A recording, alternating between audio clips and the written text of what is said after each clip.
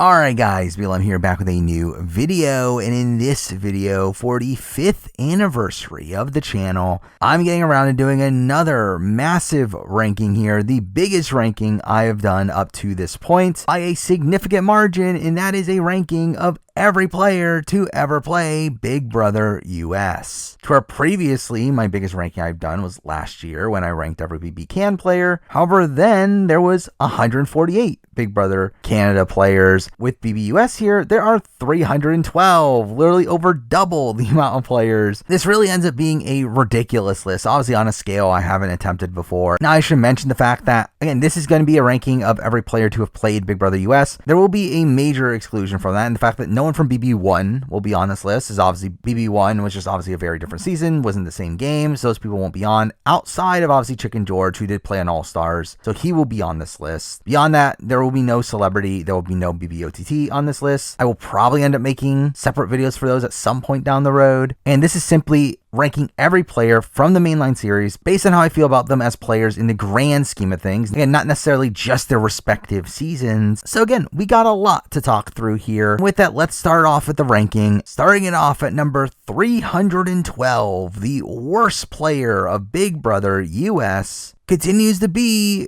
Jacob from BB9, who I've talked about this in the past, where he was number 1 on my worst players of all time list, and what a shocker, he's on the bottom of this list. Again, he is a player that makes such a boneheaded decision, where there is this power couple in the game that has the sole vote to evict. In his infinite wisdom, he decides to openly target them, ends up lying to them in a very convoluted way that just leads to him coming off as even more sketchy. He was in a position where he should have just been perfectly safe, though actively blows up his own game, which is really what a lot of these bottom place players on this list end up being. Or straight up, there are going to be changes from my top 10 worst player list to this current list, though Jacob was someone that had to be in the spot he was in. Never once doubted this decision here. Where Jacob's here at number 312. Now at 311, we're moving on to the second worst player of all time, who is still Willie Hantz. And Willie, for me, again, I just think is another one. Actively blew up his game. Was given such a cushy landing spot with him being handed HOH, him having these easy outs of people who he wants to target. He could have had a very easy first HOH reign, but then decides to make it just overly complicated by making too many deals. He ends up going on a power trip across the week to where by the end of the week he's a dead man walking, doesn't get his target out, and proceeds to get himself ejected from the game. To where it really felt like the only allies he really had in the game were simply just due to the fact that he was handed them through the coach's twists, where had it not been for that, he would have been a complete dead man walking. And again, it feels like a situation where he completely did it to himself. I do think he's a terrible player. He's here at 311. Now number 310, we're moving on to, shockingly, another player from Big Brother 9, and this player is Jen. And I think Jen is kind of an understated worst player of all time, where no one really talks about Jen from BB9, where Jen's another one that I just think actively blows up her game. She's in this position where her and Parker were in the power couple and could have gotten a lot of social capital through doing so, but instead they just make themselves the next target, with Jen being a very abrasive personality that not many people liked. Really, by the end of the season, part of the reason why Ryan ends up losing a jury vote is because people didn't want to give the money to Jen. She also unnecessarily reveals her relationship with Ryan to the rest of the house, which was bad, and again just puts this massive bullseye on her back, while also later throwing Ryan under the bus, which is not a particularly good look. To where, I mean, to be fair, that's probably the one minor positive I'll give to her, is the fact that she was at least willing to do pretty much anything to stay in the game. But again, the way she played the game was just terrible to begin with. So because of that, for me, she's here at number 310. Number 309, we're getting to some changes on the list here, where with my worst players of all time, I did largely exclude the players that were ejected or quit the game in positions where they weren't necessarily going home, but this time I decided to include them. So at 309, we do have Megan from BB19, and I mean, to be fair, in retrospect, I probably could have put Megan on the list, but Megan, I think, is a terrible player, and one that seemingly gets paranoid and starts spreading false information about Alex. She's someone that didn't really gel with the cast. It was more than likely going to be the first boot anyway, where again, she was nominated and was the target. Though to be fair, again, Josh won safety, and then who knows if Cody would have tried to backdoor Paul by the end, but still, I mean, like, someone that was pretty much a social pariah in the house by the time she went home, and even then didn't even stay, obviously, the full round of the game, to where, I think the thing that you can give her at least some credit for is the fact that she did survive the Cameron eviction, though, again, that really wasn't much of anything. So, I do think Megan is a pretty bad player, one that I can't really see doing well in many seasons of Big Brother, and that's why she's here at 309. Now at 308, we're moving on to another really bad player that left due to weird circumstances, and that is Scott from BB4. And obviously Scott gets expelled from the game, though really even before that, I think he was playing a very rocky game, one where, while there were seemingly points where he would get along with people, and he did have allies in like Erica and Jack and David, he also was this very frantic personality, getting constantly paranoid, and just seemed to be miserable while in the house. And to be fair, part of that is obviously due to the fact that the X Factor was in play here, and Amanda was in the house, which he wasn't expecting, but he just really completely cracks under that pressure and makes a massive target of himself, where had it not been for the fact that he was part of the Elite Eight, he probably would have just been the boot in the first week anyway, with there even being talks about backdooring him that first week, to where, and Scott is a really bad player. For my one credit to him is the fact that he at least had some allies, but again, it's not really enough to put him much higher here than number 308. Number 307, we're moving on to a very recent player of the show, one that was pretty astronomically bad, and here we do have Luke Valentine from BB25, who obviously gets himself expelled by the end of week 1. So he obviously comes off as a massive idiot due to that, but if it wasn't for that, he still would have been a terrible player, as he's still someone that was not really involved in any alliances outside of his creation of the Phalanx 5, which is the only thing I'll give him a little bit of credit for, even though, again, to everyone involved in that, it was a fake alliance, to where by the time at like day 2, he just simply was not involved in anything going on, where had it not been for the fact that he was given initial safety due to how the initial noms functioned, he more than likely would have been on the block against Kirsten, and he more than likely would have been on his way out by the end of that week. And even then, there was talks about backdooring him as well, to where really, again, I feel like Luke plays an all-time bad game. I don't feel like he really had much prospects moving forward, where no one really wanted to work with him outside of just the general concept of using him as a number just to expose of him later. So because of that, for me, I have Luke here at number 307. Now 306, we're kind of back to more normal players that weren't expelled or quit, and here we do have Jace from BB17, who again I think is a pretty bad player, one that again instantly comes off as a massive threat, one that didn't really seem to know the game that well, was a pretty consensus target for the majority of the house, where while he did have some connections to the Nolan twins and obviously Austin, who did want to keep him, he still was pretty dead to rights at the moment that he went on the block, with him just instantly be looked at as a pretty massive target. And along with that, we also get some pretty actively bad play through again him making his alliance with Austin too apparent, to him doing some terrible campaigning, with his campaigning to Steve in particular just being some all-time terrible gameplay there, with him essentially berating Steve while trying to get his vote there. And Jace is someone that I just think came off as a massive target, and someone that was so unaware of his game and really was just so actively bad at trying to stay, to where for me he does end up being here number 306. Number 305, moving on to another player that I've talked about before, and that is Joey from BB16, who again I think is a pretty bad first boot. I mean, Joey is someone that, like, to give her some credit, I could see a world where Joey does well if she returns. I don't think she's someone that's like doomed to just continuously be an early boot, but she's not one that like didn't really seem to know the game particularly well. She did kind of blow up her spot through her being kind of the ringleader of this all women's group that got rat out instantly, and along with that did also have some pretty terrible campaigning, to where she was just a pretty clear unanimous vote. And to give her a little bit of credit as well, there is the fact that Caleb didn't actually want to backdoor her. That was a decision that pretty much like everyone kind of forced onto him, so at least there's that. But really just a player that I do think doesn't have that much to really praise for her in her one run. So because that, for me, she's at 305. Now at 304, we're kind of in a series of a couple people that I think really just had nothing going on in the game. And at 304, we have Ashlea, the first boot of BB6, who, again, in comparison to some of the people we've talked about already, I think those people are more actively bad in how they played their games, while Ashlea is simply just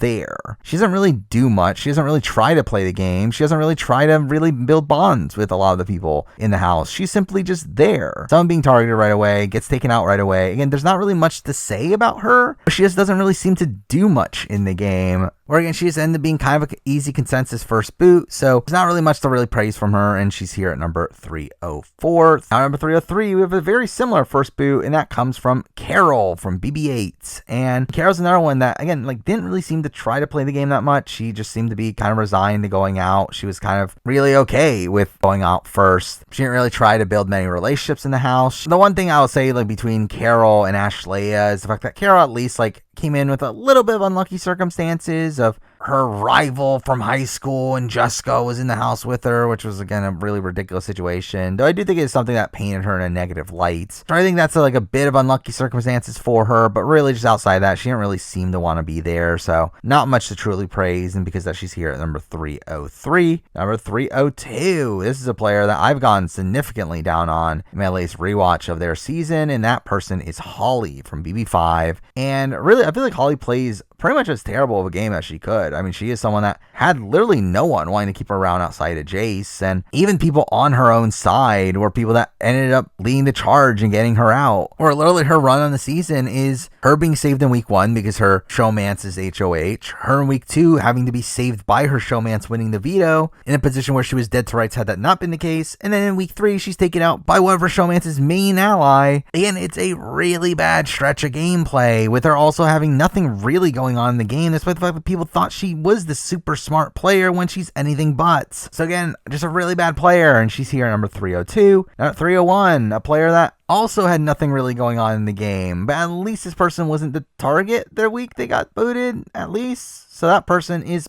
Pow Pow from BB16. And again, like, I mean, she didn't do much in the game. Really, I think she's pretty similar to the likes of Ashlea and Carol in the fact that she's not really actively playing the game, and it's kind of looked at as this pretty easy person to take out. Though again, like, to give her some credit, again, at least she wasn't going to be the initial target, and she had already survived the block in week 1. Again, she was staying for a good chunk of the week in week 2. All the fact that, again, at least she had good bonds with the likes of like Donnie and Jocasta and some of the people on that side, or again, like, she at least had something going on. Again, not much of anything, but still at least something. So because that she's here at number 301. Now number 300, we're moving on back to a player that got taken out due to wonky circumstances. That player is Justin from BB2. And obviously Justin is going to constantly be remembered as the would you be mad if I killed you guy. But Justin's actually someone that I think is kind of an interesting player. It would have been interesting to see how his game played out in the sense that, again, he was working alongside Chilltown, which is actually not a good thing considering Chilltown was on the outs. And he was kind of with that group to where he was going to be left out of the Cheryl vote when that eventually came. But again, through that, he had some allies at least. He also had, again, the connection to Krista. He had the connection to Kent, even though that was a rocky relationship. Like, I think he at least had some potential moving on in the game. He wasn't as much of a hothead as he was, though, obviously due to his personality clashes, I don't really expect him to go that deep into the game. But I do feel like, again, at least there was some level of potential there. He at least had some inroads. So that's why he's here number 300. Now number 299, we're moving back to Big Brother 8, where here we're going to be talking about Joe, the second boot of the season, where Joe's a player that, straight up, I do feel like I'm probably not the most informed on his overall run in the season. I don't really know much of what Joe was really doing on his season, to where I do feel like Joe kind of felt like this very expendable person in the house, while also, again, like Carol, got a little bit unlucky in the fact that his ex-boyfriend was in the house alongside him, though also at the same time, I do feel like the way that Joe would treat Dustin did actually end up working against him, and no one really trusted Joe in the game. Now, again, something to give him like minor credit for is the fact that at least he wasn't the initial target coming into week 2, though by the time that Danielle uses the veto, obviously he does become the target instead. And at least he did have like Kale fighting for him to stay, so at least that's something, but still not much of anything, to where I don't feel like Joe really has much to truly praise. So he's here number 299. Number 298, we're moving on to a player that I think is a bit tough to assess, with this player being one that is largely credited for the creation of one of the most important strategies in the history of the show, but really his game outside that is kind of bad, and that person is Mike Lubinsky from BB5. Obviously the person that gets credit with the formation of the back door, with him being the person to initially bring up the concept of putting up your target after the veto ceremony. However, outside of that, Mike Lubinsky's game is kind of bad. Again, I do think he has some good strategic thoughts at points. He definitely is a very innovative strategic thinker for the time. However, he is also someone that very much ostracized himself in the house. He did play a bit aggressively, to where he did build these bonds with Diane and Drew and Marvin, and was kind of openly targeting the likes of Jason Scott, who were, again, the people in power, which was not a good move, along with the fact that he kind of just resigned himself by the end, which, to be fair, I don't know how much of a fighting shot he really would have had being on the block against Nokomis, but he doesn't really seem to try that much after the veto ceremony. So that's obviously something to critique as well, to where, again, I just think Mike Lubinsky is a player that, again, he is this high simply because of his strategic acumen, but I don't really see him doing well in most given seasons, to where he's here at number 298. Number 297, we're moving on to another similarly awkward player in the game, and here we do have Andrew Gordon from BB12, and Andrew's someone that I'm not as high on his strategic ability as I am with Mike Lubinsky. However,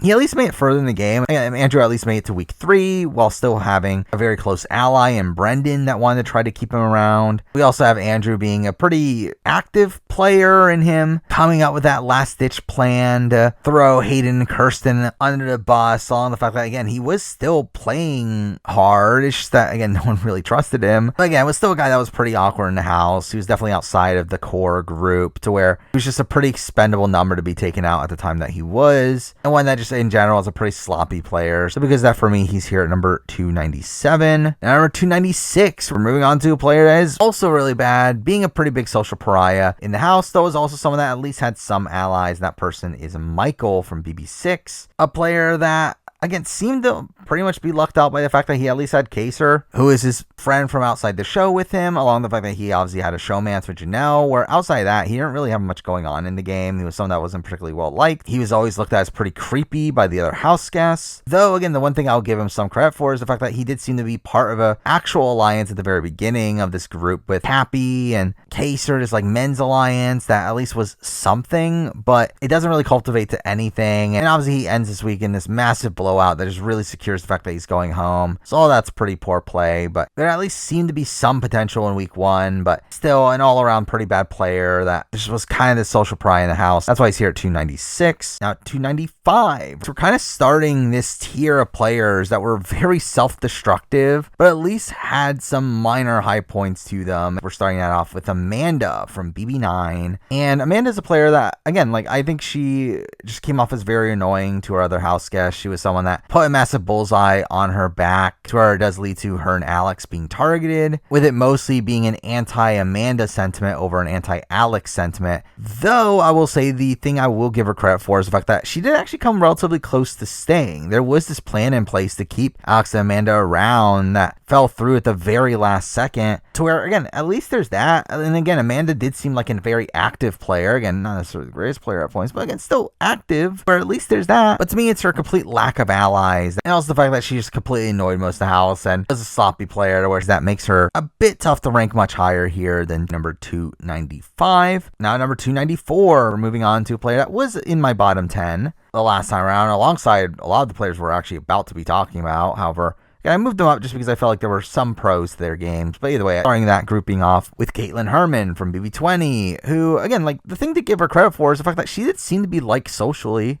Again, she did have a pretty solid grouping of allies at the beginning. Now, again, she blew that up and turned against them by the end of week 1. But again, at least she did have these really good bonds with Haley and Rockstar early on. She obviously had the bond with Tyler. She had that relationship with Fessy. She also had connections to Rachel. She was seemingly decent socially. The problem is that she's a complete mess strategically, where obviously she just blows up her own game through flipping against her own alliance due to being manipulated by Tyler, and somehow is used as a scapegoat, as this shield for Tyler, or people are thinking that Caitlyn is manipulating him, which is pretty insane. To where, again, Caitlyn is a really terrible player, with her just blowing up her own game, which is why she's here at number 294. Now, number 293, we're moving on to another pretty well-known all-time bad player, that being Frenchie from BB23, which again is one of the more prototypical players that go on this massive power trip, only to proceed to be taken out the following week. This kind of what not to do if your first HOH. Though at the same time, again, like to give credit to Frenchie, I mean, he does come out of week 1 not even being the actual main target for the majority of the house. He gets very unfortunate in the fact that Kylan, one of the only people that was directly coming for him in particular, ends up winning HOH, along with the fact that there were just people that outright wouldn't have come for him. The likes of like a Brett, the likes of a Big D, Whitney, like there were people that didn't want to come for him at the end of week 1. So again, at least that's something, but obviously still a train wreck of a game, one that had him playing just way too aggressively. And because that, for me, he's here at number 293. Now number 292, moving on to, again, a step above Frenchie. We got Devin Shepard from BB16. And again, Devin is essentially Frenchie, but at least made it to week 3 instead of week 2. At least that's something. Now, to be fair, Devin had less allies by the time he gets taken out than Frenchie, where again, Frenchie still had some people wanting to keep him around. Devin didn't. I mean, Devin pretty much blew up all of his relationships by that point in the game, though he does put in a valiant effort in his final week, where I actually think he plays his final week pretty well, even though he was pretty doomed to begin with, to where he did get some people to consider changing their minds and keeping him, though it's just a very tough task for him to actually get that to go through. But obviously, it's just a disastrous first 2 weeks, him forming the majority alliance at the very beginning, only for him to then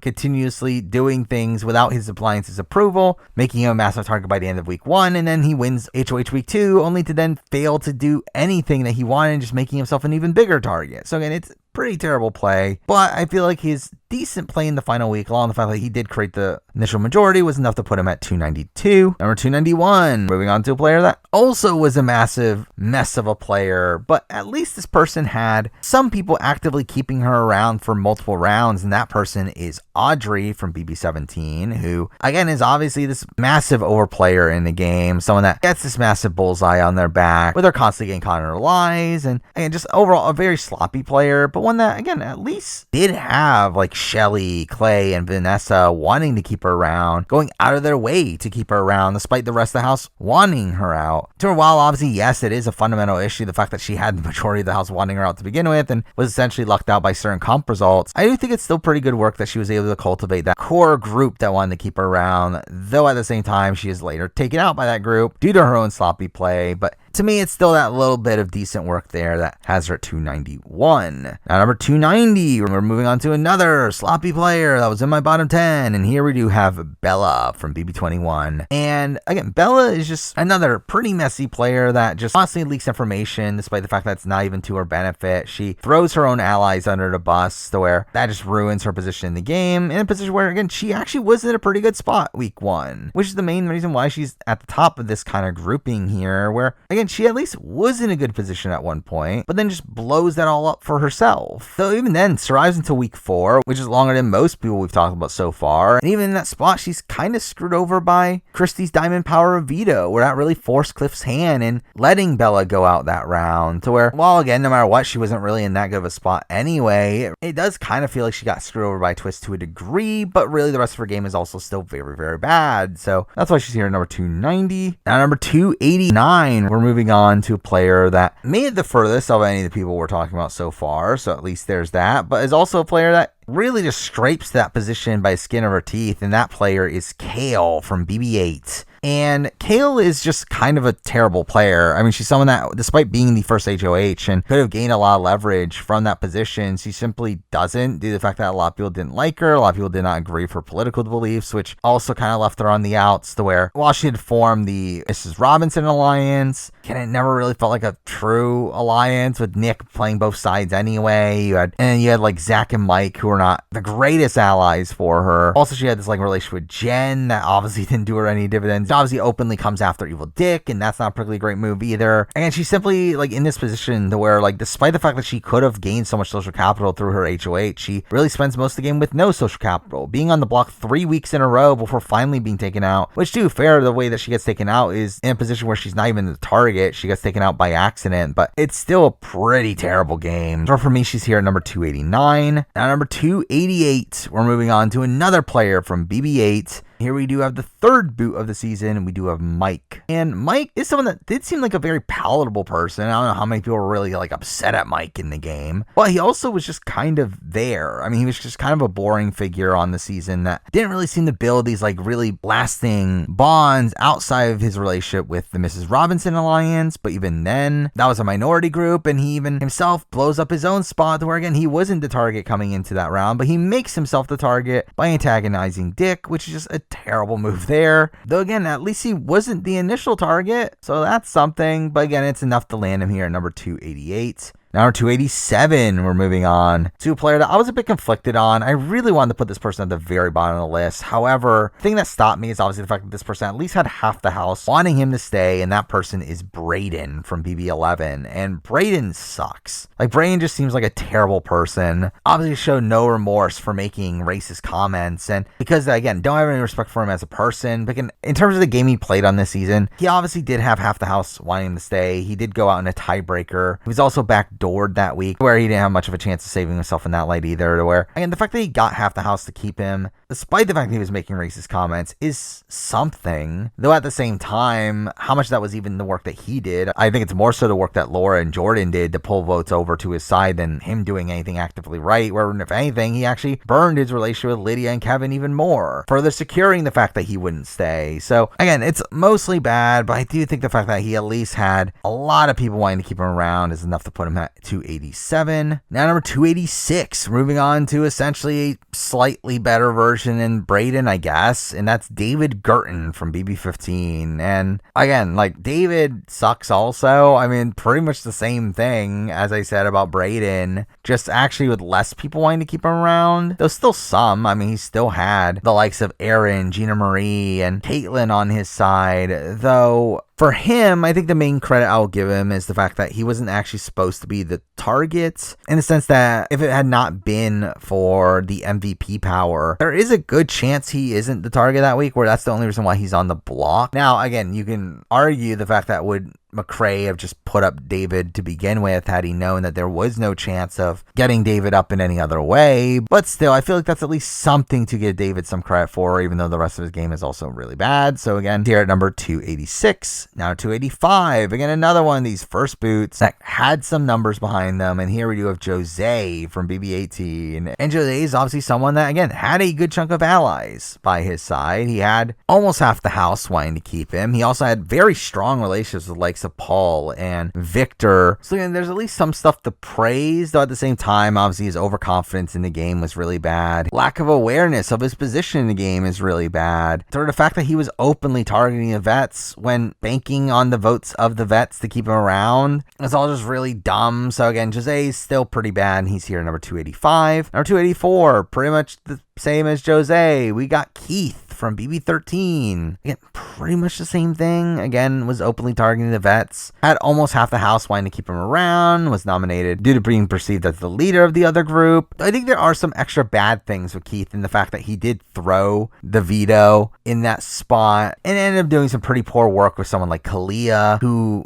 was turned against him. But I think between him and Jose, I do think it is pretty close. However, I decided to go with Keith over Jose, just simply due to the fact that I think Keith's position was a bit of a tougher one, with the fact that he came into a season with almost half the cast being vets, while Jose came in with less vets in the game, and through that should have had more to work with, while Keith was largely screwed over just due to the overall format of the show, to where, again, because of that, for me, I do have Keith here at number 284. Number 283, we're finally getting to our first juror on the board. It's a really bad one, and here we got Cody Nixon from BB19. And obviously Cody was someone that was booted second and came back to the game, only to then be booted again just a few rounds later. Again, it is a really bad game. He barely even makes the jury phase of this season. But again, I'll give him like minor credit for a few things. First, in the fact that he did seem to be well positioned, at least in the first half of week one. That's something. Along with the fact that he was very good at competitions, where he's probably the best competitor of any of the people we've talked about so far. So again, at least there's that. Again, still a terrible player, someone that blows up his own game by trying to target Paul. And while you could say, okay, he got screwed over by Paul's panic protection, again, Paul was going to stay anyway. So Cody plays a terrible game. Not a good player in the slightest. He's here at number 283. Now number 282. We're moving on back to a first boot, and that person is Lori from BB3, who is someone that comes technically close to staying on paper. Again, she does end up going in a 5-4 vote, to which you would think, oh, that means that 4 people wanted to keep her around. However, in reality, a lot of those votes were sympathy votes, where it was actually more of a consensus decision. But you just had the fact of like Danielle and Jason promising her their votes, and I didn't feel like it was necessary to betray that. But still, I mean, Lori is like, again, on paper, having people wanting to keep her around. She seemed to be largely affable to the cast. She just also seemed to be a very expendable person, which seemed to be the main reason why she gets taken out. Where she was even really the main target initially. The main target was Marcellus. So Jerry ends up using the veto on Marcellus, and through that, Lori ends up kind of going out by default there in a position where like she could have potentially gotten the numbers. Again, Roddy was someone that she was really close with, though decides to just let her go in that situation, which is pretty bad. So, and I think there definitely are things to criticize here. So, and despite her like seeming to be relatively close to staying, I don't think she actually was, but someone that did at least have some outs and did at least have some people that did like her. So again, that for me, that's enough to put her at 282. Now, number 281, we're moving on to a player that had very little going on in the game, but again, at least they weren't the target and went out by accident, and that person is Jillian from BB19. Where obviously, yeah, Jillian is the kind of first boot of the season. I would qualify her as the first boot. They're going on the first formal eviction. But again, it feels like a very wonky circumstances for her to go out in, where she's initially nominated as a pawn against Megan, only for Megan to go home, to where she's then a pawn against Alex, only for Alex to win the veto, only for her then to be the pawn against Paul, only for Paul to have the pen of protection, to where she ends up being the pawn against Christmas. Which, I mean, to be fair, again, had Paul been on the block next to her, Jillian probably goes home anyway. But again, she had some pretty unlucky circumstances for her to even be getting to that spot. It makes me out of the fact that she at least had some allies. Again, she was very close to Alex and Jason, who did want to keep her around. To me, it's good enough to leave her here at number 281. Now, number 280, we're moving on to another BB19 player. This one probably being one of the most disappointing players in the show's history, and that person is Ramses from BB19, who, you know, I remember coming into the season, there was a lot of hype for Ramses, with people thinking that he was going to be the next coming of like a Steve or an Ian, but he really just ends up being completely aloof in the game, which, I'm too fair, I guess it's not that far away from Ian, which we'll talk about. But still, Ramses was someone that was just like outside the power structure for really an entire season, someone that Paul never really trusted, and through that was always expendable in the game. It's where he was a backup target in week 2. He obviously gets taken out in week 4 when he's a pawn, though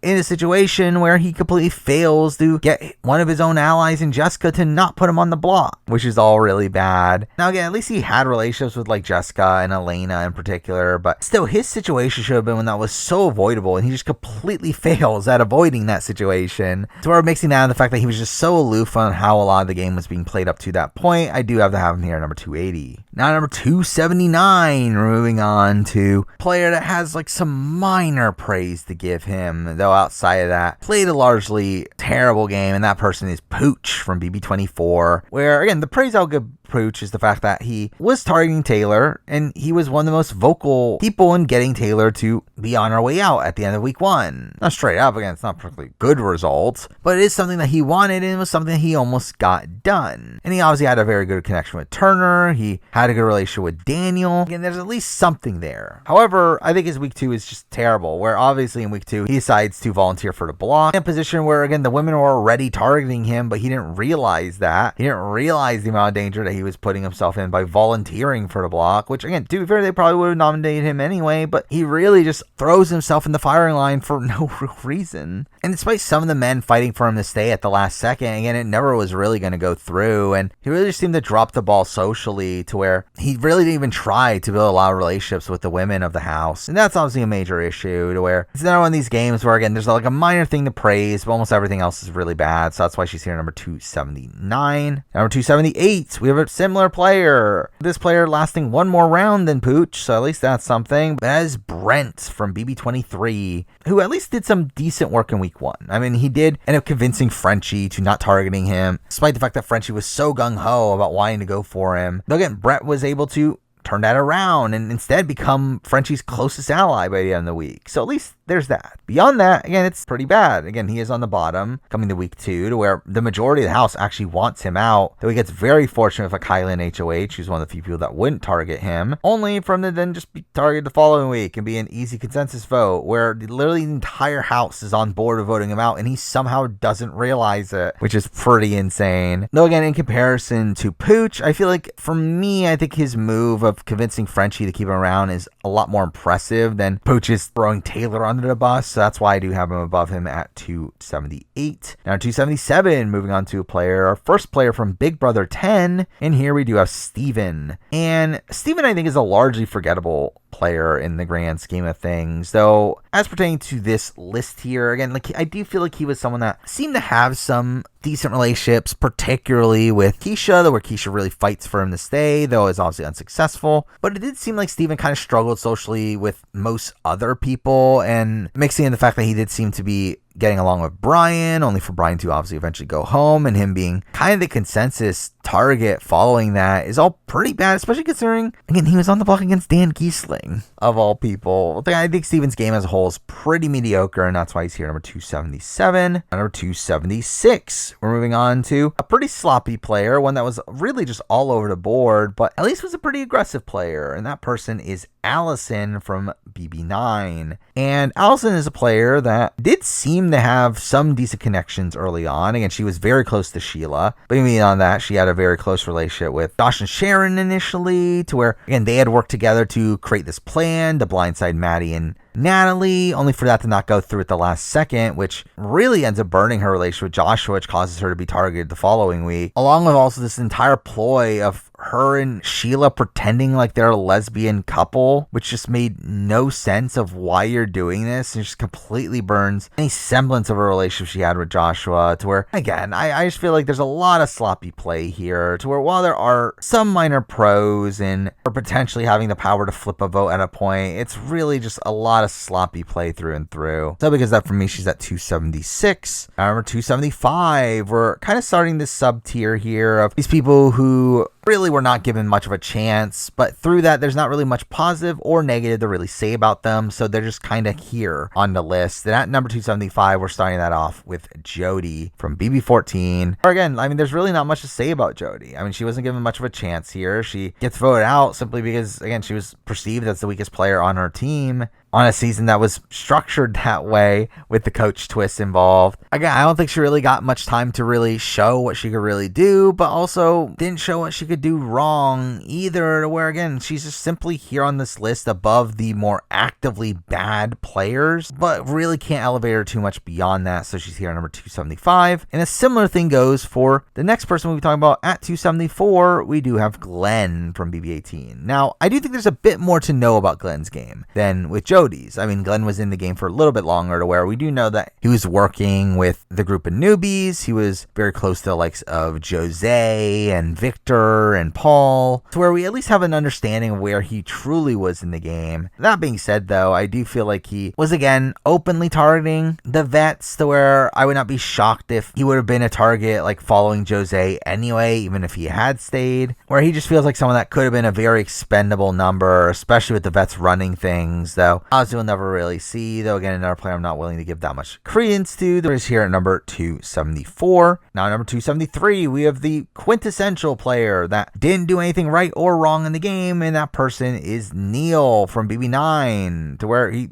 literally left the game without us even seeing him on the show. That's something. Again, I really have nothing to say about his game. I don't know anything about Neil and how he was playing the game. So, where, again, that's why he's here. He's simply just there on the list at number 273. Now, number 272. Moving on to a very recent player here. This one being the formal first boot of the latest season. That being Kirsten from BB25. And Kirsten's someone that obviously did a lot wrong early on. I mean, she definitely did overplay her hand in a spot where it did cause her to be targeted by people that she actually wanted to work with, and really didn't have much of a chance when she hit the block. Though the reason why she's as high as she is here is because I do think there were some unlucky circumstances surrounding her, particularly the fact that she was instantly on the short list to be nominated from the very beginning, which made her have to play a bit harder from the beginning, along with the fact that she gets a bit unfortunate who the other people on that list is. Where had, again, Luke been able to be nominated, I do feel like Luke would have gone out over her. Now, again, like, I do think at the end of the day, she did definitely still blow up her own game, but I do feel like there are at least some justifications for why her game blew up, which is enough for me to land her here at 272. Now, number 271, we have a similar case. The someone that probably got an extra bit more unlucky, and that person is Annie from BB12. And Annie is a similar case in the fact that, again, she had something greatly disfavoring her in the fact that she was the saboteur. That being the case, that essentially means that she's essentially put in this position where she's forced to lie to the others and forced to play a specific type of game that may have not benefited her. Now, outside that, again, I don't think she plays it particularly well. I mean, she attaches herself to Brennan and Rachel, who are clearly on the bottom. She didn't really seem to really make many other lasting bonds in the house, and obviously create this feud with Brittany by the time she leaves, and kind of just makes herself a bigger target by the time she goes, where, again, like, there definitely is a lot of poor play there, but I do feel like the fact that, again, she was a saboteur, and also the fact that she was the backup target, she has to get pretty unfortunate with Brendan's veto win, to where, again, for me, it's enough to land her here at 271. Now, number 270, another player that I don't think is that great of a player, but one that did face a lot of unfortunate circumstances, and that is Kemi from BB21. And, again,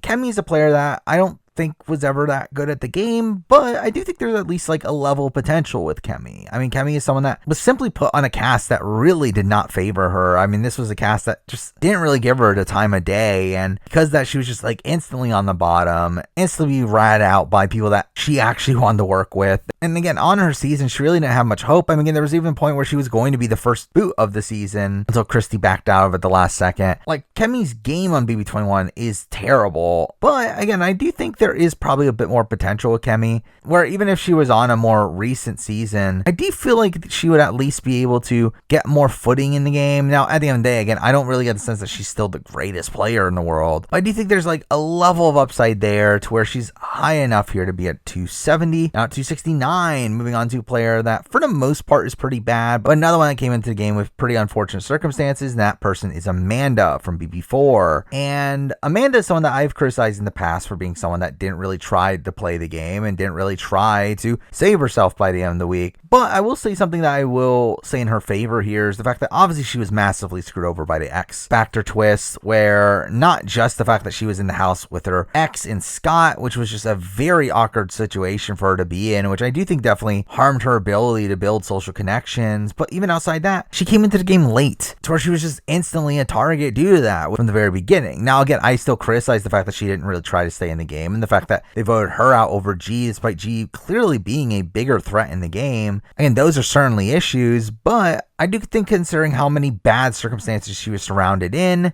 and the fact that she does seem like a very palatable person, where I don't think anyone disliked her. Had she been given a better deal in the game, I didn't think she would have been someone that would have had a lot of longevity on the season, but simply because of how passive or really non-existent her gameplay was, I do have her here, number 269. Now, at 268, we're moving on to a player that I do mostly look at as a pretty bad player, but this is one that I do think had some unlucky circumstances within the game that caused them to be taken out on the spot they were, and that person is Autumn from BB2, where, again, Autumn isn't a particularly good player. She was someone that was kind of always looked at as a pretty expendable number, to where when she gets taken out, not really anyone's like really that upset at losing Autumn. While there definitely were some people that were wanting her to stay, it does feel like she's being taken out simply because it's kind of an easy move to make. But again, I think the fact that she was the target to begin with is a bit unfortunate. The fact that really only Krista was coming for Autumn. Like, pretty much everyone else would have probably had a different target this week, especially the top alliance, where they were clearly coming for Chilltown, and she just gets super unfortunate. The fact that the person that wins HOH is one that's, again, hooking up with Boogie and also trying to ride the middle. So again, I do think there is some unfortunate circumstances there. Again, do I think she plays well outside that? No, I do think she's a pretty poor player, really a player that just seemed to be entirely emotion based and never gained any traction in the game. But I do think those unlucky circumstances has her at 268. Now, 267, a similar thing, but from a bit of a later season, and this person is Monet from BB12. And again, I think a lot of the same things about this, where Monet is another person that, do I think she's a good player? No. Do I think she even had much longevity in the game? Not really, but she was at least not the target. But I think she gets pretty unfortunate in getting taken out in the spot that she does. Again, it's a position where really only Rachel is probably coming for Monet. Outside that, again, most of the house was coming for Brennan and Rachel, and had it not been been Brennan Rachel, it would have been someone like an Andrew instead. Like, not many people were coming from Monet, and she's got a very unfortunate HOH. Now, again, do I think she plays well within that? No. I mean, she does end up spending most of her time with Brittany and ends up spending a lot of time just bashing on the others, and it doesn't really feel like she was like really playing the game that hard, and was just simply kind of there, and was once again pretty expendable to most of the power players in the game. So again, it's a pretty bad game still, but another one with some pretty unfortunate circumstances. So I have her here, number 267. Number 266, we're moving on to another similar player. Who would have guessed? And this person is JoJo from BB14. And for me, JoJo is probably the most unlucky of the people we've talked about so far, to where she's in this position where she's really the third option coming into her boot week, where again, initially the target was Willie, however Willie gets expelled, where then the target is Shane, but Shane wins the veto, to where it seems like JoJo goes out because of that. Though outside that, again, JoJo's still not that good of a player. Again, another one that didn't really build the greatest bonds in the house, someone that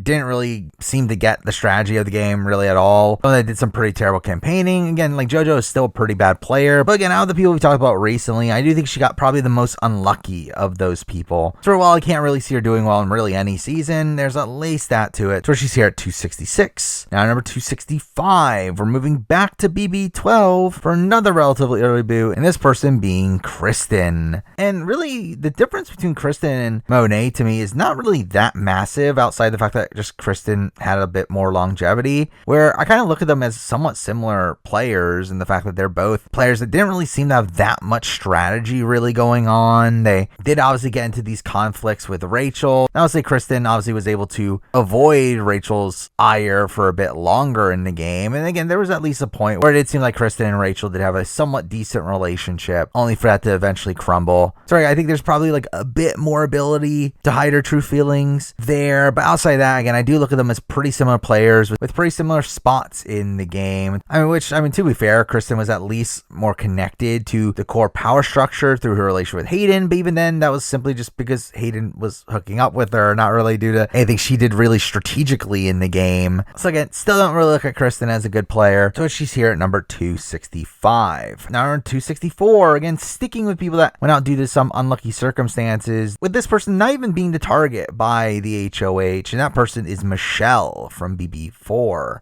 And Michelle, again, obviously has the same thing as Amanda, and the fact that they were very unfortunate in being exes that came in late, and through that didn't have as much social capital. But even beyond that, Michelle obviously wasn't even a target for G. Now, she was still looked as a pretty expendable person, where they just put her on the block thinking that she was a pawn, but she still ends up going home here without her really even being the target from the HOH, which, to be fair, can be looked as a negative in the fact that they were willing to put him up to begin with. But still, I do feel like Michelle should be higher than the last few people we talked about, because again, at least she was never even the target. Though again, outside that, she's not really a good player. She never really understood. She never really seemed to truly understand the game, and most of her attempts at playing the game ended up leading to failure, with her attempting to get G to not put her on the block, only for that to go nowhere, and really just no one really took her seriously. And to be fair, a lot of that came down to her age, but still, again, she's not a good player, but she's one that has these minor positives that put her at 264. Now number 263, a similar style of player in terms of game trajectory, though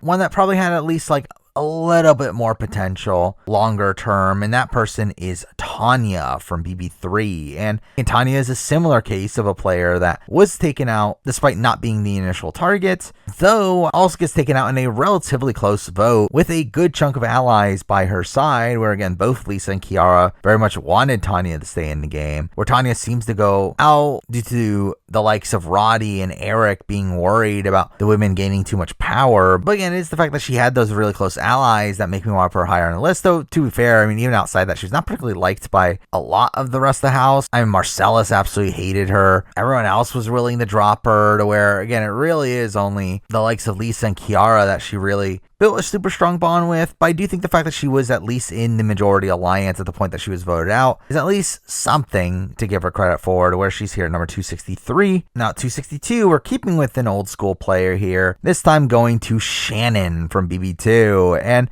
Shannon is an interesting player here in the fact that she obviously did a lot wrong. I mean, she was not particularly well liked by the cast. She was looked at as a pretty big target for a lot of the house, though she is another one that coming into her boot week, she was actually not the target. It was going to be Will instead of her. However, she kind of ends up laying down her sword for Will, to which, again, that is a complaint to be had here from a pure game front. Though at the same time, again, she had a good chunk of allies. She had a very solid group of allies, and her obviously being an initial member of Chilltown, who were very loyal to each other, or at least she had that grouping. Now, again, outside that, I don't think she's a particularly good player, but she at least had these ride or die allies in the game, and seemed to be playing the game a bit harder than the likes of a Tanya and a Michelle, to where for me, she's a bit higher here at 262. Now at number 261, we're moving to a player that, I'll be honest, I kind of didn't really know what to do with this person, but I guess they're here, and that person is Casey from BB11, a player that didn't really get much traction in the game at any point. I mean, he was someone that was close to Jeff and Jordan. He was initially part of that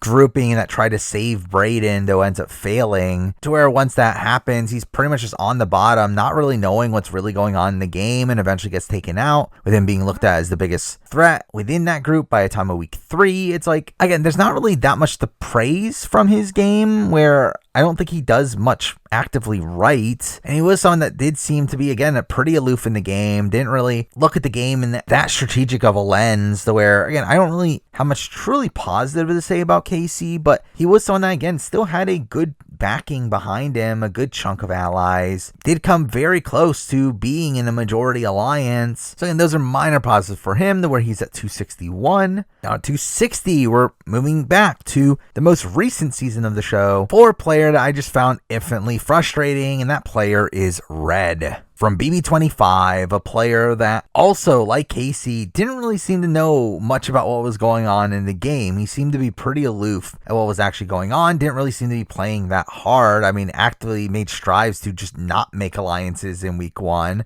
until he was evolved into Professors, and even then, he was clearly on the bottom of the Professors with no one really trusting him. And by the time of week 3, he was being targeted by his own group, and while he does survive all the way to week 5, and does get taken out due to a very strange circumstance of him at the last second, of him implying him wanting to rebuild his relationship with Cameron, that leads to the vote flipping on him, and was someone that at least built this very strong bond with Cirie, where Cirie really wanted to keep him around. Again, there are positives to Red's game, but really, I just found Red to be an extremely frustrating player, particularly due to the fact that he was just so aloof to what was going on in the game, and even when there were points where Cameron wanted to do something about their terrible position in the game, Red would just stop him, and instead want to be blindly loyal to this group that simply wasn't loyal to them. For while Red might not be the worst social player in the world, with there being some people that he can build really strong bonds with, I do think as a whole, he is still a really bad player, with him seeming to have no real sense of strategy. And because of that, for me, he's here at number 260. And at 259, we're then moving on to another BB25 player. One step above Red, I do have Heisem. And Heisem's a bit tough to rank, because I think in a way you can argue that Heisem should be closer to the likes of a Devin Shepard, a Frenchie, one of these really controlling figures that blow up their games early on or are taken out by week 3. However, I think for me with Heisem, the thing that separates him from them is the fact that Heisem actually comes extremely close to staying. I mean, there was a point where it did seem like Heisem had the votes to stay, only for it to be shut down by Corey in the last second. So again, I think it shows some pretty impressive work that he was able to rebuild these bonds with the people that actually backdoored him that week. While beyond that, he at least does get his target out in week 2, something that obviously Devin fails at doing. And it's in general someone that I do think has a somewhat rational mind for the game. It's just that the way he tries to enact his strategies is not in an optimal way, but I do think there is some method to his madness, to where, again, I do think Heisem is someone that isn't a completely terrible player, though still one that has a really terrible game. Because that for me, he's at 259. Now 258, we're moving on to a player that I did consider putting alongside the likes of a Glenn, a Jody, a Neil. However, I decided to move him up a little bit in the sense that I probably have more faith in this person's overall game ability, and that person is Cameron from BB19. Obviously someone that wasn't really given much of a chance, did get voted out right away with no real time to actually campaign for himself, with him seemingly just being instantly targeted due to the fact that he was part of this nerdy archetype that had done well in recent years. I do think Cameron got very unfortunate with the hand he was dealt, but again, there's still very little game to truly assess from him, to where, again, I could see the argument that he should be with the Glens and Jodys, but the reason he's above above them for me is the fact that, again, he is a super fan of the show. He knows the show pretty well. I would personally have faith in him on a return to have a somewhat decent run to where, while this is all conjecture for sure, I still feel like he's someone that definitely has a lot of potential that we'll just never really see. So because that for me, he's at 258. Now 257, we're finally moving on to another poster where we're actually going to be talking about a decent chunk of them coming up, but this one still being in line with my previous list of worst players to make the jury, and that person is Sam from BB20. Again, a really terrible player. I mean, one that really had no sense of the strategic game, was really just kept around by the whim of Tyler, who had to go so far out of his way to save her in week 1. And even beyond that, would be this very irrational person in the house, getting constantly emotional, where no one really had respect for her, along the fact that, again, during her HOH, she made a ridiculous speech about Haley and Caitlyn, and also proceeded to almost backdoor one of her closest allies until he had to tell her not to, and then she just changes her mind on the whim. And again, beyond that, like, she doesn't really have much agency in the game. She's simply just being dragged all the way to the final 5, to where she's eventually taken out in a spot where it probably was even the best move for them to take her out in that spot, to where, again, like, I think Sam's an all-around bad player. Really almost nothing for me to actually praise about her, outside of the fact that she made it all the way to final 5, and because of that, for me, again, she's here at 157. Now 156, again, another poster here, one that I think also played a bad game, despite her being an all-time great character, and that person is Jen Johnson from BB8, who, again, is a pretty terrible player. I mean, from the beginning, she was an instant target. So had she not won the HOH in week 2, she's probably a goner there, and then proceeds to be nominated almost every week following that, only for her to be saved by either her winning the veto or her getting Jamaica to use the veto on her, which,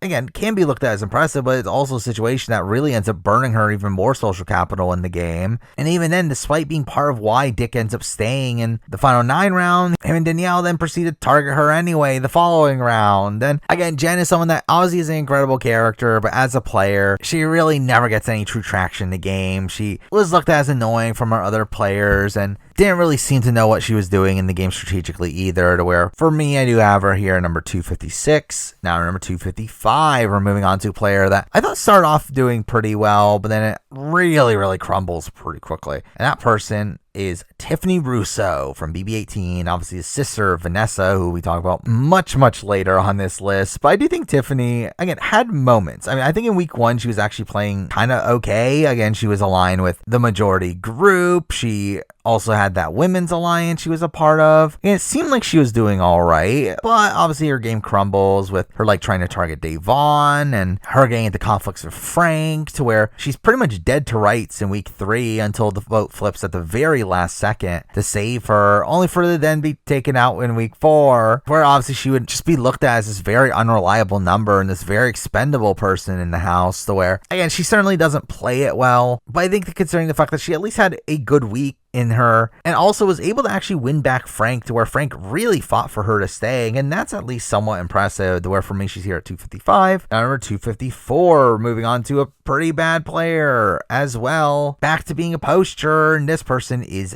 Dana from BB4. And again, I do think Dana is a mostly bad player. I mean, Dana is someone that was not really liked by most of her cast. Really, by the end of week 1, she was already being talked about as a potential target for the following round. She pretty much skates by the skin of her teeth pretty much her entire game. Where, again, even in week 2, where the Stooges won HOH, and despite the Stooges actually working with her, they still talk about the potential of backdooring her. She was then a big target coming into week 3, only for her to win HOH, and then proceed to make herself an even bigger target by targeting Allison, which really doesn't play into her favor, with her just making herself an even bigger target for the following round, where she does get taken out there in a spot where, again, she is a bit unfortunate, the fact that Allison wins HOH. Though really, her win equity by that point was completely dead. I don't feel like anyone was ever going to vote for her. Again, people found her annoying. Though I actually think, again, like, had she gotten a different HOH result, I think she could have had, like, some longevity. It did feel like the Stooges did want to bring her along in the game. Though also just obviously made herself a really expendable number, but still, I do think she ends up being a pretty dynamic player, and that's kind of the reason why I do have her relatively high here, is because I do think, again, for the time especially, like, I do have some respect for the fact that she was so willing to play both sides, and she does end up flipping against her own alliance and try to find greener pastures, where again, like realistically, she was on the bottom of both sides, didn't really matter. But I do have some respect for the fact that she was trying to make some moves there, to where again, because of that, even though she is still a really bad player, she's still here at number 254. Now, number 253, we're moving on to a similarly terrible player, though again, one that has at least one major high point, and that person is Jeremy from BB15. And again, like Jeremy is a terrible player in the sense that he's just a massive dick and no one really liked him outside of his core group. He always gets backdoored in week 3 due to him being looked at as a big target. Though again, I will say, like week 1, I mean, even though he was a dick and still behaved terribly, he at least was in the majority alliance. I mean, he was a central figure within the moving company and was a main reason why they had a lot of agency in the game, and was pretty integral to their positioning in the game, with him also bringing along with him the likes of Aaron and Gina Marie and Caitlyn. But then again, I mean, obviously all that really crumbles in week 2, but even then it kind of crumbles due to some unfortunate circumstances overall, revolving around the MVP twist, which is him getting screwed over to a degree. But still, I mean, like, the thing is, Jeremy's a player that I just have no real faith in. I think if he plays a billion times, he's always going to be a relatively early boot, with him just being kind of a dick and no one really wanting to work with him long term. But again, it is that minor aspect of positivity and the fact that he did have the moving company early on. It's enough to put him here at 253. Now, 252, a similar player, but one that probably had a bit more prospects moving forward, and that person is Winston from Big Brother 20.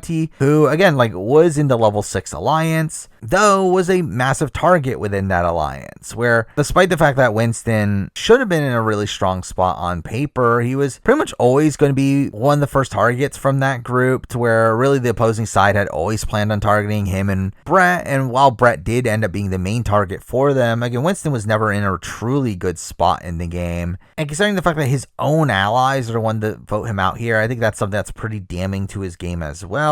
Again, there's at least something to credit him for, and the fact that he wasn't the main target from the HOH, but I do think it really just exemplifies Winston's gameplay even more. The fact that he was cut by his own alliance, the fact that he was looked at as his wild card, and this guy that again, like, did not really get along with a lot of the people on the other side, to where, and he simply wasn't that good of a player. But yeah, he does come relatively close to staying, and had he stayed, I think he probably could have had a decent run in him. Obviously, the remnants of level 6 do make it very deep into the game, so yeah, at least there's something to prop him up for. But again, at the end of the day, I don't think Winston's that good of a player, and he's here at number 252. Now, number 251, and we're moving back to some post jurors, actually a long string of post jurors that are not that good. Now, this person wasn't technically post jury in the sense that this season everyone was on the jury, but still someone that made it deep into the game, and that person is Amy Cruz from BB3. Well, that was the third boot of the season, only to then proceed to be brought back into the game, to where she is eventually taken out Final 4, but in a spot where she's essentially just dragged there and had no win equity, to where even if she had gotten to the end, it doesn't seem like anyone really respected the game she was playing and wanted to give her to win, particularly due to the fact that she was voted out and came back. And obviously all that's bad, but even beyond that, again, like, she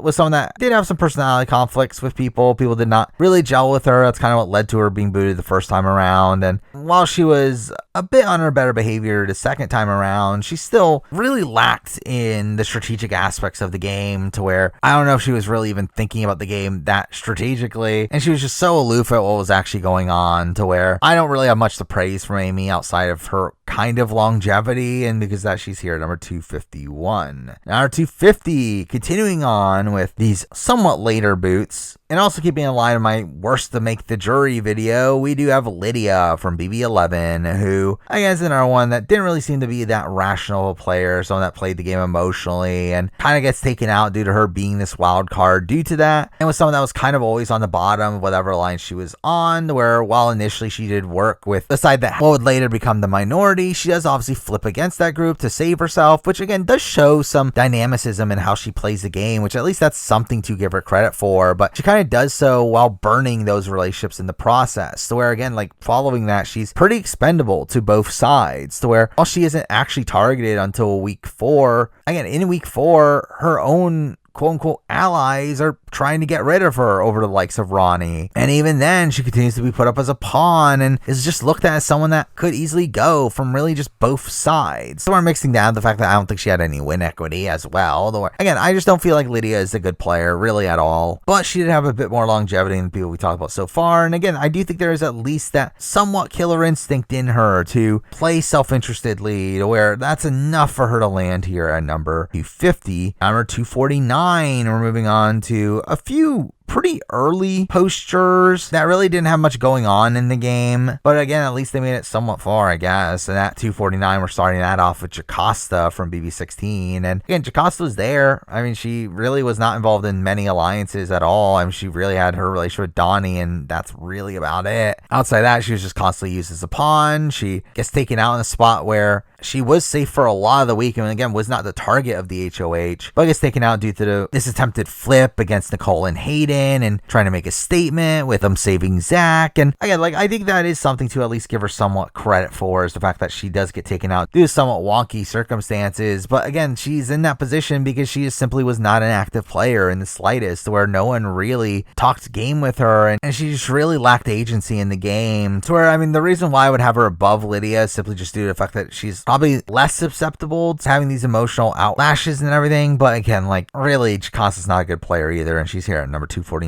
Now at 248, I mean, that's essentially similar thing to Jocasta. We have Indy from BB24. Again, kind of the same thing in the sense that this was a person that didn't really have much agency in the game. She was just kind of there, being on the bottom of the majority group. Now I'll say, in comparison to Jocasta, I do have her higher here because I do feel like she at least did have a group at a point. Again, she was aligned with like the girls and was on the side alongside like Daniel and Nicole. Like, she at least had some people, even though again she wasn't particularly high on their pecking orders. While Jocasta again was mostly isolated, just with a couple relationships here and there. Again, it's like really that minor difference. Where outside that, again, Indy did not play well either. Again, was this very expendable person, where she was just an easy person from the drop at 11. Though again, even then, to be fair, I mean, there was a lot of talk about taking out Alyssa instead, which is something that a lot of the house did want to happen, just that Kyle obviously stopped it. So again, like, I mean, Indy still plays pretty poorly, but at least there's like a couple things to praise her for, to where she's here at 248. Now 247, moving on to a player that is really bad, but at least like that this person took their game into her own hands at the very end of it, and that person is Ashley from BB14, who again on paper is really, really bad. Again, kind of similar to the last few people we talked about. Someone that didn't really have much agency in the game, was just kind of there, only to be taken out in the post jury. Now again, to be fair to Ashley, she gets 9th place, while last two we talked about got 11th place. And even beyond that, again, I will give Ashley credit for the fact that she did recognize the fact that she didn't really have much going on, and at least tried to make something with Frank and Boogie, and trying to save Boogie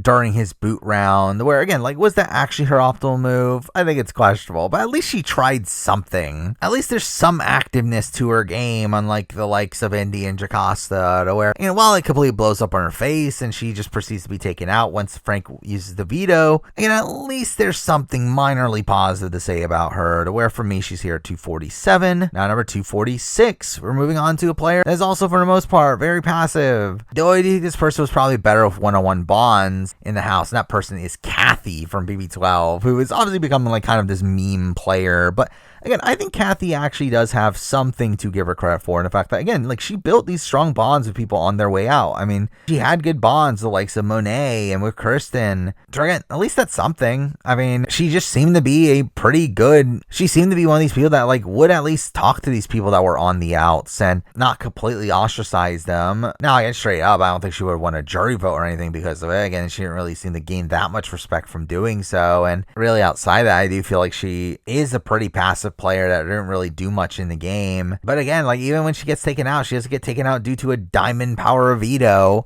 which is a pretty unlucky circumstance. So again, I think there's some minor positives here to say about Kathy. So she's here at 246. Now we're number 245. We're finally moving back to some earlier boots on the board. This one being the first boot of his season, though again, a very wonky one in that, and that person being Travis from BB23. And again, like, Travis is one of these people that, like, wasn't really supposed to go home the week he goes home. I mean, there were like so many targets during that week. Again, Frenchie's HOH week, where it just felt like it went from target to target to target, with the unlucky circumstances happening to him left and right, from the fact that Christian wins safety, to the fact that Brent actually makes a pretty good pitch to Frenchie, to the fact that DX wins the veto and then uses it on Kylan, who are 2 other targets, to where it eventually just all lands on Travis being taken out due to just so many other people gaining safety along the way.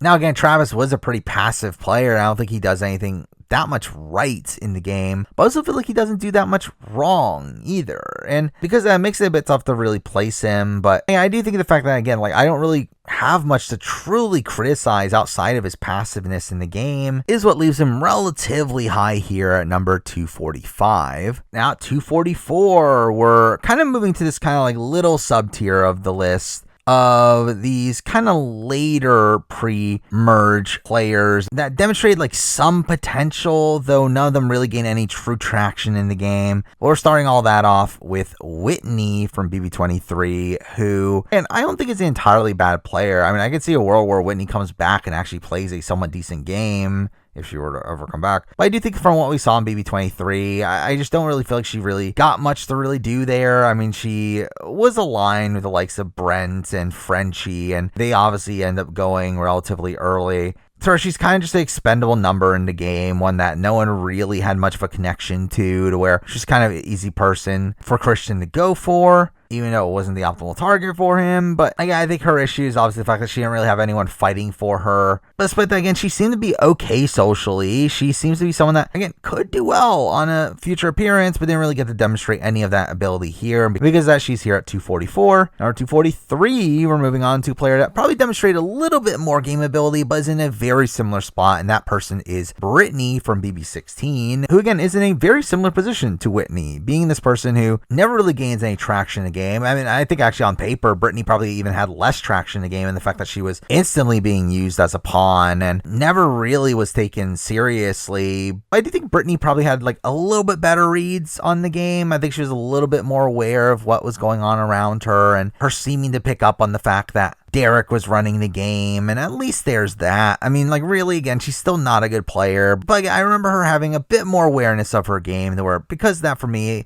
in comparison to Whitney, in a spot where they're very similar, that's really the minor difference that has her above her at 243. Number 242, we're getting to a player that was a bit tough to assess, with this being a player that I do think gets kind of dragged down by the player they were attached to, though at the same time, they didn't play well in their own right either. And at 242, we do have Jessica from BB19. Obviously, I think a lot of her game goes downhill due to Cody. The fact that Cody makes himself a social pariah, and she's obviously connected to Cody and ends up defending Cody, that makes her a social pariah as well. On the fact that she ends up winning HOH, only to then accidentally take out Ramses, that's really bad. Ends up being on the bottom for the entire pre-jury phase of the game, where she eventually gets taken out at the very end in a spot where she also would have been in danger had the halting hex not been played. Where really, I feel like for me, the only true positive I'll give her is the fact that she stays over Dominique in week 3 and does do some okay work during that week. But really, a lot of the rest of her game is really plagued by Cody, but again, she's really not playing well surrounding that either. Again, like, I still can't believe the fact that she ends up putting up Josh and Ramses with her HOH, which is just such a waste. So again, I think Jessica's a player that probably has more potential. I think she were to play the game without Cody, I could see a world where she plays a somewhat decent season, but really, the season that we did get from her was pretty terrible. So for me, she's here at 242. Now at 241, we have a similar case, though I think this player probably demonstrated a little bit more of their potential than Jessica, and that person is Caitlyn from BB15, who, again, is not a great player in the grand scheme of things. I mean, someone that was still attached to the Aaron and Gina Marie's of the world, and in herself also made some kind of icky comments, though obviously not as bad as the other two. But really, I feel like Caitlyn comes off as probably the most competent player of those three, at least at the time of her eventual elimination, which plays into why she's eliminated. I mean, she was eliminated because she was looked at as the bigger threat of the three. So obviously, I guess it's an issue, the fact that she wasn't able to hide that threat level. But again, I do think she was doing pretty well socially in building these relationships outside of her core group by the time she was eliminated. And she won a comp, she made this like Grasshoppers alliance, like she at least had some stuff going on, though I think realistically she's still not a particularly good player. So straight up, I think like the other three that we just talked about probably have more potential than Caitlyn if they were to return, though I think Caitlyn is probably the one that actually got to do a bit more in the game game than the others, though still not a particularly good player, because that for me, she's here at 241. At number 240, we're moving on to a player that was seemingly a very emotional player and didn't really have much agency in the game, and that person is Brittany from BB23, who, again, like, it was simply just not really in any core alliance throughout really the entire season. I mean, despite her allies in Azah and Big D being in the cookout, they really didn't do much to really help her game through doing so, and she was simply just this expendable number that was constantly used on the block, and she would get emotional over why people were putting her on the block. And again, like, she really didn't do that much on the season. Now, I do think she got a little bit screwed over in how she went out, and the fact that the twist put a bigger target on her back, but still not a particularly good player, a very emotional one, because that for me, she's here at 240. 239, another player that I don't feel like did that much in the game. I feel like this person was at least a bit safer throughout more of the game, and that person is Will from BB14, who, again, was kind of just there. I don't know how much he was actively playing. It really just felt like he was trying to be social, trying to be likable. And again, it got him to almost the jury phase of the game. But another one of these players that, again, was just kind of expendable, not really part of any major alliance. He kind of just followed along with whatever Janelle's team was doing early on. And then once we got to the individual portion of the game, again, he lets Janelle go, only to be the immediate target after that. Again, there's not really much to truly praise from Will's game, but again, I do think he was relatively safe early on, at least. Unlike Brittany, who was constantly used as a pawn, I feel like Will, at least, again, was likable and was relatively liked by the cast. Well, I don't think he had much strategically going on. I do have him here at number 239. Now at 238, we're kind of starting this tier here of players that were taken out despite being a pawn and had relatively close votes. And here we're starting it off at 238 with Cheryl from BB2, the first pawn to ever go home. And Cheryl is a player that I think is kind of interesting in the sense that she did seem to be very well liked by the cast. It very much felt like she was taken out simply because she was looked at as a pawn, and going along with the Nicole vote was looked at as supporting Chilltown, which people didn't want to do. So I think in that light, I do think Cheryl got massively screwed over, as I think like whoever was against Nicole on the block probably would have gone home. But again, Cheryl was pretty good socially. Again, people did like her. Really, people from both sides. Now, again, she was left out of the strategic talks in the game because she was the pawn that was going home. But again, she had a good bond with Monica, even despite that. And I think Cheryl's a player that probably had some potential, though we'll never truly see it. But I did feel like that potential was enough to put her here at number 238. Number 237, we're moving on to a player that I don't think is particularly good, but they did come pretty close to staying and did get kind of screwed over in their boot round. And that person is Bronte from BB18. And again, Bronte is a similar case where she was a pawn on the block. She does go home in an extremely close vote. However, she wasn't even going home until literally the night before the eviction, where it did seem like Tiffany was the very easy target. Bronte was simply the pawn, and things were going pretty smoothly until the vote flipped at the last second, essentially as a screw you to Frank, which also brings us to the point where, again, like, Bronte was really screwed over by the fact that Frank was even able to nominate her to begin with, where, again, that was obviously due to the roadkill challenge, and had it not been in the game, again, she would have been safe. I mean, she literally gets taken out during her closest ally's HOH, and again, Bronte, I do think, is someone that gets screwed over in that light. However, I think just as a player outside that, she wasn't particularly good. I mean, while she did have her, like, core set of allies, and, like, Bridget and Natalie, and even beyond that, still had the likes of Jose and Victor and Paul early on. I mean, Bronte still was,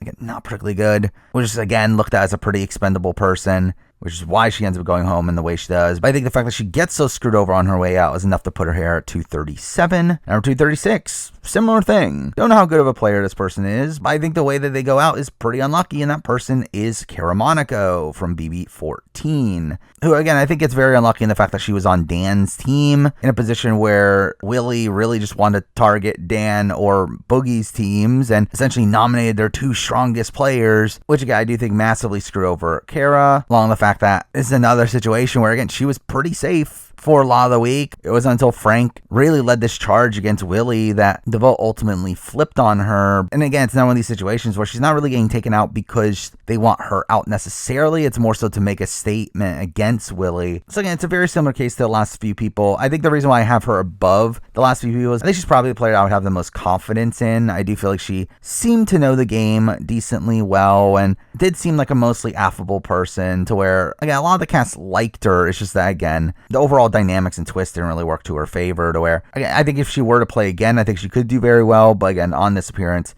wasn't the greatest. So because of that, for me, she's here at 236. Now, 235, we're moving on to a very actively bad player, one that commonly gets called as one of the worst players of all time. However, I do think there is some acumen to this player, and that person is Lawan from BB13. And obviously, Lawan made a really idiotic move in telling the entire house to evict him under the pretense of him thinking that he would get some sort of superpower. However, I will say, again, like, he doesn't do that if it wasn't for the fact that production not told them that there would be a twist in the following round, where obviously that information very much allows Lawan to really run circles with that causes him to eventually volunteer to go up. But beyond that, again, like, he was really safe in the game had he not done that. Again, no one was coming for Lawan. Obviously, he was on the side of like Kalia and Danielle, and they were bigger targets than him. Or obviously, they wanted to keep him safe as well. Where again, had he not done it to himself, he was a pretty safe player in the game, along with the fact that he also was pretty well liked in the house. I mean, he pretty much got along with everybody. I mean, that's kind of why he was the one of the regulators to actually squeeze on by and not be initially targeted after the rest left. And again, I think there is some good to Lawan's game. But again, there's some actively bad stuff there as well. Where for me, he does land here at 235. 234, moving on to a player that I really didn't know what to do with. I found this player to be kind of an enigma through my watches of their run. However,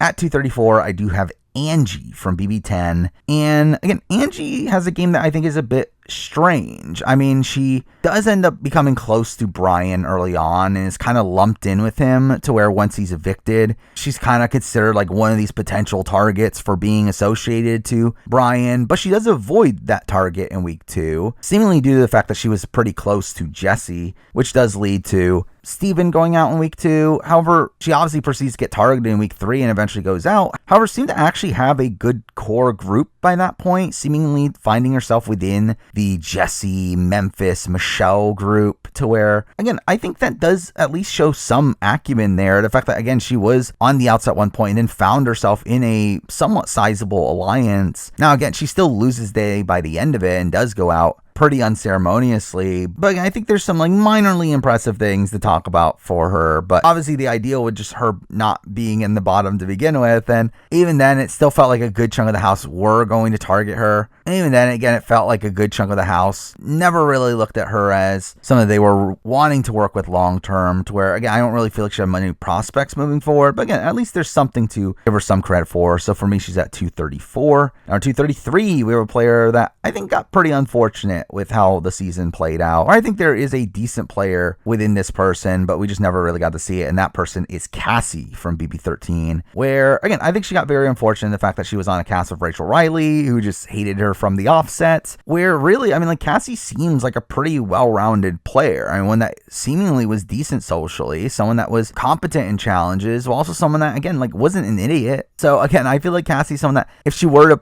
play again, which will never happen, I think there is a way that she could be a competent player, particularly with the fact that, again, she had a core group in the regulators, even though they didn't go so well. But again, part of the reason why they didn't go so well is because there was this essentially fans versus favorites twist, where the vets ended up gaining power very early on, and again, at least she was one of these people that tried to do something about it. She also had like a really close relationship with Shelly. She also was able to build a really strong bond with Jeff and Jordan, to where they really did not want to target her, to where really it seems like she goes out simply just because Dominic won the veto, where had that not been the case, then Cassie would have survived another round. And I mean, to be fair, based on how comps play out, she probably just goes home the following week anyway. But I think she gets pretty unfortunate in the actual round that she goes home. And I think it also gets pretty unlucky with the fact that she's in this portion of the game that has these pairs going up together, where I think had that not been the case, there's a serious chance that Cassie does survive the block as well. To where, again, I think there's a lot of unlucky circumstances surrounding Cassie, along with the fact that this is just simply not a cast that was really suited towards her. To where, again, I do see some potential in her, to where she's here at number 233. Now at 232, we're moving on to a player that I don't look at as a particularly good player of the game, but I think they were someone that, again, had a core group at a point, and I think it's pretty unfortunate due to their connection to another player, and that person is Sarah from BB6. And again, Sarah is someone that is probably too kind-hearted for the game. I don't think there really was any killer instinct in her. She just simply seemed to be someone that was just really sweet, and I don't know how much game there was really going on. However, Sarah was someone that I think had she been in the game without James, she could have been in a somewhat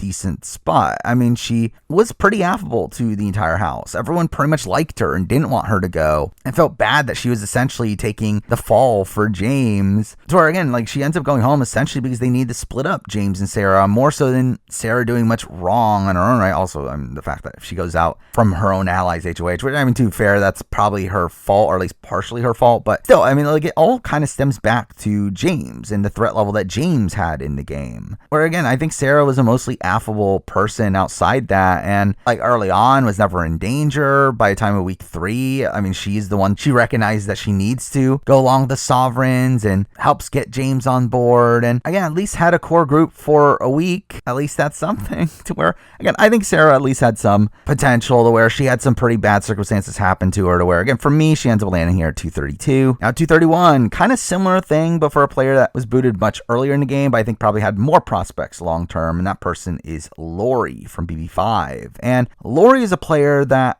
I think, as a whole, again, I think her issue is the fact that she just really didn't have the drive to play the game. However, I think she was actually kind of skilled at the game, pretty good at challenges, while also being really good socially, to where just so many people gravitated around her, to where despite the fact that she had this massive target on her back from taking $10,000 at the very beginning of the season, she still was able to essentially have half the house fully loyal to her. I mean, she had really strong bonds with the likes of Will and Karen and Diane and Akomis, to where that was such a solid group early on, to where despite her being targeted by Marvin, she almost gets out of that, where had the nomination stayed the same, Holly goes home that week, and at that point she's in this pretty strong spot moving forward, especially considering how the comps play out. But I think she just got super unfortunate, the fact that Jace ends up winning the veto and kind of ends up ruining all their plans. But again, Lori was pretty close to being in a really strong position in the game. My issue with Lori as a whole, though, is that I don't really know how much strategy there is from Lori herself, where while again she was very good socially, I think she was also really mediocre strategically, to where, again, like, I don't think there really was much strategy to her game. It was simply her latching off the strategy of her allies. And again, she also wanted to quit the game in week 2 before she ends up deciding she wants to stay, and then tries in the veto, and even then, even if she won the veto, she was not going to use it, which is also a questionable choice. So again, like, I do feel like Lori definitely has some questionable aspects to her game, but I do think is actually a pretty solid player, particularly in the social department, to where for me she's here at 231. Now at 230, we're moving on to a player that I always found to be an interesting player, considering how early of a player this was. Someone that I think had some level of dynamicism to their game, but also just played the game all wrong, and that person is Kent from BB2. And again, to me, Kent is a player that was hyper strategic in the game. I think he is someone that is playing the game very hard, and someone that is wheeling and dealing in the game. The problem is I think he does it too much, and we do get to his HOH reign, where he really just goes on this massive power trip during that week, to where it really just turns off the majority of the house against him, to where he's the immediate target for the following week, to where he obviously plays their game really poorly at that point. But again, there was at least like some glimmers of him being a somewhat decent player. I mean, early on he was part of top. He had good relationships with like Hardy and Nicole and obviously Bunky, but I just feel like he's the type of player that would never particularly do well in Big Brother. I think, considering I feel like he's always going to either be an early boot due to his aggressive gameplay style and him not really gelling in, or he'll be taken along as a GOAT. But even then, I think that likelihood is even less likely, considering just how much he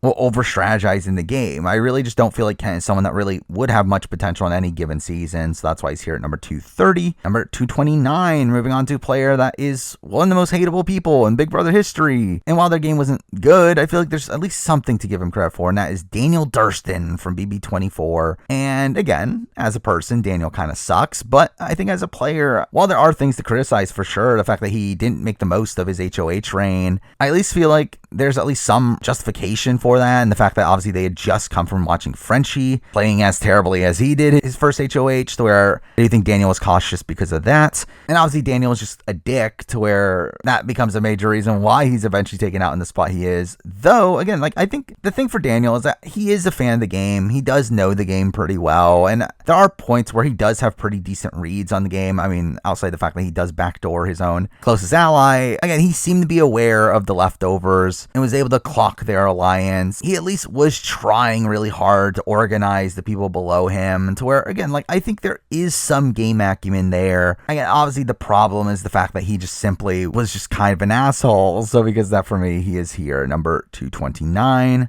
Number 228, moving on to another player that wasn't particularly great in the house, but someone that did demonstrate some game acumen. That person is Josh from BB3. And Josh, to me, is, again, not a particularly likable presence, and one that did come off as very annoying even to the other house guests, but someone that, again, like, showed some game acumen. I mean, for a time at BB3, he was a very dynamic player. I mean, he was one that was making deals constantly, and despite his personality conflicts with Marcellus in particular, he still gets saved in week 2. He had the likes of Eric and Roddy being extremely loyal to him. Also had like a bond with Danielle. And again, like, he had stuff going on in the game. Problem is, again, his very abrasive personality, to where, again, it didn't really gel with most people. And then really his final week is just kind of pathetic, to where the fact that Kiara, one of his own allies, goes after him in a spot where they don't have many other allies left is a really bad spot there. And while it's obviously indicative of Kiara's poor play, which we'll talk about, it's also indicative of how much Josh annoyed people, where, again, Josh is definitely not a good player, but I think there's at least points where he does show some decent game acumen that leaves him here at number 228. Now, at 227, I believe we have our first two-time player, another player that, again, showed some potential at points, but overall not a good player, and that person is Jace Wiry from BB5 and All-Stars. And again, I think Jace is a player that definitely knows the game. I mean, he is someone that can talk articulately about the game, but he obviously has 2 runs in the show, both being pre-jury. His first run in particular is really bad from a gameplay front. I mean, while he's a fantastic character, I mean, he instantly makes a massive target of himself, and while his allies win the early HOHs, he still really fails to get any of his way during those weeks, where obviously Holly ends up getting taken out in week 3, which is something so detrimental to him. And then from that point on, he's in the spot where he has to win out, where he wins the veto in week 4 and then is proceeded to be backdoored in week 5. And again, it's a terrible game on BB5. And then his BB7 game is one where, again, I thought he repaired his game early on, where it did seem like he was doing decent work and working with level 6 and trying to float in the middle. But then obviously all that gets blown up by week 3, where he gets exposed, and mixing that into the fact that he is this big threat in the game, he ends up getting sniped out there, to where, again, like, Jace obviously just has this issue with threat management, and is also not the greatest social player, to where, again, like, he is obviously a very good competitor,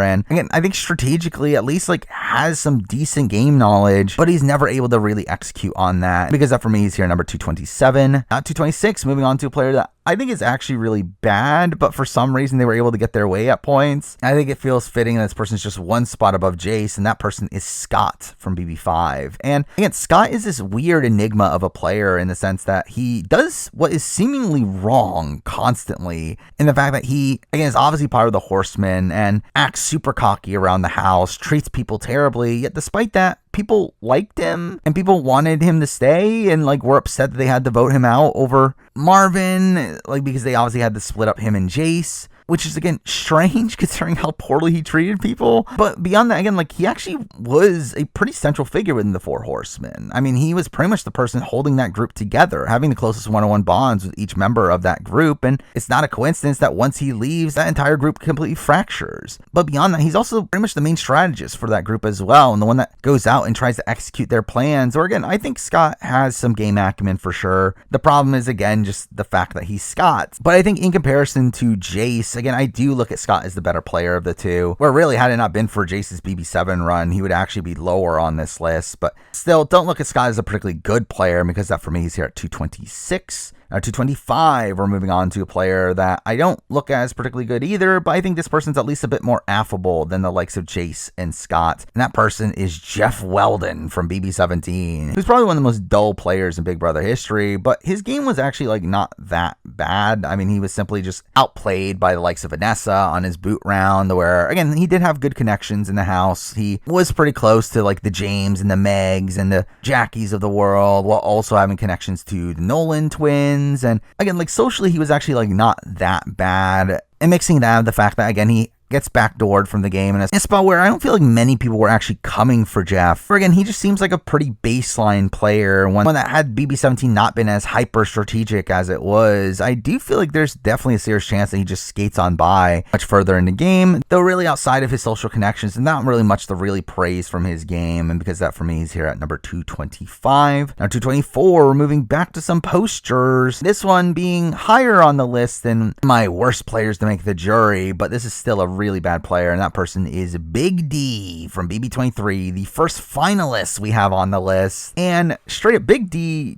doesn't really bring much to the table. I think Big D's really this high simply just because, again, he was a finalist. He at least made the final two, but even then, he barely did. He simply did because he was in the cookout, where had the cookout not exist on that season, he probably gets booted mid-game. Simply as someone that, again, like some people had personality conflicts with. He also was someone that, again, like was pretty expendable had he not been in the cookout. He was also a pretty big wild card of a player that would just change his mind on the whim while also be under the false assumption that he's running the game, and through that come off as delusional in his game. So again, Big D really didn't do much on the season outside of just burn relationship after relationship on their way out, while also never gaining any true credibility in the game, with him not really doing much in the game. Or again, mixing that with the fact that, again, like he just simply would not make it to the end had not been for the cookout, I feel pretty good in leaving him behind relatively low on the list here, especially for a finalist at number 224. Number 223, moving on to a player that is also pretty bad, but at least they showed some potential at a point, and that person is David Alexander from BB21. And again, David is someone that, like, his first run, obviously, like while he gets taken out and sniped out due to a competition, when he was in Camp Comeback, he seemed like he was a somewhat competent player. It seemed like he recognized the social dynamics of the house and was calling them out, and again, that was cool. But then he returns and just plays terribly on All-Stars, where we'll give him some credit for the fact that he still makes it all the way to Final 8 in a spot where even then, I mean, the vote to save him was very close there. He also is somehow able to skate his way through the game despite having Memphis directly coming for him for most of that, and is able to be the last of the non-committee / Enzo players in the game. So I think there's like something to give him some credit for, but really, obviously, he didn't play particularly well on that season, had pretty terrible reads, pushed away people that were supposed to be his allies. So again, like a really bad game, but again, at least there was some potential at points, so he's here at 223. Number 222, a player that I think is also really bad and was pretty much a dead man walking for most of the season, but again, there's at least minor things to prop them up for, and that person is Jerry from BB3. And Jerry from BB3, again, I think overall plays a pretty terrible game. I mean, from week one, he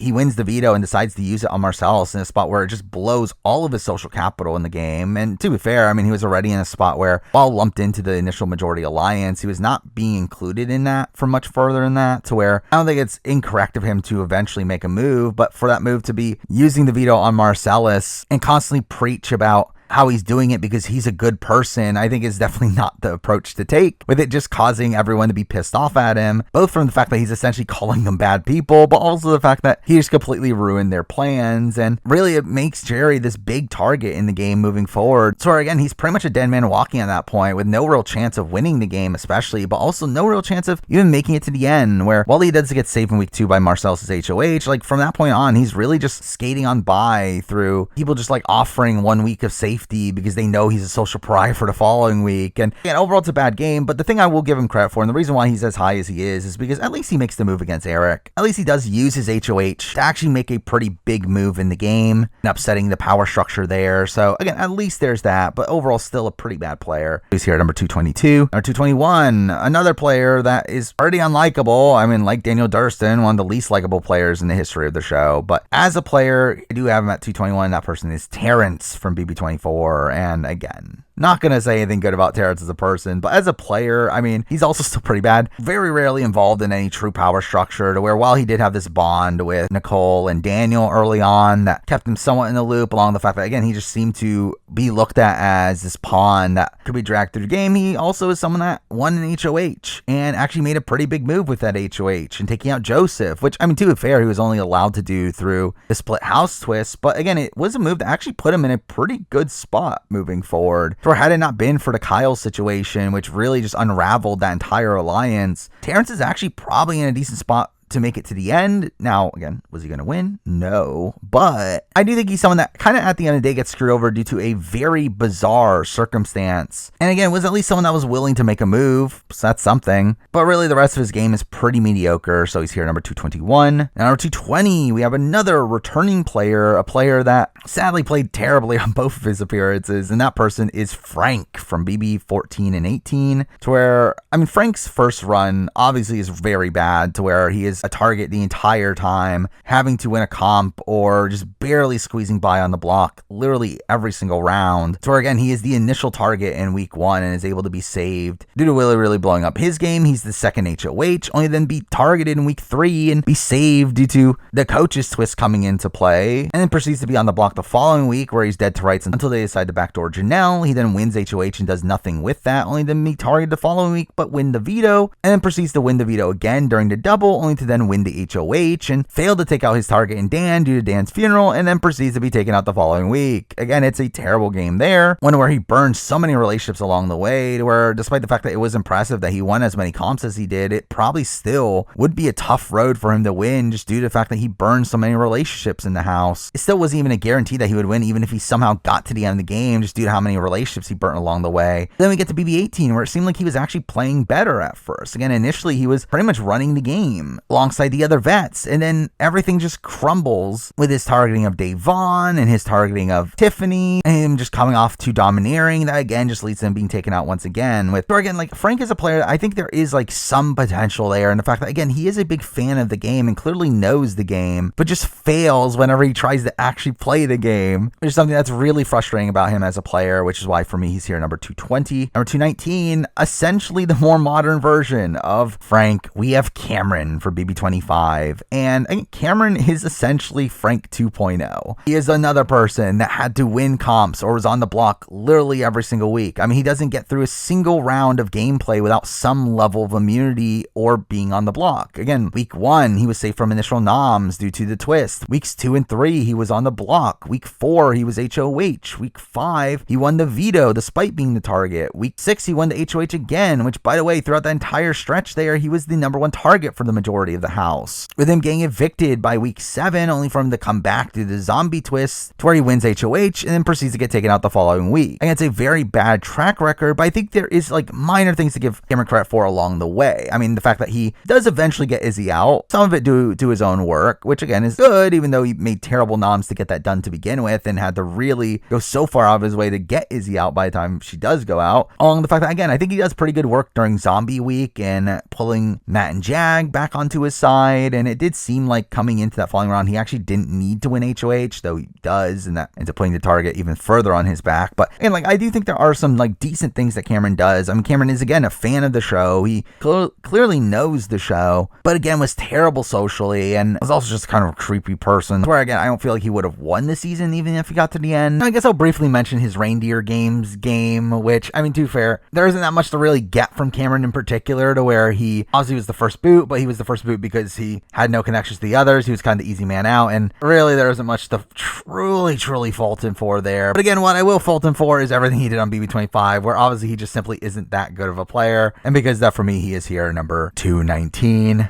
Number 218, moving on to a player that also made a pretty deep run in the game, but another player that I don't look at as particularly good, and that person is Scotty from BB20. And one thing I will give Scotty for is the fact that he does make a big move in week 3. He does stick to his guns, despite people telling him not to, and targeting Brett and Winston, which was a move that was for his best interest at that point. But even within that, I mean, he targets Brett and doesn't get Brett out, which is an issue. And really, the rest of his game is just pretty bad, to where, well, again, initially he was doing some decent work in getting in the good graces of the Falte Alliance and was looked at as a part of them early on. He then is not trusted at all by the time of week 2, to where his eventual vote for Swaggy just puts an even bigger bullseye on his back. And really from that point on, he's just kind of skating in the game to where no one really trusts him. And while he is loyal to the Falte side of the house, they simply just don't really believe him. And we get to his eviction week where he's essentially evicted by one of his only allies in the game in Fessy, to where Fessy doesn't believe that he was with him the entire time, which is all really bad. And then he ends up getting voted out, comes back into the game, only to then be taken out immediately following that. Again, like, Scotty's game's really bad in my mind. I don't look at him as a particularly good player. I mean, he's not one that, again, knows the game, but again, he did just so much to turn people away from him, while also having no real awareness of his game, to where, again, he thought he was super close to Tyler the entire time, and that him and Tyler were a duo. Well, in reality, Tyler never wanted to work with him the entire time. So I don't think Scotty played a particularly good game, but again, at least he made one big move. So because that, he's here at number 218. Number 217, we're moving on to a player that was another one that was not really trusted in the game, was kind of on the bottom for a lot of the game, but I think this person demonstrates some potential in the game. That person is Jesse Kowalski from from BB15. And Jessie is another one of these players that, again, like, was just kind of on the bottom, was kind of just skating by, was left safe just due to the fact that there were bigger targets than her, but gets taken out pretty unceremoniously in the early jury phase of the game. But it's someone that, again, like, I think it's someone that can shake things up. I mean, she tried to go after the likes of Amanda by the end of her run, and she was someone that, again, was very self-interested. I mean, she does end up playing a pretty individualistic game and did seem to have a bit of a killer instinct to where she was willing to cut people when she needed to. It's just that she was never in a true power position to really do much about that. And I think considering the fact that she was never really grouped into any like true major alliance and makes it as far as she does, well,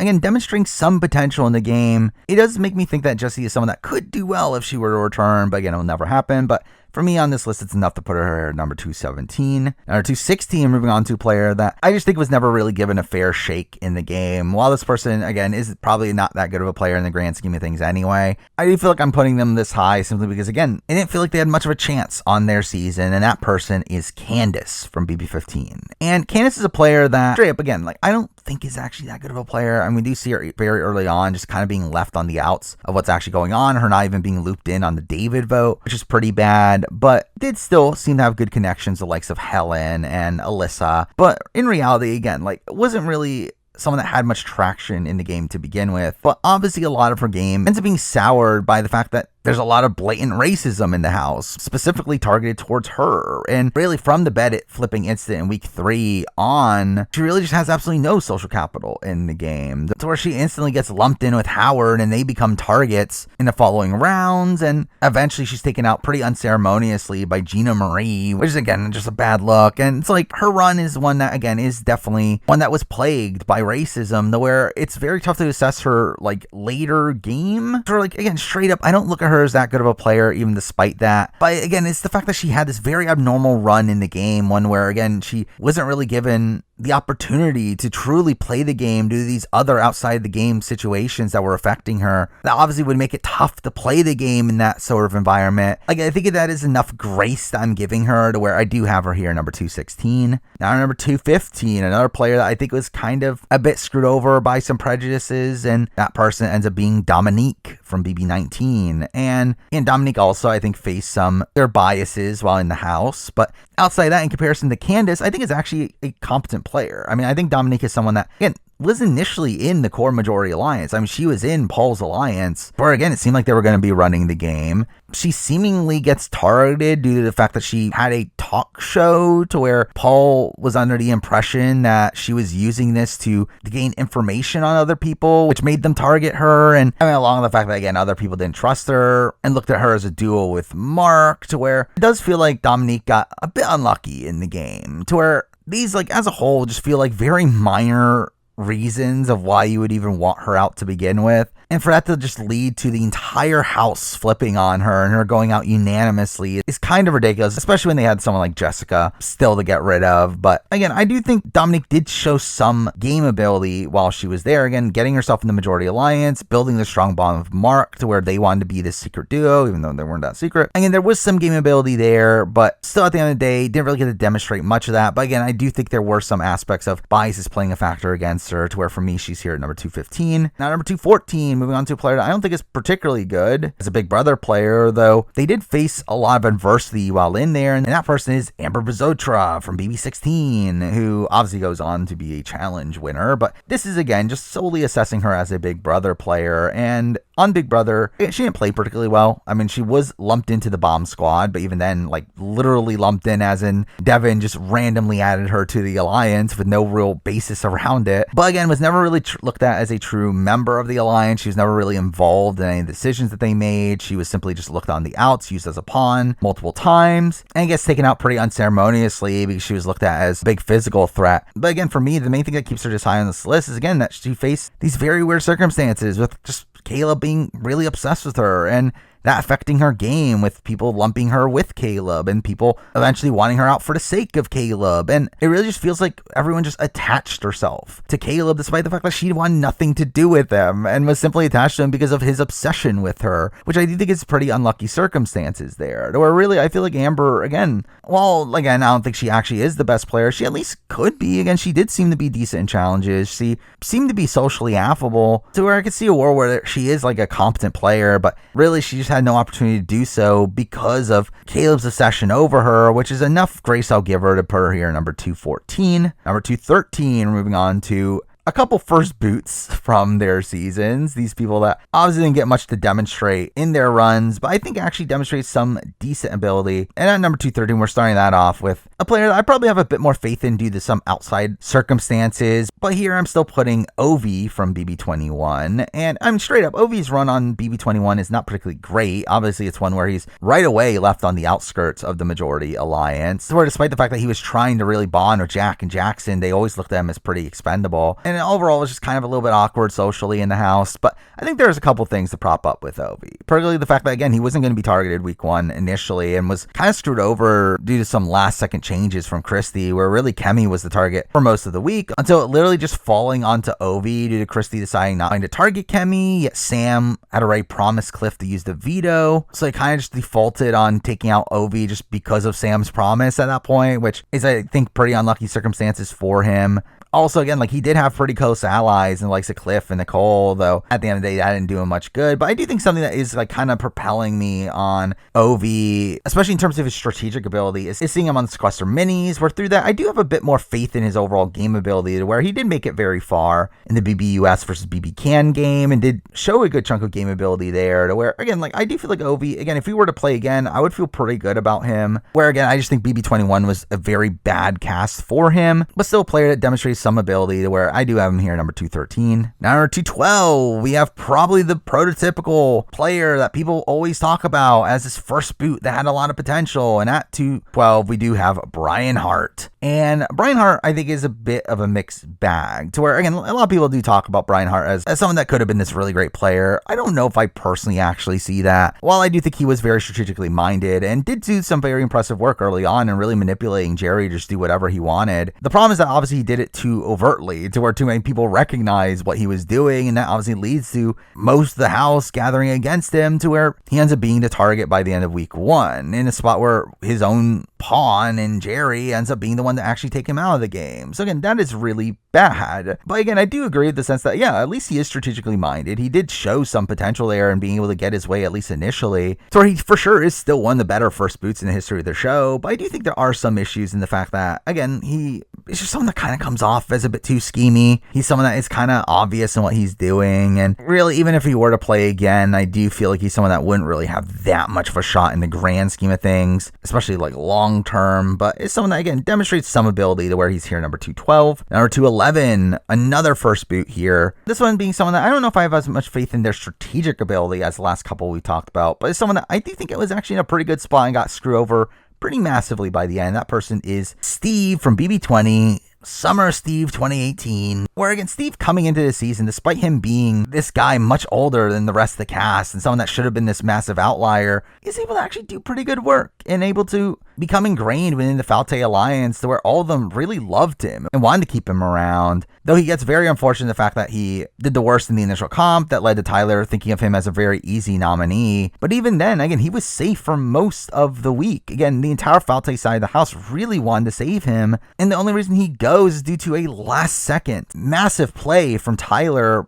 and him tricking Caitlyn into voting out Steve, which is a pretty insane play, but one that does show again that Steve got outplayed by Tyler. But I still think it's a very unlucky circumstance for Steve, especially because, like, it's not even like Tyler really wanted Steve out of the game. It's more so that he wanted Sam to stay, and Steve just was kind of unlucky that he got put on the block to begin with. So again, I think considering his archetype of being this older guy that was even lying about his job, and through that you would think he would be a relatively early boot, the fact that he was able to build such a strong bond with a lot of the people in the game at that point was pretty impressive to see. So for me, he's here at number 211. Now at 210, I'm moving on to a player that I actually thought had a lot of potential in the game. While this person gets simply just outplayed by the time they go home, I do feel like there were some glimpses of this person being a pretty good player. So at 210, I do have Laura Crosby from BB11. And Laura is someone that I think on paper, you would just think of them as someone that, again, pretty much got outplayed in week 1, lost out in the Brayden vote, and then proceeded to be targeted by Ronnie the following week and got taken out. However, I think there's actually a lot of things to prop Laura up for. I mean, first up, the fact that she was even able to get a tie high on Brayden to begin with. I mean, Brayden was someone that, again, was very abrasive and made racial slurs in the house, yet despite that, she was able to get half the house to try to keep him around. I think that is something that, again, while I wouldn't want to be someone supporting Brayden, is something that is impressive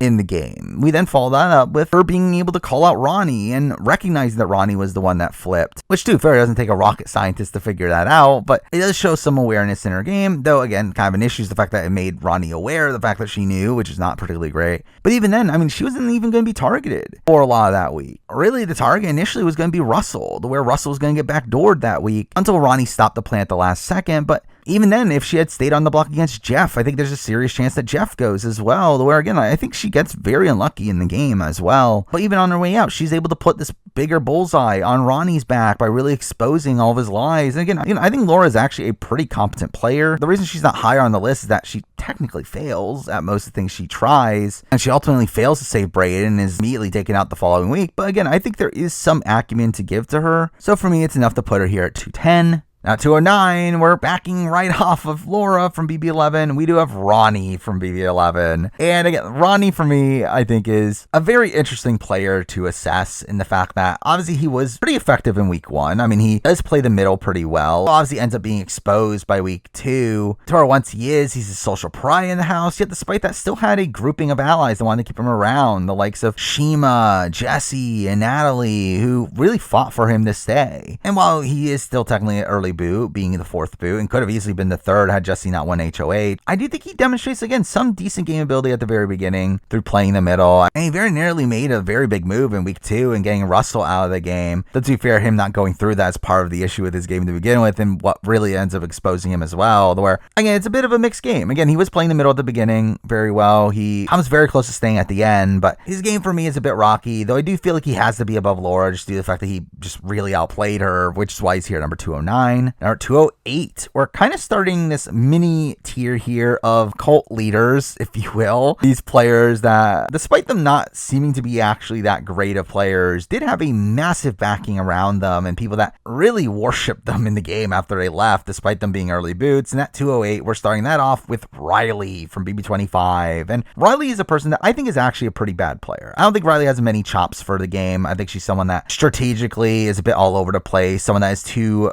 loose with information. She doesn't really have that great of a grasp of the game, despite the fact that she was a fan. But what she does do very well is the fact that she was very good socially. Where, again, like, the people that were in her core alliance really worshipped her. The likes of Jag, Matt, Blue, and Cameron were just so loyal to her. Even after she leaves, they constantly talked about her. And she does come very close to staying, where she had a very good bond with Sari, and through that, the votes were flipped at a point, and it did seem like Cameron was going home over her until he changed the last second. Also, she gets pretty unlucky in the fact that Heisen wins HOH, where most people were just going to come for Cameron instead of Riley, though Heisen was one of the few people that actually directly wanted to go for Riley and really enforced his will. To where, again, I do think there is some unluckiness with Riley, especially also considering the fact that Jared was involved, who obviously leaked their alliance to Sari. Again, there's a lot of unlucky circumstances with Riley, but at the end of the day, I don't think she's a good player. I think she was very sloppy in how she actually played, and I don't really see much potential for her in many seasons, but she at least has a lot of things to really prop her up, which is why she's here at 208. Number 207, moving on to a similar player, though probably one that's a bit more active strategically and didn't actually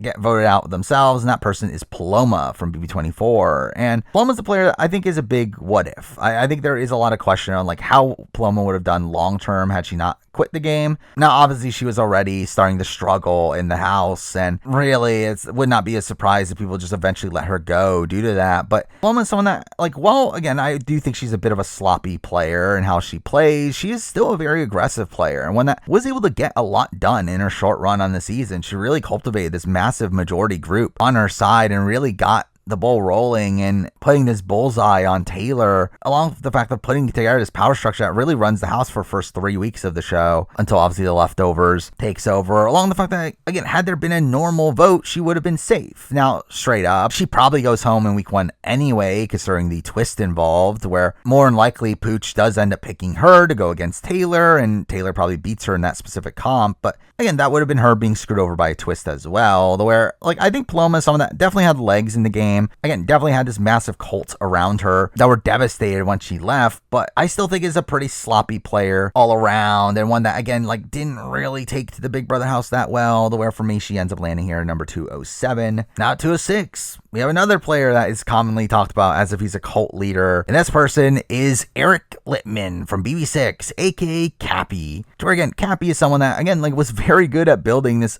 very strong coalition around him. Obviously, he had Maggie inherently, but also built an extremely strong bond with Yvette. He then had the likes of April and Jen and Bo on his side. So again, he had this massive backing in the game. All the fact that he also cultivated this all guys alliance early on and had this duo with James early on. So again, it really felt like he was completely running the game for the first 2 weeks. Where outside of Janelle, he pretty much had everyone else in his corner initially. Though obviously things flip where he ends up taking out Michael, and through that, Kaysar and Janelle have this vendetta against him where they target him the following week. Though even then, it was very difficult to get Cappy out of the game. It really had to be this situation where Kaysar did what seemed like the impossible and entirely flipping the power structure and cultivating this new majority alliance, which was a very difficult move to pull off. Now, outside that, I don't think Eric is that good of a player in the grand scheme of things. Again, I do think he came off as a bit abrasive. He made some strategic blunders in my mind where, and while he did target Michael under the guise of him doing this to keep the women safe, I still feel like it is a mistake for his game to get rid of Michael over Janelle. And really, it's like once he had a target on his back, I mean, he was probably not long for the game in the long term anyway, but like still, I do feel like there is like some good game ability from just how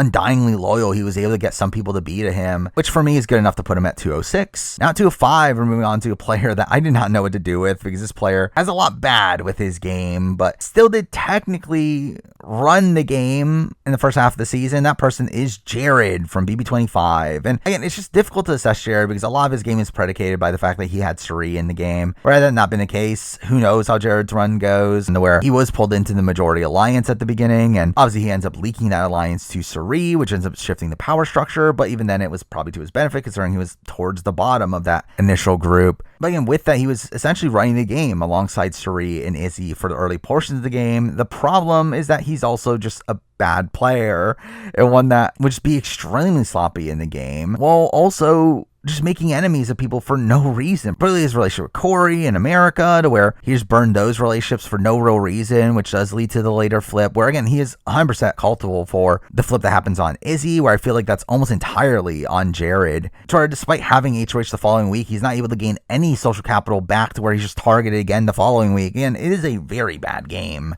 But again, he did technically run the game for a point and was doing well socially early on. And again, it was decent competition, so again, it's enough to put him here at number 205 despite all the strategic missteps he makes. Now number 204, moving on to a grouping of players here that did make deeper runs on their seasons but never really had much going for their games. At 204, we do have Jasmine from BB24, who again, at least initially, was part of the majority alliance. She was being grouped in with the girls and had a good relationship with like Nicole and Amira and Paloma and Alyssa, and again, was in a somewhat decent spot early on. She obviously won the HOH in week 2. That gave her some credibility in the game and ended up making a good move for her and taking out Pooch, even though, again, she really wanted to take out Taylor. And really, it's like her obsession with Taylor, that's definitely a knock against her. Where taking out Taylor for her personally was not even good, considering Taylor actually wanted to work with her. And even beyond that, kind of just becomes an expendable number moving forward, where she's not really lumped into much of what's going on and is kind of just left there when they go after the bigger targets and Amira, Nicole, and Daniel. So she's eventually taken out pretty unceremoniously. Where again, I do think she's still a pretty bad player, but at least she had some decent positioning early on, which is why she's here at number 204. Now, number 203, another person very similar to Jasmine game-wise in my mind. That person is Rockstar from BB20. And Rockstar's another one that I don't think there's much really going on game-wise for Rockstar, to where while she was decently socially, especially with her own core group, and the fact that, again, within the Falte Alliance, she was in a pretty good spot. I mean, she had the relationship with Caitlyn, and with Haley, she was pretty safe for a lot of the early game. She still, again, didn't really have much going on strategically, and she obviously fails at keeping Caitlyn on their side. Despite having one of the closest relationships to her, she is kind of just on the bottom throughout a lot of the games, simply because the Falte Alliance just could not get a win under their belt, and eventually just gets taken out of the game post-jury. Tori, though, even then gets a bit unlucky circumstances, the hacker twist being involved, where she should have been safe for that week, though isn't due to unlucky circumstances. But still, I think she's a mostly passive player, to where I would have been willing to put her a bit higher had she been a more active player in the game, though really she wasn't. And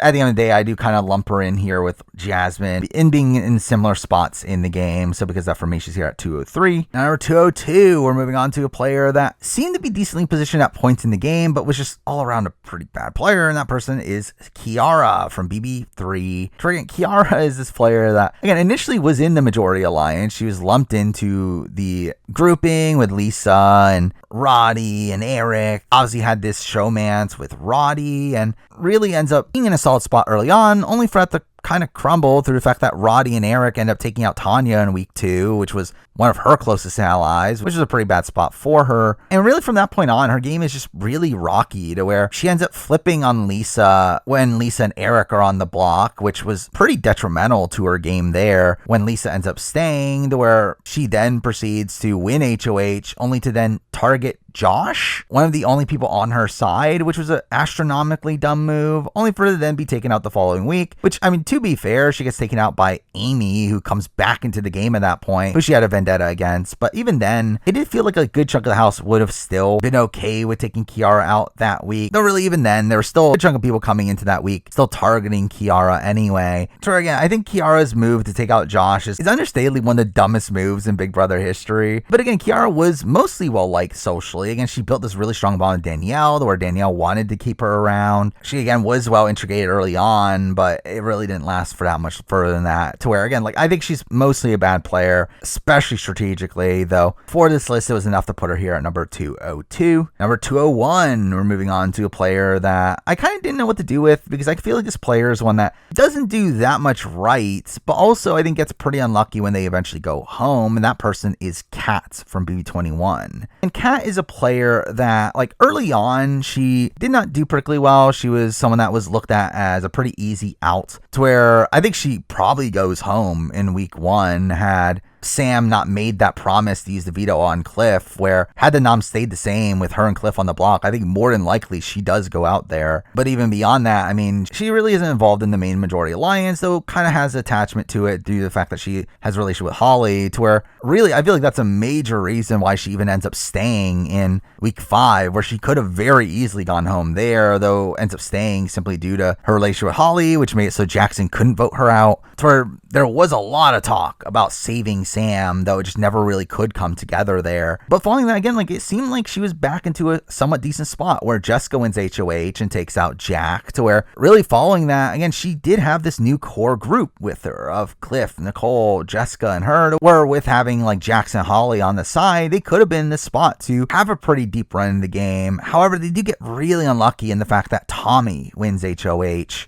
in a spot where Tommy ends up being one of the only people that I think would have actually targeted Kat during that week. And even despite that, I mean, there was still the twists where Christy went on the block there, and Christy would have definitely gone home had the veto not been used on her, which again gets very unfortunate, the fact that Tommy also wins the veto and uses the veto on her, when mixing down the fact that also Kat gets a bit unfortunate. She's again on the block against Cliff, to where I think had she been on the block against most other people, I think she could have found a way to stay there, considering she did actually change a decent amount of minds by the end of the week, though was never able to get all the votes together. So again, I think there is some acumen there, Kat. Though really the rest of her game is again very sloppy, with her just simply being on the outs with a very loose attachment to the main core through Holly. I do think she gets a lot of lucky breaks, though gets a pretty unlucky break in her final result, where I think it kind of evens out here to where she's here at number 201. Now number 200, we're moving on to a player that is pretty universally known as a really bad player. And like straight up, the main reason they're this high is simply because they were in the majority for a lot of the game, but I think their actual gameplay within that is really bad, and that person is Raven from BB19. And again, Raven, someone that was working alongside Paul the entire season, was in the majority group, didn't really do much within that majority group, but she was there. He thought she was running things. That's something. Obviously, she was really hated by most of the cast and had no real shot at winning the jury vote, despite the fact that Matt really thought that she would, and really just ends up blindly following Paul throughout the entire season,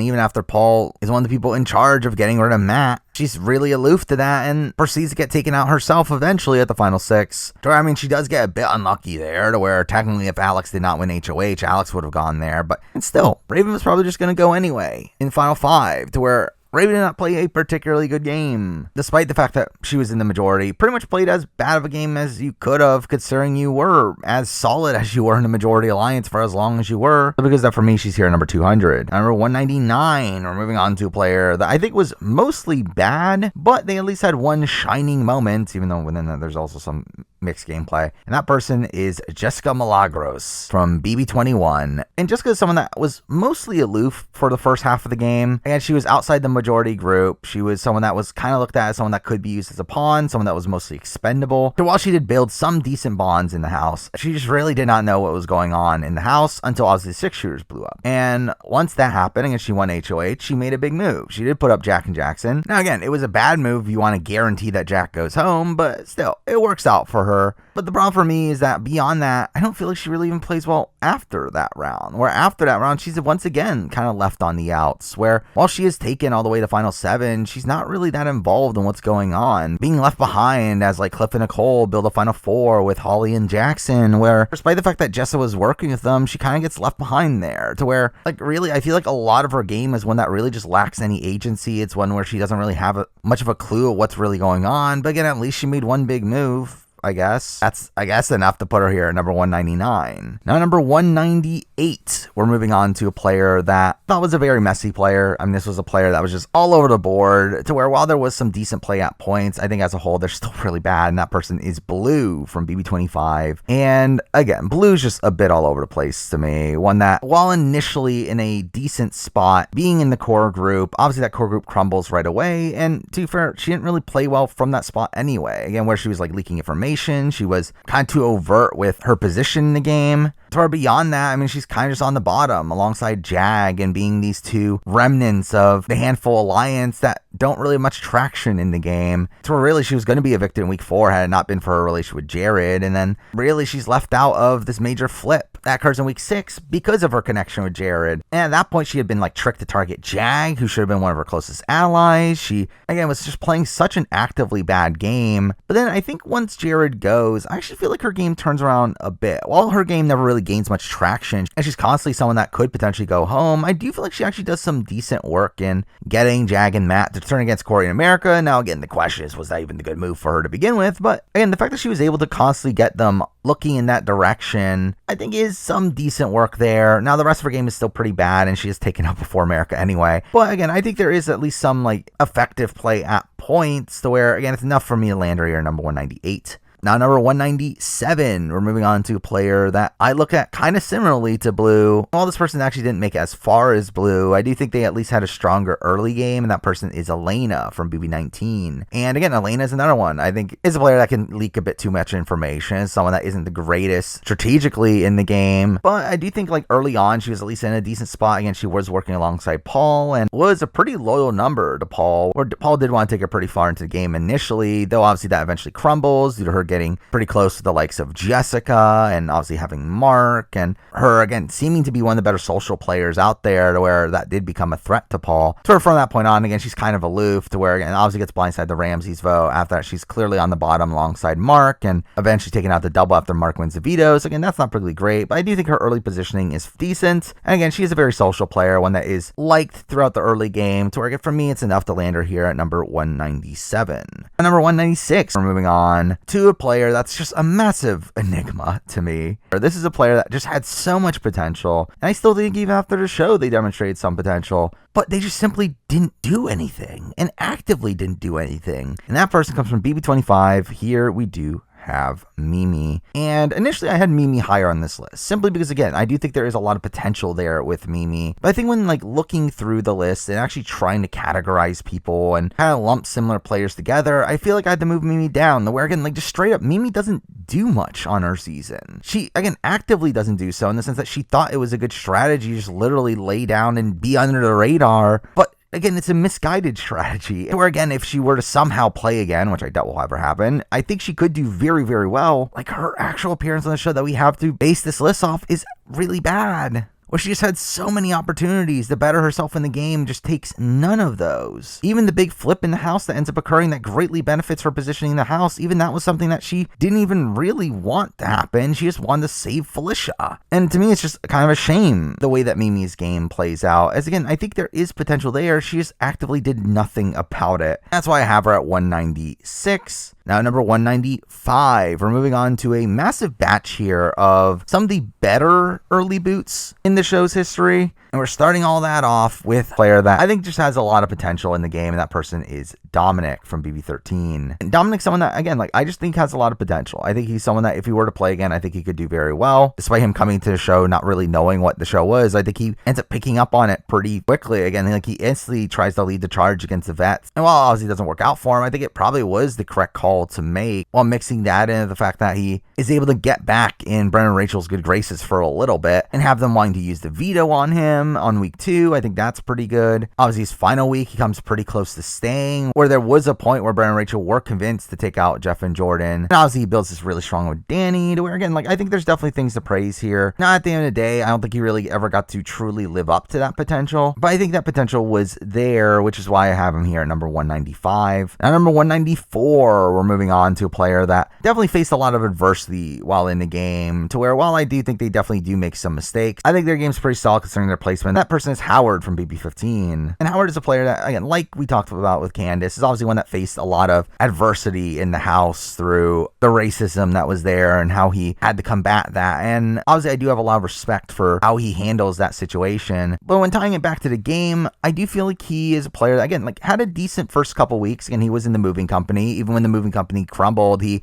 does flip, though does it in a bit of a half measure, to where he tries to kind of play both sides, and again, that doesn't really work out for him, which I do think that stain against him really plagues him coming into his boot round. But again, that does keep him safe for the next few rounds, only for him to be targeted due to how sketchy people felt like he was due to that move, which again, obviously in this house, there definitely were racial biases held against him, but at least the justification for why he goes out is actually a pretty bad move that he makes. But again, I think as a whole, he is a still solid player. He did seem to be very well liked early on, and again, was playing the middle decently well early on, but obviously that did crumble not too long after that. But again, to me, at least was a pretty active player in the game. And that's why he's here at number 194. Now, number 193, we're moving on to a player that I don't look at this person as great. I do think they definitely have some major high points to their game. That person is Sam from BB21. And Sam is someone that I think, considering his placement in the game, I think actually plays a somewhat solid game. Again, he is someone that was kind of this offshoot of the Grateful Alliance, to where while he wasn't a core member of that group, he was at least attached to that group, to where, again, he was at least looped in on what was going on. He also had a really strong bond with Nick and Bella. He did win the first 2 vetoes, which I think is probably a knock against him, the fact that he didn't need to win those vetoes and just putting a bigger target on his back. But obviously he eventually ends up being blindsided alongside Nick and Bella, and it's kind of playing from the bottom from that point on. Though again, in his final week, I do think there's a lot of impressive work there, to where he very nearly stays, where had it not been for Kat having a pregame relationship with Holly, I think he very much does stay in that spot. Though again, they can never really organize the votes together. But again, I think he does a really effective campaign there, and again, considering how he was decently positioned early on, despite the fact that, again, I don't really look at him as the greatest player in the world, and he's someone that manages threat level really poorly and was on the bottom for over half of his game. I mean, for me, he still is someone that has some potential there, to where he's here at number 193. Now, number 192, we're moving on to a player that was also in a pretty strong spot at one point in the game, actually a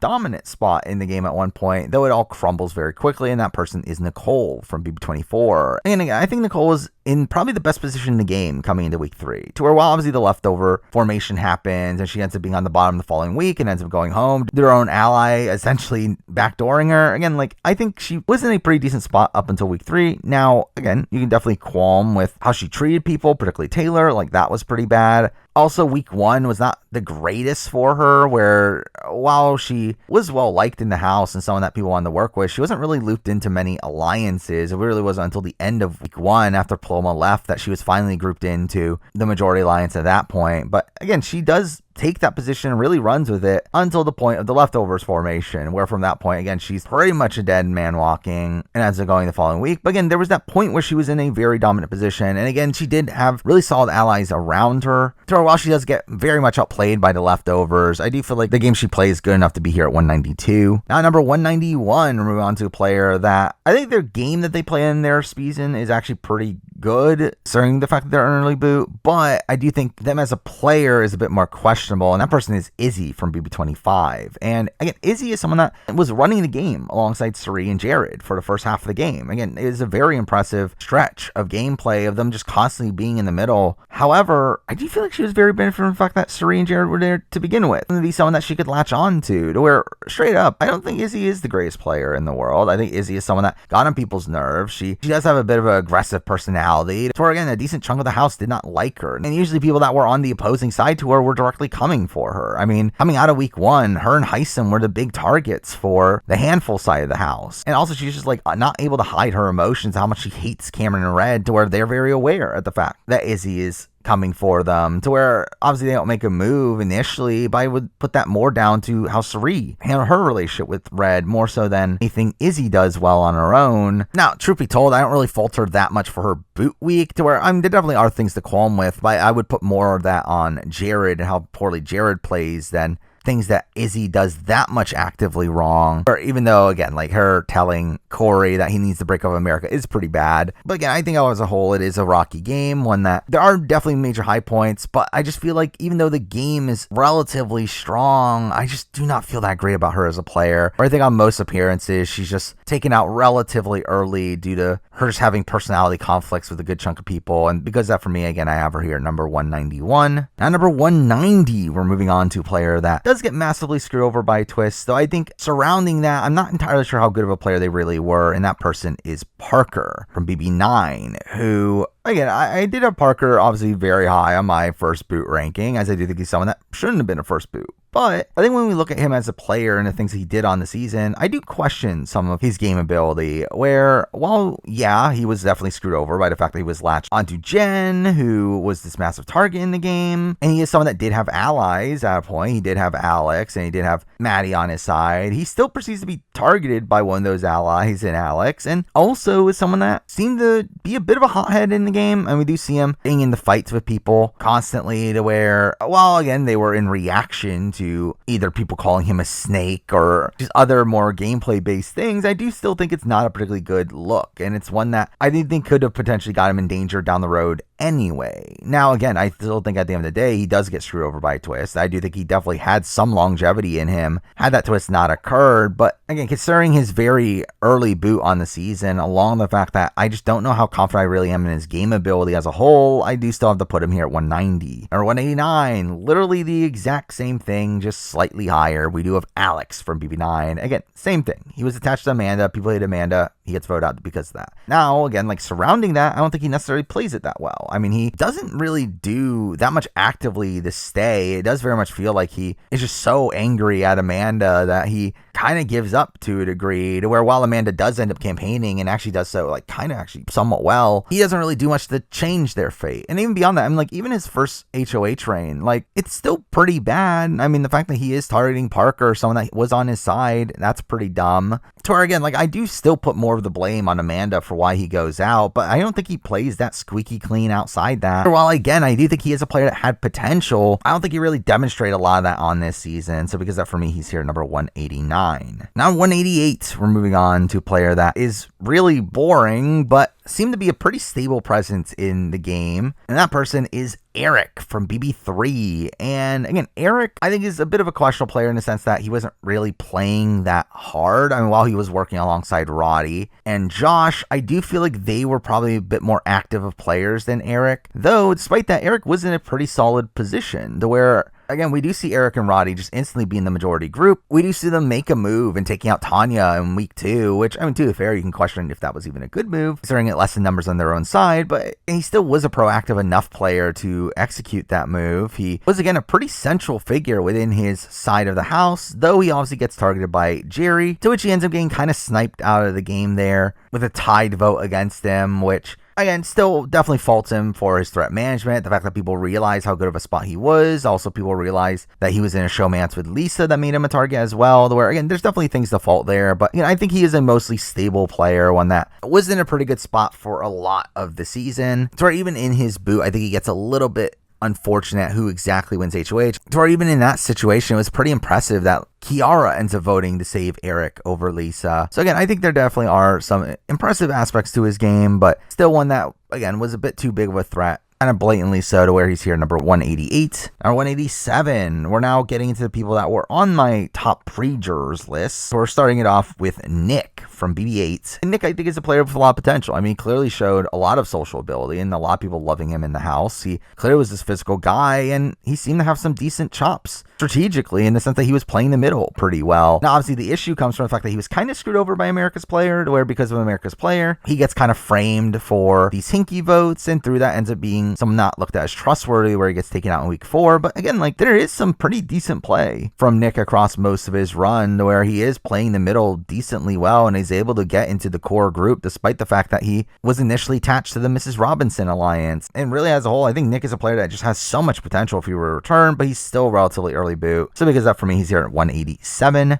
number 186, we're moving on to a player that also gets pretty unfortunate in how their game plays out, with them kind of being sniped out of the game. And that person is David Lane from BB4. Again, David's someone that I think was playing decently well up until his boot. Now, again, you can definitely qualm with some decisions, like getting rid of Michelle. Despite Michelle being a very loyal number to him, I do feel like as a whole, again, I think he was playing decently well, playing the middle, playing the Stooges, along with obviously having the Elite Eight, while also having this really strong core of him, Erica, and Jack that were in a pretty solid spot at that point. Where, again, I think he gets very unfortunate in the fact that Nathan had won the veto and used it on Allison, as otherwise I do think, again, Nathan would have been the target had veto been used normally, and in that spot, I just felt like they took out David because they kind of had to, as what other option was there? So, well, yeah, you can argue the fact that, okay, they could have targeted Erica over him. I still think it's a position that, again, was very rare to occur, and one that, again, I don't really fault David that much for how he goes out here, especially because he puts up a pretty decent fight as well. I mean, he comes relatively close to staying, with him putting a pretty decent pitch to the Stooges, and even then having Allison and Erica vote for him to stay. So, again, I think there's a lot of decent play from David, where, again, I would definitely qualm with some strategic decisions he makes, but considering how early of a boot he is and how decently positioned he seemed to be, I would put him here at number 186. Now at 185, we're moving on to a similarly positioned player, though probably one that had a bigger bullseye on their back, but also one that is probably one of the best challenge competitors in the history of the show, and that person is Christian from BB23. And I think Christian and David are somewhat comparable in the sense that they, as they were taken out due to very close votes, they had a lot of allies surrounding them. Now Christian made it more rounds than David, that was obviously worse positioned than David coming into his boot round. However, I do think Christian is also, again, one of the best comp competitors we've ever seen, and he had a pretty insane win record, to where, again, I think that is something you do have to factor in here, is overall comp ability, especially in a game like Big Brother, where comps give you so much power in the game. So for me, that is pretty much the main deciding factor between him and David, is considering how good he is at the comps, which puts him here at 185. Now at number 184, I believe this is a change from my original list of best pre-jurors. However, at 184, I am going to have to go with Kaser. I believe I put Kaser at, number 3 on my top pre-jurors list, which he doesn't end up being as high here, though I think a major reason for that is just because simply when looking at the rest of the context of the list, I can't justify putting Kaser much higher than this. Even though, again, I think Kaser is a player that, again, demonstrated a lot of potential his first time around. Again, I think the level of difficulty of his move that he makes is pretty high, and the fact that he was able to pretty flawlessly execute it is very impressive. Along with the fact that he had this very solid group of allies around him, to where, again, he just gets very unfortunate in the HOH result following that, to where he gets taken out. Now, again, he doesn't play well when he returns on that season, where he's instantly sniped out of the game again, and then obviously in BB7, he's kind of a non-factor, to where he had so many opportunities to take a shot at Will and Boogie, but never takes it, though, to be fair, I think part of that is the fact to do the pregame. But then on 22, I mean, like, it wasn't a great run either. I mean, he definitely had some pretty bad reads on the game at points and was kind of targeting the wrong people. I mean, Kaser as a whole, I think when we're looking at the negatives, there definitely are a lot of negatives. But I think his one major positive, and the fact that he made that really insane week 3 move in taking out Cappy, is, again, enough to put him relatively high on this list still, considering the fact that he's a 3-time pre-juror, where I still have him here at 184. Now at number 183, we're moving on to a player that did have a pretty solid majority alliance, though at the same time made a really dumb move to make themselves the biggest target within that alliance, and that person is Jennifer from BB6. And again, Jennifer is someone that, again, like, was in the Friendship Alliance, had a very strong core. Had that group continued to win HOHs, she would have been good. She would have been in a decent spot, even though then she wasn't at the top of that pecking order anyway. But still, I mean, like, obviously the big issue is the fact that she makes the move against Kaser, which makes her the biggest target on the board, where she's just an easy target after that. But really, the rest of her game is just kind of fine. I mean, like, initially she was in a decent spot. I mean, there was like some talk about putting her up in week 1, but nothing too serious.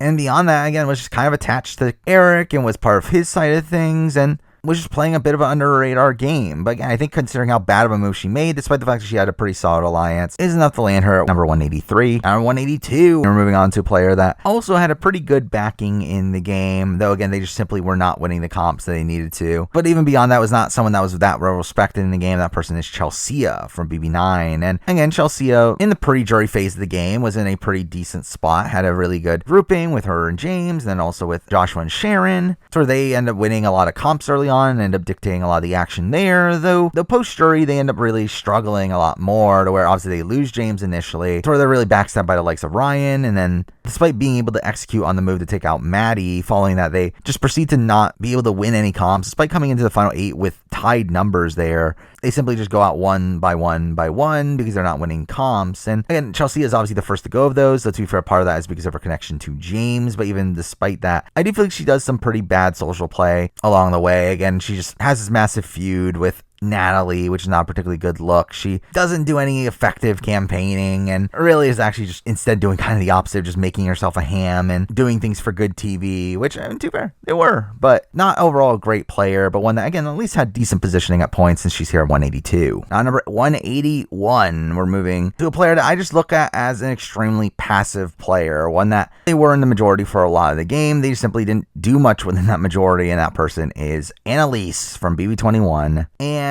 Annalise to me is just someone that, again, was there. She was in the majority alliance. She didn't really do much within the majority alliance, but she was a largely affable figure, to where I think on most appearances she probably does well. I mean, like, I don't know why anyone would target Annalise early. I guess she feels like kind of a perfect alliance member, someone that's just going to kind of blindly follow you. But there, again, there's not really much to truly praise from her either. I mean, she's simply just a very baseline player for one that was in the majority for a lot of the game. And also she gets like taken out due to her connection to Nick, which is kind of a weird circumstance there. And really just the way I look at her game overall, is just at how passive her game was. And considering her core group crumbled early on, and I don't really see much potential for her playing that active of a game. For me, she ends up landing here at 181. Now, number 180, we're moving on to a player that I was very conflicted on where exactly to land this person, and that person is Zakia from BB18. And again, Zakia, I just think is a player that I have a tough time assessing, because I do think she's someone that is pretty passive in the game, especially by the end, where I think she really is just a pawn in Polly's game and not really doing much to really change her positioning in the game, especially once she knows that she's on the bottom after a Dave Vaughn vote. But again, I think early on, like, while again, she's still not the most active player in the world, she still was involved in a lot of what was going on. I mean, again, and she was one of the newbies to instantly latch on to the vets. She was in multiple alliances on that side of the house, and she was in almost every sub-alliance within that group. And for the most part, again, was someone that was pretty well liked. And to me, I just feel like she probably has more potential in my mind than someone like an Annalise. For while, again, they are pretty similar players on paper, I feel like I would personally have more faith in Zakia on a return than someone like Annalise, where I feel like there is still some strategy there with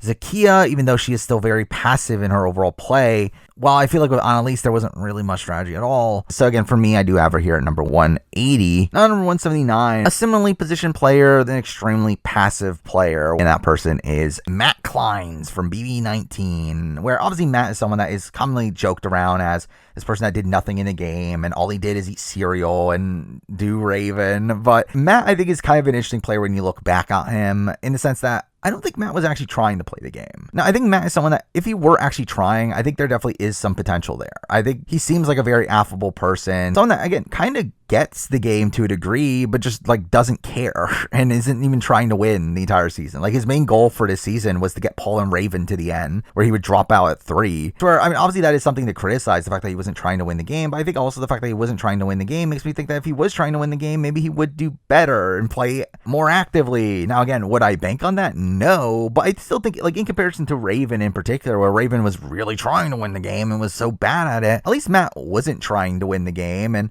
still came off as a very affable person, one that most people in the house liked. So again, at least that's something to where, again, I guess it's enough to put him here at 179 and 178. And we're moving on to some of the really bad players that made it super deep in the game. We have Gina Marie from BB15, who, again, not supporting Gina Marie as a person at all. And again, Gina Marie is probably one of the worst finalists in the history of the show, someone that gets to the end of the game and has no real shot at winning. Even beyond that, treat people terribly. Obviously was a major catalyst of the racism on the season. She didn't have that much of a strategic mind in the game. She was kind of just following orders for a lot of it. While she did make some big moves in taking out Amanda in particular, again, that was really just under the orders of Andy. And really beyond that, I mean, like, I don't feel like Gina Marie does much actively well in this season. I'll say the two minor things of positivity I'll give to her is that she is a decent comp competitor. She did win a decent amount of comps. That's something. Other thing is the fact that she was able to recover from all the racism somehow, the where she does end up being in a pretty good spot by the mid game. So again, she's eventually picked up by Andy and they run the show to where, again, like, there's at least that. I mean, is she a good player? No. But I do think it's her comp ability. Really, that probably keeps her as high as she is here at number 178. Number 177, another person that's commonly talked about as one of the worst players of all time, we have Victoria from BB16. And Victoria is a player that I actually think is probably a little bit better than people talk about. Where a lot of people talk about Victoria as this like brainless player that couldn't do anything, was dragged to the end. And while like part of that is true, I do feel like Victoria still had some agency in her game. Again, was her agency wrong? Was she just allowing Derek to run the game? Yeah, but she still did things. She still allowed Derek to do the things that he did. She did follow along with Derek's plans and talk to the people that Derek told her to talk to and do the things that Derek told her to do. And again, that is at least something. She's not like absolutely doing nothing in the game. It's just that what she's doing is not necessarily as beneficial for her individual game. But even then, like, she still makes it the final 3. Mind you, she would have been booted earlier had it not been for the rewind twist, but still makes the final 3 in a spot where, again, like, you can argue her getting some jury votes. Well, again, I don't think it's enough to win. Again, like, I think she probably at least gets votes if she's at the end. So at least that's something where, again, I don't think Victoria's as bad as people say, though still not good. So that's why she's here at number 177. Now at 176, we have a player that I think is someone that probably had a lot more win equity than the last people we talked about. But I think outside that is pretty much Victoria, but not even making it the final 3. And that person is Kevin Schluber from BB19. And obviously Kevin is a very likable presence. He is definitely one of the more likable people from BB19. However, when looking at his game is simply just not good. He's essentially Paul's Victoria, a person he drags through the game and, again, like, gives him tasks here and there that he's able to execute, but isn't really doing much in the game. He's not really trying to better his position. Where, yeah, at least with Victoria, at least she thought she was running the game alongside Derek. Kevin doesn't even think that. Kevin, like, knows that he's a pawn for Paul, but is just kind of okay with that. Now, again, Kevin had a lot more win equity, where if Kevin gets to the end against really any of the final 4, I think he probably wins. But still, there was never really a path for him to do that unless he just won out, which, again,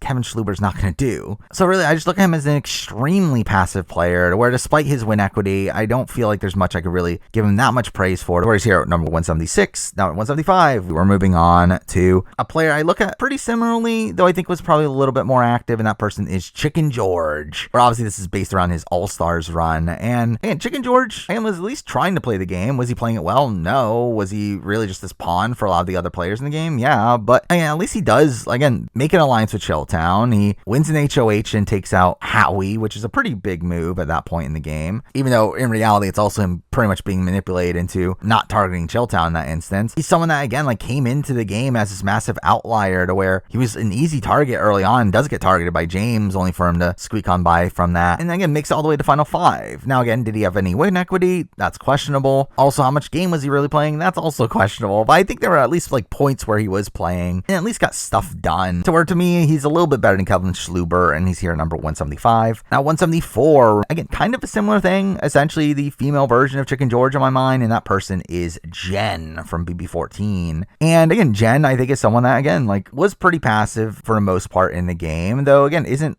completely passive. She did do some things at points. She did build a strong bond with Frank and tried to work with him towards the end of Frank's run. She also had a really strong bond with like Dan and Danielle, to where they wanted to take her towards the end. They just weren't given the opportunity to comp results. So again, I think Jen is someone that, had Dan been able to do exactly what he wanted and comp results didn't harm him, I think there's definitely a serious chance that Dan takes Jen to the end, to which again, Jen might beat him. So I think that is something to at least like consider with Jen here. Now, at the end of the day, again, I don't think Jen played particularly well. Again, she was very passive in the first half. Second half, it was largely based around her social connections, more than her doing much strategically in the game. But again, I think there is some good social work from her towards the end of the game, which is enough to put her at 174. Now 173, another similar player to this, we do have Adam from BB13. And Adam's a player that I think gets constantly trashed on as one of the worst players to make it far into the game. And again, he obviously represented by this list. Again, I still agree with that. However, I do think there is like some acumen to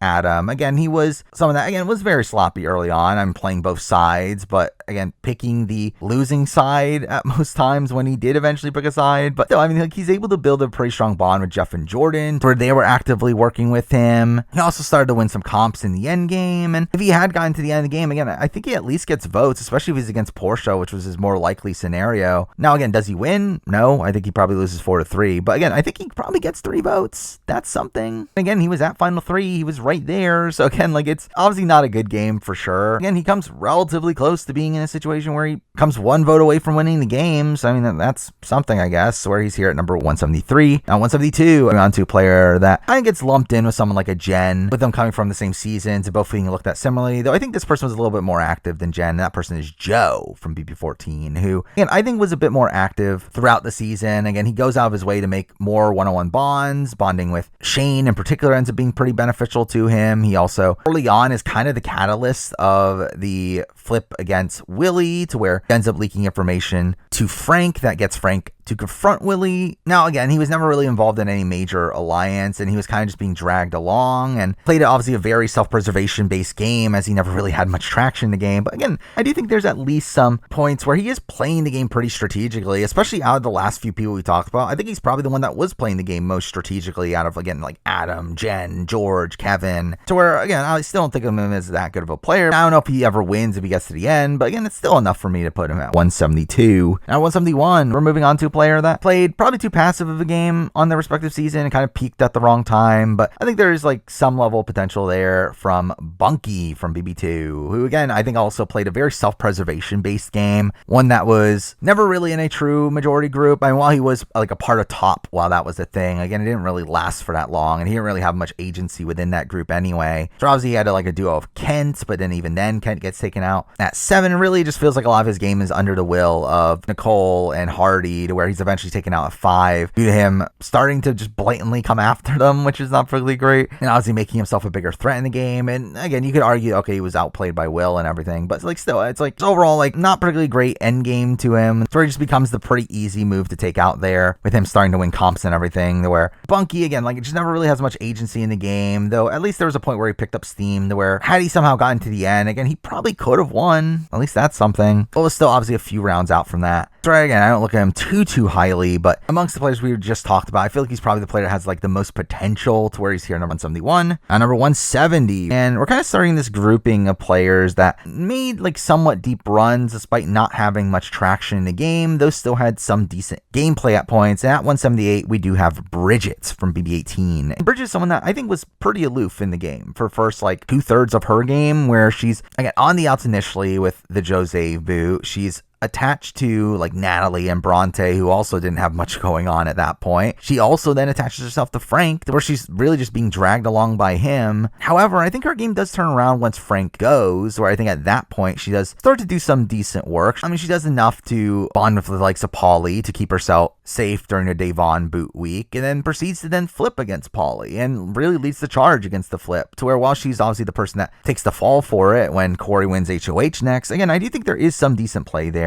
Again, I think Bridget is someone that, again, if she were to play again, I think there's a world where Bridget plays pretty well, but based on what we saw here, she's still someone that was on the bottom for a lot of the game, to where despite the fact that she picked up the game at the very end, it's not enough to put her too high, but she's here at 170. Now 169, a similar-ish player. I mean, one that probably knew the game a bit better and was probably a bit more active in their game throughout all of it, but was still never that well positioned. That person is Sarah Beth from BB23. And again, SB was someone that I think plays okay initially. I mean, while she isn't like part of any big group, she is building these bonds with like Tiffany and Claire to where they had an alliance together. She obviously had the bond with Kylan that was very influential to her game. Well, again, by the end of pre-jury, she was talked about as a target. She still gets saved over Christian. Now, again, the problem is the fact that I do think she was a bit too blindly loyal to Kylan, with Kylan steering her in the wrong direction. Also, her targeting of DX was just kind of dumb considering her position in the game. And by the time she goes out, she really just has no real chance of saving herself, to where, again, it's definitely a mixed bag of a game. But one that, again, had some decent gameplay early on, and one that is, again, at least an active player. So because of that, for me, she's at 169. Our number 168, we're moving on to two players back-to-back here that are both massive mixed bags. So we're going to start off with Natalie from BB5, obviously one of the twins, where Natalie is probably the toughest one to distinguish what exactly Natalie does in the game. I mean, Natalie seems to be a bit more aggressive of a personality than Adria, to where I think in the grand scheme of things, Natalie probably is a little bit worse socially than Adria, even though Natalie probably seemed to be maybe a little bit more level-headed strategically. But even then, I mean, they really were playing mostly the same game the entire time. There's not really that big of a difference between the two. To where, I mean, while they were targeted due to their physicality early on, I actually feel like they do pretty decent work in getting themselves in the Women's Alliance and also having the Twins Alliance on the side, while also convincing the Horsemen to keep them around. Again, there is a lot of impressive work there. But once they make the big move against Will, obviously their game is completely crumbled and they go out back-to-back. And also another difference here is the fact that Adria seemed to be better at comp, so at least that's something. So Natalie's here at number 168. Number 167, obviously you have Adria from BB5, who, again, similar thing. I mean, pretty much the exact same game. Now, I will give Adria a little bit more credit for, again, comp ability. She did seem to be better at comps, along with the fact that I do believe Adria is the one that convinced Scott to keep her around. So again, that's pretty good. Outside of that, again, just very similar game to Natalie, and obviously, like, in a way, worse from her HOH reign, where, again, she was the one that was actually HOH that made the astronomically bad move in getting rid of Will. That really sunk her game. But again, like, I think the Twins, while they play their end game very, very poorly, I think their first half of their game is actually, like, kind of strong, with them doing some pretty solid manipulation, where, again, while, like, people were obviously annoyed by them using the Bible to manipulate, it is actually pretty effective at points, so where, again, it keeps them off the block initially in week 3, and even when they are put on the block after the veto in week 3, they're still able to convince others to keep them around. So I think there's some pretty good work there, but also a really terrible endgame stretch where they just go on a massive power trip. So because that, she's here at 167. At 166, we're moving on to a player that I've given this person so many chances at this point. I mean, this is a person that has played 3 times, had so much potential each of those times, and never fully utilized it. We do have Devon, obviously from BB 17, 18, and 22. To where, again, I think it's tough to really rank Devon much higher at this point, considering she's had 3 chances now. Again, she comes into BB 22 in particular in such a masterful position and just does not take advantage of that in the slightest, or instead she just kind of finds herself kind of on the bottom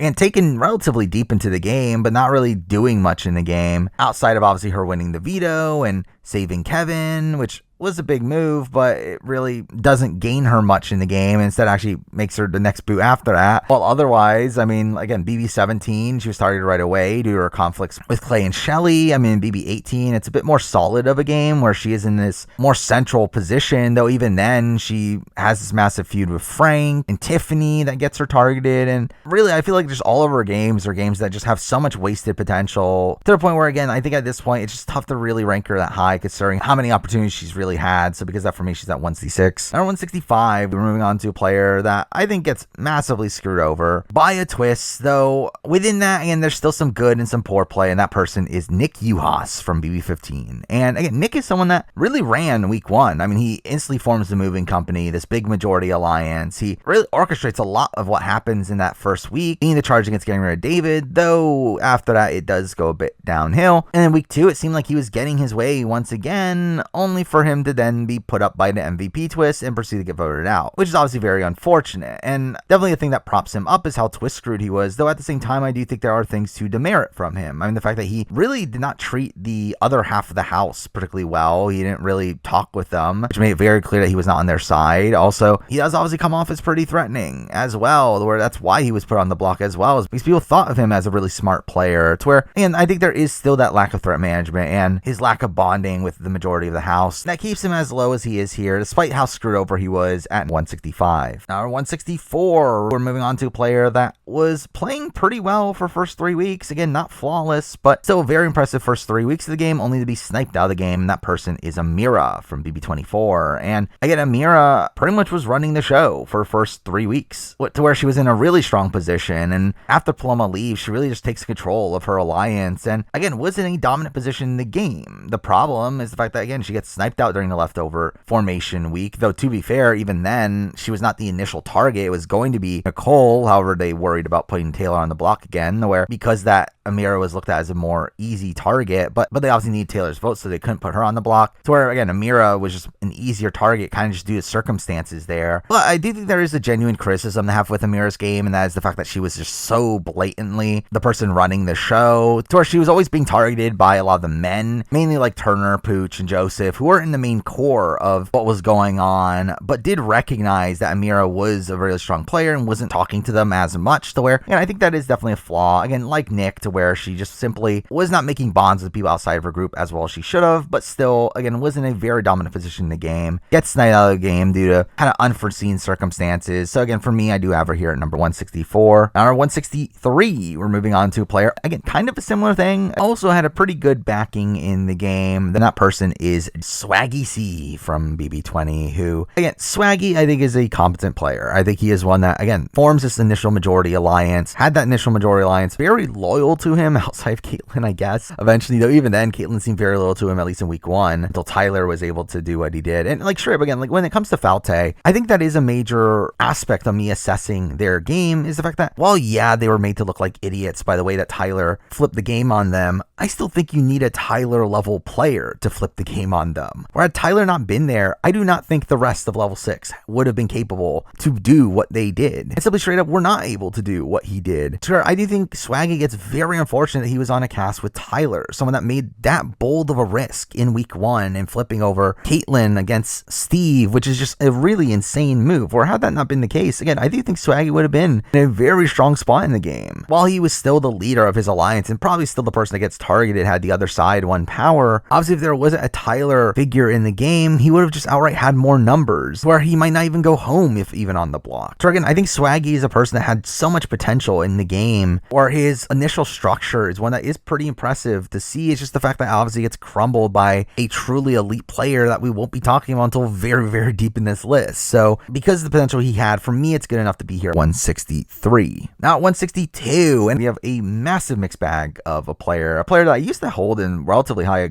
regard until my latest rewatch of their season, to where I realized how bad they were. But I do have Marvin from BB5, and Marvin plays a really terrible game. I think Marvin is one that, again, plays from this like self-preservation based mindset of him playing as an individual in a game that, again, like it's very difficult to play the game of Big Brother when you're alone, but he actively just seems to want to do that. And along the way also is terrible socially, where people just hated him, to where he was taken to 6 simply because there were other bigger targets on the board. And even then, again, like makes a bad move at 7 by going after the twins when they were a shield for him. I think had minimal win equity, not 0, but again, still not super likely. Now, again, I think the thing to really give him credit for is the creation of the back door, where again, I do think I would credit him the most for the creation of the back door. But even then, I mean, he was really just on the bottom of the power structure the entire time. No one really wanted to work with him. He was always going to be just taken out eventually, to where unless he comped out the end, he had no chance of getting to the end, where again, because of that, for me, he's here at number 162. Now 161, pretty sloppy player here from BB21, we do have Nick Macaron, who, again, I think is a player that, again, had moments for sure. I mean, initially he was in the majority group. He obviously loses traction in the game, that was able to kind of recover from that and pick allies back up, only for the then be looked at as a big target again and eventually take it out. Again, it's very much a mixed bag of a game, but it's one where he definitely had a lot of agency in the game.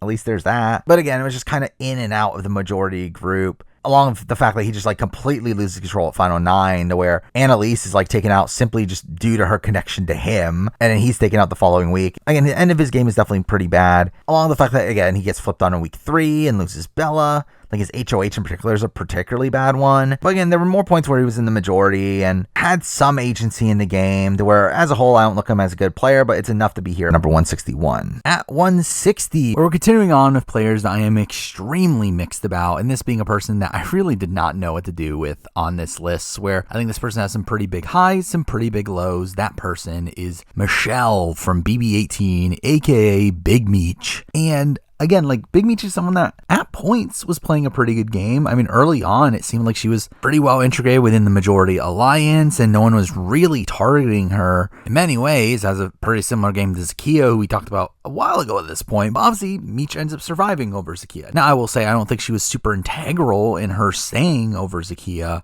and actually thought she was going home even against Bridget the following round. But beyond that, I mean, obviously she is in a much better spot in the game. I mean, she is working alongside James and Natalie as they take out Paulie. She is in a pretty strong position for the next couple weeks. The issue is the fact that throughout all this, she's keeping this really big grudge with Nicole that really blinds her in the game. And beyond that, she also just makes some suboptimal moves. I mean, her targeting of Paul during her co-HOH is a pretty bad move. And really just in general, I mean, obviously she's just a very emotional player. I mean, she's someone that, again, just simply plays the game off of emotions. And because of that, again, it became very tough to really assess where she should land, as I think on paper, her game is probably better than some of the people we're about to be talking about. Though, just knowing the type of player that Big Meech is, I just don't feel like she's the type of player that will do well in most given seasons considering how emotional a player she is. And because of that, for me, she's here at 160. Now 159, we're moving on to a player that is still not particularly good, but at least had some good moments. That person is Zach Rance from BB16. And again, Zach is someone that, again, was in the majority alliance initially.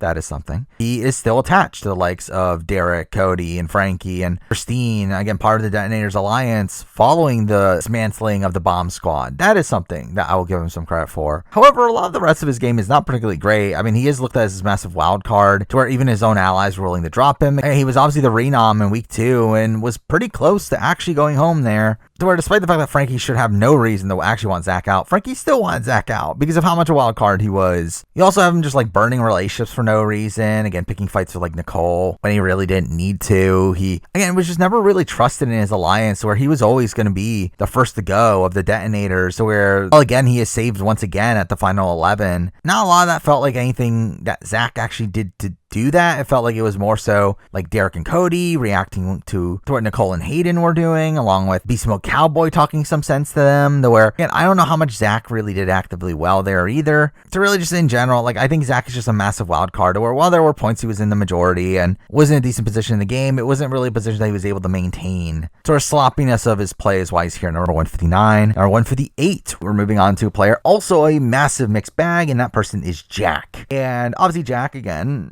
not a good person. I mean, the way he treats people is not good. The comments he's made are not good, but he was, again, in a pretty dominant position for the first half of the game. Now, even that position was very rocky to where even people within his own alliance were talking about taking shots at him down the road. I mean, even Christy, someone he looked at as one of his closest allies, was talking about taking a shot at him. But again, he was still in a pretty dominant position early on, being part of 6 shooters, being one of the central figures within that, having really the one tying that group together through him being closely aligned to like the Christy and Tommy side of things, but also the Jackson Holly side of things. And now, I think an issue is the fact that he clearly chooses the Tommy and Christy side at a spot that he doesn't have to, which causes the crack within the 6 shooters that puts a massive target on his back, only for him to mainly be taken out right afterwards. And also, to be fair, he is also very much benefited in week 4, where probably is just taken out there had not been for Christy's Diamond Power veto. So definitely are those criticisms there. But again, he was in a pretty dominant position for a decent chunk of the game and does at least make the jury phase, where while there definitely is some poor play from him and some wonky positioning, it's enough for me to put him here at 158. Now 157. And we're moving on to a player that, again, notoriously gets talked about as a pretty bad player as well, but I think there definitely are some high points to this person. That person is Fessy.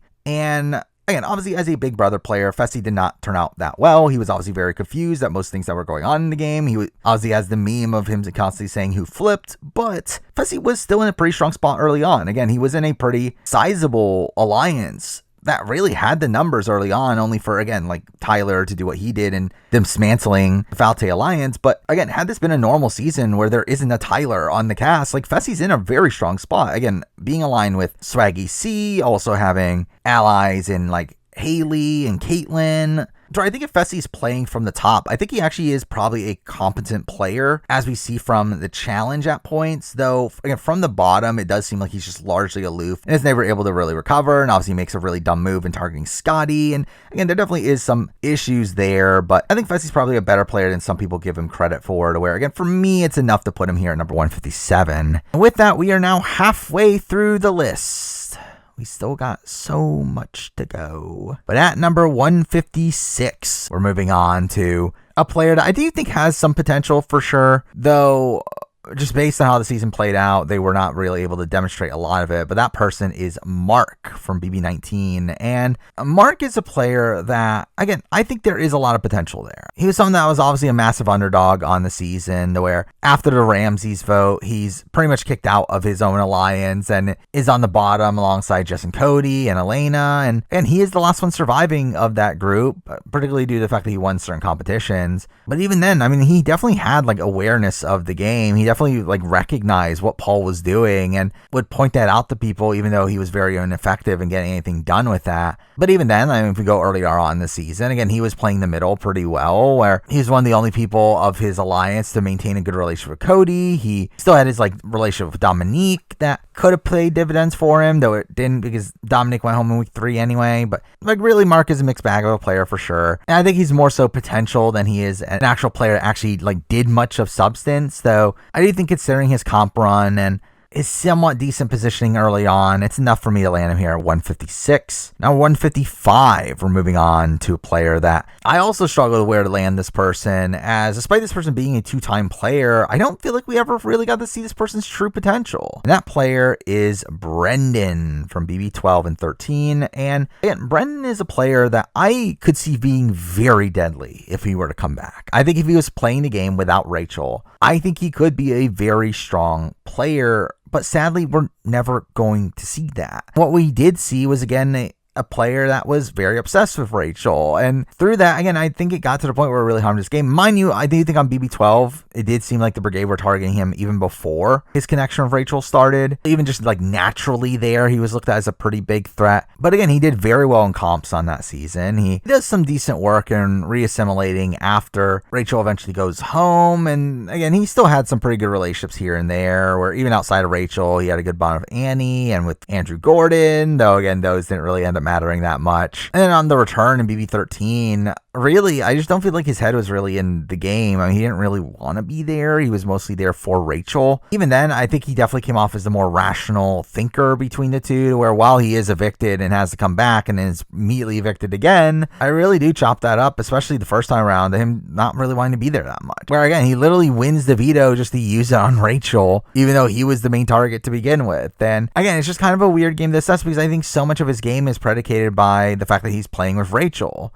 in a position where, again, I think there is probably a pretty good player in him. We just never really got to see the demonstration of any of that potential. But for me, it's enough to be here at number 155. Now, number 154, we're moving on to kind of a player that I didn't know what to really do with this person, because I just don't know how good of a player I really look at this person. That person is Crazy James from BB9. And like James, I just find it very tough to assess his overall game, because I do feel like early on, like he was positioned somewhat well. I mean, it didn't feel like many people were actually directly coming for him, but at the same time, I mean, he still got into fights with people and was like a bit of a wild card in the game. And while he did again have this core of like Chelsea and Joshua and Sharon, I do feel like he's still obviously the most threatening of that bunch. So we obviously see him get backdoored right after their duos end up splitting. Though even then, again, that was a bit of a wonky circumstance where they actually had Ryan convinced to backdoor Maddie, but then things changed at the last second. But obviously, again, he gets voted out. He comes back to the game. And once he comes back again, I think he makes the correct call in blindsiding Maddie. Now, I would qualm with like how exactly he does it, but I do think it was the right move to get rid of Maddie in particular at that point. But again, following that, I think he just gets very unfortunate with how comps play out, to where despite his group being tied in numbers, they just don't win the comps, or at least the HOH HHs, I should specify, to be able to gain any power, and he eventually obviously gets taken out along the way. But really just in general, even then, he was still the biggest target from his side, to where no matter what, even if the other side hadn't completely comped out, it still was very unlikely he was actually going to make it to the very end, because he was still going to be targeted by the other side along the way. Now, I do question how much his win equity was. I do question if he got to the end, would he win? To where while he was this massive underdog, he also did burn a good chunk of relationships along the way, particularly the likes of Natalie and Maddie. So again, I'm really just a bit up in the air on his game. I really just don't know how much intentionality there is with any of his game, because I really feel like a lot of it was just emotional play that just so happened to be probably the right call at points. And really, I just think he was such a massive target in the game, and he had to be voted out and came back, and all that stuff that makes me put him here at number 154. Now, 153, we're moving on to a player that I think coming into this list, I expect this person to be higher. However, I think through re-looking at his game, it is pretty mediocre, and that person is Russell from BB11. And the thing is, I really like Russell. Russell's someone that I loved as a character at the time of it airing. Like, he was my rooting interest at the time. I think that probably does skew my overall opinions of his game, to where I think when looking back on his game now, I think I kind of realized that his game's actually not that good. I mean, he's literally a person that is, again, right away yelling at Jeff about Technotronics for no real reason. And while yes, he does end up explaining that he's trying to sour Jeff's name, it's also like, why? That doesn't really gain you that much. And by the time of week 2, again, he's already the backdoor target. Ronnie wanted to take him out, only for there to be a last second change there. And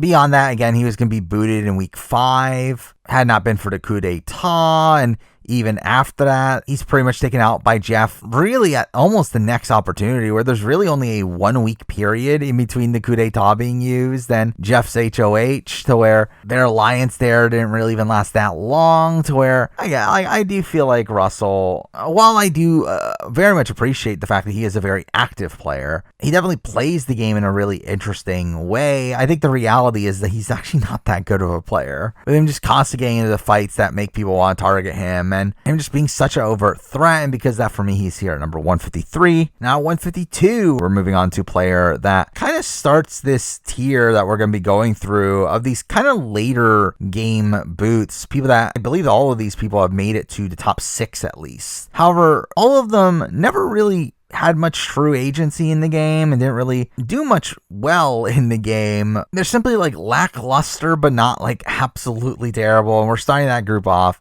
with Jack from BB4. And Jack is someone that I also remembered as a better player than what he actually was. Again, through my rewatch of BB4 and looking up live feed information, you very much get the sense that Jack is someone that, well, again, he's playing the game hard. I will at least give him credit for that. Again, he is for sure playing the game. He's not particularly playing it well. I mean, he does have massive misreads in the game, while also like not really being involved in what's really going on. I mean, after the Elite 8 ends up crumbling, which to be fair, he was a pretty central figure within, following that, again, like he's simply just on the back burner while like Dave ends up going out, to where even then he's pretty close to going there. Same thing when he's on the block against Nathan. Again, the vote nearly flips at the end. He eventually obviously gets taken out over Erica in a spot where he's a pawn. Like, that's all pretty bad. And again, he just rarely gets his way in the game. So again, like, the only thing really propping him up here is the fact that, again, he makes a pretty deep run. He also has like a decent first couple weeks and does have a pretty solid backing around him, with him having a good relationship with Erica and with David and with Nathan. But at the end of the day, he's still not a particularly good player, and he's here at number 152. Now 151, we're moving on to a player that I actually really didn't know what to do with this person. I do find assessing this person's game to be one of the toughest out of all the players here, where I just don't know where to really put him, and that person is Ollie from BB10.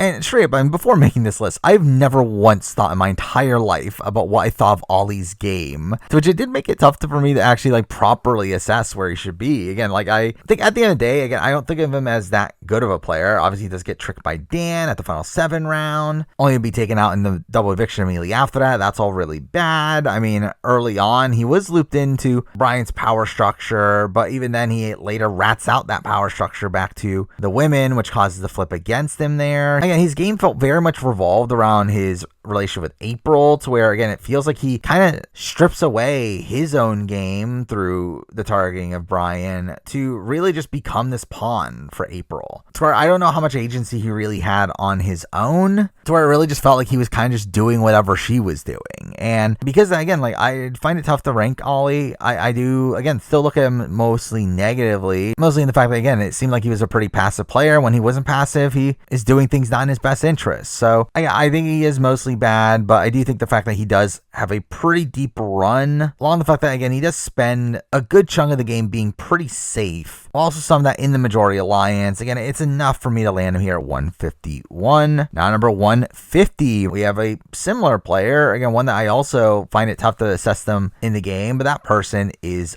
Bo from BB6. And again, Bo is someone that, again, I never really properly thought of I would rank him in the grand scheme of things until just making this video. And he's someone that I do think socially he seemed to be pretty well liked, at least outside of the points when he was like drunk, where obviously he was getting the fights here and there. It would be a bit sloppy. Obviously he gets into the fight with Janelle, which is a very notable moment, but like game wise, again, like he seemed to be just kind of fine. So again, he seemed to be like one of the more affable people to even the Sovereigns. So I think they definitely liked Bo more than they liked like Yvette and Maggie and Jennifer, to where, because that, again, like I would suspect that he would have had like some decent win equity if he had gotten to the end. But I do struggle with, again, how much of that was active. I don't know if he really had that much of a strategic bone in his body. I really don't get a good sense of what he was doing strategically outside of just, again, following along with whatever the friendship we're doing and working alongside Yvette. So obviously eventually comes off as the bigger threat to Yvette, to where he gets taken out instead of her. Again, like it's just kind of a fine game. Like, I mean, at least he was in the friendship. That's something. And also he was like pretty safe in the game until him and Yvette were the last pair in the game where they felt like they needed to split them up. So for me, again, like I kind of feel like he like evens out a bit above Ollie. Probably has less like holes in his game than Ollie, but I think just relatively, I look at their games on a similar playing field, and because that for me, Bo is here at number 150. Now at 149, we're moving on to a two-time player here, one that actually got Bo out, and that person is Howie, obviously from BB6 and BB7. And again, Howie's another one that's really tough to assess, where like straight, I don't think Howie is obviously that good of a player. He is someone that, again, didn't seem to have that great of a strategic mind. He obviously makes the fatal mistake in targeting James after being tricked by Maggie into doing so. That's all really bad. He obviously was someone that came off as very abrasive. For a while, like people liked Howie a lot of the time. People also were straight up annoyed by Howie a lot of the time. And again, it is a massive dichotomy in terms of how his social game operates, but still, he does have a very solid grouping of allies. I mean, again, he has Kaser and Janelle on his side. I mean, James, even despite the fact that he comes for him in BB6, I mean, by the time BB7, like they were extremely close. And like just in general, I kind of feel like Howie was kind of the Bo of the Sovereigns in terms of like game position, at least. Now, again, on paper, I think in the comparison between Bo and Howie, I would actually say Bo is probably the person I would have more confidence in on a return. But at the same time, obviously, Howie did end up being the one to take out Bo, along the fact that Howie also got a second appearance, where it kind of supports this, like, at least longevity for Howie in the game. Where, again, like, I think at the end of the day, Howie I don't look at as that good of a player, but I think considering what we got, I think it's good enough to be here number 149. At 148, we're moving on to a player that I also struggled with where to land this person, as for a while I did attach them to a certain other person on the list, though I did later decide to split them up, considering I do feel like there ended up being a pretty big difference between the two. We do end up having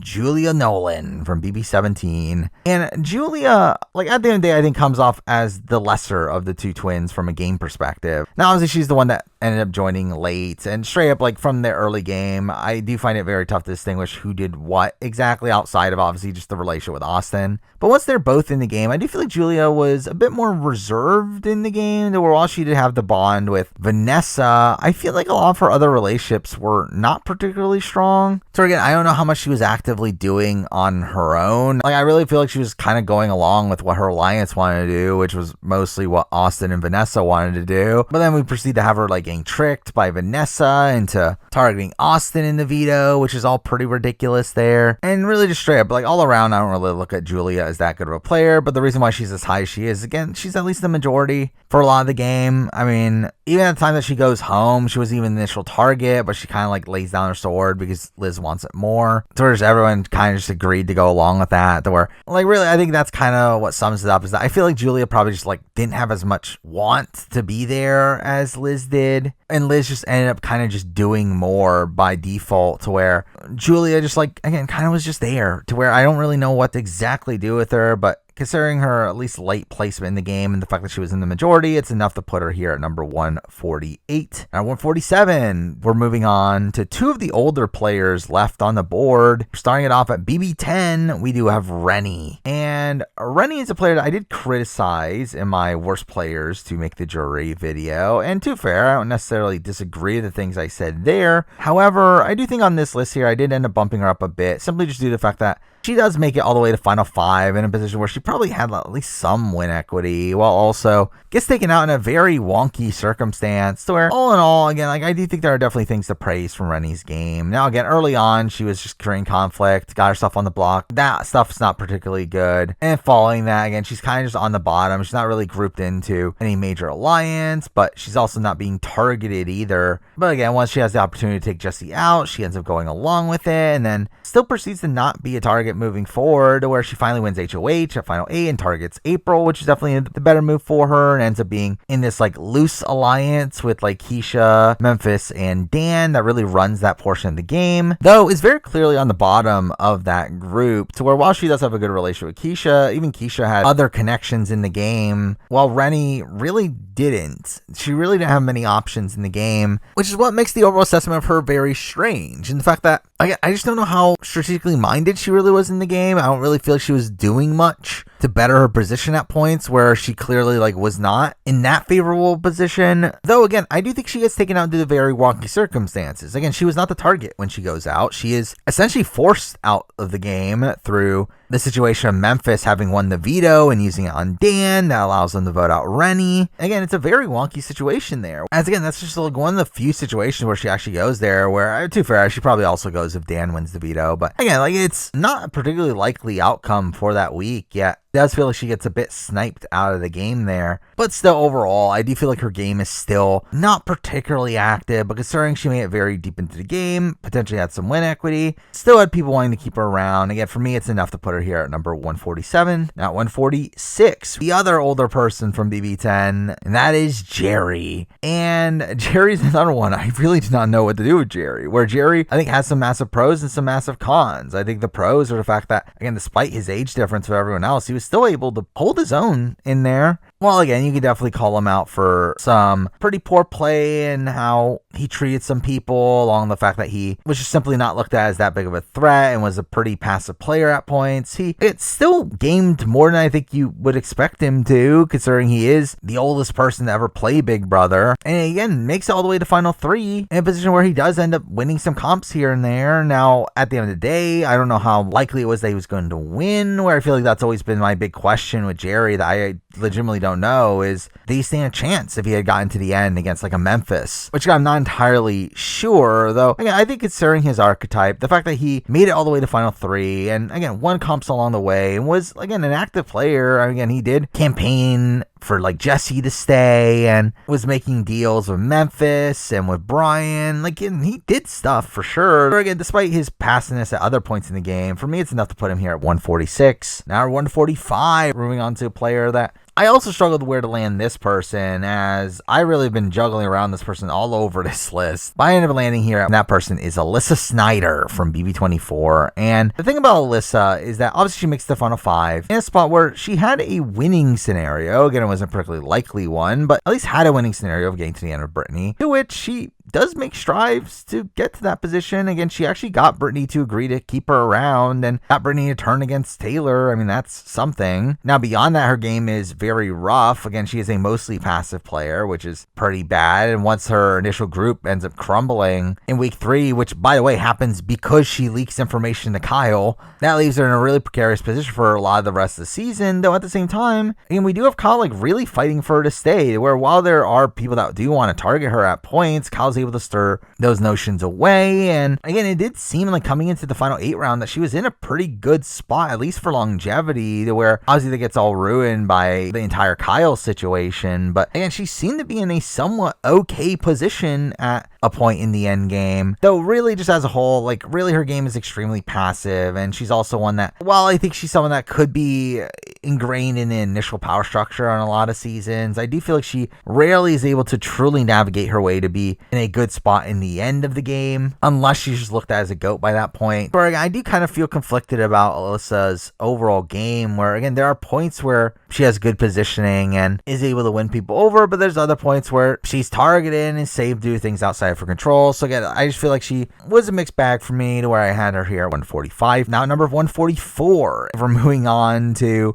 a player that a lot of people were very frustrated with very recently. And while I definitely do get the criticisms of her game, I do think there are still some positives that people don't like to talk about. And at 145, I do have Bowie Jane from BB25. And again, like Bowie Jane did not play a good game, obviously. I mean, she was in 3rd place. She was someone that had very little win equity, even though, to be fair, I mean, there is talk about how she would potentially beat Felicia. But still, I mean, like someone that was not respected by the jury, someone that got into the final 3 scenario to where she should have been the prime person to be taken to 2, yet no one was going to take her to 2. Yet in a way, feeling very Victoria-esque in that light. So again, I think the thing that separates her from Victoria to me is the fact that I didn't think Bowie played self-interestedly at points. I do think there are points in the game where Bowie actually does some decent active work. And she's someone that did actively position herself as a person that wanted to be picked up by other people and be underestimated by other people, which again, she openly says that on the live feed. So again, at least that's something. She also does really good work at making other people believe that she's with them. But again, both Matt and Jag and Corey America were fully convinced that Bowie was on their sides, even though again, like she was mostly with Matt and Jag for a lot of that time. Also, Cameron like fully believed they had Bowie Jane. So again, I do think that is something to credit Bowie Jane with. The fact that she was able to convince these people that she was with them in that way. Now, again, like still lack of win equity and really just going along with whatever Matt and Jag wanted is definitely a criticism to be had here. But again, like she still supposedly had a somewhat winning scenario against Felicia. So again, at least that's something. I feel like Bowie Jane, while not a great player, definitely has some minor upsides to her, to where she's here at number 144. At 143, and this starts a bit of a mini tier here of players that I think were screwed over by Twist. So while I don't think they're that good of players, in actuality, I think the fact that they were screwed over by Twist was enough to land them higher on the list, just due to the fact that I do think their games were not played out naturally.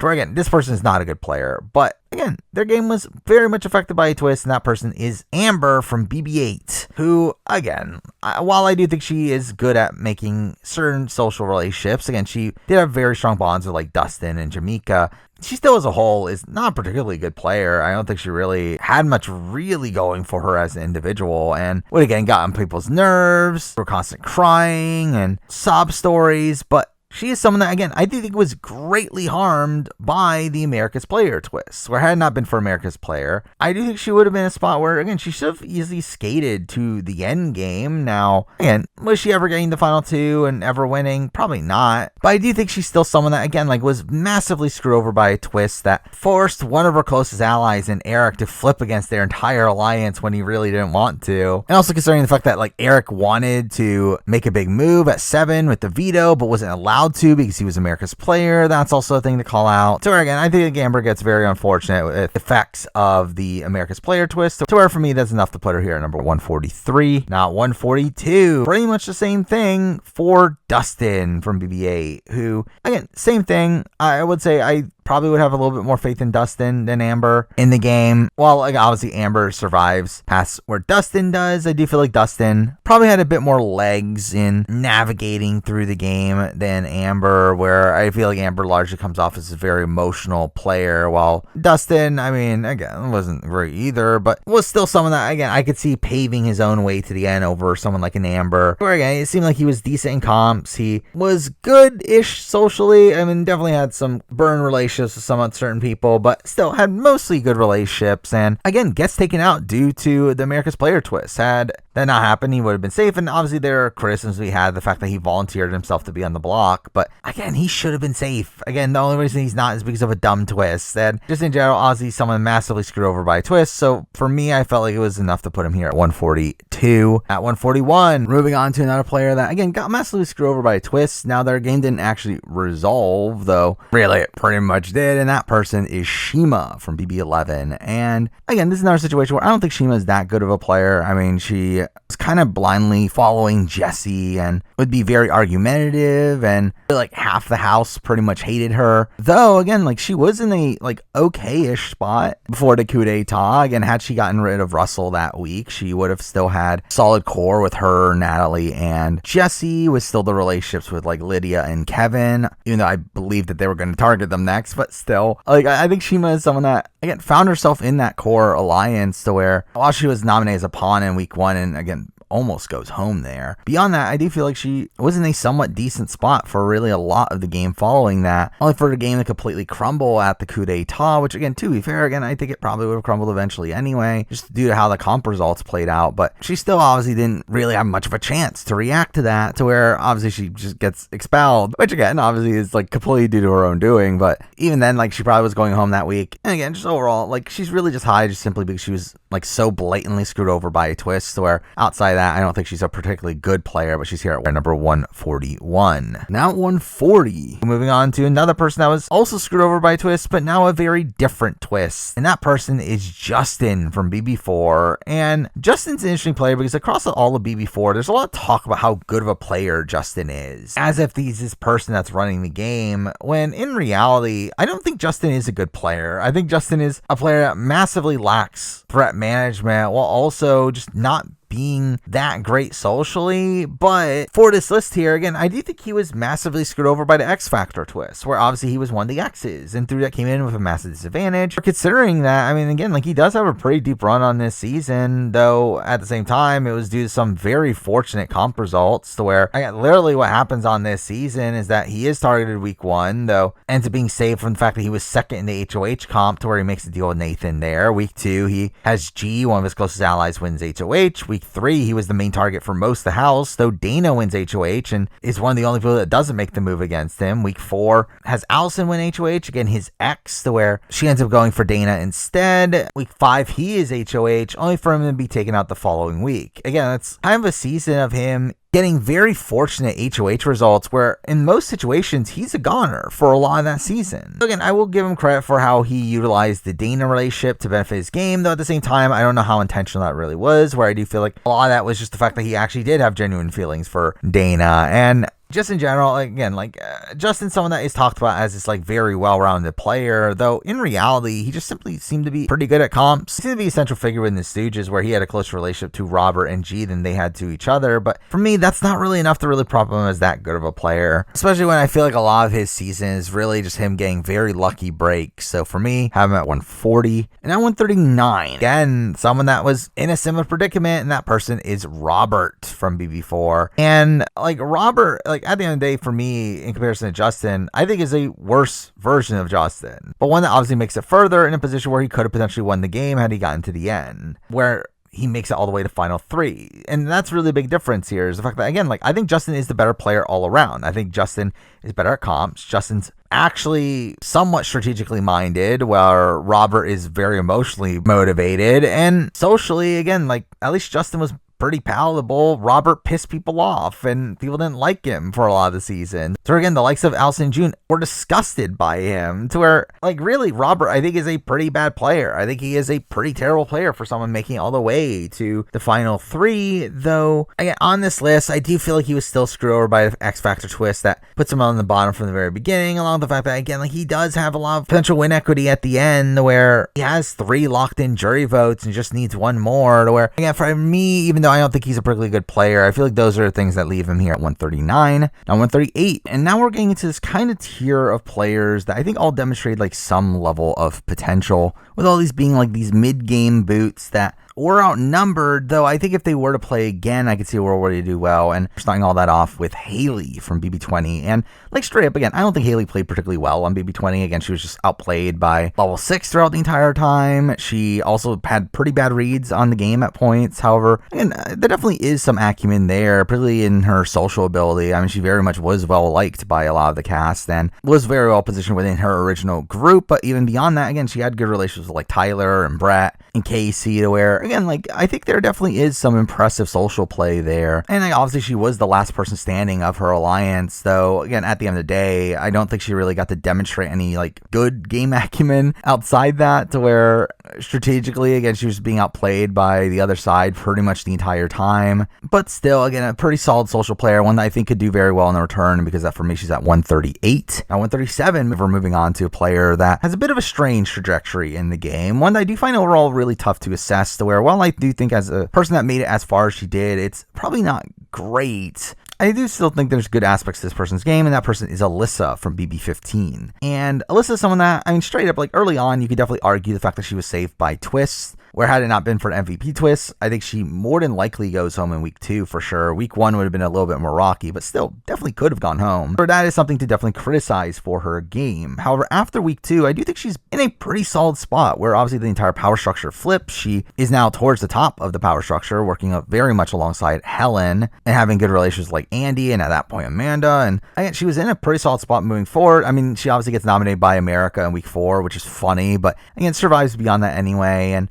really is smooth sailing until the jury phase of the game. Obviously that's where like Helen starts to lose traction, and Helen starts to be targeted, gets taken out. Alyssa's now on the bottom. She has to win a few comps to squeak her way through the game, and eventually gets taken out in the double eviction. There she can even get McCrae to keep her, but McCrae actually believes what she's saying. And yeah, like, it's a very weird game. I do think for me, the thing that kind of props up Alyssa a bit here is her comp ability, where it does feel like she is very good at competitions, where outside that, I do feel like she is, again, kind of middling socially. She has some good bonds. She also turns away some people. Strategically, I think she's more of a passenger. I do think it was more so Helen doing a lot of the legwork for that duo, while she was just kind of there. But again, like, I think at the end of the day, she's not like an outright completely terrible player. Like, I think she belongs alongside the people we're talking about here. But I think it's really tough to prop her up that much more. So because that, for me, she's here at number 137. Or 136, we have a player that was not as good as Haley socially, though I think they at least were a bit more cutthroat in the game to a degree, and that person is Becky from BB17. And Becky is a player here that, again, like, she attempted a backdoor of Vanessa. Again, she put Vanessa on the block, one of the only people to even go after Vanessa throughout a lot of the season, and while she ends up failing to do so, again, that is something that actually props her up as a player to me. The fact that she was willing to make that big of a move. Now, obviously, there is fault to be had in her execution of it. Again, she didn't really secure the votes of her own allies in getting Vanessa out, which leads to Vanessa ending up staying. She also just, outside that, wasn't really that good of an ally, to where she was just kind of on the bottom of her group, to where while she had a good like relationship with Jackie, no one else like was really particularly high on working with Becky long term. But again, there are some good instincts there. Again, she does flip when she needs to. At the Jason boot round, she picks up on what Vanessa's doing and goes after Vanessa. She also seemed to just in general be really good at comps, where there definitely is good stuff there, but I think the fact that she was never really ingrained socially in the house is enough for me to land her below at least the next person we'll be talking about, to where she's here at 136. Now at 135, moving on to another BB17 player, one we actually just mentioned, we have Jackie. And again, for me, it's a similar thing as Becky in the sense that they were, like, again, in a similar spot in the game, had similar allies, though I think a major difference is the fact that, again, I think Jackie was more ingrained within her group. I think she was a lot closer to the likes of James and Meg than Becky was, while also just in general seeming to be pretty good socially, something I think Becky was a little bit lacking at. And really her placement higher than Becky here really just comes from my faith in her social ability over Becky, where again, at the end of the day, Becky does make a bigger move, Becky does have more physical ability, but Jackie's the type of player that I think finds herself in a pretty solid group in most appearances. And while again, that group got outplayed on this season, I still think she's like a somewhat competent player. Still one that got taken out like so early on. And she was, what, 10th place, to where it's tough to really put her that much higher without other major things to really prop her up from. But for me, it's enough to be here in 135. On 134, we're actually keeping with BB17 still. And here we do have Meg. And Meg is another player that I think a lot of people like really discredit Meg and like talk about her as a really bad player. But again, I think to me, she's around the same level as Jackie and Becky. Again, she is a pretty competent social player. Again, a lot of people liked her in the house. She, again, found herself in the initial majority alliance. She had really solid allies in Jason and James. James, Devon, Jeff, Jackie. Like, she had a very solid group around her that obviously just gets outplayed by the likes of Vanessa and Austin and Shelly and Clay, to where her side obviously loses traction. But even then, like, they're able to recover, and her and James make a deal with Austin that keeps them safe for a bit. And she still makes it like relatively deep in the game. For a while, they're eventually flipped on at the final 8. Even then, I mean, she wasn't the initial target. It was going to be James. And even then comes somewhat close to staying as well. So again, I think Meg is actually like kind of an okay player. Again, she's not great. She's not terrible. She's just kind of okay, which is kind of the point of the list that we're at. So 134 felt like a solid spot for her. Now, number 133, moving on to a player that I always found a tough time assessing this person. I never fully understood exactly where they were in the game, especially in terms of long-term plans, but I'm going to go with Michelle Costa from BB10. And Michelle is someone that, again, like, I know that she was working alongside Jesse in Memphis early on. I know she was obviously very hurt by Jesse's eviction, where she started working alongside April and Ollie, but I've always struggled with just my overall assessment of Michelle Costa, just because I never really understood how she was really approaching the game and what her plans were, which, I mean, to be fair, I mean, like, if her plans were to go to end of Ollie, again, does she beat Ollie? Probably. Even going to the end of, like, Jerry, again, she probably wins too. Again, like, she got to the final 7 with probably some win equity, but I just feel like it's a very tough road unless she just wins out. For even before that, again, I don't really know how much she was really doing that well in the game. I mean, again, her side gets targeted for 2 times in a row while she's never on the block during those times, which again, you could definitely give her credit for. Again, like, she does lose Angie and then Jesse back to back, 2 people on her side of the house. And again, she seemed to be a flexible enough player to start working with the other side once Jesse goes home, but like, still, I just have a tough time really assessing her game, to where I think attaching her to the likes of like Meg, Jackie, and Becky felt about right to me. So for me, she's here at number 133. Now, number 132, we're moving on to a player that pretty much got sniped out of the game. I mean, this person got taken out in the pre-jury phase, though to me, it's still one of the more impressive pre-jurors on the board, and that person is Rachel Swindler from BB20. And Rachel is a player to me that did have a lot of potential. I mean, she knew the game very well. She was a big fan. She was in the level 6 alliance, and I think out of the non-Tyler and Casey players in that alliance, she was the one that did the most work in trying to build bonds with the other side. Like, really, just in general, she was one of the more palatable people to the other side, to where, to be fair, that's part of her issue by the end of it, is that she built the strong bond with Bailey, and she started to get distrusted because of that. But still, again, like, she's someone that definitely was a pretty solid social player. Well, again, having a decent enough strategic mind. Again, now at the end of the day, I do think Tyler did most of the legwork for the level 6 alliance, but I do think Rachel did a lot of decent independent work on her own to benefit her own position in the game. And again, she was taken out where she wasn't even the target. Again, she gets taken out due to the very weird circumstances of this like massive blindside, with Tyler being under the impression that Rachel was coming for him, which wasn't really the truth. It was still probably a better move for him to make, though. But again, I think she is a pretty solid player all around. I think, again, in comparison to someone like a Haley that we just talked about, I mean, she's someone that was at least in the majority for her run up to that point. And had she survived this round, I think she would have been in a very good spot to just breeze through the game. So again, I think she's one of the better pre-jury boots here. Someone that was in the majority up until the point that they went home. Now, again, she didn't even get her way during the Caitlyn vote, but still, I mean, still in the level 6 alliance, was doing good work outside of it, which is what leaves her at 132 here. Now, 131, we're moving on to a player that has played twice now, and despite that, I still find it tough to rank this person as a player. We're going to go with Bailey from BB20. And again, Bailey's played twice, and neither of those times she's made it particularly far. I mean, she got 11th and 12th place in her 2 appearances. Not particularly great results, though I think when we look at how she played the game, I think there definitely are some impressive aspects to it. On both of her seasons, she was very good socially. So while she wasn't included in the initial Falte alliance, she was able to worm her way in, which, to be fair, part of that is due to the fact that she was in a relationship with Swaggy. But still, I mean, like, essentially when Swaggy goes, she was looked at as his replacement and was fully brought into the loop there. Again, the second time she played, again, a lot of the cast really just adored her. her early on, where she was very well positioned initially, though again was once again left out of the majority group. In that time of that majority group really steamrolling, she was just kind of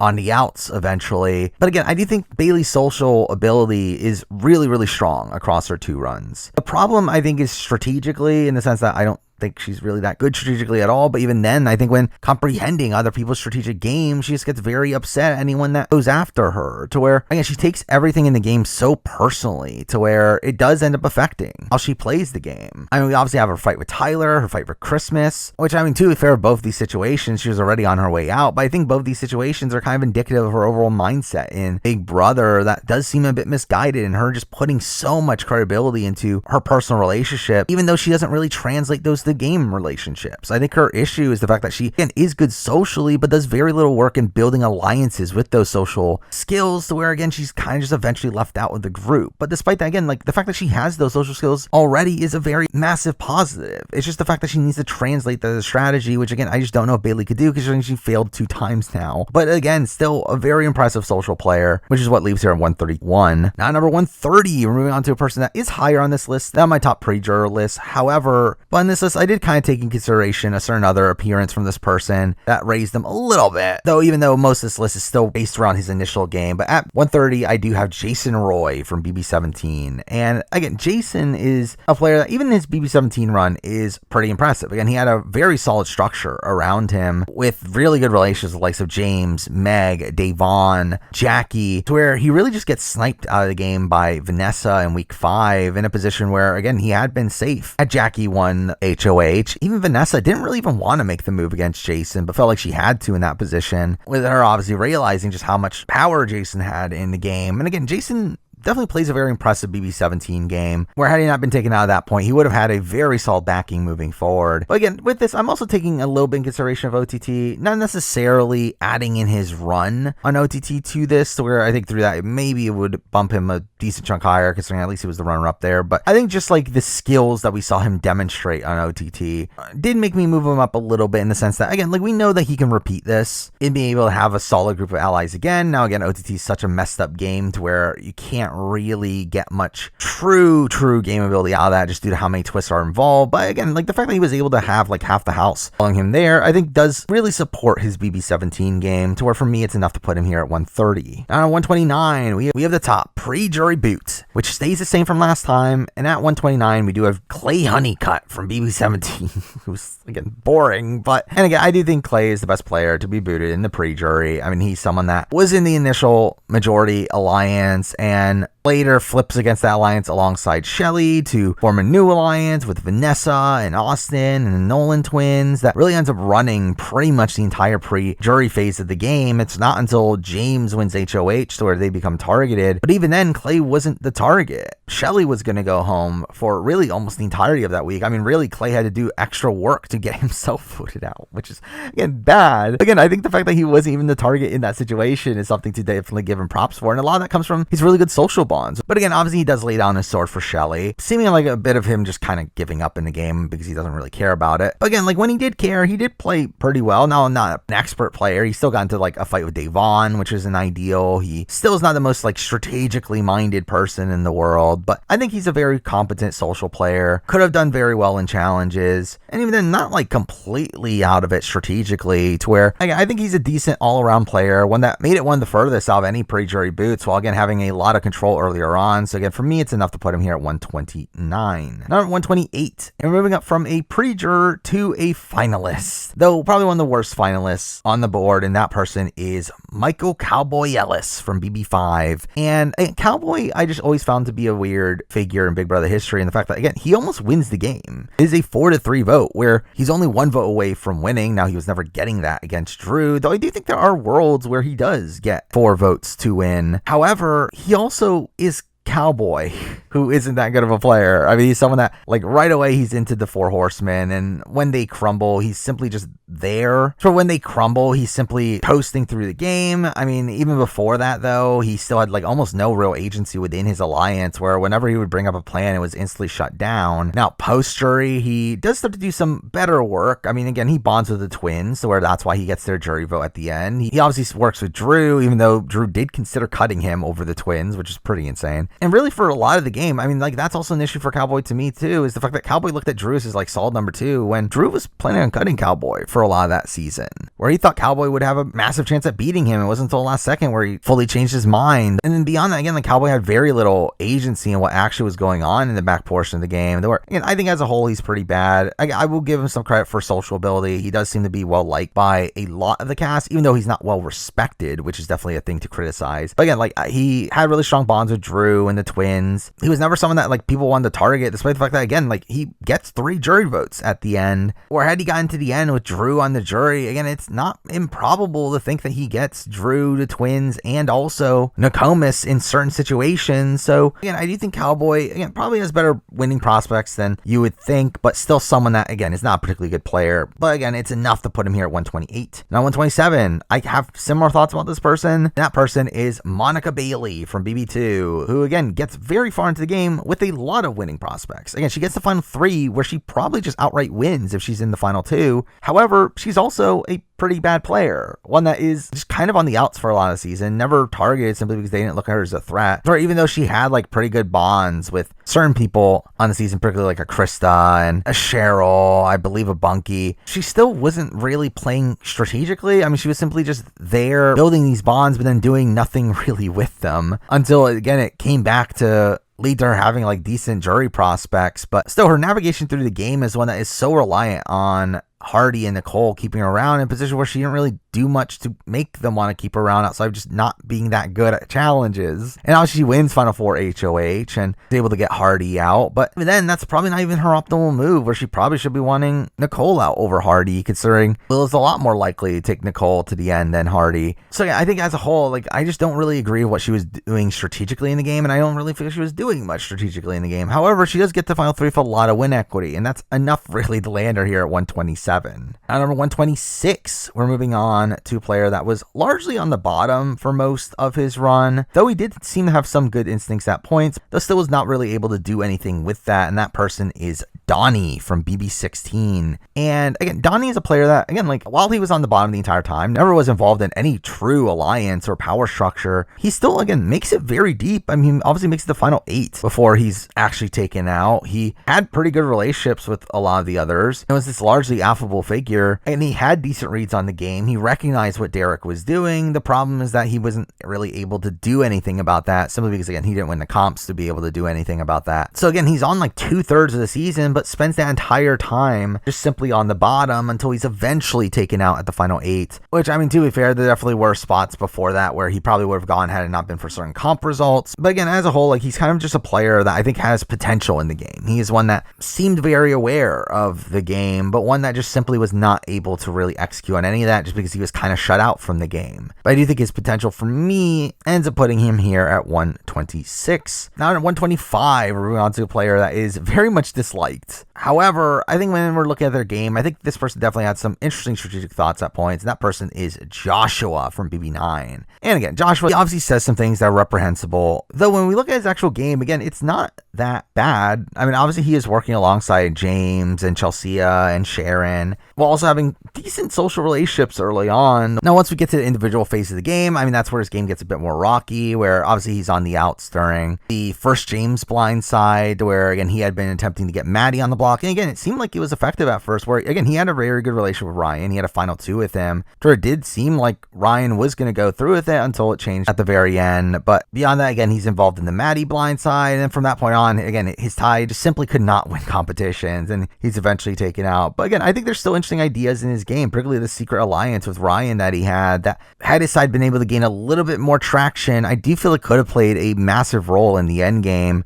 But again, it's still just potential, and along with the fact that he did make some comments that made him look like an emotional player, it's still a rocky game, but for me, it's enough to put him here at 125. Now, 124, moving on to a player that I think had a lot of potential in the game. I think this is a person that, while while initially they weren't really part of any core alliance, I do think they started to gain some traction in the mid game, only to then immediately lose it. And that person is Hayden Voss from BB16. And again, Hayden is someone that, like, early on was a very affable figure. No one really wanted to target him. Most people liked him. So while he wasn't involved in the bomb squad or detonators, he was still someone that they wanted to keep around for the short term. And to be fair, at that point, he had built a really strong bond with Nicole and Christine, to where they were this like interesting side faction in the game. But again, I think he ends up playing the Nicole HOH, where Jocasta ends up going home. I think that round was actually a pretty decent one for him, to where, while again it doesn't work out in his favor by the end, he does do pretty good work in him and Nicole building this bond with Derek and Cody, making a Final Four deal that Derek and Cody seemed to actually be genuine with for most of that week, until things flip at the very last second. But again, like most of that week, he is in a pretty strong spot, where had that alliance stuck together, he would have been in a pretty strong spot moving forward, where Derek and Cody would have been willing to cut their own allies in Christine and Frankie over Hayden and Nicole, though obviously it doesn't really go through, and he just gets evicted the following round. But again, like, I think it's impressive that he even got to that point where he convinced two of the best players of all time, and Derek and Cody, to keep him around over the likes of their allies they had for longer in the game. But at the end of the day, it's again still a failed plan, and one that outside that he didn't really do that much in the game, outside of just like kind of posting along for first few weeks. So again, it's tough to put him that much higher, but for me it's enough to put him here at 124. Now 123, moving on to a player that I think is typically looked at as a really bad player, where I think one major negative aspect of their game is typically remembered from this person. However, I think the rest of their game is actually pretty okay, and that person is Nathan from BB4. And obviously a lot of people remember him as the person that Allison played, and the person that is an idiot for saving Allison, though again, I've talked about this in my B4 video. I don't look at it that way. I actually think Nathan plays a pretty solid game up until his boot. Again, he is in the middle early on, where he uses first HOH reign to really place himself in the middle of the house, which is a pretty good spot to be in. And while, again, yeah, he is too loyal to Allison, and at the end of the day, Allison was not as trustworthy as he definitely thought she would be, I still personally disagree with the move to save Allison at that spot of the game. Again, Allison's your closest ally at that point, and had not shown really any major signs that she was willing to flip on you, to where I do think a lot of the commentary about how bad of a move it actually was for Nathan is like a bit misguided, because like, while yes, it does end up pissing off the likes of David, Jack, and Erica, it's like they have no other options. They're not gonna now target Nathan over the likes of this massive other side that are coming for them. Well, like, I don't feel like Nathan's actual positioning changes that much from doing this. Where like either way he was losing an ally, so you might as well keep the one that you trust more at this point. Now obviously, yeah, at the end of the day he couldn't trust Allison as much as he thought he could, but I don't personally find that much fault of his overall decision there, though eventually is taken out at the final 8, but even then, again, comes extremely close to flipping the vote. So literally coming into the eviction, the deciding factor on if he was going to stay or not was what they thought the next HOH was going to be. But again, he comes extremely close to staying, and again, I think they're definitely are impressive aspects of his game. Now, while again, yeah, I understand the fact that him keeping Allison in the game definitely did end up costing him the game, I don't think it's the wrong move to make at the time that he made it, and I still find it impressive that he almost stayed despite all that anyways. So because of that, for me, I have him at 123. Now 122, we're moving on to a player that is a pretty controversial player. I think this person definitely has some highs, has some lows, but for me, I end up putting him here, and that person is Maddie from BB9. And Maddie is probably on paper still a pretty bad player. On most appearances, I don't know how well he really does. Obviously, he's a very abrasive personality, to where I think there's definitely people that would not get along with him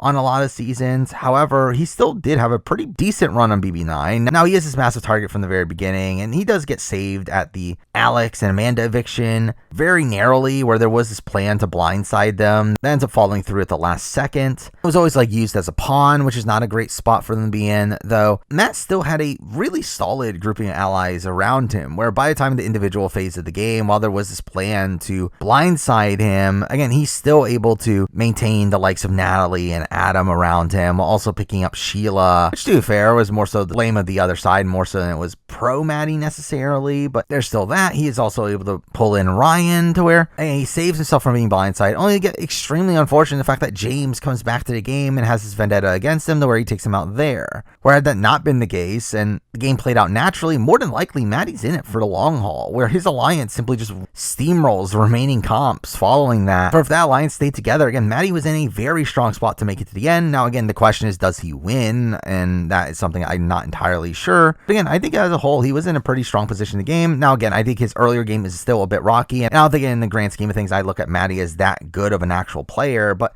I think he is someone that you could definitely argue gets twist screwed with James coming back. So even though I do have the question marks about him as a player, it's still enough to put him here at 122. Now, number 121, we're moving on to a player that obviously not supporting this person as a person, but I think simply as assessment of their game. Here I'm going to put Aaron from BB15. And Aaron, I think, is a very tough player to assess in the fact that obviously you have the racism of it all. And through that, I think that did definitely sour her winning chances, to where I would be surprised if people actually won the Warder with the win by the end. I would think at least.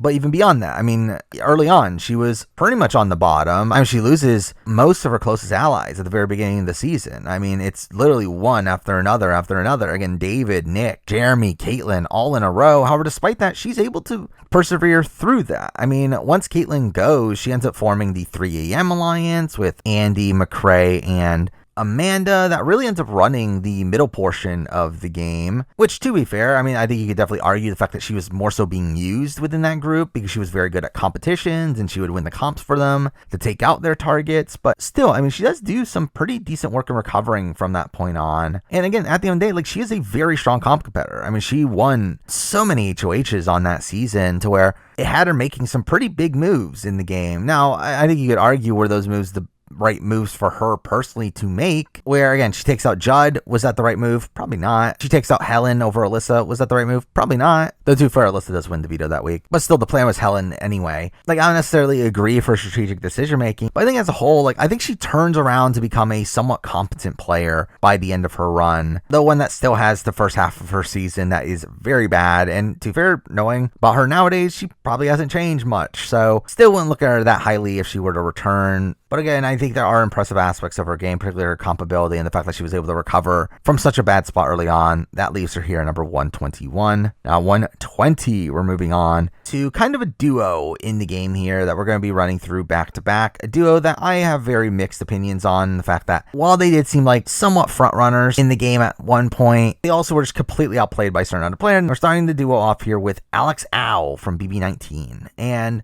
Alex, to me, was just such a frustrating player on BB19. One that, and while she was in this like pretty strong position, being part of Paul's alliance, and she ends up just being outplayed by Paul for a lot of it, to where, and she was really propped up as this like big threat in the game, which again is indicative of poor threat management. It was really set up as this like big gamer, despite the fact that again Paul was really just running the entire show with Alex just going along with his plans, even though they didn't even make sense for her. Again, the fact that she throws the HOH to Christmas in the Jason Boot week is pretty insane. And even beyond that, I mean, like, she starts off the game on the outs early on. She's able to get in with Paul, which again is decent work there, but even then it's like just again too blindly loyal to Paul. Thinks Paul's going to take her to final 2 to where she would beat Paul, though even then not really a guarantee, because like if Paul has Josh, Christmas, Evan, and Matt and Raven, I mean, that's essentially the win there, which again is indicative of more poor play from Alex. The fact that she wanted to go to the end because she thought she would beat him when she wouldn't, while those also Kristen the other way around, the fact that she couldn't convince them to do something that was in their best interest. And really, again, like, it just feels like Alex was this like massive confidant for Paul while just blindly following him and not really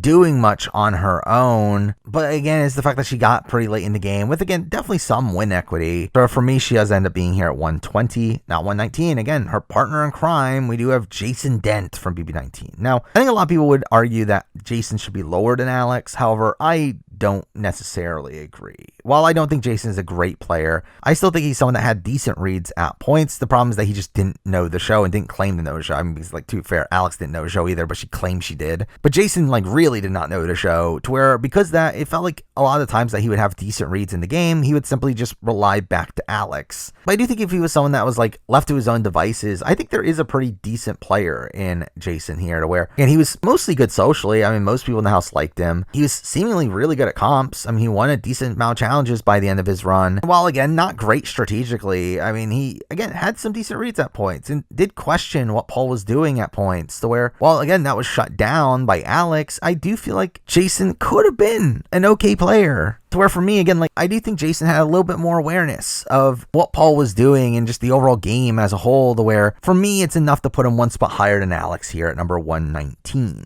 Now, number 118. 18. We're moving back to a player that is largely here because of the potential I feel like they have, which I think we've seen some of that potential on other shows. But in terms of how they performed on Big Brother, again, there definitely are some things to give them some credit for, but at the end of the day, it's not the greatest, but also I give them some leniency in why it wasn't the greatest. But either way, at 134, we do have Alyssa Lopez from BB23. And Alyssa is someone that we're big fans of the show, knew the show pretty well, weren't the worst strategically in the game. I never really got to truly demonstrate that with Alyssa here not being able to do so because she was kind of on the bottom. Like, while she had the relationship with like Christian and Xavier, she was always somewhat in danger through her run. She was never really involved in a lot of what the cookout was doing outside of just being this like +1 for Xavier, to which, to be fair, I mean, she is the last of the +1s to be eliminated, even though again she was supposed to be second to last. But Xavier did fight really hard to take Alyssa for in the game, and again, it did seem like at a point that he was willing to break up the cookout to allow her to go further in the game. So that is something to give her some credit for. Again, she also won some comps. In general, again, I think she comes out of BB23 being looked at as a player that, again, I think had some potential but never really got to realize it because of how dominant the cookout was. Now, again, beyond that, I think we've seen some more game acumen from her on the challenge, where Challenge USA 2 in particular, I think she was like very central into the power structure there and really just gets sniped out of the game there, to where, again, it does give me faith that if she were to return to Big Brother, she would be able to do a similar thing of just be in the center of this big conglomerate. And yeah, I just think Alyssa Lopez is someone that does have a lot of potential in the game that we just never get to realize. But again, at the end of the day, it is still just potential. She was obviously still snowed by Xavier and the cookout, to where, again, I can't really put her much higher in this, but I do feel like because of all those things, I felt like it was about right to put her here at number 118. Now 117, we're moving on to another Lopez, though another one that's in the spot for pretty different reasons, but that person is America Lopez from BB25. And America's a player I find pretty tough to assess in the fact that, again, she was pretty ineffective in the game, and she was just very loose with information to where it would really just blow up her spot at points. But again, she had decent reads on the game at points. She was a player that was like so willing to make a move, which, to be fair, I mean, probably to her detriment at points, but still, I definitely do respect the like less reserved style of gameplay that she had. Well, also, again, like, I give her a lot of credit for the flip against Izzy. I think she's the person that put a lot of that into action, to where, while again, I do think Corey's information was a major catalyst for allowing that move to go through, I do think that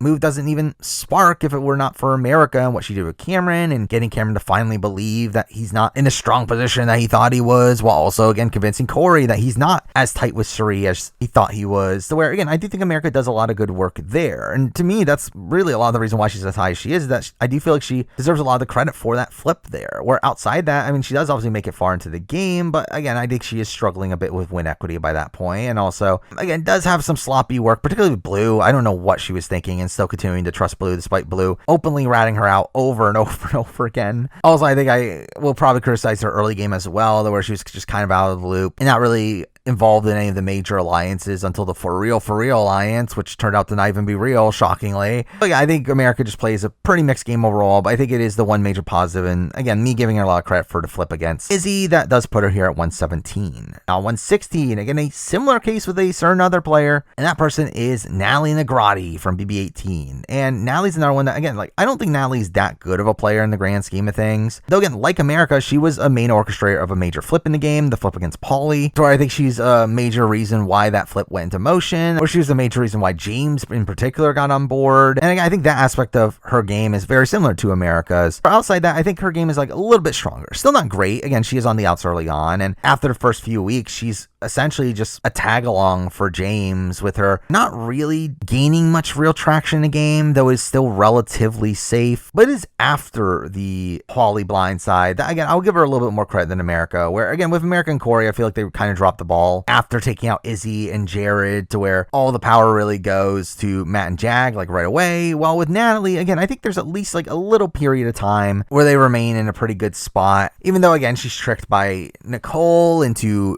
targeting Paul and Victor, which isn't a particularly great spot. Where again, like, there's a 2-week period there where she is part of the biggest faction in the game of her, James and Michelle. Again, she had Michelle as a very solid ally. Still eventually got Paulie evicted and even avoided nomination, a double eviction, where Corey went HOH there and somehow didn't go after her. Yeah, I think there is like good play within that period, though at the end of the day, she's still tricked by Nicole into targeting Paul and Victor too early, and proceeds to lose Michelle in the following week, and then eventually go home. But again, I still feel like there's at least a little bit more points where she maintained a bit more control after the flip against Paulie in comparison to someone like America, to where, again, I think that makes her slightly higher here at number 116. Now, number 115, we're moving on to two players in a row from the same season. I think played mostly similar games, but we're starting that off with April from BB10. And April's a player that, again, I do think it's a little bit tough to assess in the sense that she did seem to have a lot of control earlier on. Again, her and the Coven obviously ran the first few weeks, again, led the charge against Brian. Really were getting their way up until week 4, though week 4, April wins HOH and does target Memphis, though I think that's where I'll definitely start to qualm with her game. Again, the fact that she seemed to just go on a power trip and turn the rest of her alliance away from her, to where they go out of their way to blindside her by keeping Memphis around, to where, again, that's pretty bad there, though obviously proceeds to still survive until the final 8, only to be taken out right after that anyway. Again, like, it's a rocky game. I think the first 3 weeks are really the main things I'll give her credit for. The fact that she was in such a power position early on, though again, she does go on this massive power trip that ruins all that. But even then, still had like half the house on her side even after that. But once she loses power, obviously, like, she was the biggest target on the board and gets taken out. So, and I think there's definitely some good things, there's definitely some bad, but I think the good is good enough to put her here at 115. Now 114, similar thing. Very similar games. This person's higher because at least they did lead the charge on the flip against April, and that person is Libra from BB10.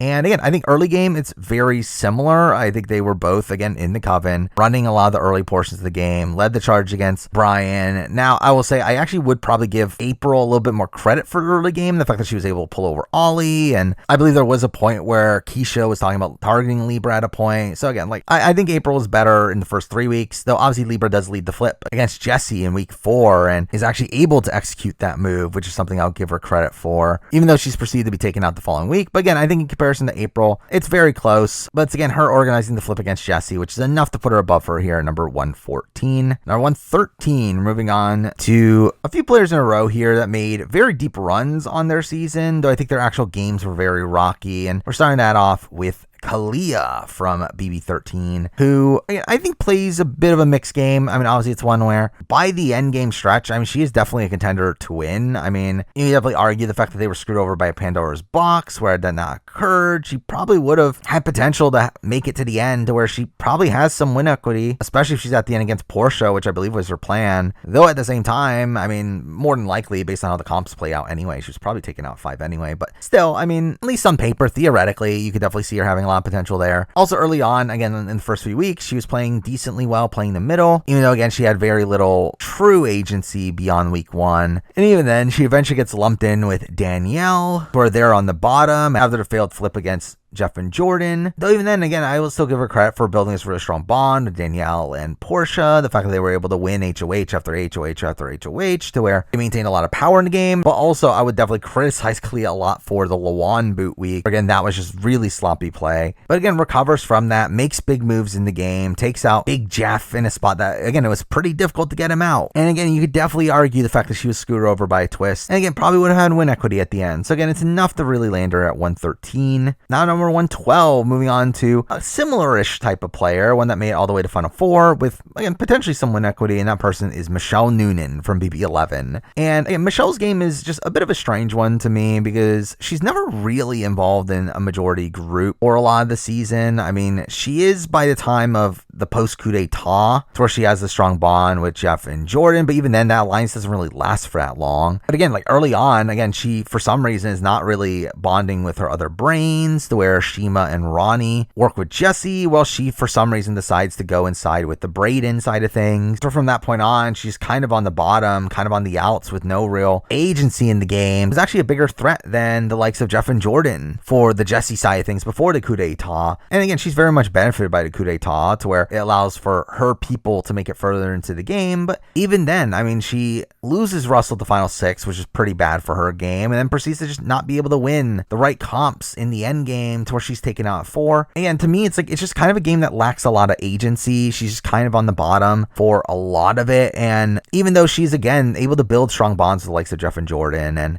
was able to manage her threat level decently well through a lot of it, she still is someone that, again, I don't know how much faith I really have in her to win the game. And even then, she would have had the win out. And even then, again, she wasn't particularly well liked by certain other people in the cast, where I think it's overall just a very mixed game, but considering how far she made it, it's enough to put her here at 112. Now, 111, moving on to a player that I do think is very, very sloppy. However, I think this person actually does some things pretty well, even though you would just think of them as a wacky character at first, and that person is Natalie from BB9. And Natalie is someone that, again, I think at the end of the day, plays a pretty aggressive game, and is someone that is playing hard.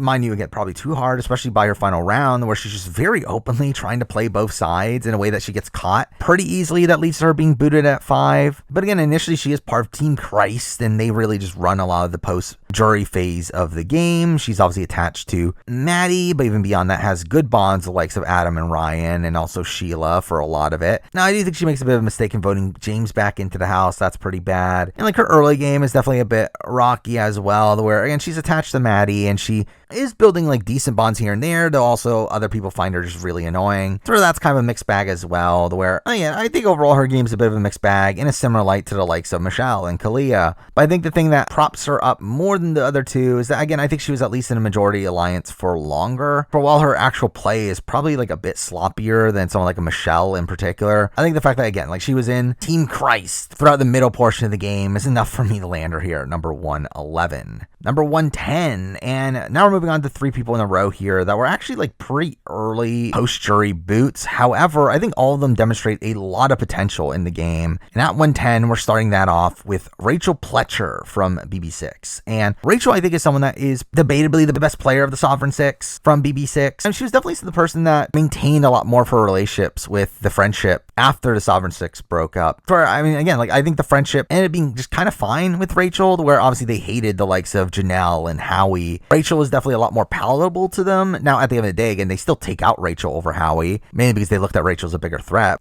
But still, I feel like there is definitely some decent sociability there, and the fact that she was able to maintain their relationships. The fact that she was also this more rational mind, where, again, you still had Howie and Janelle just going after the friendship for no reason. Again, Rachel just laid back and actively tried to maintain her relationships there. Now, beyond that, again, I don't think she's the greatest player in the world still. Early on, I do think she, while, again, in the middle and not really in much danger, I don't really know how much she was actively doing to better her position. But obviously she does eventually flip against Eric, and again, had the Sovereigns actually won out, I did think she would have been in a pretty solid spot moving forward, again, not being as big of a threat as the likes of Kaser and Janelle and James, and also having good relationships. So again, I do think there is some good play there, though obviously she also fails to convince Howie to not go after James, which was pretty bad, to where, again, all in all, I think it's a still bit of a mixed game, but definitely there's some aspects of her game that are pretty impressive, which is why she's here at number 110. Number 109, we have a player that, again, considering how early a boot this person is, I think they were a pretty dominant player for the first half of it, though again, still made themselves too big of a target, and that person is Shelly from BB17. And Shelly, I think, plays a pretty impressive game, considering her placement. Again, in the first half of the game, she really is running the show alongside Vanessa and Clay, to where they pretty much control most of what's actually happening during that phase of the game. Now, I think at the end of the day, she kind of gets outplayed by Vanessa, and the fact that I think Vanessa is able to lessen the blame for the amount of control that they had and really put a lot of that blame onto Shelly and Clay, which leads them to be targeted by James eventually. And in that position, again, Shelly was going home for a lot of that weekend, was only saved at the last second by Clay essentially quitting the game, but even then is proceeded to be targeted the following week, where, again, despite the fact that Vanessa was backdoored, the votes were never really secured for Shelly to stay, simply because, again, the likes of James, Jackie, and Meg still felt like Shelly had a vendetta against them for what happened to Clay. So it's still a very rocky game here, but one that I just feel had a lot of control earlier on, to where that alone was very impressive in my mind, where she's here at number 109. Or 108, we have a person that is kind of a mix of Shelly and Rachel, one that had a good amount of control early on, while also being very palatable to most of the players in the house. We're at 108, we do have Will from BB5. And Will is someone that I do think as a whole is a pretty strong player, considering the fact that he is someone that landed in 9th place. I mean, he's someone that, again, I think had a lot of control earlier on within his group. Again, I think within the Pinky Swear Alliance, I think he was well positioned within that. While he does lose someone like in Lori early on, again, they're still able to get Holly out of the game at week 4 and then take out Scott and Jace back to back. But again, even beyond that, again, I think he did very good social work along the way too, where like even outside of his initial group, again, he had very good relationships with the likes of Drew, with the likes of Jason Scott, to where they believe that he was with them at points. He was good with Marvin. For again, Will just seemed to be like a very good social player, seemed to be very well positioned in the game. The problem comes at the final 9, where you have the twins going on their massive power trip, to where I will say I don't think Will plays that round particularly well. I mean, he does pretty openly target the twins, to which that gets back to them, which causes him to eventually go. But again, I think his game up to that point is very, very impressive. And even in that round, like, he barely goes. It's a tie vote. Mind you, the twins wanted a tie vote, but really, they could only get a tie vote even if they wanted to. Tori does kind of get sniped out of the game there, where had that not been the case, I think he's a major front runner to win the game. But again, considering how early of a boot he was, along the fact that, again, I do think he makes some mistakes at the very end there. I can't put him that much higher, but I do have him here at 108. Now at 107, we're moving on to a very recent player of the show, and we're kind of actually starting this kind of mini tier here of these players that made pretty deep runs on the show. And we're pretty active players, though I do feel like their win equity is a little bit up for debate. And we're starting off with, again, a very recent player from the show. Here we do have Felicia from BB25. And Felicia is a player that was just really fun to watch. Again, she was someone that played a very dynamic game, was constantly flip-flopping, as she was in survival mode for a lot of the game. Where again, early on, I mean, she was running the game alongside Izzy, Sri, and Jared. Mind you, again, she was on the bottom of that pecking order, but still, I mean, they definitely did control a lot of what was going on. Though even then, I mean, there were points where Felicia didn't get her way. I mean, like, Heisem is a move that she later regretted. Heisem was a move that she regretted. You have the red vote where she tried to flip that at the last second and failed. And also by that point, obviously her game is blown up to where she becomes a easy scapegoat for them in second Cameron HOH, so where they were just going to easily vote her out, though obviously she gets saved there due to nothing that she really does herself. But beyond that, again, I think she plays this kind of scrappy game that, again, was very interesting to see. I mean, in this game where she's playing from the bottom and simply just playing to survive, to where I think she does do like good work in getting Matt and Jag's good sides while also trying to maintain a relationship with Sri, which again doesn't really work that well. And she rats out information to fair probably too much to the detriment of her game. But again, it's to the point where, like, I do very much respect how Felicia plays the game. I do like that she continuously tries. Now, again, she ultimately fails a lot with what she's trying to do, but yeah, I at least like that she tries. Again, she was a very active player. I think the issue for me comes from the fact that she had very little win equity. From what we've heard from the jury, it does feel like Felicia was actually the biggest GOAT on the season. For even Bowie Jane would have beaten Felicia, to where, again, that's not good. But I do, again, appreciate her activeness in the game, to where while it isn't enough for me to really quantify her as like a truly good player, I do feel like it's enough to put her here at 107. And at 106, again, kind of a similar thing, though I think this person was playing a lot more to their best interest, even though they were still in a pretty much losing position. That person is Brittany from BB24. And again, Brittany is an interesting player in the sense that, again, I think in the end game, I think she really steps it up and trying to play this more individualistic game that, again, like, points could have backfired on her. But again, her playing the final 5 round where she was willing to betray Taylor to take Alyssa further in the game. Again, Alyssa's the only person that she could have potentially beaten at the end. Again, I think that is a pretty interesting move to see her make. And even despite going after Taylor, Taylor still wanted to take her to final 3. It obviously gets unlucky in the fact that Monty ends up winning the comps. That takes her out. But even then, again, like before that, obviously she's very much playing the middle of the house alongside Michael. And while obviously I'll give Michael a lot more credit for a lot of what was going on there, I still think Brittany deserves something there. And early on, again, she was involved in the Girls Alliance. Now, she was also kind of on the bottom of it and was looked at as a potential target at points. But still, I mean, like, she was a sloppy player, straight up. I mean, I think she was a sloppy player all around, again, like Felicia. But again, I think in the end game, again, I think she's playing more so towards her best interests than Felicia was. Also, I think her positioning for the middle portion of the game was a lot better than Felicia's was. So because of that, for me, I have her above her here at 106. Now, 105, another player in a similar light, but I think probably a little bit better, even though I'm still a bit up in the air on this person's win equity, but that person is Sheila from BB9. And Sheila's a player that I've always been a bit conflicted on how to really assess her game, where, like, straight up, I just think a lot of her game is a very emotional game. I think she's a game that is very reactionary to the things happening around her, more so than her proactively maneuvering through the game. And I think through that, again, like, she does make these, like, moves in the game, like blindsiding James at the final 9. But how much of that was really due to her actually thinking that was a move in her best interest over the fact that she was upset at a comment Chelsea said to her? And beyond that, again, like, I don't know her win equity. I don't get the sense that she would have at least beaten Adam. I do think against Ryan, I think against probably likely, but who really knows? And even beyond that, I don't think she beat Sharon. Again, Natalie, I think is probably close. To where I really just don't fully know her win equity in the game. But again, beyond that, again, like, her game is just very rocky. Again, like, she lies to Joshua about being a lesbian for, like, no reason. That was dumb. Obviously attached to Adam, and too far, Adam was definitely sinking them early on in the game, but I do think she didn't help any by constantly fighting with Adam too. That made them look like a major source of drama. But again, I mean, she was part of Team Christ that runs the middle portion of the game. But again, she was aligned with Team Christ, who really runs the middle portion of the game. She had a good relationship with Adam by the end, to where that helps her maneuver through the game. Though even then, I mean, like, technically Adam was actually willing to cut her at 4 as a last second decision to keep her simply due to challenge strength. And again, like, at the end of the day, like, Sheila's game is very, very rocky.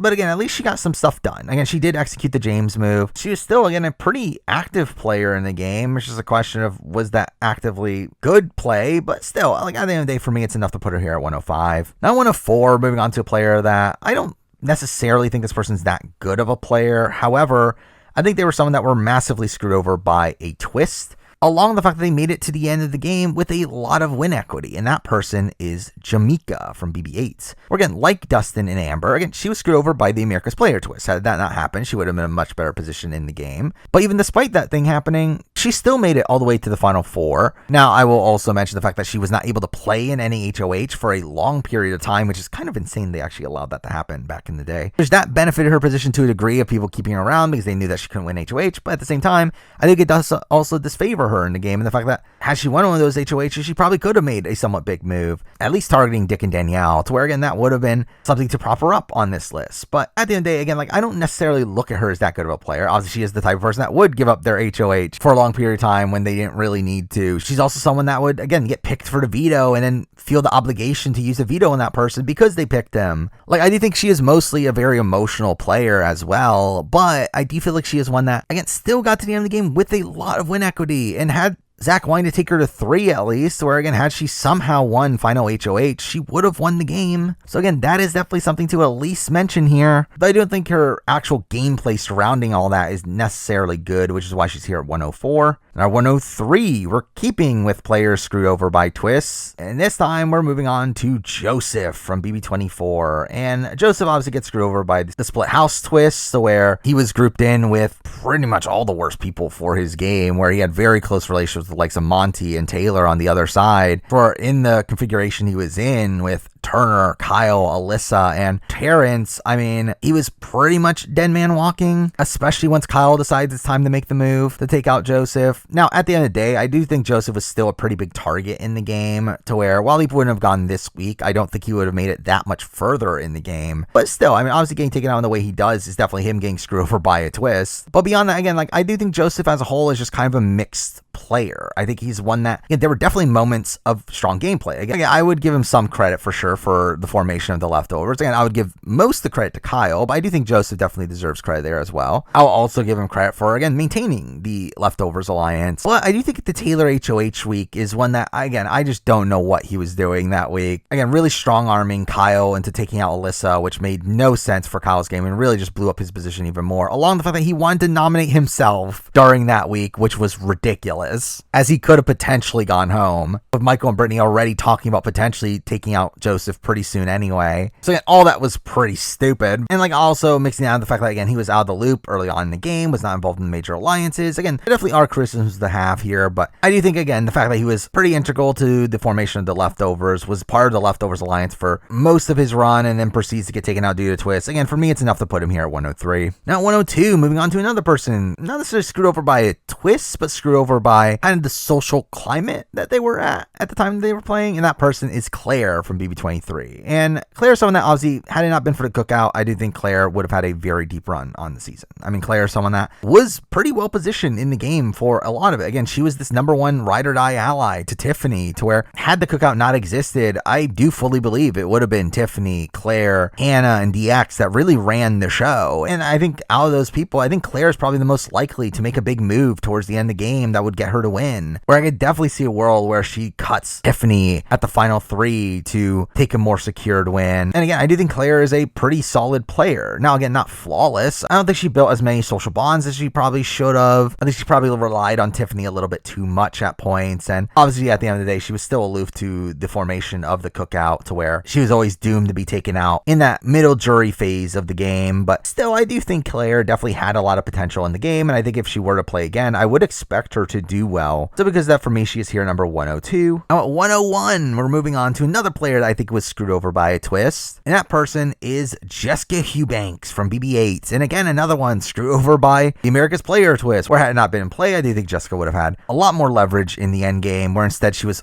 essentially forced to work alongside Dick and Danielle. Now, I think the thing for me that doesn't prop her up even more, considering how screwed over she was by America's Player, is the fact that, again, it felt like she was just going along with whatever Eric was doing anyway, where, and had she like fought back against this notion, then I think I would probably give her a bit more credit as a player and probably put her a bit higher. But I do think it's the fact that she like just went along with what Eric was doing, even though it made no sense for their games, into working with Dick and Danielle, is my big issue with Jessica's game, where it just feels like she's a bit passive in that decision making there. But still, I mean, Jessica is still a pretty solid player on that season. Again, she was in the core alliance from the very beginning. She obviously has the good bond with Eric, but even then, again, still has the bonds with Jamaica, Amber, and Dustin. Again, they flip against Dick and Danielle, only for, again, them to just decide to work with them again, which is really dumb. But again, also eventually get screwed over by the fact that Eric can't use the veto at Final 7, which was a greater their position, only for her to be eventually taken out at 6, because obviously, to where again, like, it's a bit of a weird game. It's one that, again, like, I do think is massively screwed over by the fact that there was America's Player as her closest ally that stopped her from doing the more optimal move. But I do have issues with the fact that she didn't fight back more against her realizing how bad these moves are for her game. But it's still a game that, again, is largely predicated by how bad she was screwed over by the America's Player twist, which for me is enough to put her here at 101. Now at number 100, we're finally at the top 100. And here we're talking about someone I didn't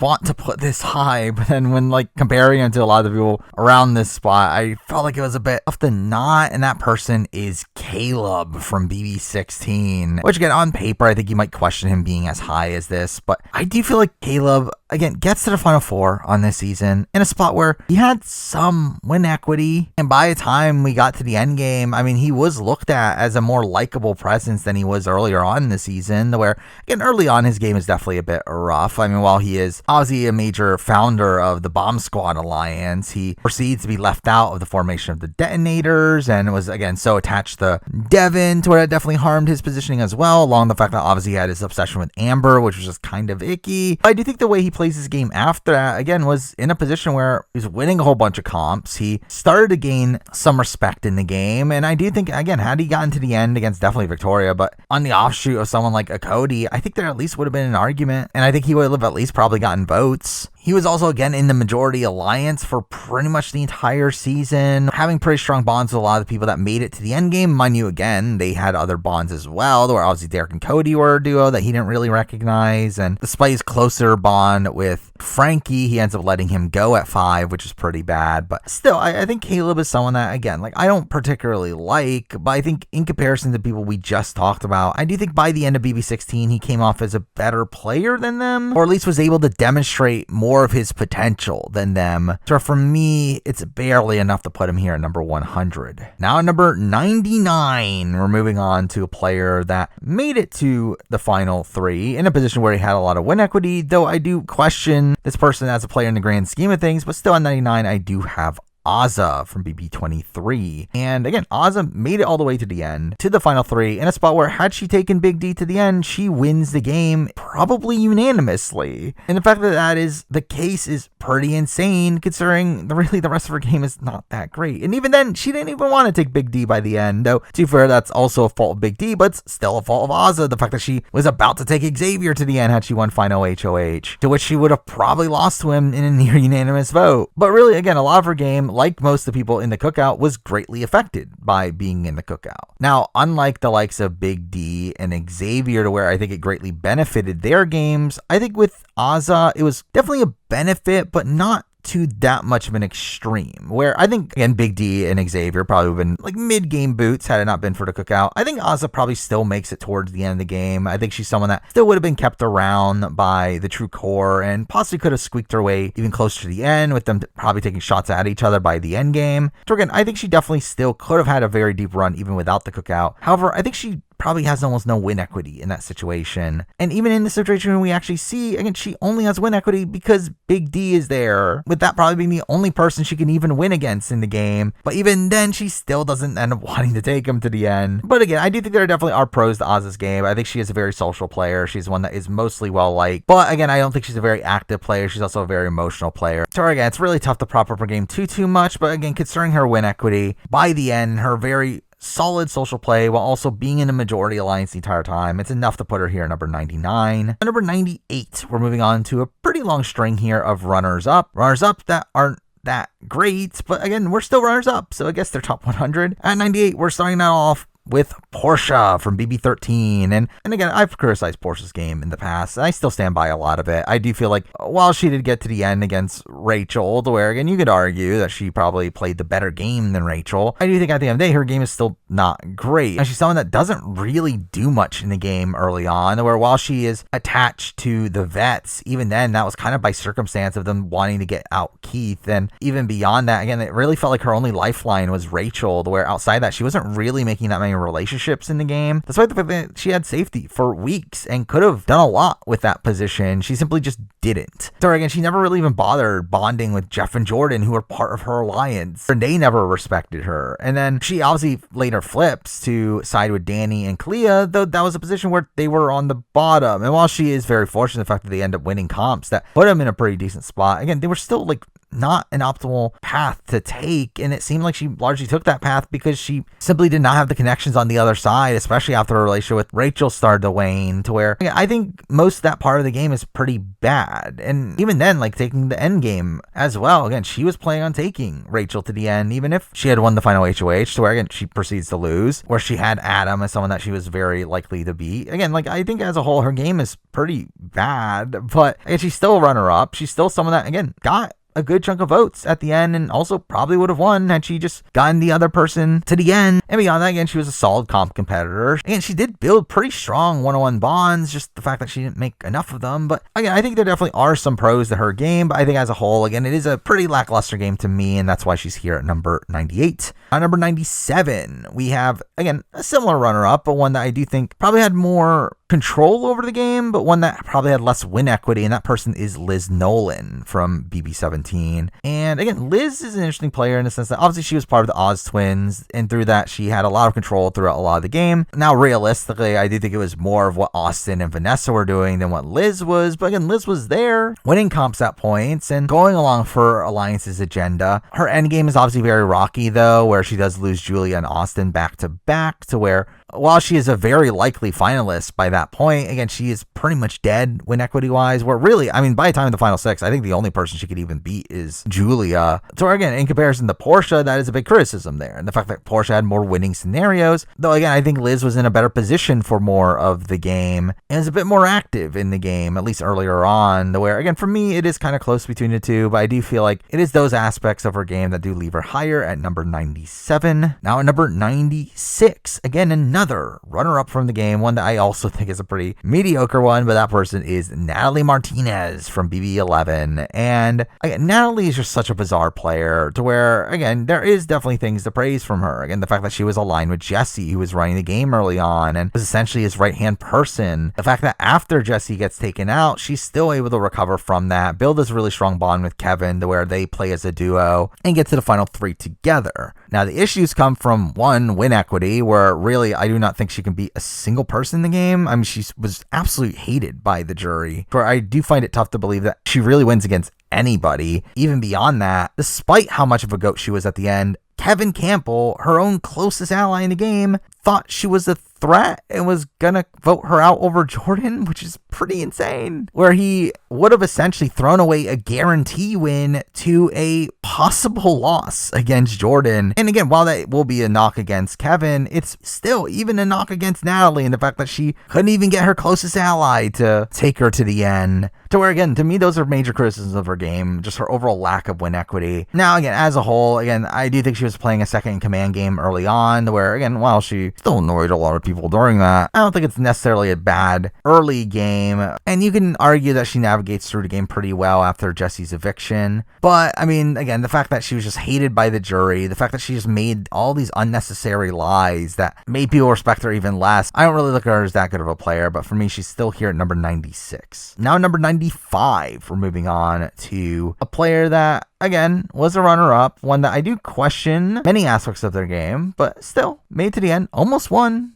kind of. That person is Yvette from BB6. And again, Yvette is tough to assess in the sense that, again, she almost wins the game against Maggie. She has a 4-3 vote. If she got one more vote, she wins the game. Had she not completely trashed Rachel in her goodbye messages, I think there's a chance she wins the game. Now, straight up, I think Rachel was someone that was probably more inclined to vote for Maggie no matter what. However, I do think if it had not been for Rachel being very anti-Yvette due to her goodbye message, I think there's a chance that Howie doesn't vote with Rachel, instead votes alongside her other allies in Janelle and James. Now, as a whole, again, Yvette is just a tough player to rank in the sense that she is very emotional. I do think a lot of her game was her just being emotional over her playing with much strategy. Now, again, there are points where I do think she does some good work in building this like bond with James. But again, she also has these points where, again, she just wastes opportunities to win the game. Again, like her not throwing the final HOH to Janelle is obviously a game costing mistake. But at the same time, again, like something that props her up above the last few people we talked about is, again, she could have won. Again, had she thrown that comp, or if had Janelle just outright won the final HOH, she wins the game. Again, she had winning scenarios. She was essentially the second command to Maggie for most of the game, and even then had some impressive moments here and there. Though, again, like I do think most of her game was emotional, which is a nick against her, along with the fact that she had some actively bad jury management. But I think in comparison to the last few we talked about, again, I would personally say she's probably the best of the four, though really none of them are that great. She's still here at number 95. Now, number 94. We're moving on to a player that was not a runner-up, finally, but we're back to final juror, this one being, again, a rocky one to assess, and that person is Zach from BB8. And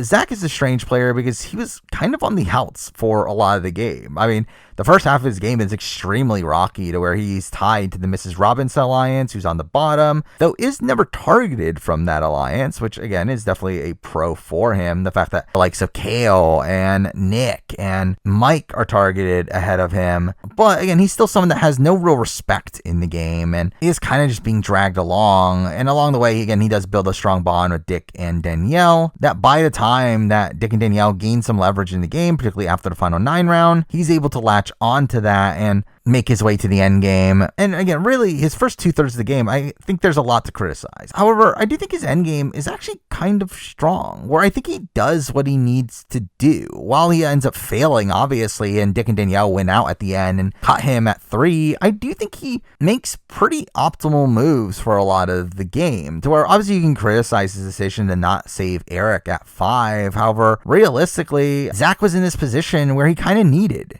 Dick and Danielle in the game, because he was in this position where he couldn't beat anybody but Dick and Danielle. For keeping them in the game, while it is obviously keeping a duo in the game, like I think no matter what, like even if he had kept Eric around, Eric would have just latched onto Jamaica, which also would have been a duo there. Well, at least now it gives Zach these 2 options of 2 people he could take to the end. And again, he did plan on splitting them up at 4, and obviously wasn't able to do so due to Danielle winning the veto. But again, he was at least still on the right track. And even if he failed as he did, he's still in this position where all he needs to do is win final HOH and he wins the game. Now, again, how intentional was all this game up until the end game? Not very, but I do think his end game is probably better than some people give him credit for, where I think a lot of people think of him as like someone that made a lot of dumb mistakes at the end. Though again, I think he plays it as well as he could have, and again was just 1 comp away from winning the entire game. To where while Zach isn't a particularly great player in the grand scheme of things, again, I do feel like that aspect of his game is enough for him to land here at number 94. Now at number 93, we're moving back to a runner-up, and one that I did have lower on my runner-up ranking than the runners-up we've talked about so far. However, I do think it's still a runner-up that has a lot of unfortunate aspects to his his run, and that person is Ryan from BB9. Now, again, do I think Ryan plays the greatest game in the world? No. Do I think he plays a optimal end game? No. Again, I do think he makes a lot of decisions at the end of the game that really just prop up Adam's game even more, to where, again, his decision to make this deal with Sharon only to then cut her at 4 really just gives Adam a lot of leverage in the end game there. Also, he takes the brunt of the blame for what happens at Final 5 with Natalie. That's not a good look either. Though I do think as a whole, again, I do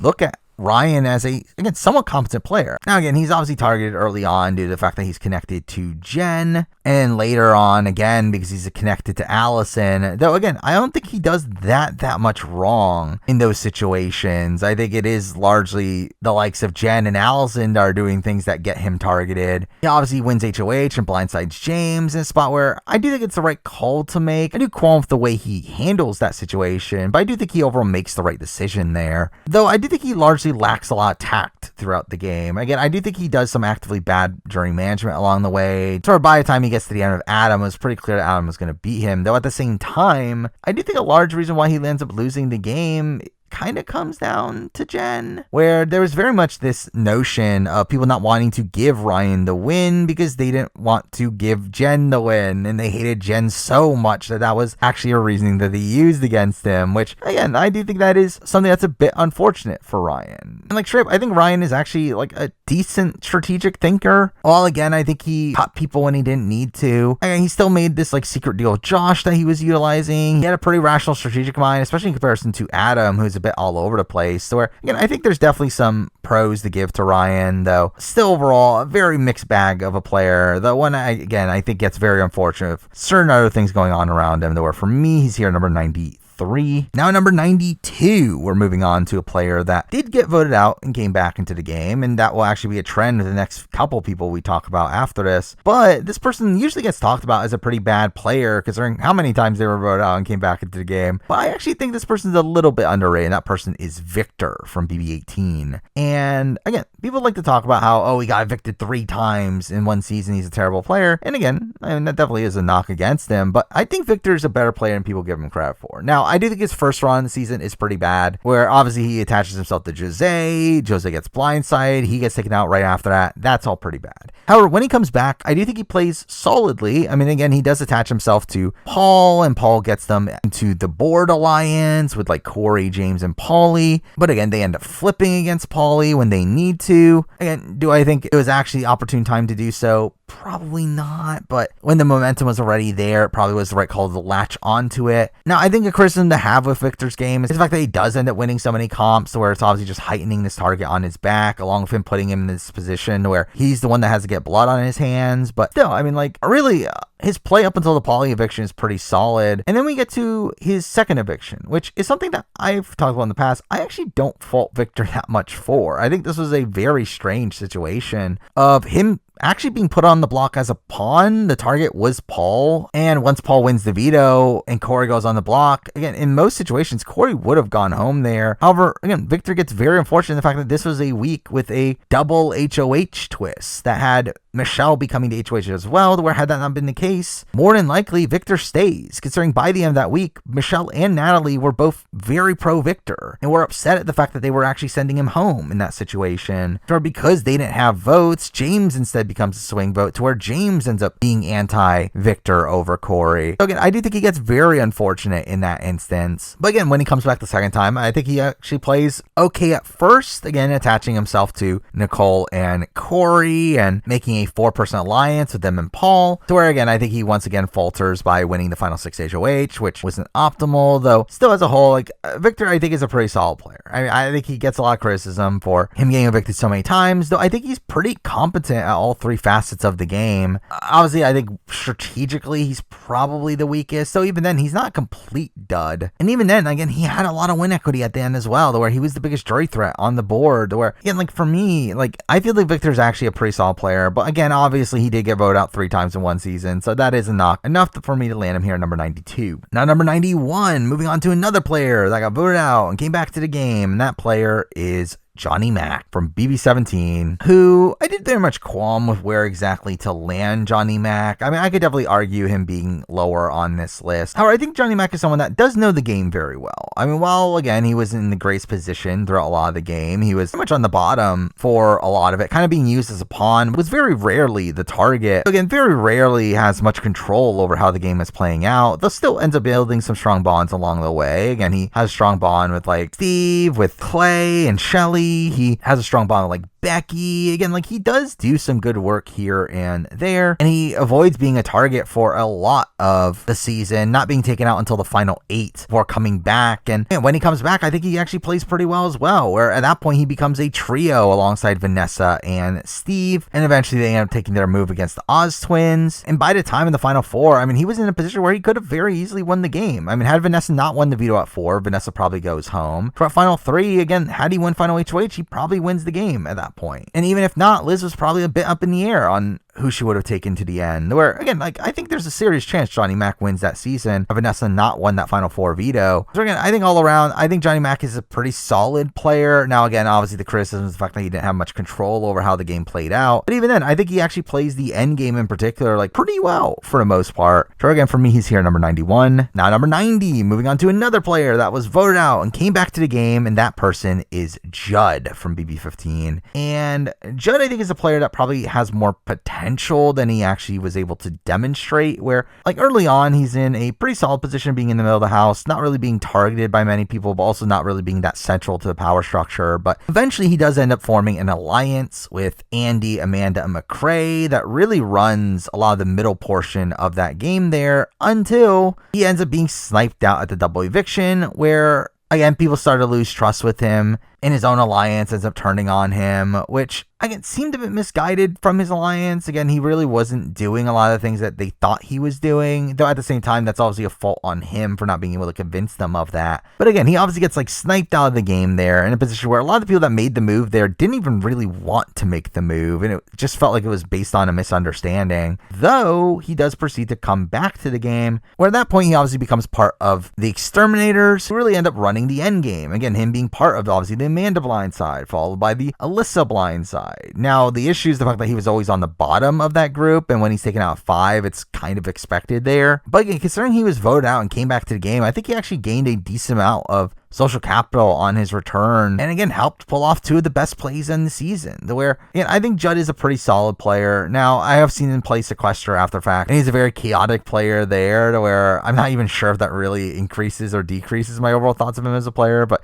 he is someone that I think if he were to come back and play again, I think at least would be a very fun ride. But for the sake of this list, again, I still do think of him as someone that again definitely demonstrated a lot of potential, to where for me he's here at number 90. Number 89, and here we do have a 2-time player, one that had one okay run, another really bad run, but that person is Nicole Anthony from BB's 21 and 22. And again, Nicole's BB21 run is fine. It's one where she again was backdoored at a point, though did survive that backdoor, though survived it due to really nothing that she actually did, and was just again kind of on the outs early on. She is able to recover from that, building a strong bond with Cliff, and then having bonds with like Jessica and Kat. She later proceeds to make a final 4 deal with Cliff, Jackson, and Holly that gets her to the end of the game. My qualm with that is, again, I do feel like a lot of her game is not really because it's not really due to things that she was actively doing, where it very much feels like it was Cliff that was doing a lot of the legwork for the duo.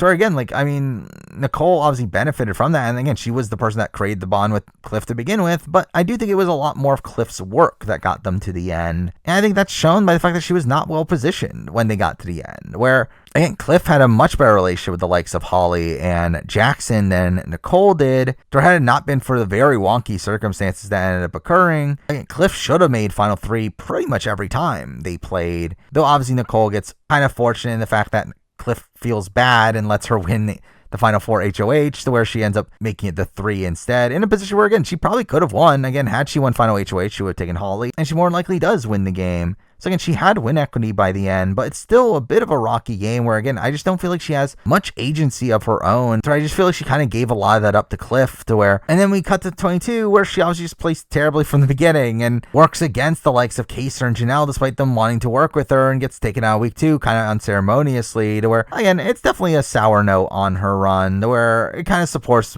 just how meh I feel like her first run was, but still at the end of the day, again, she still does make it to the end game with win equity while still having pros to her game for sure and building pretty strong relationships along the way and still navigating through the game pretty well, even though, again, I think it was a lot under the direction of Cliff, but still, I think there is definitely some good stuff to say about Nicole Anthony, which is why she's here number 89. Now, number 88, we're moving on to a player that I struggled with where to land this person because they got to the final 3 of their season in a spot where there definitely are points where they made moves in the game. The question is, how much of those moves were his moves, and along with the fact that his win equity was questionable, and that person is Turner from BB24. And again, Turner, I just find to be a bizarre player on the season, one that it was kind of aloof early on where he wasn't really involved in the main majority group and was a pretty big target on the board where, again, it was him and Pooch being targeted for those first few weeks. He's going to be targeted in week 3 by almost everybody, only for him to win HOH and then proceed to target Taylor until we have the formation of the leftovers where we do see them finally flipping the game, and obviously he's a part of it. The problem is that he's the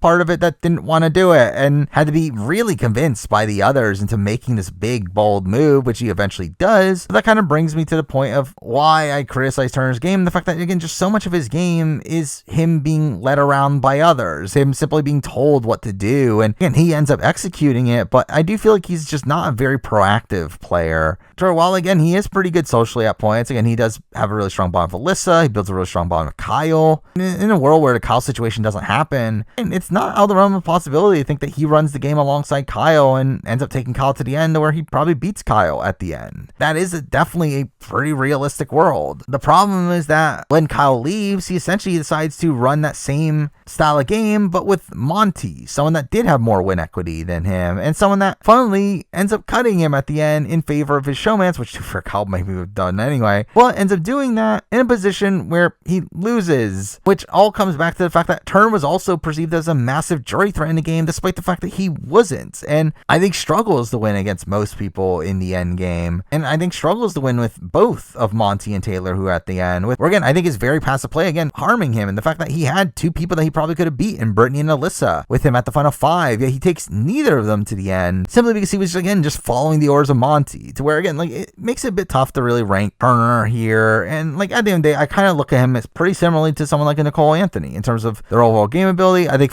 for me, the difference here is pretty much the fact that I think Turner's better in competitions. I think Turner also had probably more winning situations. You can also still question what would happen if the Kyle situation didn't happen, where for me, again, it's enough to put Turner above her here at number 88. Now, number 87, we're moving on to a player in a similar archetype to Turner, though I think a very different player, and that person is McCrae from BB15. And McCrae is also a very tough player to assess in the fact that he was in a pretty strong spot for really most of the game. Again, he initially was part of the moving company and they were running the first 2 weeks. He then dismantles the moving company in order to work with Amanda, to which, again, they end up running the game together for most of the game. The question is, again, how much agency did he really have within that? And like, the thing is, again, I think most of it is really just Amanda, while McCrae was kind of there, though, again, McCrae does benefit a lot from that positioning, especially considering the fact that Amanda was someone that was not particularly loved by the jury, to where I could definitely see a world where they get to the final 2 together and he ends up beating her, though even that wasn't really a guarantee. But really, again, like, his navigation through really the first like 2/3 of the game is pretty solid, to where it's not really until the Aaron boot week where he's in any sort of danger, but even then he gets saved by Amanda, winning the veto. And like, once Amanda ends up going, again, he has a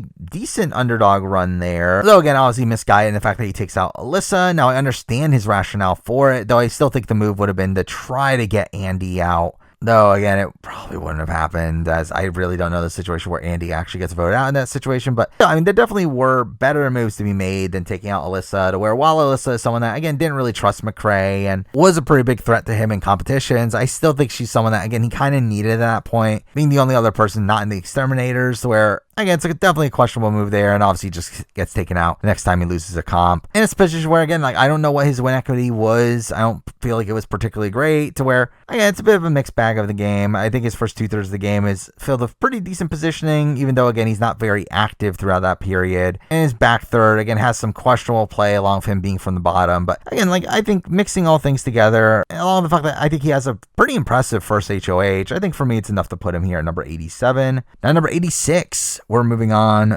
to another player that I kind of struggled with ranking, with this person's game being one that I don't fully know extremely well. So I did do some research into this person, but at 86, I do have Reagan from BB12. And again, Reagan is one that, again, I always struggle with like really landing where they were in the game, while they obviously were attached to Matt and was like one of these parachutes that was utilized within the brigade. Reagan does end up being the only parachute to actually outlast the actual core member on the season, where obviously he does end up outlasting Matt here, and does so in a spot where he seemed to recognize the brigade and piece together they were working with each other, which again, no one else really did. So again, kudos to him for that. But beyond that, again, I think his game is a bit rocky. I mean, early on, he was in a pretty good position where no one was really targeting him, though by the time of week 8, he was obviously a big target for Brendan, where had he not won the veto there, he probably ends up going home, though to be fair, there was the Diamond Power veto. But again, from that point on, he ends up losing Matt at Final 7. He is in a spot where he essentially needs to win out from that point forward, where he was the target at the double, though gets saved by winning the veto, and then proceeds to be taken out of the Final 5. Again, it's not a particularly great ending to his game, but considering, again, his strong position for the first like half of his game, along with the fact that he seemed to piece together the fact that the brigade were working together, and maybe had some win equity if he got to the end, I do think it's enough for me to put Reagan here at number 86. Now, number 85, we're moving on to a player that I think is overall a pretty underrated player in Big Brother history, to where, again, this person remembered for their really astronomically dumb move. However, I think their game outside that, especially on that specific season, is pretty good, and that person is Marcellus from BBs 3 and 7, where, again, I think Marcellus is obviously remembered for not using the veto on himself, which is really stupid, a really dumb move there. However, I think the rest of his game on that season is actually pretty good, especially considering the fact that he seemed to face a lot of prejudices early on, with people not really giving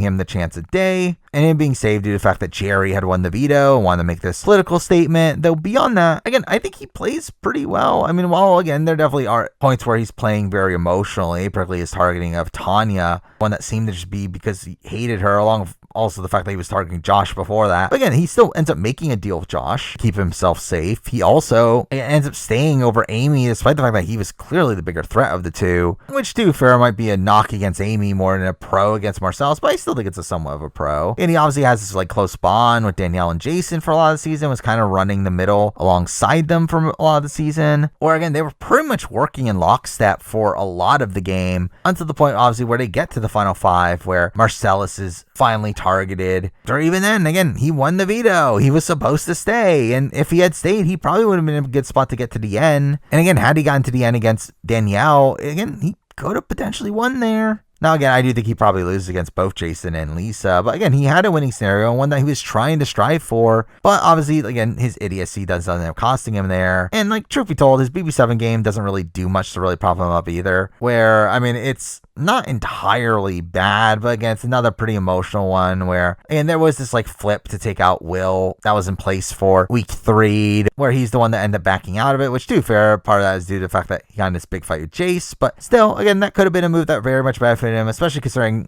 Will is eventually his undoing at the time of the Final 9, and he was never really in that great of a spot in that season, even though, he was relatively safe early on, but never really had much power in that season. But again, I do think his BB3 game is kind of an underrated game in the grand scheme of things. So again, I do think he is a solid player that obviously just made a really dumb mistake. Through that, for me, again, it's enough to put him here at number 85. Now, number 84, we're moving on to a player that I did struggle with where to put this person. I do think at the end of the day, I do look at this person as a pretty good player, the one that did struggle with threat management. Though I think if this person were to return, I could see her doing very well again. That person is Helen from BB15. And I feel like she's someone that, well, again, can be a bit domineering, or she did get a bit of HOH-itis during her HOH reign. She still was able to run the house for a lot of that season, where she was a pretty central figure in the house beyond that, really organizing a lot of the group together. And while, again, she was aloof to the fact that there was this Amanda contingent that was coming after her until a bit too late, I do think the fact that she was essentially running a lot of the house until her boot is pretty impressive. So again, I do qualm with her threat management. I do also qualm with the fact that she again, made a lot of these strives to work with Aaron, only for Aaron to be more loyal to Amanda and McCrae than she was to her. And that's definitely some issues to be had there. But Helen was still someone that played a pretty dominant game up until the point that she's taken out. So because of that, for me, I do look at her as a pretty solid player, and one that ends up being here at number 84. At number 83, we're moving on to a player that I think had a lot of potential in the game. The problem is that they kind of gave up that potential to go to the NFL All Guys Alliance. But either way, at number 83, we do have Christine from BB16. And again, I think Christine's an interesting player in the sense that I think early on she was actually playing pretty well. She's playing the middle of the game pretty well, and the fact that she was involved in the Bomb Squad Alliance and had these really strong bonds there, but also had this grouping with Nicole and Hayden to where she was also well positioned there. I think for me, the issue is that she ends up siding with the Bomb Squad over her alliance with Nicole and Hayden, to where I think had she done the opposite, I think she could have been this very strong position in the game and eventually be this undoing for the Bomb Squad, but instead she simply empowers them. And to be fair, I mean, like, again, she was part of the Detonators, to where she was in a decent spot there. She had a really strong bond with Frankie, to where they become a duo in the game. And again, she is in the dominant alliance for most of the game moving forward. Obviously, I think the criticism is that she was always kind of on the bottom of that pecking order, to where, again, she's taken out 6 in a position where, again, she was always on the bottom of that Detonators group, where along with that, I think also her early jury phase game is kind of bad, to where I guess she had, by that point, really burned her relationships with Hayden and Nicole and proceeds to be the reason that they end up going, to where, again, I don't think she had many jury prospects by the end either, to where, again, like, there definitely are a lot of criticisms to have in that light, though. Again, I think she was someone that, at least initially, seemed to have a lot of potential in the game, was playing the middle pretty well, though, again,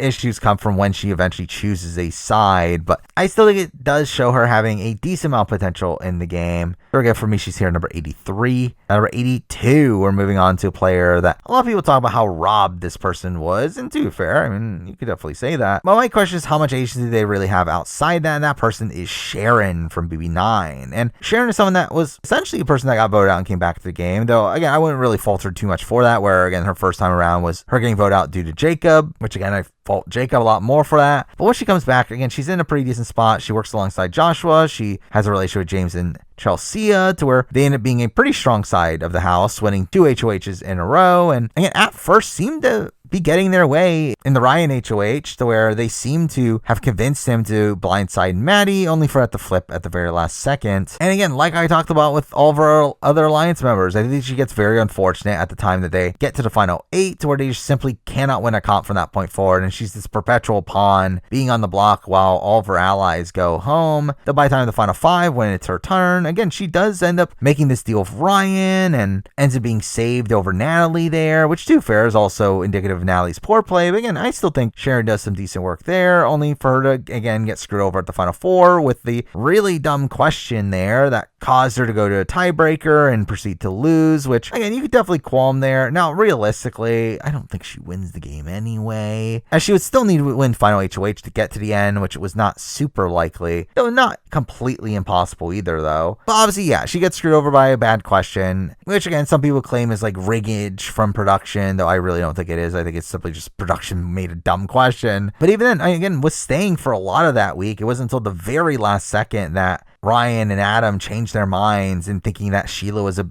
easier person to beat at final 3 than Sharon, which led to her getting voted out. But again, she's someone that, had she gotten to the end, I think she would have had a lot of win equity. I mean, she would have had 3 locked in jury votes, and against like a Ryan in particular, I think she handily beats him. So she definitely had a good chunk of win equity, though, again, my qualm is that I don't know how much real agency she really had, especially in that portion of the game where her alliance members are going out one by one, but still not an entirely bad game, one that I just think got very unlucky of how comps played out. So again, for me, I think she's good enough to be here, number 82. Now number 81, and we're moving on to a player that I do think was ahead of their time. While there's definitely a lot of qualms we had with this person and how they played and how overtly they played in that way, I do think they played a pretty interesting game for BB2, and that person is Krista. And Krista, again, is a player that very much tried to play the middle on BB2, being a central figure in the house, again, having connections to Chilltown and having connections to Top. Now, the problem is that she made those connections very blatant to everybody, where, again, she wins HOH in week 2, a pretty bad move on her end, where it makes her expose her allegiances in her really just not pacifying either side, with her really going for a person that is a pretty expendable person in the house, in Autumn. To which, while again, it is interesting to see someone actively play the middle this early on in Big Brother's history, it's still a spot where it gains her the ire of some of the other people in the house, where they don't particularly trust her moving forward. So while she still has connections with the likes of Hardy and Monica, and obviously builds a really strong bond with Boogie and Will, like, she still has these connections further in the game. Again, as she gets closer and closer to the end, then less and less people trust her, particularly Hardy, where he eventually flips on her and takes her out at 6, which again just felt very much like a culmination of overall gameplay style, mixed in with the fact that, again, she was kind of also a blatant threat from a jury perspective, where she had a very sympathetic background that people thought would make her a jury threat, to where, again, like, pretty much like too overtly a threat in the game. So despite the fact that, again, she tried to play the middle and tried to have both sides not come for her, eventually her time ends up coming up simply just due to her lack of threat management. Though, again, I still think as a whole, a very innovative player for the time, went a bit ahead of their time, because that for me, they're here at number 81. At number 80, we are moving on to a player I'm a bit rocky about. I do feel like this person definitely has some pros to their game, though I still question their overall game ability in the grand scheme of things. So at 80, I do have Christy Murphy from BB21, and Christy's a player that does get very emotional at points. I mean, she is someone that does seem to get extremely paranoid and does some pretty illogical things in the game, though at the same time, again, there are things to really hype her up. I mean, the fact that she, again, was in the majority alliance for first half of the game, and obviously that does crumble with the 6 shooters breaking up, but even then, I mean, she's able to still survive when she's initially the target, where you have the entire Taco Tuesday incident, and then proceeds to be kept around for a few weeks after that. Now, to be fair, I mean, some of the things that save her towards the end of the game is her connection to Tommy, which was an out-of-the-game relationship, but I still think they would have been really close in the house too. So I don't think that's like the end-all be-all of her game. And again, for her to make it the final 6, where she had this like pretty big target on her back by the time of the final 10, again, is pretty impressive. And again, I think as a whole, again, I think there is some decent gameplay there. Again, she does save herself during the final 9 round, though beyond that, again, like, it was someone that was very emotional in the game. Again, would talk about targeting her own allies, where she talked about targeting Jack early on, which was kind of dumb. Also, her constant flip-flopping during her first HOH was not great, but still overall, I think a competent player, one that, again, did some impressive things at points, and that's why she's here number 80. At number 79, we're moving on to a player that had a very unique strategy in the game, and while there definitely are qualms to be had with this person, I do feel like they played a pretty innovative game, and that person is Spencer from BB15. And I think Spencer is an interesting player on this season, one that, and early on, was part of the moving company. They were in the middle of things, though obviously that crumbles by the time of week 2, though I think of the people that do end up flipping, he does probably one of the better jobs at it, where he ends up getting ahead of it a bit better than the likes of Howard, where Howard gets a lot more of the brunt of the blame for that flip than Spencer does. And beyond that, again, like, Spencer is still on the bottom, though, again, is not really the target ever. I mean, he is constantly used that as a pawn, and again, actively so, to where he puts himself in this position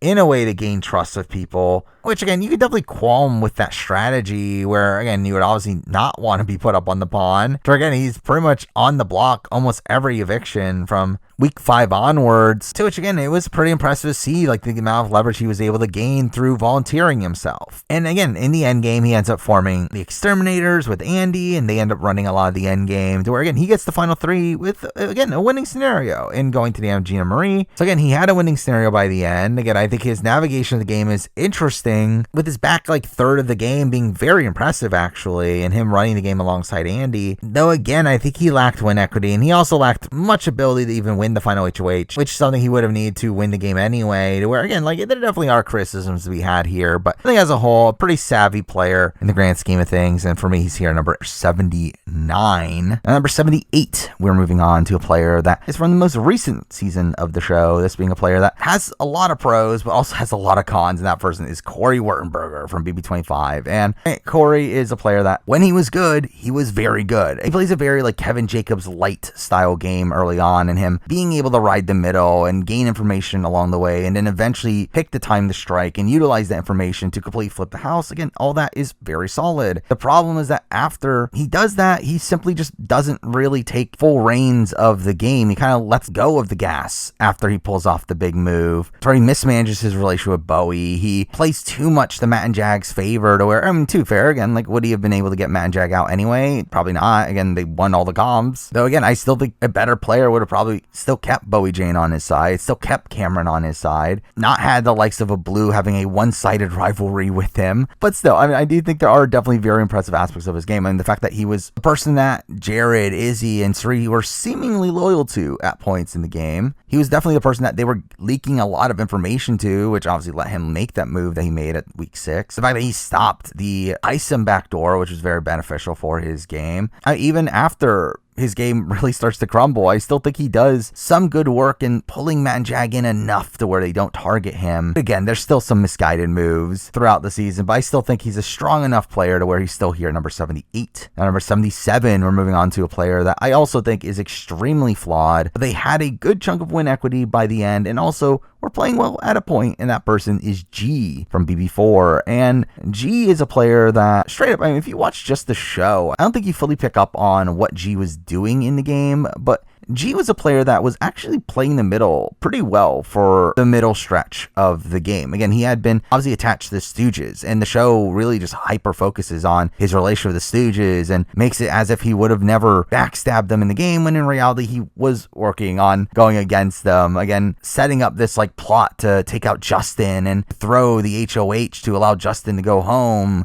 Which, I mean, to be fair, I don't know if it was really the best timing for it. He did it at Final 7. That wasn't that optimal. Along the fact that he also, like, regrets doing this by the time it happens and is very flaky during Justin's final week. But still, I mean, like, he was playing the middle pretty well. Again, alongside June. Again, they were working together in tandem in the middle of the game. While G was, again, the safest person of the three Stooges, they were targeting both Justin and Robert over him for most of the season. So, again, like, there's definitely things to qualm with. Again, the fact that he was pretty aloof in week 2 and puts up Michelle as a pawn only for her to go home. His end game is pretty bad, to where, again, he's really just making himself a bigger target by just winning comps when he doesn't need to and getting really cocky at that point in the game. But again, I do think there is that middle stretch that is actually pretty good gameplay from him, to where he was one of the safest people in the entire house. To where, again, for me, because of that, and along with the fact that, again, I do think he wins if he gets to the end. Like, really, by the time he gets booted, I think his only jury threat is potentially Erica. But even in that situation, he has 3 pretty locked in jury votes, and it's probably likely to get G and maybe even Allison in that spot. So again, I do think he was a very likely winner if he had gotten to the end. It's just that obviously I think he messed it up for himself to make himself such a big target by the end. So because of that, for me, he's here number 77.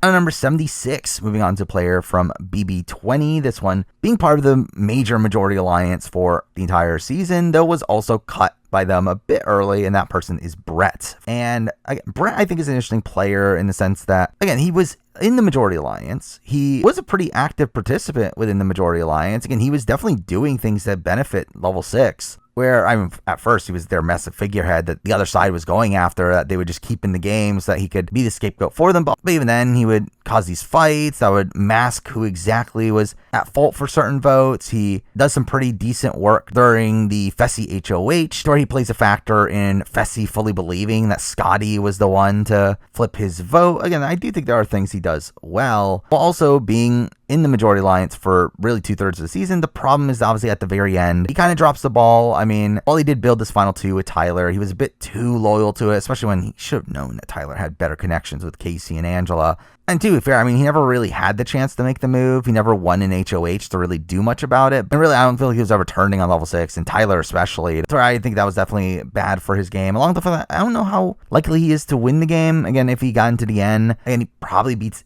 Angela, but is that about it? I think it's like maybe close between him and Tyler, but I do think he struggles in terms of win equity, especially considering how much the Falte side of things did not love him from the very beginning. But again, I do think he was a pretty active player. He was one that played pretty well at points. The problem is that he was playing well for a group that he was always on the bottom of. But again, for me, I still feel like his active enough play is enough to land him here at number 76. Number 75, moving on to another person for BB20. This person being better in the sense that they were higher on the power structure than Brett, but worse in the fact that that I think there's zero chance this person wins the game, and that person is Angela. And again, Angela, despite being very well positioned for a lot of the game, I don't think there was really many points where she was in danger. I mean, at least not until post-jury, to where by that point, her side just continuously won the comp. So there's never really much of an opportunity to take her out outside the final 10 round, where, to be fair, I mean, she has got saved by the hacker twist to a degree, to where, again, that's definitely something to qualm with her game as well. But again, she was in a pretty good spot early on, pretty well ingrained within her side of the house, and then obviously builds a really strong bond with Casey and Tyler that really allows her to really just blow through the game as they just won comp after comp after comp. That allowed them to get the final four pretty unfettered. Now, obviously, the issue is the fact that Tyler, her closest ally, was always more loyal to Casey, despite the fact that it was against his own best interest, which is kind of insane there, to where, and that's definitely a knock against her. Also, again, she doesn't win at the end. I don't think she beats anybody. I mean, maybe Sam, but even then she wasn't going to take her, to where, again, I don't think Angela is winning this game. So I think those are two pretty major flaws. But again, the fact that she was in the majority alliance for pretty much the entire season, also being well ingrained within that alliance, and also being a solid comp competitor, for me, it's enough to put her here at number 75. And number 74, we're moving on to a player that actually made it to the end, a runner-up of the show, but one that I do question their overall game ability, because I do think the first half of their game is pretty strong, but then their second half was not as strong, and that person is Holly from BB21. And again, for me, Holly was playing pretty well at the beginning of the game. I think when the Grateful Alliance and the 6 shooters were in play, and she was very well positioned in the game, where again, she was well liked, no one was targeting her. However, once the 6 shooters blows up, which, well, again, you can definitely fault a lot of that with Jackson. I think her connection to Kat plays a factor as well, along with the fact that I think she gets benefited from the fact that she has the connection to Kat, and Holly does a decent amount of damage control in the game. I mean, she's still not in a particularly great spot following this, to where, while Jackson's definitely being targeted over her, Jackson pretty much ends up being her only, like, true ally in the game following this, to where, again, they do eventually make a final 4 with Nicole and Cliff that allows them to have an easier ride through the game, though it's still, again, in this position where they're largely revolving around comps. And I think it's this point in the game where, for me, I do really sour on Holly's game. Not just because obviously her game is very reliant on comps of her and Jackson just going back to back, but more so the fact that I feel like she becomes less strategically active in the game. I mean, outside of her targeting of Nick, I do feel like she really just starts to let Jackson just do everything.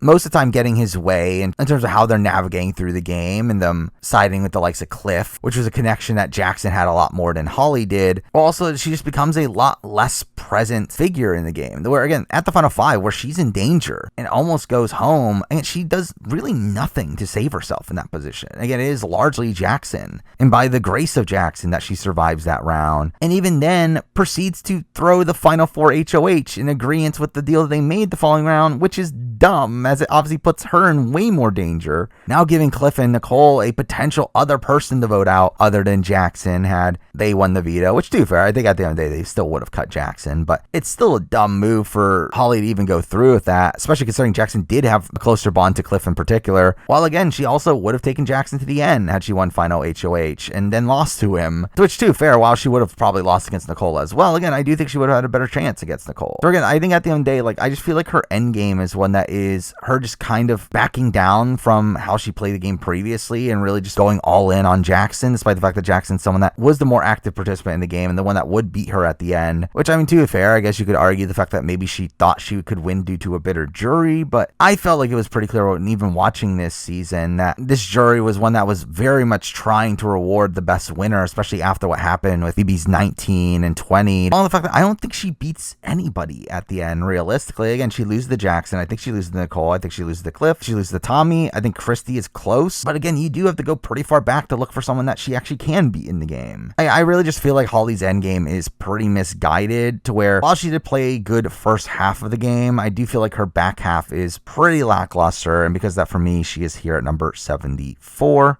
Now, number 73, we're moving on to a player that I think when you see this person on paper, most people probably think of this person as a pretty bad player. However, there's a reason they're this high, and that person is Danielle Murphy from BB14. And obviously, Danielle is someone that, again, wasn't the most pleasant person in the house. I mean, she's the type of person that is, again, pretty mean-spirited to people, would say things behind their backs, would also just say some pretty crazy things. However, Danielle Murphy comes extremely close to winning the game. For again, she literally gets to final 3 in a position where I think she does beat beat both Dan and Ian. I mean, obviously Dan is pretty easy to assume there, but against Ian, even then, I think she does have the votes of Shane, Jen, and Frank pretty locked in to where she really just needs one more. And again, I think it's very likely that Joe votes for her. There's even obviously the chance that Dan votes for her. Like really, I feel like she was one comp win away from winning the entire game there. Now again, like as a whole, obviously she was still being manipulated by Dan. I mean, obviously we have the final four situation where Shane ends up getting taken out, even though in retrospect, even though it does obviously make Danielle look really dumb, I don't think it's actually entirely bad for Danielle, as Shane was someone that she couldn't beat, to where while yeah, if she gets to the final three, she's guaranteed final two, she also easily loses to Shane. Where again, in the final three, she actually ends up with, again, I think she beats both of them, so at least that's something. Obviously that wasn't intentional, but even beyond that, again, I do think she ends up building really strong bonds with a lot of the end gamers. Again, Jen in particular, someone that she was really close to, obviously had a close relationship with Dan and Brittany, obviously Shane, and again, was in the majority alliance for most of the game. I mean, after week 3, she's essentially in a pretty powerful position alongside Dan, Shane, and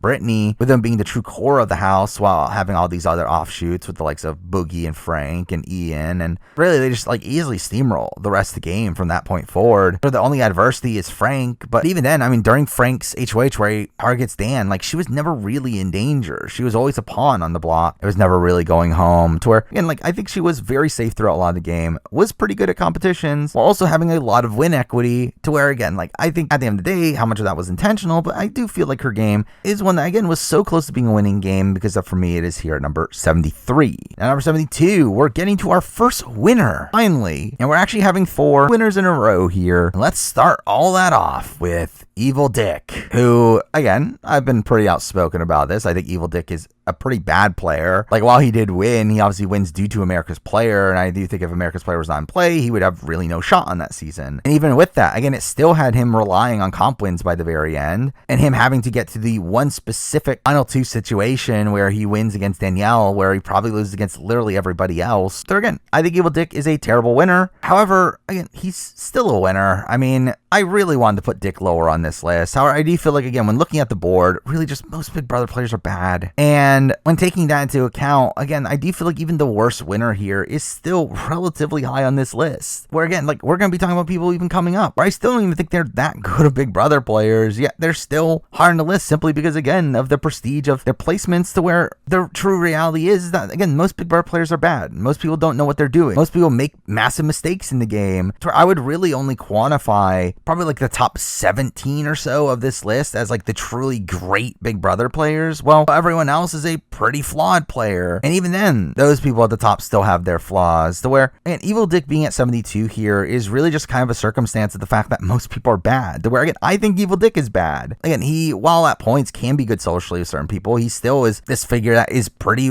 hated by a good chunk of the house. He treats people terribly. He, again, can be competent strategically, but in most cases has no real acumen to actually pull any of that off. And I just think he's the type of person that, again, like, is he ever going to win Big Brother again if he were to play again? No. I think his one winning scenario was what we got of a very luck dependent game that was predicated with America having a major say in how the game played out, and had one of the best players in the house not be able to make his own moves in the game, to where, again, I do not think Evil Dick is that good of a player, but because he's a winner and because of there being minor pros to his game, again, it's enough to put him here at number 72. Now, number 71, another winner that I also don't think is actually that good of a player. I did have higher on this list at one point, but then when I actually thought through their games, I just feel like it was tough to put him much higher, and that person is Rachel Riley. And Rachel Riley is obviously a massive legend of the game. I mean, one that is such a notable character in the history of the show. Again, as a player, I think it's very tough to really praise her too much. Again, like her first appearance is one where she's instantly on the outs from the very beginning, is being targeted by the majority of the house, wins comps to get to 9th place, and is eventually taken out there in a spot where most of the house hated her. She then returns for BB13, where once again, a lot of the house hated her. Though again, she comes into that season in a very fortunate position with the vets on her side, and even despite that, becomes a big target by week 4. Brendan ends up saving her with the veto. So again, she's going to be booted week 5 and gets saved by Lawan quitting the game, which was due to them announcing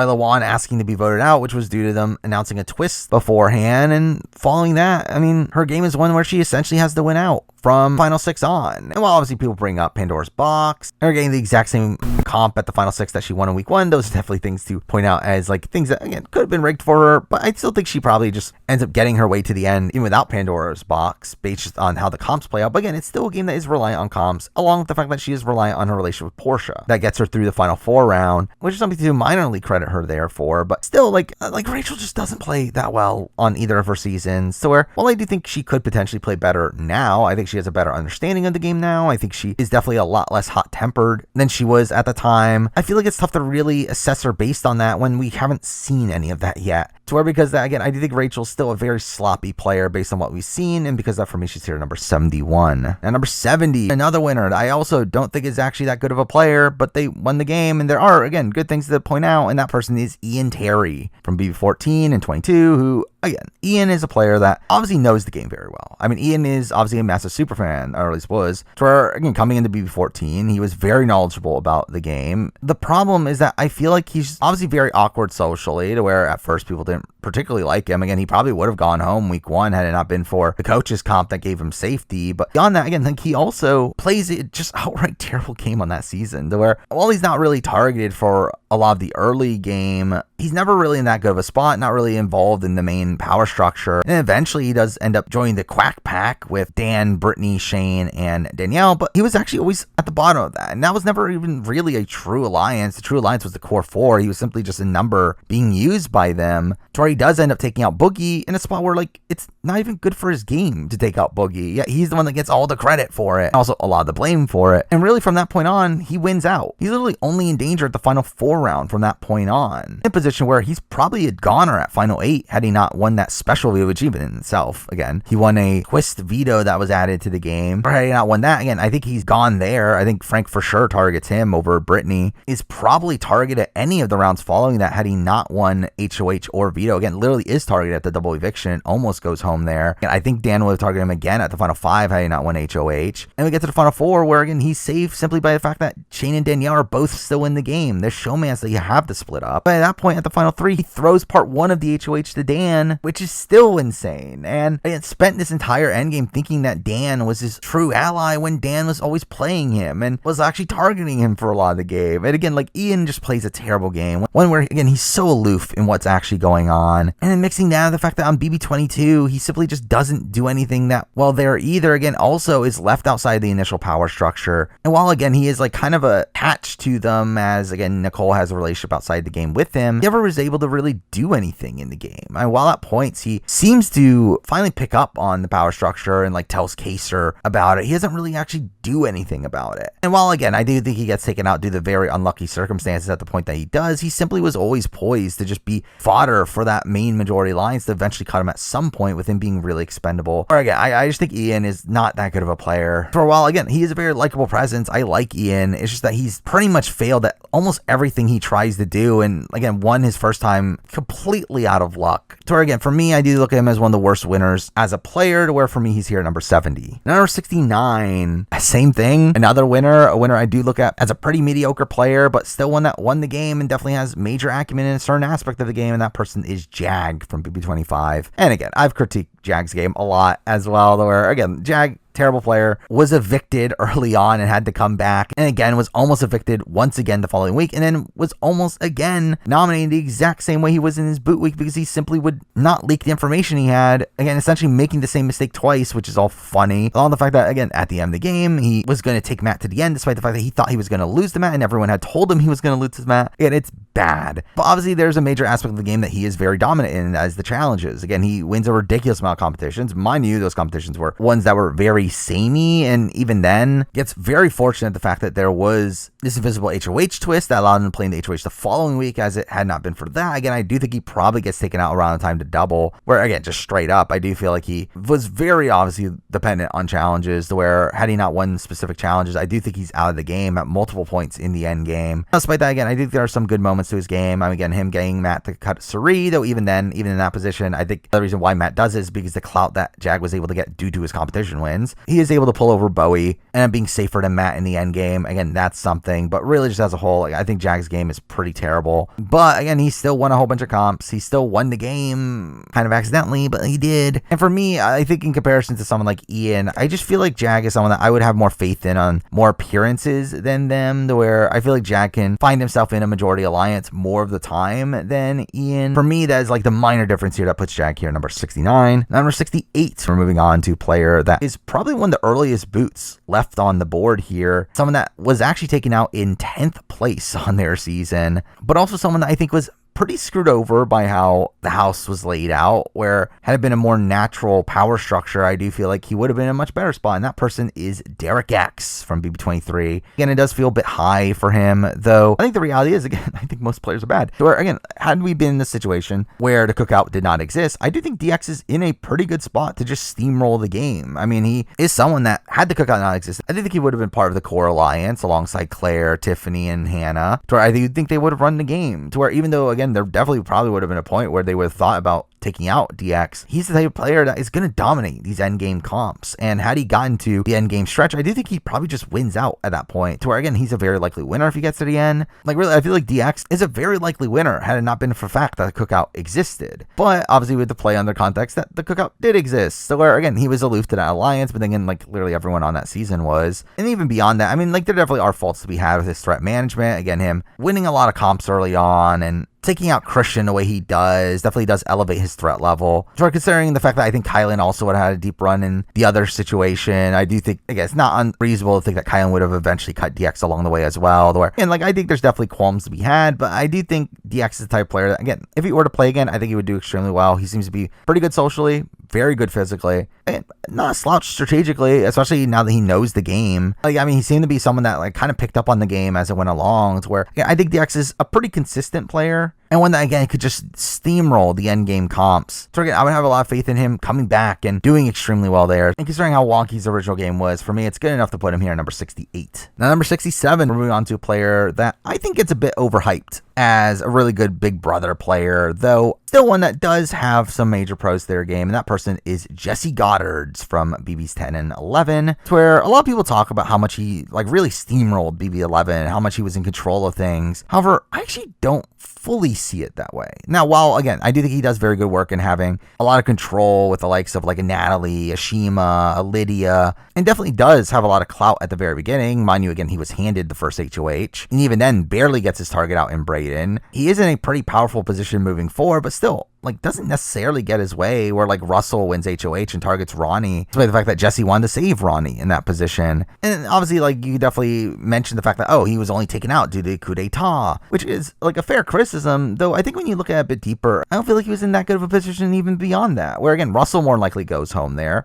Russell being actually probably one of the people that wanted to keep Jesse around the most. Well, also, at that point, he's essentially in the spot where he needs to win comps to make it further in the game, where, again, Michelle wins the next HOH. She more than likely targets Jesse anyway, and Jesse's probably gone there unless he wins a comp. Even beyond that, again, Jeff and Jordan were targeting him. So if they won some of the future comps, as they did in real life, again, he probably goes in that situation as well, where I don't think Jesse was that well positioned in the game, even if he had survived the coup d'etat. Especially considering the fact that Jesse himself wanted to keep Jeff and Jordan in the game and was targeting the likes of Kevin Campbell for Jeff and Jordan, which also, to be fair, Kevin Campbell was probably also going to target Jesse pretty soon as well. Where, again, like, I think Jesse's overall positioning in that game was a bit overhyped, just largely due to the fact that he was obviously screwed over by the coup d'etat. But then, even then, his BB10 game's not particularly good. I mean, it's one where he makes a target of himself from the very beginning, is on the block, obviously vetoes himself off, but still not a good position to be in it from the beginning. And again, while he does have his very strong group of allies, that group of allies are not really in a power position, where they end up getting targeted with Angie going home in week 3, and then Jesse's on the block against Memphis in week 4, to where obviously the vote flips on him, again, largely due to his own actions there. I think Jesse as a player in the grand scheme of things is a bit overhyped. However, again, considering how much control he had early on in BB11, and him always seeming to find himself in a pretty solid group of allies, it's enough for me to land him here at number 67. Now, number 66, another two-time player of the game, one that definitely has a lot of holes in his game, but definitely someone with a lot of acumen in his game, and that player is James Ryan from BB6 and 7. And James is obviously obviously someone that's remembered as the veto king, the person that won 4/5 vetoes in BB6, while making it all the way to the final 7, where he's finally backdoored at that point in a spot where, again, it was very easy for you to backdoor someone, which, I mean, to be fair, I think James was essentially someone that was being kept around until the final 7, where everyone knew that they could backdoor him at that point. But still, I mean, like, it's still a very messy game in BB6, to where, like, pretty much all of his allies ended up turning on him, where initially he was working with Cappy then wanted to blindside him, so he flipped over to the Sovereigns, where eventually the Sovereigns end up turning against him. So from that point on, he's really just playing the middle and simply is, again, just kind of there simply because they know they could take him out later in the game while they have these more bigger threats of these two warring sides going after each other for the short term. So again, I think his BB6 game is not particularly good. His BB7 game is also not the greatest, but it definitely has some more impressive aspects to it. Again, like, he's not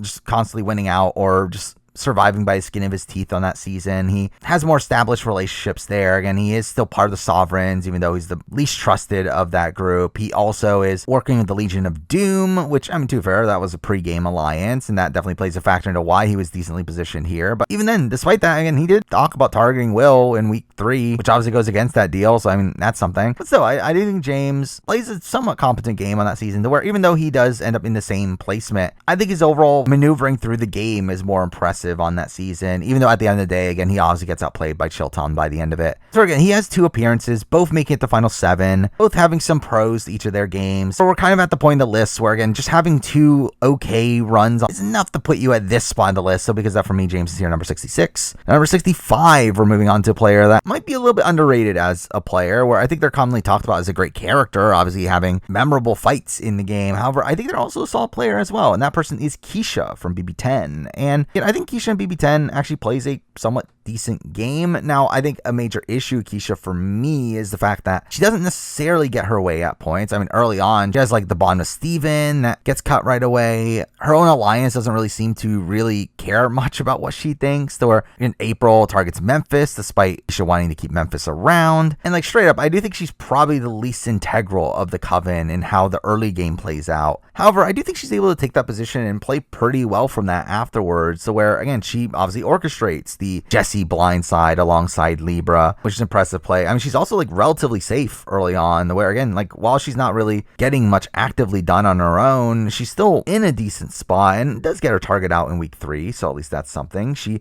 again, survives being targeted over Libra at the final 9, and from that point on, again, like, her group just ends up steamrolling the comps, to where, while she is definitely one of the bigger targets on her side, where I do think, had the other side won HOH again, I do think she very much would have been in danger. I do think her maneuvering through the game at that point is pretty strong. Where, again, like, she does build this really strong bond with Memphis, really strong bond with Dan. So again, she's kept around over Rennie at the final 5, which I think is pretty impressive there. And while she is sniped out at 4, I do think she's someone that, if she had gotten to the end, I think she definitely would have had some win equity. For a while, some people on the jury were definitely annoyed at her. I do think if she had gotten to the end against Jerry or Memphis, I think she at least stands a shot at winning there. So I do think her BB10 game is pretty solid, and I think her 22 game is one that, again, I can't really fault her that much for, considering how less second of an addition to the cast she was, and how no one really knew who she was coming into that season, to where it felt like she was just kind of expendable due to that. And even then gets pretty unlucky in the fact that Kaser and Janelle have safety from the safety suite, to where she felt like she was a pretty easy target following that, to where I think she just largely gets unlucky on her return. But again, I think her first appearance is pretty strong, to where I think she is actively maneuvering through the game in a pretty interesting way. Though I still struggle putting much higher on this list, simply because, again, like, I do feel like she was in a pretty precarious spot for the middle portion of the game, where had the other side won comps, I do think she would have at least been in some danger there. But again, for me, it is enough to land her here, number 65. Now, number 64, we're moving on to another 2-time player. Really, I mean, from this point on, we're having a lot of 2-time players. And at number 64, we do have Nokomis from BB5. And Nokomis is a player that I've openly talked about how overrated I do feel like Nokomis is. Again, she obviously gets a lot of credit for the creation of the backdoor, even though I don't feel like she really did much to get that credibility. Essentially, just be the HOH at the time the plan went through, when she had very little to do with the formation of the plan.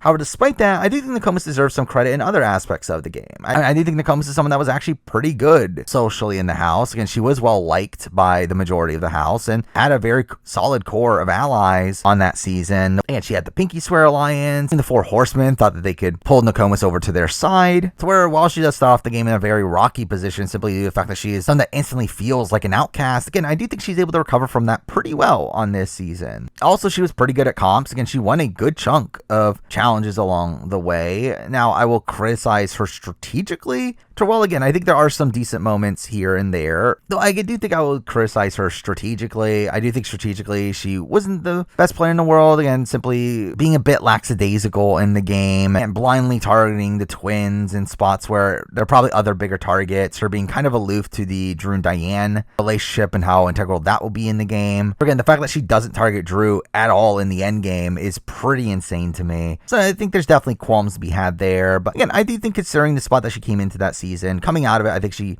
ends up playing pretty well. Now, I think her second appearance is obviously not good on All-Stars, though to be fair, I think she was kind of doomed from the preseason. So just in general, BB5 was not very well connected coming into that season, and with season 6 just winning all the comps, again, it was pretty obvious that someone like her would go pretty early, but still, I don't really actually even factor her All-Stars appearance that much in her game. So for me, it is mostly her BB5 game, which again, I do think is strong, even though probably not as strong as some people claim. Where again, for me, it's enough to put her here at number 64. Number 63, we have a player that I don't particularly look at this person as that good of a player. However, they are someone with a very impressive track record, and that person is Erica from BB's 4 and All-Stars, where again, Erica has a very insane average placement here of a 4th place finish and a 2nd place finish. That is a almost unprecedented record, especially for people at this point in the list, where again, a lot of the players that have that high of a record are much higher on this list. However, again, I just don't actually look at Erica as that good of a player, where I do think Erica's BB4 game is one that is a bit rocky, and how she is attached to the likes of Jack and David and is part of the Elite 8, but once the Elite 8 crumbles, she's kind of just on the bottom, being kind of aloof at what's going on in the game. Obviously is targeted by the Stooges constantly, and is kind of kept around by the fact that like June and Allison want to keep her around to go after the Stooges, and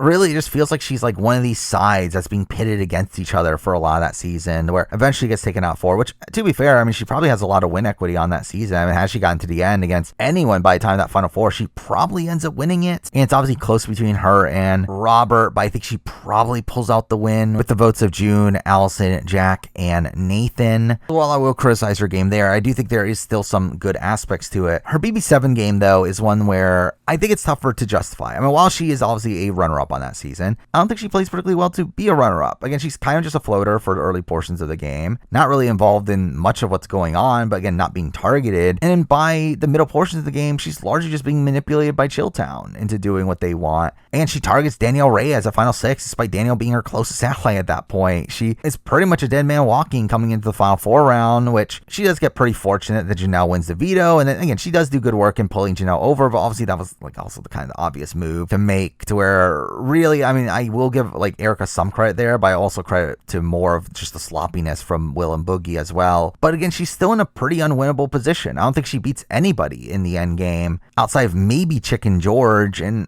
again, I think that's a major issue there, to where, like, again, I think her first game is one that at least she could win, but I think her navigation through the game is pretty poor, while her second time around, she navigates through the game a bit better, but is still never really involved in a major alliance. It's kind of just being manipulated through a lot of the game, and even when she finally does make a move, it's a move that, again, is in an unwinnable position. So because of that, for me, she's here number 63. And number 62, and here we're getting to one of the most popular players in the history of the show, one that I've commonly criticized their game, and I have a lot of people ask me, where's this person rank in the grand scheme of things? Well, here you go. At 62, I do have Janelle Pierzina, and again, Janelle obviously has 2 very deep runs on the show. Again, she gets 3rd place in BB6, 3rd place in BB7, appears again 2 times after that don't go as well, which, to be fair, I wouldn't really falter that much for those 2 appearances. Like, straight up, I think most of what ranks her this high is her first 2 appearances, with her not really being knocked that much for her 14 and 22 appearances, considering on both those seasons, she just had a massive target on her back that was pretty hard to escape. Now, technically, I do think she plays 22 a bit suboptimally in her targeting Tyler, despite Tyler being one of the few people that actually wanted to work with her. But still, again, like, I don't really qualm too much with those games, considering just how much things were stacked against her. But BB6 and BB7, I still think there are a lot of qualms to be had. While obviously a lot of people credit her a lot for her comp wins, and again, she is one of the best comp competitors of all time, she still doesn't really do much good with those competition wins. I mean, looking at her BB6 game, I mean, it's one where obviously she wins less comps in that season, but again, she's instantly on the bottom, gets saved by Kaser making the move that he does, informing the Sovereign 6, but even then loses Kaser right away, and has Howie make the move against James, which is just pretty much game ending for Janelle, where even at that point, even if she had made it to the end, she can't win the game, and she has almost no win equity on that season. Again, it's still like somewhat impressive the way she was able to navigate through the game, despite not having the numbers, but it's still a position where, again, she couldn't really even win the game on that season, and really, again, like a lot of the Friendship Alliance just outright hated her, to where, again, I don't think it's a particularly good game. BB7, pretty much the similar thing, though definitely had more win equity. I think there are situations where Janelle wins, like had she gotten to the end against Erica, which again, to be fair, she was very close to, and I do think she wins the game. I think if she gets to the end against Chicken George, I think she probably wins the game. However, I do think her win scenarios there are even then pretty limited, to where I do think she outright loses against Will. I think she probably loses against Boogie. And really, like, I feel like she spends a lot of the game kind of just being manipulated by Chilltown, to where early on, I do think she's playing the game a bit emotionally, taking out these targets that are people that like don't like her. Now, I mean, to be fair, I think early on, while I have qualms with the fact that I do think she's targeting people for kind of emotional reasons, it's at the same time, these are people that are targeting her due to her reputation. And again, that is something to factor in there. The fact that she did have a pretty big target on her coming into it. But again, from the mid game on, again, she's largely just being manipulated by Will. Again, she takes out Marcellus, which is something completely against her best interest. She loses Howie immediately following that. She is really just winning comps moving forward that allows her to navigate through the game, while Chilltown are just kind of keeping her around as a shield. Now, again, she does finally have a mind of her own and make the move against Will at Final Four. But even then, I mean, I think you could still even qualm with that move, in the sense that at least Will was someone that was easier to beat at the end, but still was not able to maintain the loyalty of Erica at the Final 3, which kind of nullifies that move to begin with. And again, like, I think Janelle's two games there are both one riddled with flaws, where she does make a lot of strategic errors across those seasons. Again, she's not particularly liked by a good chunk of the cast along the way as well, where also her comp wins were not really that well respected on the All-Star casts either, to where, again, I do not look at Janelle as that great of a player, but again, in the grand scheme of things, she's obviously higher than the people we've talked about so far. So because of that, for me, she is here at number 62. Now, number 61, we're moving on to a player that I do look at like somewhat similarly to Janelle. I think a step above her in the fact that she does beat her on one of the seasons, along with the fact that I do overall see more game acumen of this person. At number 61, I do have Danny Donato from BB8. And Danny is someone that, again, like, I do think her first run is like kind of comparable to a lot of Janelle's runs, in this spot where she's not particularly well liked by a lot of the cast. She does win a lot of competitions that gets her to the end of the game. Mind you, I do think Danny was obviously benefited due to America's Player, along with the fact that she had her dad in the game as well. But again, like, still gets to the end of the game, isn't well respected, doesn't win the game there. In a position where I think she's probably the biggest GOAT on the board. Following that, though, again, in BB13, she does try to play a bit more, plays a bit more aggressively, gets caught early on, but still, again, is very good at competitions, that is able to navigate her way to at least the final 8 round, where she's finally taken out there. Again, a pretty sloppy run, but one where she definitely does show her comp ability there. And I think we get to BB22, where I think she actually probably plays her best game there. Again, she's in the dominant alliance from the very beginning, pretty much steamrolls with that alliance. The problem is that she's on the bottom of that alliance unknowingly for a lot of her run. Really from like the midway portion of the game on, she's someone that is kind of a social pariah, and again, doesn't really make a move against them when she could have, though to be fair, again, they just win all the comps anyway, and she would have been booted along the way anyway. But still, I mean, I think the fact that she loses Nicole to Cody, the fact that she doesn't even keep Cody's loyalty, despite the fact that she was so blindly loyal to him, I think that's definitely a flaw there. But still, I think she has a more dominant appearance in BB12 than really any of Janelle's runs. Try mixing that in the fact that, again, I think her BB8 run is pretty comparable to Janelle's BB7 run. And in general, I do think I probably have more faith in Danny as a player than Janelle, especially in the modern day. I do feel like for me, it's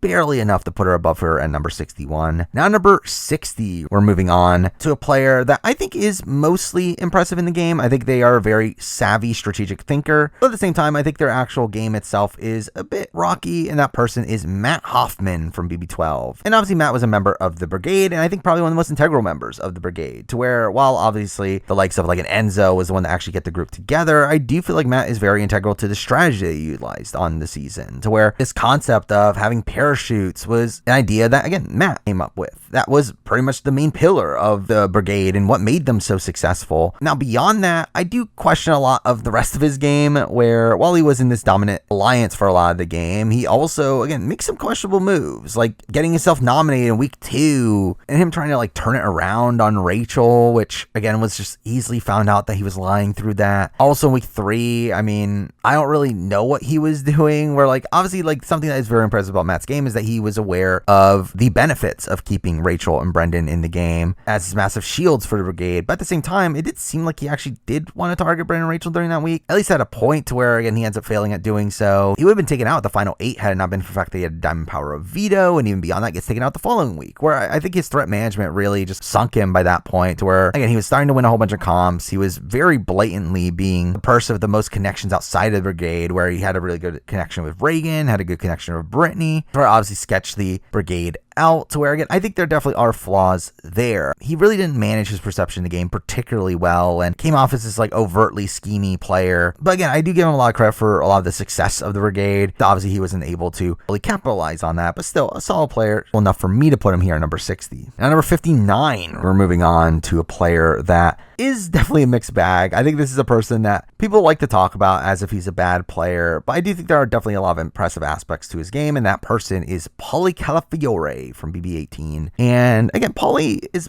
a player that pretty much runs the first half of BB18. I mean, he is in such a dominant position throughout a lot of that game, is the person really taking control of the game, leading all the votes, approving all the plans. The problem is I feel like he gets a bit too cocky in the game, and I do feel like he really overreaches in the game and kind of fails at something that I think Cody does extremely well in BB22, of like realizing what battles are worth fighting, where it really feels like Paulie goes out of his way so much to just micromanage every little portion of the game. Again, even to the point where he puts himself on the block against Bridget to backdoor Devon, which is just kind of ridiculous. And again, he lets his power structure be known a bit too apparently. He's also just kind of a dick towards the end of the game, to where obviously the entire power structure flips against him. But again, he does play the first half of his game like extremely well, where it did seem like he was positioned well enough to just steamroll the rest of the game, especially considering how good at comps he was as well. Though again, he does blow it up for himself, which is definitely a qualm to have there. But really, I feel like the first half of Paulie's game on BB18 is probably more impressive than any of the people we've talked about so far in any portions of their games. So again, for me, again, while it is still a very rocky game, it is still enough for me to put him here at number 59. Number 58.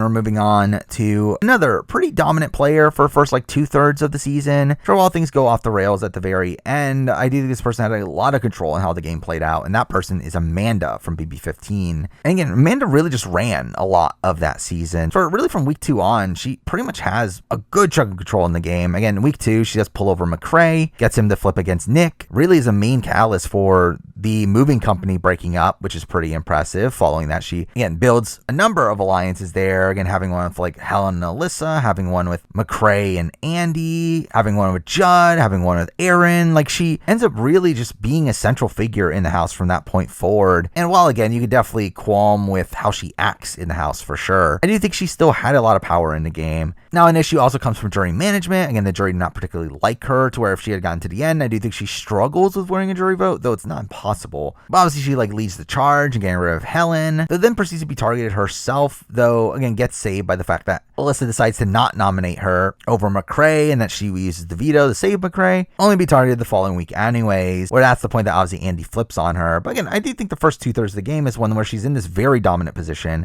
essentially running the game, and had she been able to keep Andy in line, which again probably was never happening, she probably would have had a pretty smooth ride to the end of the game, but probably was never happening. And also her win equity was not the greatest, where again, there's definitely qualms to be had here. But for me, I think the level of control she had early on in the game is very impressive, and that's why she's here number 58. Now, number 57, again, a player I look at pretty similarly from a very recent season, but one that obviously has a massive taint against them, and that person is Kyle from BB24. And the thing is, Kyle played a very impressive game up until his boot. The problem obviously comes from the controversy surrounding his boot, where his entire strategy of pulling together all the white people, essentially go after all the POC, and his inherent biases in that was, again, not good. Along with the fact that, again, like just inherently, even before all that happened, he was not doing particularly great with the jury. The jury did not particularly love him. But again, like I think when we look at his maneuvering through the game, it is very impressive. I mean, the way he was able to be very well positioned early on, be part of the initial power structure, but then proceed to flip that power structure in week 3 to a position where he's pretty much on the top of the entire game from that point on is very impressive. Now, I think a qualm to had is the fact that he didn't loop in Alyssa to this, to where I think because that does cause some problems by the time the final 11, where his alliance really wants to target Alyssa and he's able to stop it, but it does end up burning a lot of social capital for him. But again, at that point, he then flips against his own alliance, forms a new alliance that would have had the majority coming into the final 8 round. And again, it would have been in this position for him to completely run the game. The problem is that obviously that's when he gets caught with the tactics he's been utilizing. And through that, obviously, gets to this point where no one wanted to be associated with him and he gets taken out there. However, if that had not happened, he would have had pretty smooth sailing through the game. Where again, his alliance was already going to be the majority following that round. They had already picked up Monty as a number. And to be fair, Monty probably actually goes, considering the comp results there. And also, I mean, to be fair, if Michael had won future comps, he was probably going to target Kyle. The question is, could he get Kyle out at that point? Again, that's questionable. It depends on who he's up against. But still, again, Kyle was in this very dominant position in the game. He just also was in a non-winning position in the game. Or again, even if he got to the end, I do find it tough to see him winning a jury vote, even before his entire scandal happened. And obviously, once that happened, he was just a goner. Or again, it's a rocky game, but I think in comparison to the people we just talked about, I do think he's on the same level of control as them, while also his vote off feels like a very wonky circumstance there, to where, again, it's enough for me to put him here at number 57. Number 56, we're moving on to a player that also was a pretty dominant player in the game, though to be fair, I think this was a lot due to competitions and also how the show was currently laid out at that point. But either way, I do have Hardy from BB2, and Hardy, again, is a player that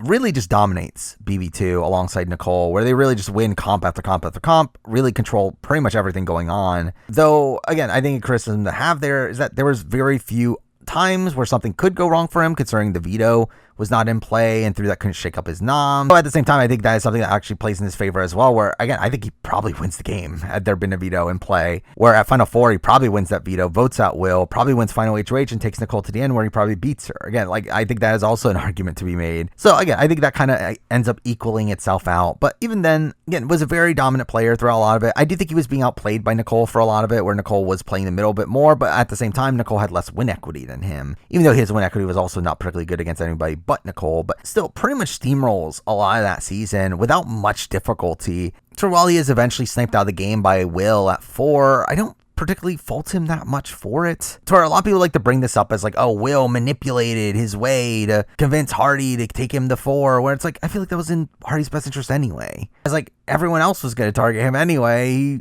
As again, like the decision between Will and Bunky is one where I do think Bunky was the right choice to boot at that point, with Bunky starting to win comps while Will still never won any comps. Like, I just think he was probably in just a losing position either way, but still, like, I do think Hardy definitely is a solid player. I think he has struggled with like fully owning his game. I think he would have struggled with a jury vote, but still, if he had one out, he would have probably won the game with him planning on taking Nicole. So again, for me, it's enough to put him here at number 56. At number 55, we're moving on to a player that I think was way ahead of their time. I think this is a player that had an understanding of the game that I think very few people did at the time he played. Though again, I still definitely have some issues with his game, but still, at number 55, I do have Roddy from BB3. And Roddy, again, is an interesting player to me, in the sense that I do feel like he seemed to like fully have this grasp on how to play this game with the format that they had at the time of the players going home and being able to vote after having watched the show, to where again, like, he played the game very intentionally. He played this very methodical game of one where he managed his perception so much through that season and cared so much about how he was coming off on the show, while also still playing this very savvy strategic game, to where I think a lot of the flaws that come from his game are through his overt attempts at trying to manage that perception. But again, the way he was able to guilt trip people into doing what he wants is very impressive. Again, like the fact that Jason was going to target him for his HOH round, and then Roddy just essentially guilt trips him into not putting him on the block, is pretty insane there. Him almost guilt tripping Amy to essentially take herself out of the game in favor of keeping Roddy is also pretty insane there, to where again, like by the end of that week, Amy regrets not doing it. He also, again, was very well positioned early on in the game. He had the alliance with the men. Again, they flipped the vote on Tanya, to where again, he's a very aggressive player in that sense too, to where again, I do think Roddy is a very impressive player, one that like seemed to just really understand how the game should be played at that point. Another question is like, how would he adapt to the modern day, and if he would even be able to play a similar game in the modern day. But still, I think like at the time of BB3, his game is extremely impressive, which is why he's here for me at number 55. Now number 54, moving on to a few players that played multiple times and have definitely bigger pros about their runs, but still aren't the greatest players in the grand scheme of things. And at number 54, we're starting that off with James Hewling from BB 17 and 18, where again, James is a bit of a strange player, and the fact that, again, he obviously had 2 appearances, both of them being somewhat deep runs. Again, his first time against 7th place, his second time 3rd place. Again, a solid record there. However, the reality is I don't think James is that great of a player within that, though I think he's also probably a better player than people give him credit for. I mean, people talk about him as this massive GOAT on BB18, and while, again, he probably does lose against both Paul and Nicole, he probably loses against most people in the end game. I still think James actually plays a solid BB18 game. Again, he is someone that is really just playing the middle for a lot of the season, where he's really involved in a lot of the power structures in the house, and while he very rarely has actual true control over what's going on, again, he is very safe for the majority of that game. But then he finally takes the game into his hands and flipping the game against Paulie, and once that goes through, again, he's in a pretty solid spot to where, again, him taking out Victor the second time, I think was a pretty good move for him in particular, as obviously he still has his alliance with Natalie and Michelle, while also still having Corey and Nicole being more loyal to him than the other two. Again, he puts himself in a pretty solid spot in the game. The problem is that obviously Victor comes back, and then when Victor comes back, the other side has more numbers than them, to where his side gets picked off one by one. But still, I do think had Victor not come back, I think James would have been in a pretty solid spot. Again, being right in the middle of the house once again. But instead, again, he loses his allies. But even then, by the time Final 5, he's still someone that is being taken to the Final 3, with both pairs having to take shots at each other. Now, again, the question is win equity. I don't think he had much of any there. But again, I think his game overall is a little bit underrated, and I do think he was actively playing the middle for a lot of that season. And then, again, going to BB17, his first run, it's not that great. I mean, it's one where, again, he's still willing to make big moves. He still does win HOH and go after Shelly and Clay, which, I mean, again, probably should have gone after Vanessa, but still, Shelly and Clay, not a terrible target either. He is pretty well situated at the beginning of the game, to where, while there were definitely people that could have potentially taken him out, he still was in a pretty solid core group of allies. And even after that, he still is able to build a bond with Austin and Liz and Julia, where that keeps him safe for a little bit later in the game. And again, I think there are definitely things to praise with James. I do think he is a better social player than people give him credit for. I do think he plays the game a bit more than people give him credit for, to where, again, for me, even though he's not the greatest player in the grand scheme of things, for me, it's enough to put him here at number 54. Now, number 53, moving on to another player with a very impressive track record, having a 3rd and a 4th place finish, one of the highest averages in the history of the show, and that person is Christmas from BB19 and 22, who, again, obviously people don't like Christmas. I get it. Also, again, is Christmas the most savvy player in the world? No. But again, there is a reason why she makes it to the end of the game both times, and it's because she puts herself in these very strong alliances. Again, she is in a dominant alliance on 2 of her seasons, which is, again, of the 2-time players we talked about so far, pretty unprecedented. To have a player that was in a dominant alliance 2 times. Now, again, was she the most integral person within that alliance? No. And again, that is the issue, why she's not higher on this list, as had that been the case, she would have been very, very high on this list. But again, in BB19, she is able to build this really good bond with Paul, where Paul does pick Josh and Christmas over all these other groups, despite the fact that Paul had deals with these other groups on them taking him to Final 2 anyway. Now, again, she does pretty much give up at Final 3 and tells Josh to just take Paul, which is pretty bad. But again, had she gotten to the end against Paul, she probably wins. Had she somehow won that final HOH, she wins the game, kind of by accident, but she still wins. And also, I think something to factor is obviously the fact that she had an injured leg throughout all of it, which lessened her comp ability, which, again, who knows, she probably could have won that final HOH had she not been injured. And in 22, again, she once again finds herself in the majority alliance alongside the committee. Now, obviously, there is some bad play at points. Again, the treatment of Devon and Bailey is pretty bad. I didn't think she struggles to win a jury vote on that season, where I find it tough to see where the votes fully come from, though again, she definitely gets votes and is really the only person that actually puts Cody in any semblance of danger throughout the season, where again, had she won the Final 4 veto, Cody is out of the game, which could have bolstered her jury chances as well. Though again, I think there definitely are things to praise with Christmas's game, and the fact that she was in 2 dominant alliances on 2 appearances, had a 3rd and a 4th place finish. That's an impressive record, to where while there are other issues with her game, for me it's enough to put her here at number 53. Now number 52, we're moving on to a player, another one that people mostly don't like. However, I do think this person gets a bit shortchanged in terms of his ability as a player. And at 52, I do have Jeff Schroeder, Big Jeff. To where, again, Jeff is someone that, again, don't agree with a lot of his opinions on things. However, I think as a player, again, he has a pretty decent record. Again, a 5th place finish, a 7th place finish. I mean, while not as strong as the likes of James and Christmas, I think his actual play within those seasons is stronger. Where, again, a lot of people talk about how, oh, it's only because of the coup d'etat he gained any sort of power on BB11, which, again, I don't agree. Again, I do feel like had it not been for the coup d'etat, yeah, Jessie stays in the game for one round longer. But again, Jeff was already in this position where had Michelle won the next HOH, which happened, he was still going to be in a similar position in the game. Also, again, it was in a position where Jessie had already pretty much decided to work with Jeff and Jordan moving forward and not targeting them over the likes of Kevin and even Michelle, to where, again, like Jeff and Jordan had a pretty deep run in them even before the coup d'etat, which I think is pretty indicative of their pretty decent social play before that, to where despite the fact that, again, it starts off very rocky where Jeff sides with Brayden and is kind of on the outs for his first few rounds, I do think by the time of week 4, I think he does a lot to repair his game and building a bond with Russell, repairing his relationships with Jessie. And again, he's in a somewhat decent spot there, though obviously by the time we get towards the end of the game, he's in like a not great spot where I don't think he necessarily plays it poorly, where again, like he does take out Russell, which again, you could definitely qualm with. I don't think at the end of the day it really mattered, as Russell was someone that was going to take the shot at Jeff soon anyway, to where I think getting him out early, especially considering how competent of a comp competitor he had seemed to be up to that point, is not a terrible move. It's just obviously he couldn't win the final 5 veto, where had he done that, he would have been in a pretty good spot final 4. Again, him and Jordan versus Kevin and Natalie, where again, had he just won either the HOH or veto at final 4, he's at final 3 in a spot where he probably beats everybody at the end. Again, I think his BB11 game is one that is a bit underappreciated, and I think his BB13 game is a bit rougher. I mean, again, he's given a lot of advantages there by being with the vets from the very beginning. He also is again on a bit of a rocky path, to where while he does end up having a good chunk of allies around him, again, he has Jordan, he has Rachel eventually, he has Adam, he has Shelly. Obviously, Shelly eventually flips on him.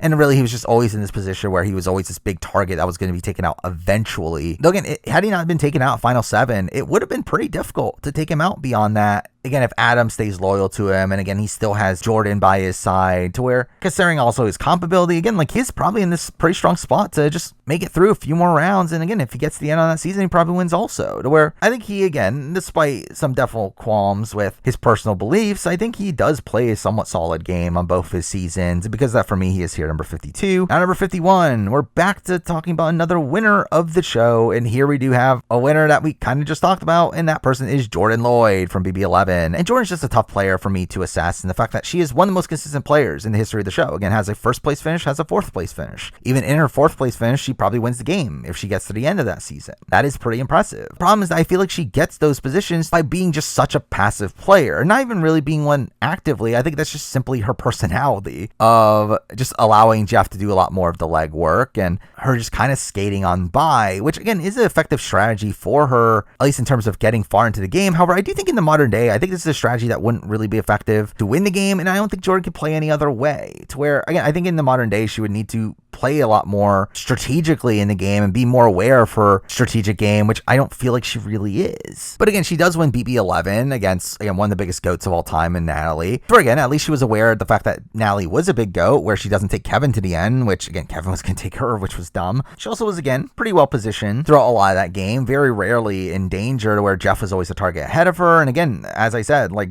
Jessie was actually planning on taking them further into the game by the time the coup d'etat was used. Then we have a BB13 run where, again, benefited by having vets there, but outside that, again, also was relatively safe. And I think even in that season, like, I think she does some decent work in building social bonds. Again, she does make this alliance with Kalia that really benefits her in the game, that keeps her specifically safe from Kalia's HOHs. You do have her bonding with Rachel, her bonding with Shelly, her bonding with even the likes of Cassie, also works well with Adam, where, again, I do think she does some pretty good social work at points, even though a lot of it doesn't really come to roost. Again, she gets to an endgame position where she could have won the game. Now, to fair, she loses there because of her own fault of her never really bonding with Portia. And also, again, would have been booted at 6 had it not been for Pandora's box anyway. But again, the fact that she was a former winner and comes back a second time to just be in an endgame position where she could have won again is pretty insane. So again, despite the fact that I don't think she's a very active player and I won't give her that much credit for how she maneuvers through the game, I do feel like, again, there is something there to just how passive she is, to where, considering her inherent likability as well, again, she had a chance of being a 2-time winner, and for me, again, that's enough to put her here at number 51. Now number 50, we're keeping with another winner of the show, this one being another one that I very much questioned their overall game ability. However, I do feel like they are a player that probably plays a pretty repeatable game. And at the end of the day, I do look at them pretty similarly to Jordan. That person is Lisa from BB3. Again, like for me, Lisa is a player that is, again, very good socially. She, again, is definitely competent physically, and strategically, I mean, she's fine. And I do think a lot of people give her probably too much strategic credit in her like getting Danielle and Jason to take her to the end, as if she was like this mastermind that tricked them into doing something against their best interests, when in reality I think she was just a good social player that had them convinced simply because they liked her more. And again, I don't really think there's much of a like truly strategic bone in Lisa's body. I mean, she definitely gets like the baseline level strategy, though I don't really feel like she gets much beyond that. I mean, a lot of people talk about how, oh, she was taught by Daniel Reyes and was starting to play in a villainous way, but then like she doesn't though. And yeah, she doesn't vote for Eric to come back into the game, but really outside that, I mean, she pretty much plays the exact same game in the back half of the game as she does in the first half. Again, she's still not particularly cutthroat. She really just goes along with what the house is doing, and even in the Marcel's vote is completely out of the loop on that. She didn't even know Marcel's was going home. It's actually a vote for him to stay. I mean, she is someone that, again, I think her winning game is one that is probably a bit overestimated in the grand scheme of things. Though I do think, again, she's a pretty repeatable player. I feel like if she were to play again, I think she could do the same thing again. The question is, would the jury respect her in the modern day? And to be honest, I don't think they do. I do feel like there's at least consistency in her run, where, again, like as a whole, I largely look at her as a Jordan. I think a better version than Jordan, in the sense that, again, I do think there is at least that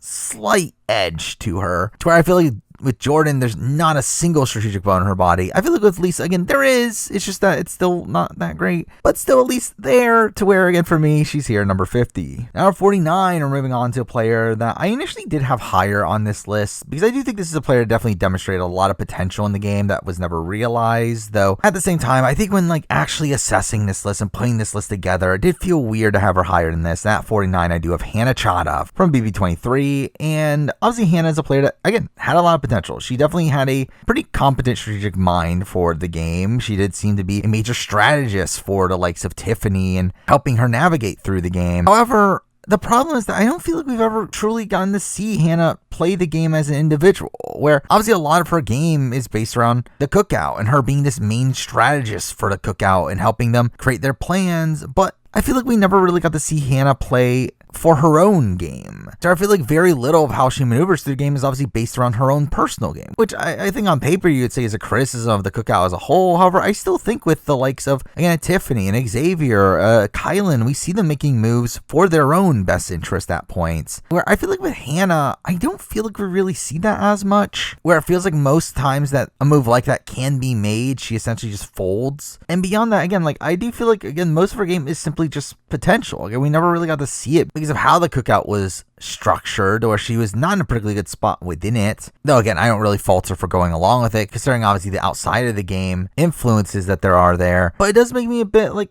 unsure of where exactly to land her as a player, to where I think there definitely is a lot of potential there. I mean, I would say if she were to return, I would have a lot of faith in her ability, whether again, being well liked socially, her having a pretty competent strategic mind, again, her not being a complete slouch in challenges either, to where again, I think she could be a pretty solid player. But again, I do feel like a lot of that is simply just potential that we never got to see realized, which makes it tough to put her much higher on the list here, number 49. Number 48, we're moving on to one of the better one-time non-winning players, which to be fair, we'll be running through a good chunk of them moving forward, even though, again, it ends up being pretty different to my list I made years ago. But either way, at number 48, we're starting that off with Shelly Moore from BB13, who, again, I think is a pretty solid player through and through. Again, she's a player that was able to play the middle pretty well, again, being associated with the Vet Alliance, being a very solid number for them in the very beginning, but also still having connections to the Danielle and Kalia side of things. Again, she's a very important number during the Lawan boot week and convincing Kalia to put Lawan on the block. She obviously works alongside Jeff and Jordan until she finally decides it's the time to strike, which, to be fair, I think she probably strikes a bit too early in a spot where that really just leaves her open the following week. But even then, again, she wasn't actually going home in week 6 until the Pandora's box happened, which screwed her over. But even beyond that, I mean, like, really, I don't think she was really poised for the long term after she had made the Jeff move. I mean, I think she was probably poised to be taken out around the time of Final Four based on how the game was laid out. Where, again, she didn't really have much of a relationship with Portia, and considering how the comps played out, I think more than likely, even without Pandora's box, she probably just gets taken out at 4 by Portia. But still, I mean, like, I think she's definitely a very competent player, one that, again, navigated through the game in a very impressive way of manipulating people, the where, again, I think Shelly is a very solid player. The reason she's not higher on this list, though, is really win equity. I do feel like she really struggles at winning at the end, especially after she flips against Jeff, to where I think in most situations, again, she's never getting Jeff and Jordan. I think she probably struggles to get Brennan and Rachel. And again, against any of like Danielle, Clea, and Portia, they're voting for each other.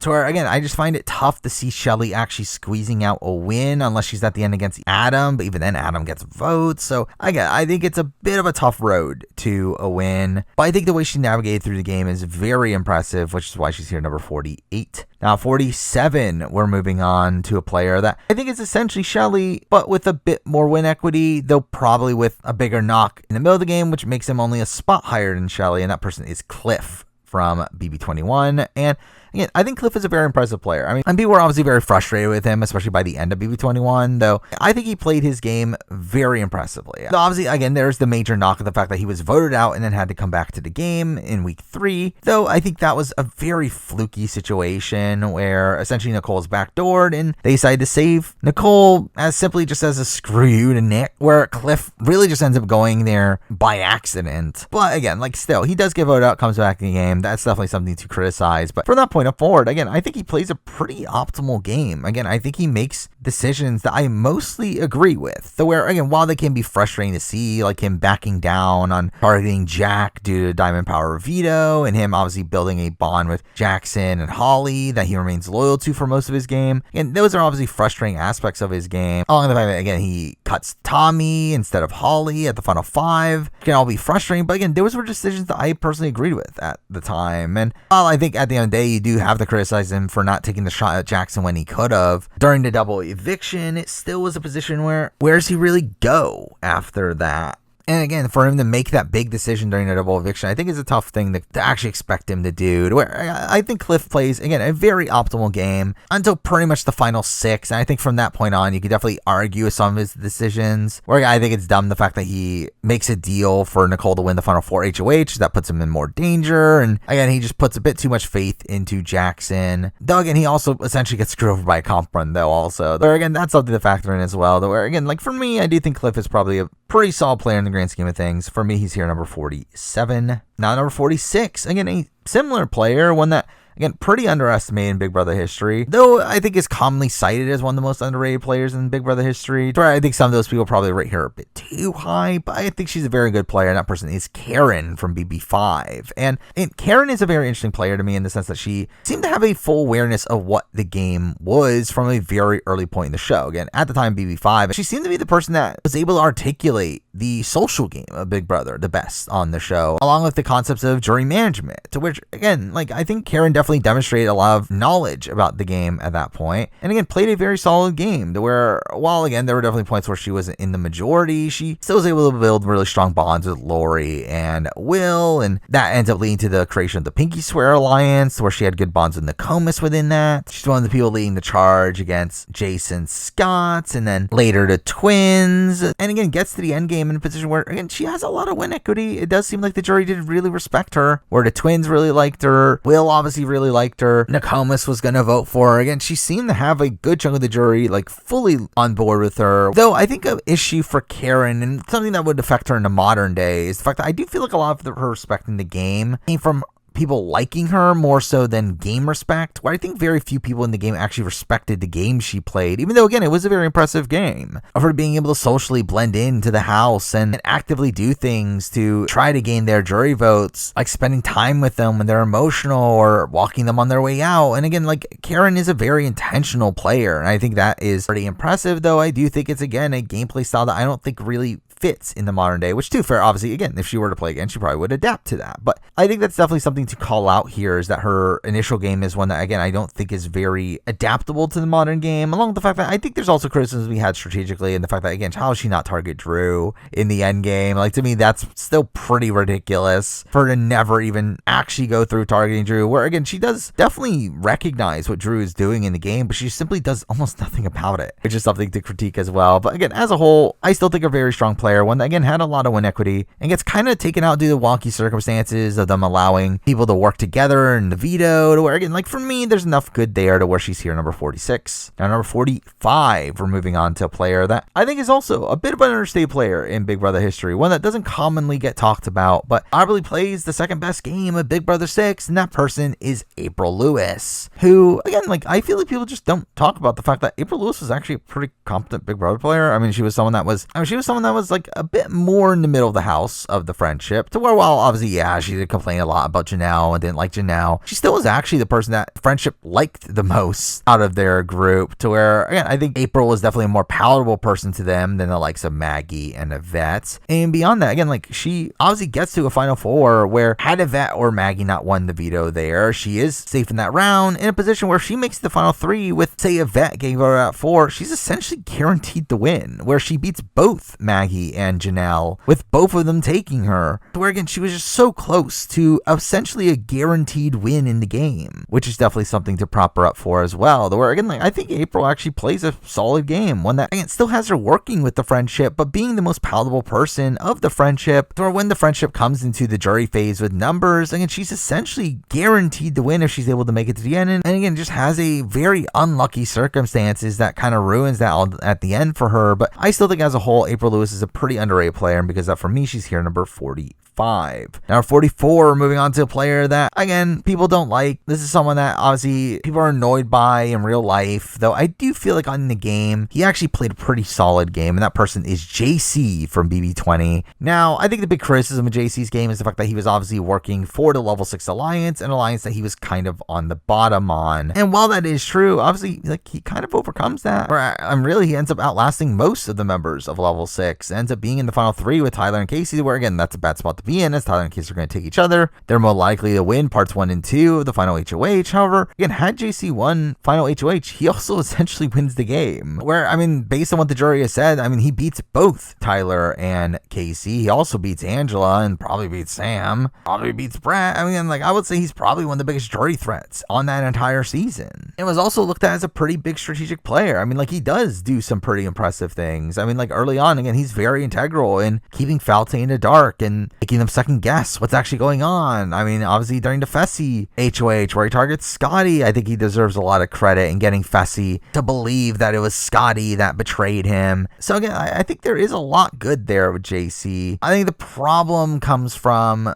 again, him just kind of working for an alliance that he's on the bottom of. But outside of that, again, I think his game is pretty solid, and I do think he is a mostly competent player. If he had at least just picked a better number 1 ally than Tyler, who just had so many other options. But yeah, for me, I think he's a solid player. He's here number 44. Now number 43, we have someone that I'm kind of surprised is this high on this list. I did not expect this person to be this high when I initially concepted this list, though again, like looking at the people that are around him on this list, I do feel like it makes sense. And that person is Shane from BB14. And again, Shane's a bit of a strange pick here. I mean, he is a player that obviously was very dominant in challenges, one of the best challenge competitors we've probably ever seen. Again, won the first 3 vetoes in a row along with week 3 HOH, and then proceeded to win other competitions along the way. He was, again, in the majority alliance for a good chunk of the game, and while he was in a precarious spot right away, and I do fault a lot of that to Billy Hance more so than Shane. And even then, he's able to recover from that, where he's able to build the bond with Dan and Danielle along with Brittany, to where they end up running a really good chunk of the game. And even after Brittany gets taken out following Dan's funeral, he's really able to continue from that in a still solid spot. Now, obviously, Dan does turn against him by the time of the final 6, where it almost backdoored him had it not been for the fact that Danielle fought against the plan. And then at final 5, again, he was the main target, only for him to eventually be taken out at final 4. But again, like, I do think his game is, again, a solid one. I think if he somehow got to the end, which again isn't unfeasible to think that he could win just 2 competitions in the end game, again, he probably wins the game. Yeah, I think against really anybody in that final 4, I think he probably wins. Probably beats the likes of Joe and Jen as well. Like, I really feel like he beats a lot of people on this season in the end. For mixing that, the fact that, again, he was in a pretty solid alliance for most of the game, again, was very solid competitions, and he is a pretty competent player there. Now, again, like, I don't really have much faith in his strategic ability, but still, I think overall, a pretty solid player. One, again, came very close to winning.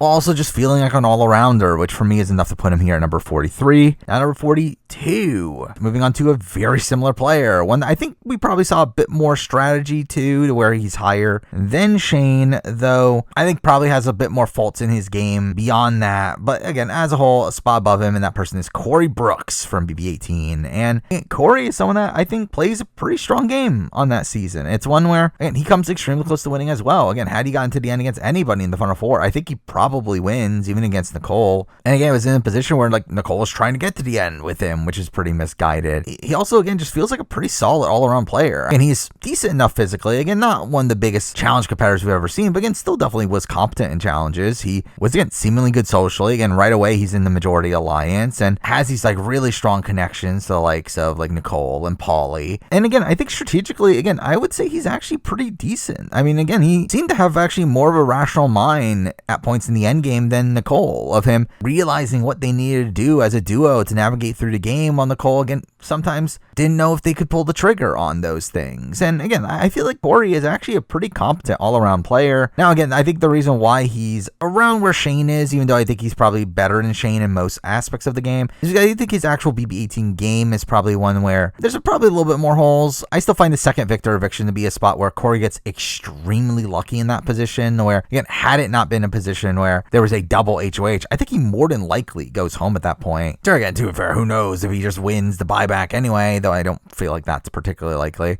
Along with that, I do feel like he's a lot more at fault for his elimination, where with Shane, again, it was a spot where, I mean, yeah, you could definitely qualm the fact that he didn't fight more against Danielle of putting him on the block, but really, I feel like it makes a lot of sense for Dan's game to obviously cut Shane in that position, where, again, Corey gets cut by James, where it makes no sense for James to cut him. So for me, that's also a little knock there. But again, as a whole, I do think Corey's a pretty solid all-around player. Again, has some holes here and there in his overall game, but for me, again, it's enough for him to be here at number 42. Now, number 41, we're moving on to a player that I do look at in a similar level as Corey, and the fact that he, again, seemed to be a pretty competent all-around player, pretty good physically, had some strategic chops while being okay socially, and that person is Austin from BB17. And Austin, I think, is just a pretty solid all-around player, one that, again, ends up playing a pretty impressive game. While there's definitely holes to be had in his game, I mean, early on, he's kind of on the outs, and while he is able to gain some power through building a bond with Vanessa, that later translates to him getting a relationship with Shelly and Clay that allows them to kind of run the early merge portion of the game, early pre-merge portion of the game. He still kind of ends up messing that up by the time week 5, where, and obviously he ends up falling in love with Liz, to where he ends up leaking the twin twist to others and ends up trying to put like a bullseye on Julia's back to try to keep Liz safe, and all that is just kind of dumb, and it does really turn his own allies against him, to where he gets very fortunate in the fact that Vanessa ends up being the one to win the HOH. For through all of his begging, he's able to win her back, but still, that was a very precarious spot to be in. And beyond that, and again, he does run the game for a lot of it, to where even at points where he's not in power, he is relatively safe, to where, again, Shelly and Clay are targets ahead of him, even Vanessa is a target ahead of him.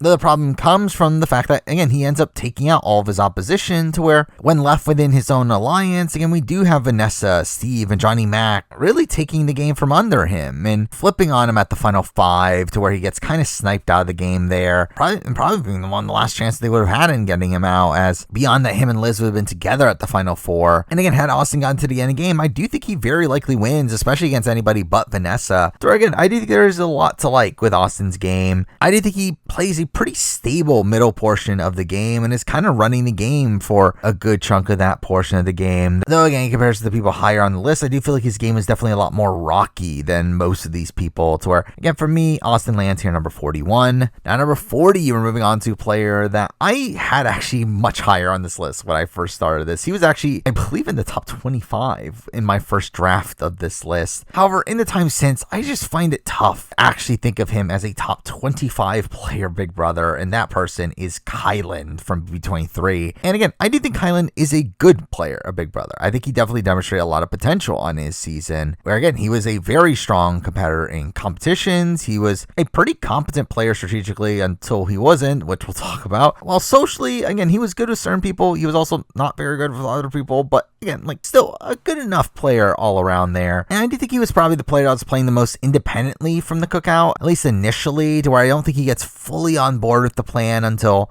towards the end of the pre-jury phase of the game. And I do think if it had not been for Cookout, again, Kylan could have been in a very good spot. Now, I do think Kylan is not in as locked in of a good spot as the likes of a Tiffany, a Claire, a DX, to where I do think he would have definitely worked with them, but I do think he would have been on the outskirts of that group. I think he probably would have been number 6 or 7 in their power structure, to where, considering the fact that he was a massive threat in the game that won a whole bunch of comps, I would not be shocked if they tried to take an earlier shot at him, to where who really knows where he lands in the game without the Cookout. But with the Cookout, again, he gets to the final 6 in a position where he's essentially the swing. I mean, at the time they're at 6, again, it is essentially Tiffany and Hannah versus Xavier and Big D, and he is essentially the person in the middle. However, he decides to side with Xavier, despite not really having that much of a relationship with Xavier by that point in the game. However, he is continuously told that Xavier is the best player in the game and that Xavier is going to win at the end. And with Kylan, his entire thing is that he wants to beat the best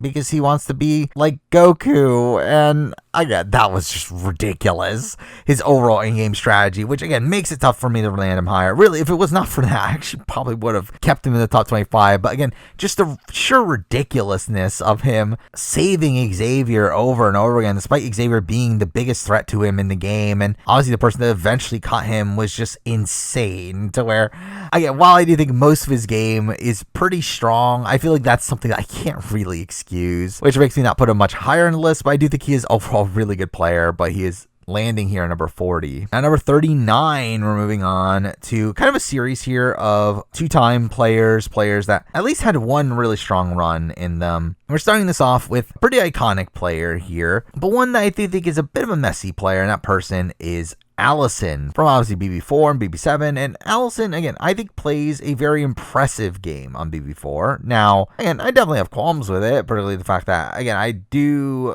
struggle with realizing just how intentional certain aspects of her game are, along with the fact that, again, we just see her kind of going in and out of the majority at points, where, again, we see her being part of the Elite 8s, only to then be targeted by Dana in week 3, only for her to then be HOH, and get rid of Dana, only for her to then kind of float through the game. Though still had some spots where she could have potentially been in danger, though by the end of the game, again, she's essentially just looked as a massive goat, where most people wanted to take her to the end by that point. But again, it was simply just due to the fact that she couldn't win. And again, that is the issue for me with Allison, is the fact that I don't think Allison can win the game. I think Allison struggles to win a jury vote against really anybody on this season. I mean, unless she somehow miraculously got to the end against Dana, I don't really think she beats anybody in the post-jury phase of this game. And again, while it is still very impressive the way she floats through the game, again, essentially being the first to actively float in the game, where again, June had been kind of doing it beforehand, but I think Allison was really the first to really hone in on this floating strategy of really playing off of both sides and propping up your position in the middle. Though, to be fair, I mean, she does eventually get beat her own game by June, which we'll talk about, but I think Allison is definitely a very solid player, one that plays a very solid game on BB4, to where, again, I don't really even factor in her BB7 game that much. Again, it's not really much of a game. It's one where she didn't come in a good spot. But even then, despite that, again, doesn't play particularly well. She does the openly target Janelle, but still, I do think it's not really a game that really changes my overall opinion of her game, where I do look at her as a pretty solid player all around. That's why she's here number 39. Now, number 38, we're moving on to a player. I've been kind of all over the board with this person. I've at points thought this player was pretty solid. I've at points thought this person wasn't that good. And though I will say I did recently rewatch this person's season, I do think through that rewatch it did elevate my opinion on this person again, and that person is Diane Henry from BB5 and BB7, to where, again, like, Diane's BB5 game I think is one that is actually pretty impressive for the time. I think she's a very dynamic player for the time of Big Brother 5, to where,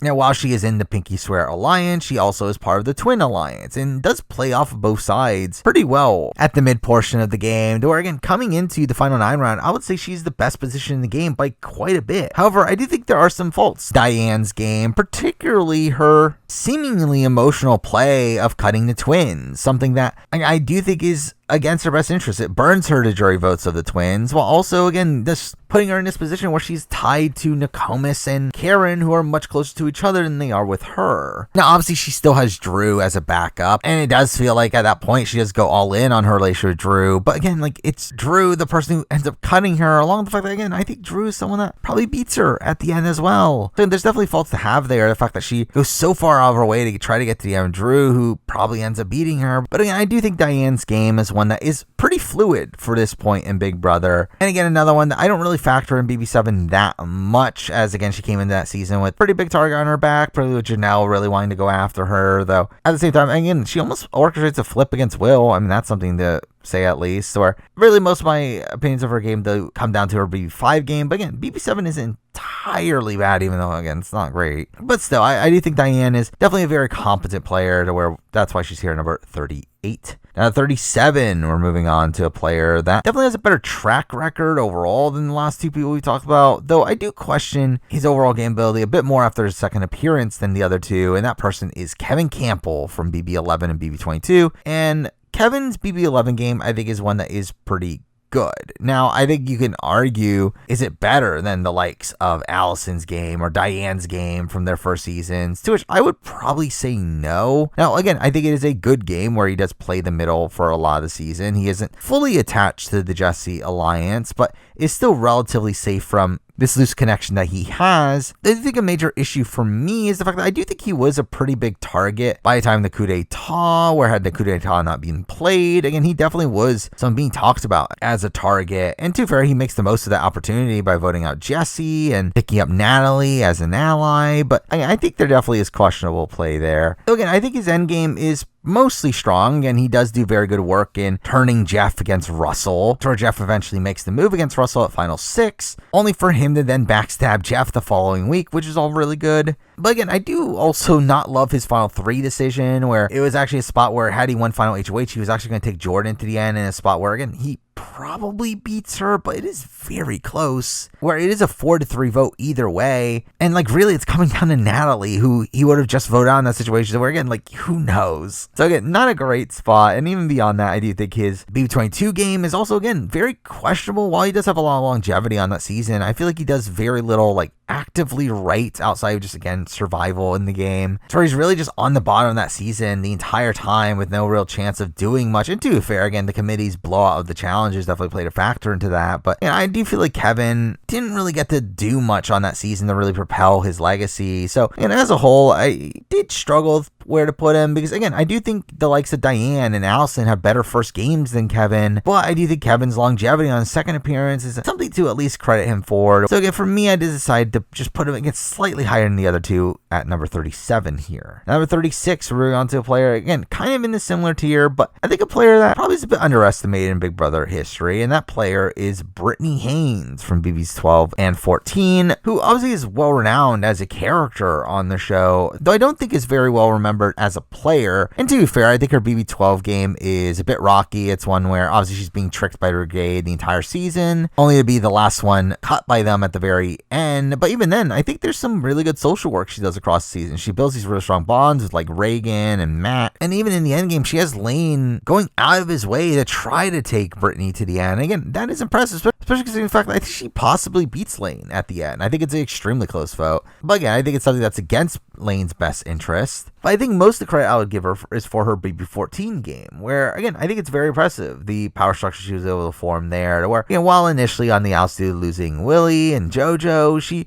is able to build this really good relationship with Danielle and Dan, to where they form a 4-person alliance that really ends up just running the game, until she obviously gets sniped out due to Dan's funeral. But really before that, again, she was in a very solid position. Again, it would have been very difficult to take her out of the game, with her building a really strong bond with Ian, to where that could potentially save her. And also, to a degree, again, Brittany gets screwed over by the fact that Ian had a second veto that week, where had that not been the case, Ian probably goes home instead. Now, obviously, we can also add in reindeer games, which, I mean, for Brittany, I didn't feel like really changed that much. I think it just really confirmed that, she is a very good social player. She was very well positioned early on. I will say, I do feel like she got a little bit sloppy. Like, her targeting of Danielle just seemed to be really misguided from her point of view, to where, like, really for me, I feel like reindeer games just kind of kept her around the same, where initially I was thinking she might go up just due to the fact that she seemed to be doing pretty well socially at the beginning, but considering her, again, kind of misstep there, I do feel like it kind of just equals out to where I was going to put her to begin with. And I think there's a lot to praise for her BB14 game. While her BB12 game is, again, largely mediocre, I think there's still some really good social work within it to where, again, I think she is a very good player. One I don't think we ever got to see the true potential of her game play out, but again, for mostly what she did on BB14, she's enough to be here at number 36. Now number 35. We're moving back to another winner of the show. It's been a bit. This being a winner I am largely conflicted on. I do feel like this is a winner that I don't really know where I really stand on them as a player, because I think there's some massive highs, there's some massive lows, and that player is Adam Jasinski from BB9. And Adam, I just think, is a tough player here. Again, he's one where early on he plays terribly. I mean, he makes a massive target of himself. He almost goes home, and Jacob does. He's only saved by the fact that Jacob somehow does worse. But again, he makes a massive target of him and Sheila, which is not great. He does end up playing pretty emotionally at points. I mean, he does vote James back into the game, even though that was probably something not in his best interest, just due to the fact that he obviously liked James. He also doesn't nominate James during his eviction week, which is pretty dumb as well, as it just gave James the opportunity to save Sharon and really screw him over. But I do feel like from Final 5 on, I think he plays mostly optimally and spends a lot of that time really just undermining Ryan along the way, which is pretty interesting. Though at the same time, I do question how much of that is fully intentional in the Final 4 round at least, and where it did seem like for most of that round he was actually going to keep Sharon around, something that was obviously beneficial to Ryan, with Ryan having a better relationship with Sharon. However, he changes his mind at the last second, which again should have been the obvious decision, and him seeming to do so not because he has a closer connection to Sheila, but more so because Sheila would not win the final HOH. So I think that's like not great, but it is still technically the optimal move for him. And again, his Final 5 round, I think he does pretty good work in maintaining Natalie's jury vote, and him throwing the final HOH to Ryan allows him to get through that round while getting more blood on his hands. And again, I think he does a very good job of just undermining Ryan throughout a lot of that end game, which is something I've always propped him up for. But really, I do feel like a lot of his game is a bit rocky. I do think his game is one where, again, like early on he's not particularly liked. Middle of the game he is making some pretty misguided strategic decisions, and while again his end game is very strong, it's still one where, again, I do come out of this being very conflicted on why I truly think of him as a player. But again, for now I decided to land him here at number 35. Number 34, moving on to actually another winner of the show, one that I think is actually not that dissimilar from Adam, even though this comparison doesn't really get brought up much. But I do think a similar player to Adam ends up being Josh Martinez from BB19. And to be fair, I think a lot of people would probably say Josh Martinez is too high here on this list, being at number 34 of the best players of all time. And again, I can definitely get that. However, I do think Josh is someone that I do think is a bit understated in Big Brother history. Now, again, is his early game bad? Yeah, again, he was almost taken out week 1. Had he not gotten that safety, he probably goes week 1. He, beyond that, again, is not really taking that seriously and is kind of being dragged as a number for Paul for a lot of it. Though, again, I think there is a reason why Paul picks Josh and Christmas over the other pairings. And you could definitely argue that, okay, it's just because they thought that Josh and Christmas were the biggest goats. But I do think there also was this actual genuine personal relationship that they had made. And really, for me, that's the thing with Josh. That I do think Josh is actually pretty good socially when he's not being extremely emotional, where obviously there are points where he's extremely emotional, lashes out at people for no real reason. But again, when he is playing with his more rational mind, I do feel like he actually does play somewhat well. Again, having decent relationships with people.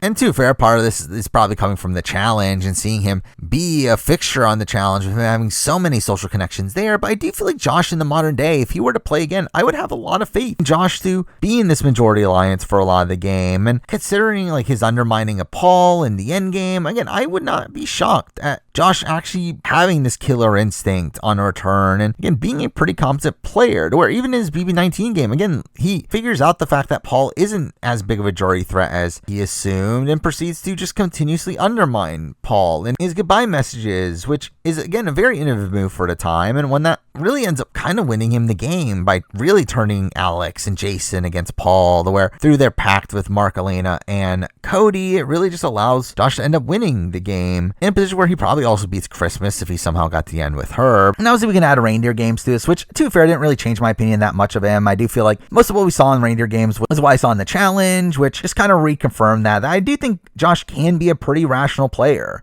in the game and someone that can do well if he were to play the game with his current life experience. But really for me, Josh is a player that, again, at the end of the day, I think he's pretty similar to Adam. Again, a player that made some misguided strategic decisions at points, again, was pretty emotional in the game, was saved in week 1 due to something completely out of their control. And now I think there's a difference both ways in the fact that I think Adam's end game is a lot more impressive, at least on paper, though again, I think Josh is someone that I would have more faith in on a return. Along the fact that, again, I do like him being the innovator of this new way to utilize the goodbye messages. That for me is, again, good enough to put Josh here at number 34. Now, number 33, we're moving on to a series of runners up here. Some of the better ones, with this first one being one that was so close to winning the game. They literally made a game-losing decision at the very end, though really the rest of their game is just kind of a mostly stable game with maybe one major exception. But still, I think this person is a mostly solid player, and that person is Monty from BB24. And Monty, again, I do think is a mostly stable player in the fact that he is, again, a consistent player through and through. Again, I think he's pretty solid socially. He's obviously good at competitions, and also he is, again, competent strategically. He is someone that, again, was part of the initial power structure, was one of the leaders of that alliance early on, and then proceeds to flip on that alliance through the creation of the leftovers. And like, to be fair with the leftovers, I think he's not in as good of a spot as he could have been in that group, to where I do feel like he kind of drops the ball a little bit in like having Kyle really take the forefront, while also having even like a Joseph playing the game more aggressively than him, as he was constantly being talked about as someone that the likes of a Michael would eventually go after. But again, it never goes through. Obviously, we get the split house twist, and then following that, we get this position where Monty does flip on the like of Michael, Brittany, and Taylor, only to then end the week somehow in a position where he was actually going to go home, which, to be fair, I mean, it was largely due to the fact that Michael had won the veto. But again, like, Kyle had actually convinced everyone to put Monty on the block, and Monty was going to go out, had it not been for the fact that Kyle obviously had his spot blown up that week, which again feels like Monty getting saved due to something completely out of his control. However, from that point on, again, he really does dominate the game, again, winning comp after comp after comp, being completely safe in that entire end game stretch, while also, again, like, leading the action as you typically would in the end game if you're winning competitions. But again, he gets to a spot where he almost wins the game. Again, had he taken Turner at the final 3, he wins the game in a near unanimous vote, but then just doesn't and takes Taylor instead, which is obviously a massive flaw in his game, his lack of awareness at the fact that Taylor would win a jury vote. The two fair, I mean, really most people in the house had that opinion of thinking that Turner was a massive jury threat when he really wasn't. But still, I mean, I do think there is a lack of awareness there, that mixing down the fact that, again, he was also almost booed the final 8. Again, like, it's enough to not put him higher on the list, but I do think as a whole he seems like a very competent all-around player, which is why he's here number 33. Number 32, moving on to a runner-up that I was a bit conflicted on where to land this person. Again, this one was all over the place. There was a point where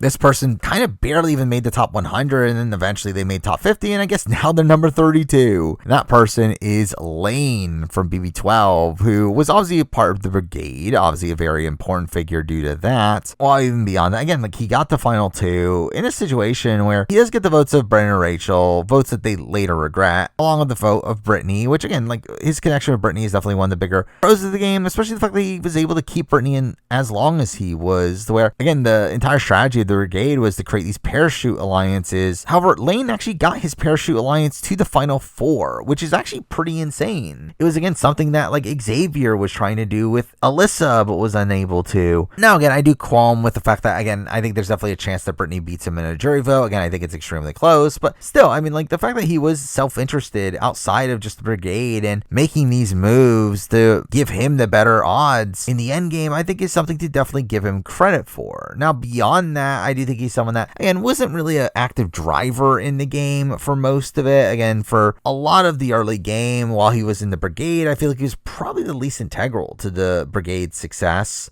Now, again, he definitely does play a factor into Matt Blindside and him convincing Brittany to go through the move. Well, really, I mean, I think that's a move that was really just shared credit amongst all the brigade members. And outside that, again, I think he's simply just kind of there. So I do think it makes it tough to assess his game. I mean, like, even despite that, again, I do think he still beats Enzo. So at least he had, like, a winning scenario. But even then, again, he wasn't taking Enzo to the end. And Enzo, if he had one final HOH, wasn't taking him either. So, again, that is obviously an issue. Again, I think Lane, once again, is a pretty competent all-around player. Again, could do well in comps. He was pretty good socially, and strategically, again, he was self-interested. So again, for me, he does have a lot of the box you would want to have checked off where I think the major issue is the fact of his intentionality and him fully intending on going against people that would end up beating him in the game, which is not a particularly good look. But outside of that, I do think he is a pretty solid player here. One that, while at this point, I think he's probably one of the lesser players of the brigade, that's still a pretty impressive spot to be in. But really, I just look at him as a pretty competent all-around player, one that made it all the way to Final 2 in a very dominant alliance, because that for me is here at number 32. Now number 31, we're moving on to another runner-up in the game, the one that does have 2 appearances on the show, both pretty strong appearances, even though you could definitely qualm with his overall game ability. But that person is Memphis from BB's 10 and 22,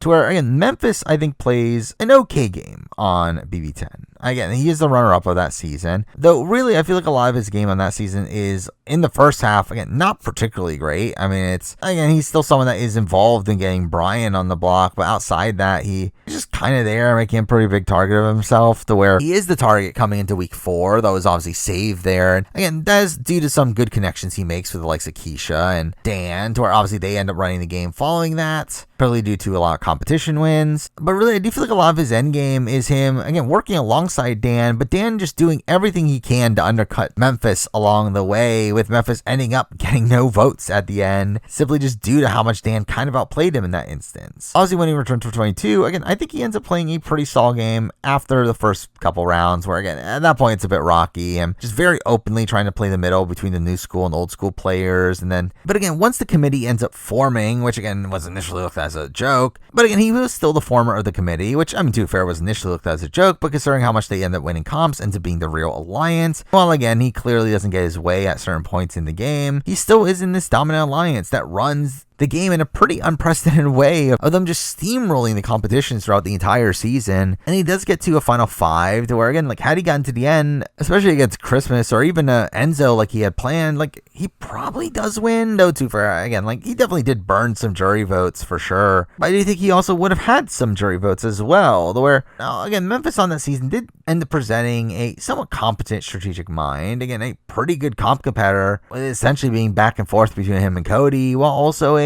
not as great social player, but one that isn't entirely bad. So again, with Memphis here, he essentially does have 2 pretty strong runs, but neither of them are like truly elite runs in the game, especially in comparison to some of the people we're about to be talking about, who, while they may only have 1 appearance on the show, I think their 1 appearance is probably stronger than either of Memphis's appearances, which is enough for me to put Memphis here at number 31. Now, number 30, we're keeping off another runner-up of the show, though this one being a one-time player. But again, I think a one-time player that probably plays a better game in my mind than someone like a Memphis does on either of his seasons, and that person being Nicole from BB2. And again, Nicole to me plays a very impressive game considering the timing of her game. Again, considering it was BB2, the first true season of Big Brother to play a social strategy game, the fact that she was able to pick up on how to essentially float in the game, how to play the middle, how to also play a pretty dominant game. Again, all that is pretty impressive to me. Again, like early on, again, while she does ostracize herself at the very beginning and does become a clear target, she's able to flip the votes to keep her, organize this group against Chilltown. Again, that's pretty impressive. She also still, despite that, is able to play the middle following that, to where Chilltown actually starts to like her and builds bonds with the likes of Boogie and Shannon and Will, to where, again, they looked at her as one of their potential numbers down the road, which is pretty insane considering their rocky start. But then following that, she essentially forms this duo with Hardy that ends up running the game. Again, playing an extremely dominant game from that point forward, to where she is essentially using Hardy as a shield for a lot of that game, to where she recognized the fact that Hardy would go every single time if they're on the block together, while also, again, she built a strong bond with Will, to where Will wanted to keep her around, potentially to take her to final 2. But obviously that comes to the main criticism of her game, and the fact that she probably loses to everybody. And she's someone that was not well respected by the jury, to where, again, like, Will in himself was not someone that was that loved by the jury. But again, in comparison to Nicole, obviously they adored Will in that instance. Again, they absolutely reviled Nicole in the game. But I do think her navigation through the game is, again, really, really impressive, demonstrating a lot of different approaches to the game of Big Brother, all in 1 appearance on the show, to where, again, I do find her 1 appearance here to be pretty impressive despite her complete lack of win equity, which is what lands her here at number 30. At number 29, we're moving on to a player that I did struggle a bit where to put this person, as, again, initially this person was actually higher on the list. This person was actually closer to the top 20, like being only a few spots away from it. However, at this point, they're again closer to the 30 range, but still pretty high on the list. I do have Michael Brunner. And Michael is an interesting player here in the sense that, again, he was a pretty competent strategic thinker. He was a pretty decent social player at points. He was playing the middle at a good chunk of the game. He, again, did do a lot right through the game. But obviously the main positive for Michael is the fact that his comp ability was ridiculous. I mean, I think Michael is by far the best comp competitor from Big Brother of all time. I think he is someone that just won so many different amount of comps and so many comps to where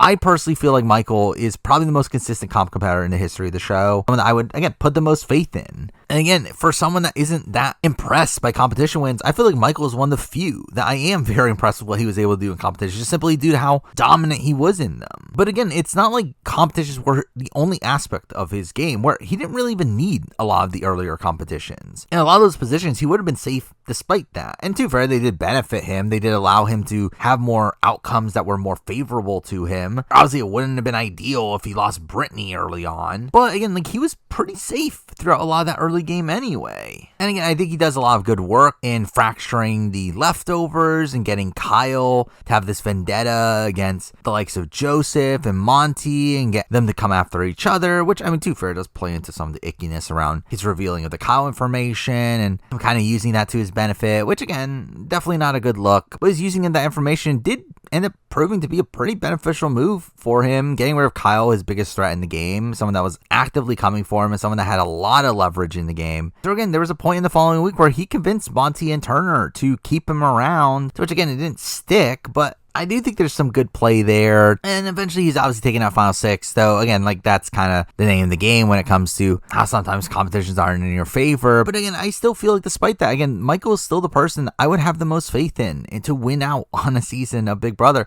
Again, had they not gotten him out of 6, he probably does win out on that season and wins at the end. So again, I just look at Michael as a very well-rounded player, but one that again is just such a dominant force in competitions, while also someone that was so well positioned on his season. So again, for me, I do feel like that's enough to land him here at number 29. Now, number 28, we're moving on to a player that I do find a little bit tough to assess in the sense that this is a person that, again, could have potentially been a Big Brother winner had it not been for a very unfortunate twist towards the end of the game. But I do think the game surrounding that is, again, good, but definitely with some holes, and that person is Frankie Grande from BB16. And again, Frankie is someone that could have potentially won the game had the rewind button not existed, to where, again, had he gotten Victoria out at 5, he is in a very strong position to just win out. And had he won out, he probably would have taken Caleb to the end, to which he probably would have beaten him. Now, again, there's still a chance that he takes Derek and loses, but I do think for the most part, I think Frankie definitely had a winning trajectory in the game still, that he kind of got screwed over from. Now, beyond that, again, there's definitely holes to have with his game. The fact that he was openly targeting Zach multiple times, despite the fact that Zach was such a loyal ally to him. You also have him being really untrusted in the game by the middle portion, to where the likes of Derek and Cody had flipped on them during the Jocasta boot week, only for them to change their minds at the last second. But either way, I mean, like, he has a massive bullseye on his back to the point where he has to win the battle of the block to keep himself safe in the game. And while he's able to recover from that, again, those are definitely knocks against his game. But again, I do think there is a lot of really good social play from him, especially early on. Again, towards the end, he definitely gets a bit cocky and does have some dickish behavior, but he's obviously very good physically, with him winning a ridiculous amount of comps on that season. And mixing that with the fact that he later comes back for Reindeer Games and has a solid performance there. I mean, like, he's not the greatest position in that season, though again, he once again proves he is so good at competitions, possibly one of the best comp competitors of all time. So mixing now the fact that, again, he very much could have won. BB16 had that rewind week not happened, I do feel like, for me, I do look at him as a slightly better version of Michael, to where I think his comp ability is not that far apart from Michael's, while also having a season that, again, he very much could have won.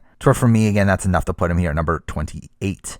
Now, number 27, we're moving back to a winner of the show. But a winner I do have a tough time assessing, as I do feel like this is a winner that, while they are very good at competitions that allow them to get to the end, while also having some decent social strategy at points, I feel like their winning game, though, is one of the most turbulent games in the history of the show. And that person is Jackson Mickey from BB21. And again, I just have a tough time fully grasping Jackson's game in the sense that, again, like early on, yeah, he was in the Majority Alliance. He was a pretty central figure within that Majority Alliance. it was also a majority alliance that eventually essentially kicks him out, to where by the time of week 5, again, he is clearly on the outs of that alliance and is blamed for the destruction of the 6 shooters, to which, I mean, he is fortunate in the fact that the other side recognizes this and decides to keep him around as someone that isn't in the core of it anymore and decides to target Jack instead. But again, it's a position where he definitely loses a lot of power there, and a lot of it due to him openly targeting Christie, which is just not a great move for him at that point in the game. And it's like really beyond that, I mean, really from the final 10 on, it's either him or Holly winning competitions really the rest of the season outside the final 6 round, to which again, he does build the bond with If and Nicole that really ends up allowing him to survive that round, which again, I'll definitely give him credit for the relationship he builds with Cliff. But a lot of his endgame stretch is essentially just him winning competitions. Now again, I do think there is good play from him at points. I do think him repairing his relationship with Christie is pretty good. I think his relationship with Cliff and somehow not being targeted at 6 is pretty good. His final 5 move is obviously very notable, and one that again is very impressive to see him pull off. Definitely a shining moment in terms of the social strategy aspects of the game. However, again, he's still someone that even in the end game, while he is steamrolling everyone else, I do think he has some pretty poor jury management to a point where I do think it would have definitely harmed him on a different season. But I think considering the season was immediately after Paul had lost and Tyler had lost, again, we did see this jury very much try to not be bitter. So I do think that definitely played a factor into Jackson still maintaining his jury votes by the end. But again, I think Jackson's game just as a whole is very rocky. Again, while he is in the majority early on, I don't think he plays particularly well from the majority. And then when he's from the bottom, he's essentially just winning comp after comp after comp. Though again, does have minor moments where he does make some pretty impressive moves. And again, just in general, he is still a very good comp competitor, which is definitely something to know here as well. To where again, despite the fact that I, again, do think his jury management is lacking and don't think he's the greatest social player in the world, again, for me, his dominance in competitions along with making some good moves here and there is enough to put him here at number 27. Now, number 26, we're moving on to a player that is another winner on the board and one that actually was higher in my initial draft of this list. However, after watching him on Reindeer Games, I did decide to drop him a bit, and that person is Xavier from BB23. And obviously, I've always criticized Xavier's BB23 game. So coming out of BB23, I did feel like Xavier was a player that, and there definitely was potential there, and it did seem like he could be a competent all-around player, but I do feel like he was very much lucked out by the cookout. And I always wondered how he would play if he didn't have the cookout, and I think we kind of saw that on Reindeer Games, where it didn't go particularly well. Like, while he'd obviously found himself in an alliance with Taylor, Danielle, and Josh, he was very clearly on the bottom of that alliance, where he was constantly thrown into Santa Showdown literally all but one time, really just kind of being utilized as a weapon in the game more so than a true, genuine ally, and him just, again, like kind of feeling like he was kind of aloof to what was actually going on in the game. And again, that kind of just feels about right for Xavier. That's kind of how I feel like he would play on a season without the cookout, to where it kind of justified some of those thoughts for me. As time goes on, I think a lot of people will glorify his win as him having dominated the game with the cookout. However, the reality is that he was very much lucked out by the cookout. Had it not been for the cookout, he does not win this season. Or again, he was just such a massive target by the mid game, to where if he did not have the cookout fully backing him, again, he definitely would have been sniped out around the time of the final 10, final 9, that sort of phase of the game. To where again, the power players in the game didn't actually want to go to the end with Xavier, to where even by the time that the cookout gets to 6, they still are targeting Xavier, with Tiffany and Hannah directly coming for him. Kylan was coming for him until he wasn't, which even that I won't really give Xavier that much credit for, because that was mostly the work that other people were doing to actually target Xavier that just had the opposite effect on Kylan, where again, Kylan and Xavier didn't really have much of a connection until that point in the game. Now again, I do think Xavier does good work with Big D. I think he does good work with Azza to get them on side. But again, really for me, I think Xavier is a player that completely lucked out to his win. Now again, as a whole, I do think Xavier is a still very savvy player. He is one that can be cutthroat when he needs to. He can win a lot of challenges. He can be a decent strategist, but at the same time, I do feel like he has bad reads at points and doesn't fully get the actual landscape of the game. Again, I do feel like he is still competent strategically and is, again, a player that has the killer instinct. He's willing to make the moves necessary to go on to win the game. And again, socially, he's kind of this player that really gives a lot of nothing to people, and through that I think it makes it very clear when he's not really working with you. And also I think he can be a bit too trusting in thinking that his group has his back at all times, to where again I still feel like he was someone that was greatly benefited by a cookout. But even beyond that, I do feel like he's still a very well-rounded player, but I just think his actual BB23 game is pretty mediocre, and because that is a bit tough to rank him here, where for me I did leave Xavier here at number 26. Now, number 25. Moving on to a player that straight up, I mean, this person being this high might be biased on knowing this person's experience from other shows and that adding to my faith in this person, but still, I do have Cirie Fields. And again, Cirie obviously here is being affected by the fact that obviously I know how she plays on Survivor, how she plays on the Traitors. I know that she is a very good social strategy player. And through that, I think inherently it does elevate her position on this list. While again, this list is still an assessment of her Big Brother game and how she plays Big Brother, I do still think having the knowledge of how good of a social strategy player that she is still something that does, again, elevate my faith in her ability that allows her to be this high on the list. As I do think you could definitely argue the fact that this is too high for her, that she should be closer to maybe someone like a Brittany Haynes, or maybe closer to like the 40 to 50 range. However, again, I do think that is definitely something that plays a factor here. But even beyond that, like, I think her first half of her game is very impressive. Well, again, definitely qualm with how she handles the power and how flip-floppy she is. And she runs that first half of the game in a near unprecedented way. Again, she has such a stranglehold in the game where pretty much every single person in the house felt like they had some sort of connection to Cirie and was in a alliance with Cirie. And again, that is pretty insane. And while again, it does crumble, again, I don't feel like she's that much at fault for it crumbling. Again, it crumbled while she was paired up to Felicia for 2 days straight, someone that was the target that week. So through that, she couldn't really talk game while in that costume. Well, really, it was the likes of Jared that really blew up her game. And obviously, like, having Jared there is definitely a benefit for her, at least inherently, though obviously it doesn't end up playing to her favor by the end of it. And again, like, from that point on, she's more so playing a game of survival. She's simply just there trying to survive week by week. And again, does have some good play at points, does also have some bad play at points. Again, it is a little bit of a rockier game after that. So again, there's points where she is being ratted out by Blue constantly, but there's also points where she earns back the trust of Jag, despite the fact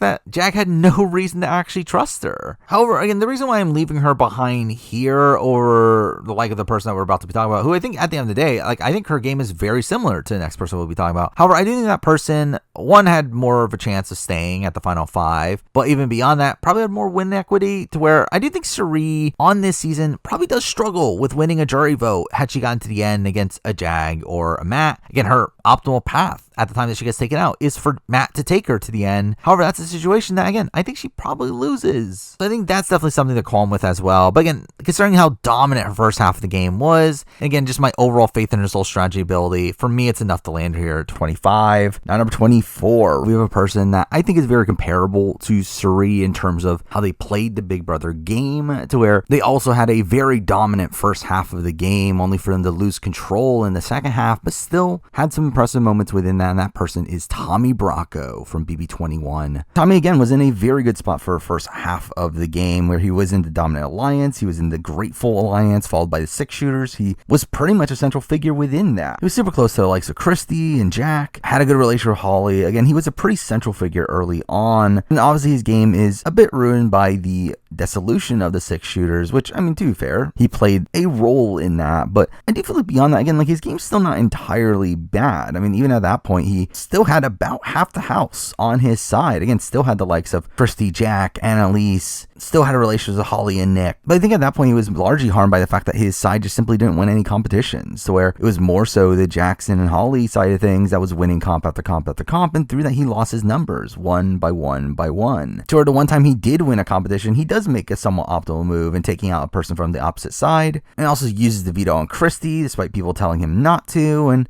again, I do think he even plays, like, again, somewhat optimally during that portion of the game, and even then is somehow still the last standing of his alliance, despite the fact that, again, he had the closest relationship with most of those people. So again, the fact that he even makes it to final 5 is pretty impressive, considering his side hadn't had an HOH in multiple rounds at that point, to where while he does get taken out at final 5, even that is like a very wonky circumstance that the vote had almost flipped, with that essentially being him being outplayed by Jackson that one instance. So I think for most of the game, he was outplaying Jackson. Again, he wins over the loyalty of Jack over Jackson, and it's just better positioned than him for most of the game. So again, I do think Tommy's game, his main failing is the fact that he couldn't win any of those endgame competitions. But again, in comparison to Cirie, again, I think their games are somewhat similar. Again, the fact that they had this dominant alliance at the very beginning, and to be fair, I think Cirie probably had more of a stranglehold than Tommy did early on, but I think Tommy's eventual elimination is a lot more wonky. And even beyond that, again, I think Tommy's probably more competent in competitions, where again, Cirie never won a single competition. Well, I feel like Tommy can at least win competitions. competition. So again, I feel like in terms of those things, it's enough for me to put Tommy one spot above her at number 24. At number 23, we're moving on to the newest player left on the board, the only player from BB25, and that player is Matt. And Matt is an interesting player here in the fact that I think a lot of people would obviously not agree with the fact that he is this high on the list. I think a lot of people talk about how he was such a passive player and let Jag do everything. And again, I just personally disagree with that assessment. And I do think Matt, just as a whole, plays a very solid game of Big Brother. Now, again, there are definitely flaws. I think he definitely lacks ownership of his game. I mean, his jury management is particularly terrible. And from what we learned, it does seem like he lost the game pretty much solely because of his goodbye messages to Blue in America, where he tried to pretend like he didn't have anything to do with their eliminations and wanted to blame it all on Jag, which, again, it's funny that that is actually a tactic he used earlier in the game. That actually was good for his game, as it made Jag a bigger target ahead of him, though by the end of the game, it obviously causes him to lose jury respect. But again, Matt is just such an interesting case to where, while he does start off the game a bit rocky, I mean, by the time of week 3, he really is in this central position in the house, being one of the safest people in the entire game, and even getting on Sri's good side to the point where Sri actually talks about taking him to 3 over Izzy, which is pure insanity there. Again, I think his social game, particularly in terms of really bonding with the people in power, is just a very impressive aspect of his game. And by the time that the flip against Izzy occurs, he's essentially the safest person in the game. He's the person that literally has nobody coming after him while having almost everyone wanting to work with him. He has the likes of Corey in America wanting to work with him. He obviously has Jag and Blue. He has Cameron. He has Sri. Like, there are just so many factions that want to work with Matt at that point. And once Izzy flip happens, which is something that's actually not good for Matt's game, he's still able to fully recover from that and become in the central position once again after not even a week's time, and building a bond with Cameron once again, despite the fact that he hated him and always wanted him out. He still has Corey in America on his side. He connects back up with Sri. And again, there are impressive aspects of his game in the middle portion of the game. Again, the fact that he got Jared to pick him for the veto, only to then not use the veto on him and take him out. He did lead the charge against Cameron to where he was the one to get Jag on board to target Cameron to begin with. And really, he was the one that had all the social capital to allow Jag to make the moves that Jag supposedly made. And where had it not been for Matt, Cameron would not have been on board with getting rid of Mimi. And people like to criticize the fact that he let Suri go, and that was actually probably the optimal move for him. He had no real other option, knowing that Jag was just going to win all the competitions anyway. So him letting go of Suri was the most optimal way for him to actually have Jag still take him to the final 2, which he did, despite the fact that people were telling him that Matt was going to beat him at the end, which is still insane to me. I think Matt's game is extremely impressive. Now, obviously, he loses the game due to his bad jury management and his goodbye messages, which, again, is purely his fault. But I mean, like, that's also a fault I have with another person much higher on this list. And again, straight up, like, Matt is still a flawed player, but I do think in comparison to the grand scheme of Big Brother, I do think he is a very, very good player. Or simply put, again, most Big Brother players are bad. For Matt being here, again, while it may seem surprising, to me, I fully stand by this pick, as I do feel like he is a very consistent player. I feel like he would be able to play this game over and over and over again. Where had he only tightened up his jury management, I do feel like he is a very likely winner on a lot of seasons, and on this specific season would have played a very impressive game had he actually won, to where for me he's here number 23. Number 22, we're finally going back to a winner of the show here. A winner that I did debate on where exactly I land this person. I do feel like there are a lot of pros to this person and there's a lot of cons to this person's game. I think this person is pretty high variance. I think this person could easily be one of the first few boots of the season, or they can go on to win as they did on their season. I think their actual win was one that was, again, pretty impressive. And that person is Steve Moses from BB17. And Steve is a player that largely gets tied into the likes of an Ian. And Steve is someone that a lot of people like to compare to Ian. However, I personally feel like there is a massive distinction between the two, particularly in their winning games. Again, Ian is someone that was aloof for the entire game, was on the bottom, had to win competition. Steve was someone that was in the majority alliance and actively was on the bottom of the majority alliance. Again, something about Steve is that he outlines his strategy from the very beginning of the season, ends up executing it to a T. He openly states that he wants to be on the bottom of a majority alliance in a split house so that he can not be the target from the opposing alliance, while obviously not being a target from his own alliance, while also building a strong final 2 with the person at the top of that alliance. And again, he literally does exactly that and executes it pretty perfectly. So again, he is working with the likes of Vanessa and the Oz twins and Shelly and Clay, though again, at that point, is a bit of an understated member of that alliance. And then, to be fair, I mean, I do think his game gets a little bit rocky when like Johnny Mac goes, and when Austin and Liz and Julia had a deal with James and Meg that, again, like could potentially put him in danger. But again, he's able to recover from from that, Johnny Mac comes back, which again was very fortunate for him, but eventually they're able to get Vanessa to go after the Oz twins, and the fact that Vanessa ends up blindsiding Austin in favor of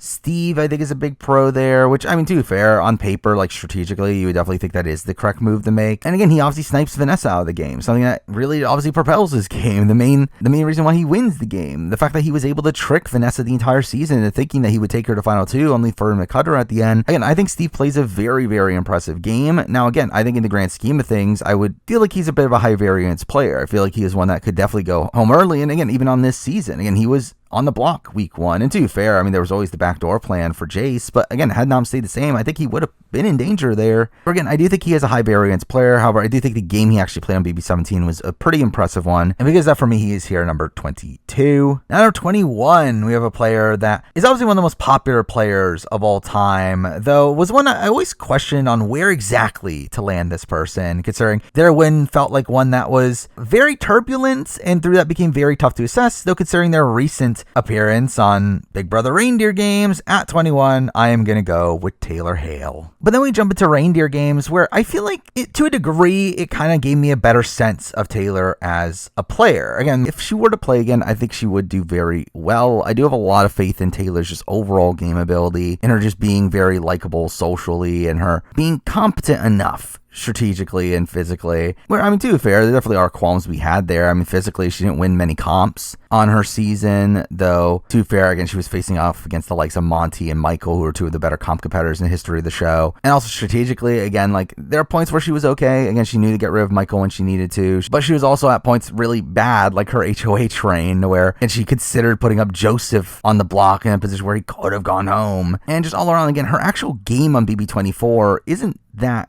good. I mean, it is one where, again, like, instantly she's an outcast. So again, like, I don't think that's the norm. I think this was just a weird circumstance to where Taylor was just instantly isolated. For most instances, I do feel like she would be pretty well liked by the cast. Though obviously it still happened on her season where she was just on the bottom for first few weeks. Gets very much benefited by the creation of the leftovers, which, again, while the show props it up as it was made to go against the bullying of Taylor, in reality it wasn't. It was made because the likes of Kyle Monty thought it was better for their game. And there is a very good player in Taylor, but I feel like the game that we actually got was one that wasn't that great. Even though, again, there is some decent work at the end, again, getting Monty to take it to the end, but even then, even that would qualm in the fact that that was a position where even she had thought that Turner was like the biggest threat on the board. So really the entire house was misguided in that light. But obviously beats Monty in a pretty impressive way there. And again, does get Monty and Turner to change their minds about Michael and target him at the double eviction. To be fair, she does lose the trust of Brittany along the way. And again, like, it's just a very rocky game. But really, again, I come out of BB24 looking at Taylor's game as one that is like a lot of potential, but one that we never truly got to see just due to the wonky circumstances that happened there. But I feel like we got to see some of that potential on Reindeer Games. Reindeer Games, I feel like, gave us a better view of Taylor's games, seeing her do extremely well socially on that season, being very safe throughout the entire game, again, being the only person to not go into a Santa showdown the entire season, while then proceed to make it to the very end, again, winning some of these more equitable competitions, something to definitely give her credit for. Now, again, I still do feel like after Reindeer Games, I am still pretty low in her strategic ability. I do feel like strategically she was making decisions that I didn't necessarily agree with, and even then I feel like she had some very weird rationale for things, to where,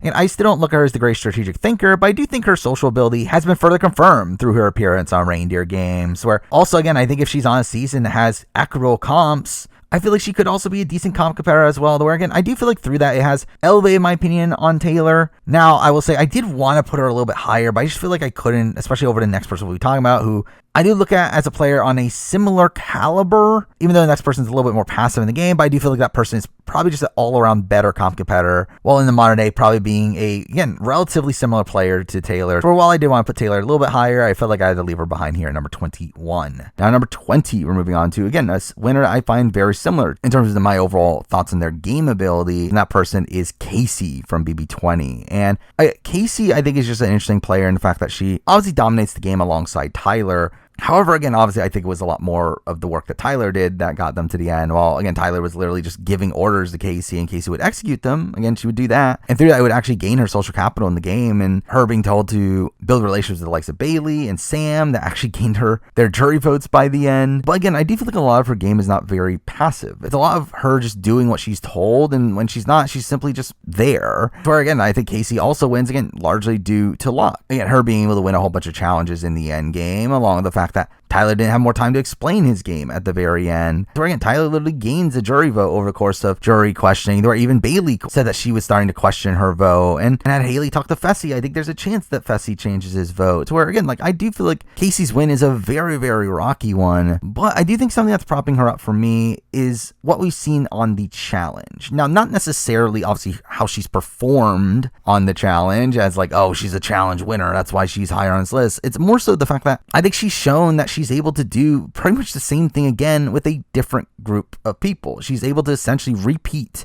her social game on another show, but really in an even more impressive way on the challenge. So again, the challenge alumni adore Casey, and she's someone that you again never hear any negative words about from the alumni. And when watching her play the game, everyone wants to work with Casey. People respect Casey. And I feel like that is something that is on my mind here when assessing Casey, is the fact that, again, I do think if she were to play again, I think she would do very well. I think she would be very well positioned in the game and have a lot of people like her. And I think as time has gone on, I also feel like she's gained a little bit more of a game-centric mind as well, to where I think she is starting to play a bit more strategically when she is on the challenge, to where, again, I think her game ability is increasing as well for a return on Big Brother, to where, again, is that a fair justification of putting her higher on this list, especially when we haven't seen it on the actual show of Big Brother? Again, you can definitely question that, but I do feel like personally, Casey has demonstrated more of her social ability while also, again, gaining a bit of a strategic edge. For me, it is enough to put Casey here at number 20. Now, number 19, we're moving on to a player that I think there's a bit of an overreaction in how people look at this player, to where, again, while, again, not supporting the things they do in real life, I mean, when assessing their game, I think a lot of people think that a certain other person did all the work for this person. However, I pretty much disagree with that, and that person is Mike Boogie from, obviously, BB's 2, 7, and 14. And obviously, he's this high due to his BB7 game. I mean, that's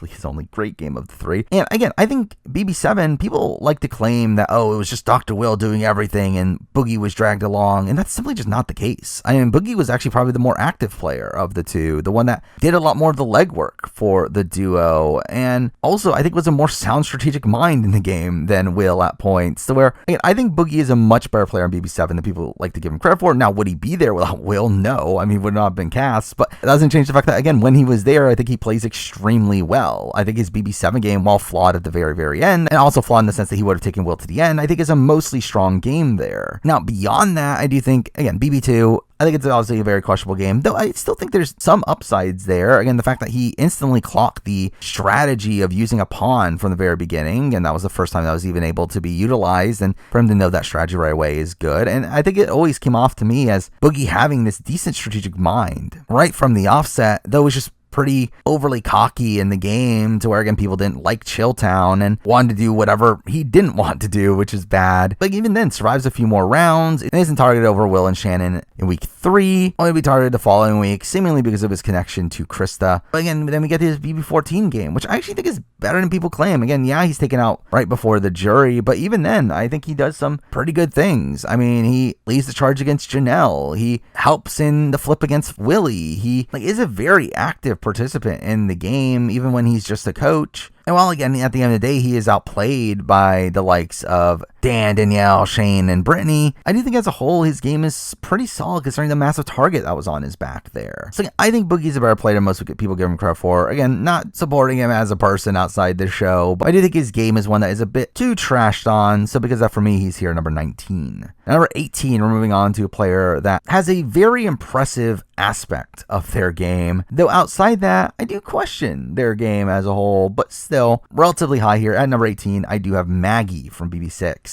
And Maggie's obviously a player that is commonly looked at as a cult leader, and how she weaponized the elimination of Eric to really dominate the game. And yeah, again, I think that is the main pro of Maggie. The fact that she really controlled the early portions of the game. I'm really one of the only early dominant winners of Big Brother. Again, a game that is very hard to dominate, though even then, you can qualm if she did dominate, considering, again, she had a lot of control over her side, and her side was the winning ranking side. But I think my major issue with Maggie is that Big Brother's also a game where you need to be good with everybody. I mean, if you're not good with everybody, then anybody can just get power at any point and then put you on the block, to where I think that is a major issue for me with Maggie, is the fact that she essentially ostracizes half the house. Half the house absolutely hated her and did not want anything to do with her. So while she does win at the end, she only wins because she's against Yvette, someone that was hated even more by some of the jury. So Maggie was just someone that was not really well liked on the season. To where I think Maggie is someone that I think her game is probably more acclimated to something like Survivor than it is Big Brother. But still, her Big Brother game, again, is a very dominant one. I give her a lot of credit for Howie turning on James, which was an astronomically dumb move from Howie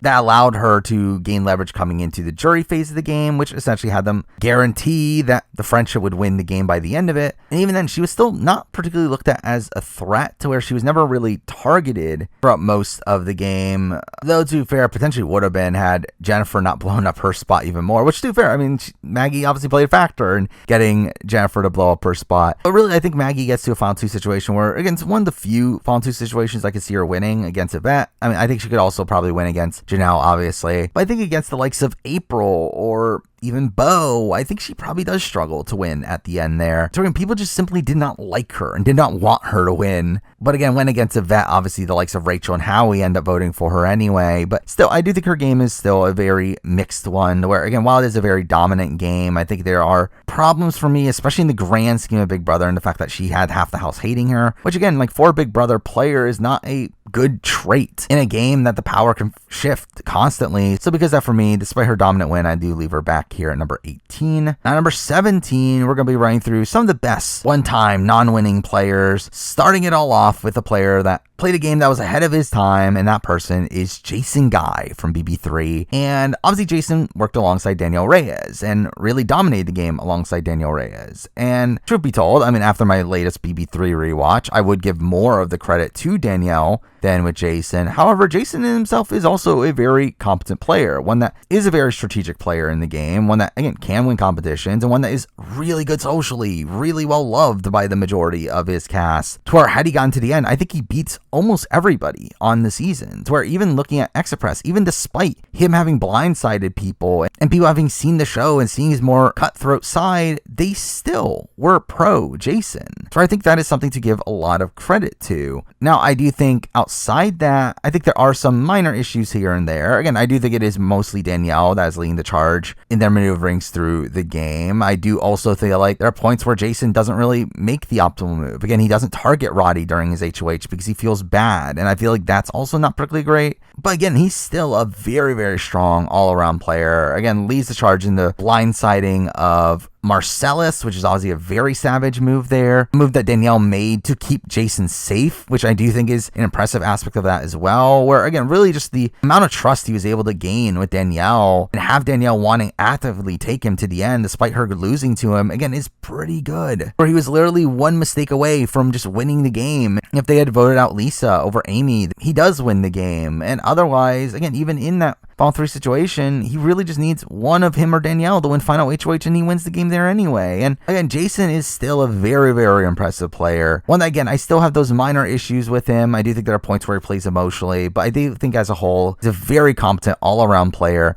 ahead of his time, and because of that, for me, he's here number 17. Number 16, moving on to a more recent player. This player being one that I think would have won their season had not been for very wonky circumstances, and that person is Tiffany from BB23. And again, Tiffany's a player that I think people try to downplay Tiffany's game after the fact and kind of prop up Xavier's game, but in reality, I think Tiffany outplayed Xavier during most aspects of the game. I think the point that she didn't was obviously the very end, at the point that the cookout got the final 6, which was a situation that Tiffany herself knew was bad for her game. And that's the thing about Tiffany, is that she played a game that she knew was not optimal for her game, but did it obviously due to real life reasons. And I'm not going to fault her for doing so, especially considering the political climate at the time that she did it, to where it obviously makes a lot of sense that she would want to represent for her community, but it is still the main reason why I do think she loses the game. Had she played the game more naturally and worked alongside the likes of Claire and DX and Hannah, I think she more than likely gets to the end of the game in a position where she probably wins the game. Now, I think the main thing that would probably stop her there is the fact that DX could have won out, and DX probably would have beaten her through that. But even then, I think it would have been at least a somewhat close vote. But again, she was just someone that had so much respect from the house. People adored her in the house. She was so well positioned during the first few weeks where she had so many options in the game, so many good options in the game. Again, had obviously the cookout. She had the relationship with DX and Claire. She had a relationship with Sarah Beth and had like a final three with her and Claire. She even had a good connection with Frenchie early on. She had her duo of Kylan. She had a relationship with Hannah. She was just, again, so expertly positioned in the game. Her biggest flaws were the fact that she did not get along with Big D, and she had a very wonky relationship with Xavier, to where, I mean, it was pretty clear by the time they got to the final 6 they were going to go after each other. But even then, had a mixed relationship with Azah as well, which again is the issue, is the fact that her bad relationships in the game, her very few bad relationships, were to people in the cookout, which makes it even more frustrating that we never really got to see her live up to her potential because of that. Now, again, at the end of the day, yeah, it is a flaw, the fact that she was planning on going to the end of the cookout and couldn't get the cookout to be a position that benefited her the most, but I still think that's a position that she wouldn't need to be in if it wasn't for the political climate at the time, to where if she was able to play her game for herself in the way that she wanted people to be able to down the road, which was the entire point of the cookout to begin with, is to produce the first ever black winner so that people wouldn't have to do this sort of thing down the road, to where, again, it just feels like she gives up her game for a greater cause, which, again, I'm not going to fault her for, especially when, again, it felt like all the pieces were there for her to just outright dominate the game. So, again, she's a player that I do consider to be one of the best players to never win, and a player that could have very much won had she been in a spot to play the game more so for herself, but because she doesn't go on the win, and again does demonstrate some flaws here and there. Again, for me, it's still enough to put her here at number 16. Now, number 15, again, a similar player to me, a player that also had a lot of potential to win the game, probably would have won their season had it not been for an outside circumstance, though this one obviously being a lot less personal and being more production based. And at number 15, we do have Eric Stein. And again, Eric Stein is a player that I think he would have won BB8 had he not been for America's Player Twist. I think he would have easily dominated the season. Again, the fact that he gets backdoored by Dick and Danielle, and his entire group goes out of their way to save him, is a very impressive aspect of his game there. And even beyond that, again, was able to navigate through the game pretty freely. Again, doing what America wanted him to do, which again, he recognized was not in his best interest, but was still able to execute on that pretty well. Again, the fact that he was able to get Dick and Danielle back on his side and work with them for a few weeks. The fact that he was able to throw these hinky votes at the beginning without much suspicion. And just as a whole, again, Eric, I think, plays a very impressive game. Now, I think probably a qualm for me is the fact that I do think it's not a very repeatable game. I don't know if he's able to do that on most appearances, but considering the one appearance he had, again, he played an extremely dominant game that would have won him the game had he not had America force him to play the way he did. And even despite that, again, he still was in this position had he been able to use the veto at Final 7, which again, America wasn't allowed to even have a say in that, and he was just told that he couldn't use the veto. It was still a position where that could have gotten Danielle out that week, and through that, probably have a much smoother ride to the end of the game. So again, it just feels like he was just screwed over by production over and over and over again. Now, again, like Tiffany, there are still the flaws that he couldn't build enough strong bonds around him to still get him to the end despite that fact. But again, that would have been him overcoming a lot of adversity. Though again, I think the big flaw here is the fact that he wasn't able to keep Zach on board. He never really had much relation with Zach, and the fact that he was never able to build one while Dick and Danielle had one, again, that is definitely an issue there. But I think considering the circumstances around his game, I think he plays the game very well, a very dominant player until the point where America screwed him over, and because that for me is here number 15. Now number 14, we're moving on to a player that I will say I do think my overall faith in this person's game ability is less than the last few people we've talked about. However, this person does have 2 appearances on the show, both making it to the very end, and that person is Enzo from BB's 12 and 22. And Enzo obviously is a player that, while yes, I do feel like he struggles with winning the game, he is someone that, while he is very well liked in the house, I think he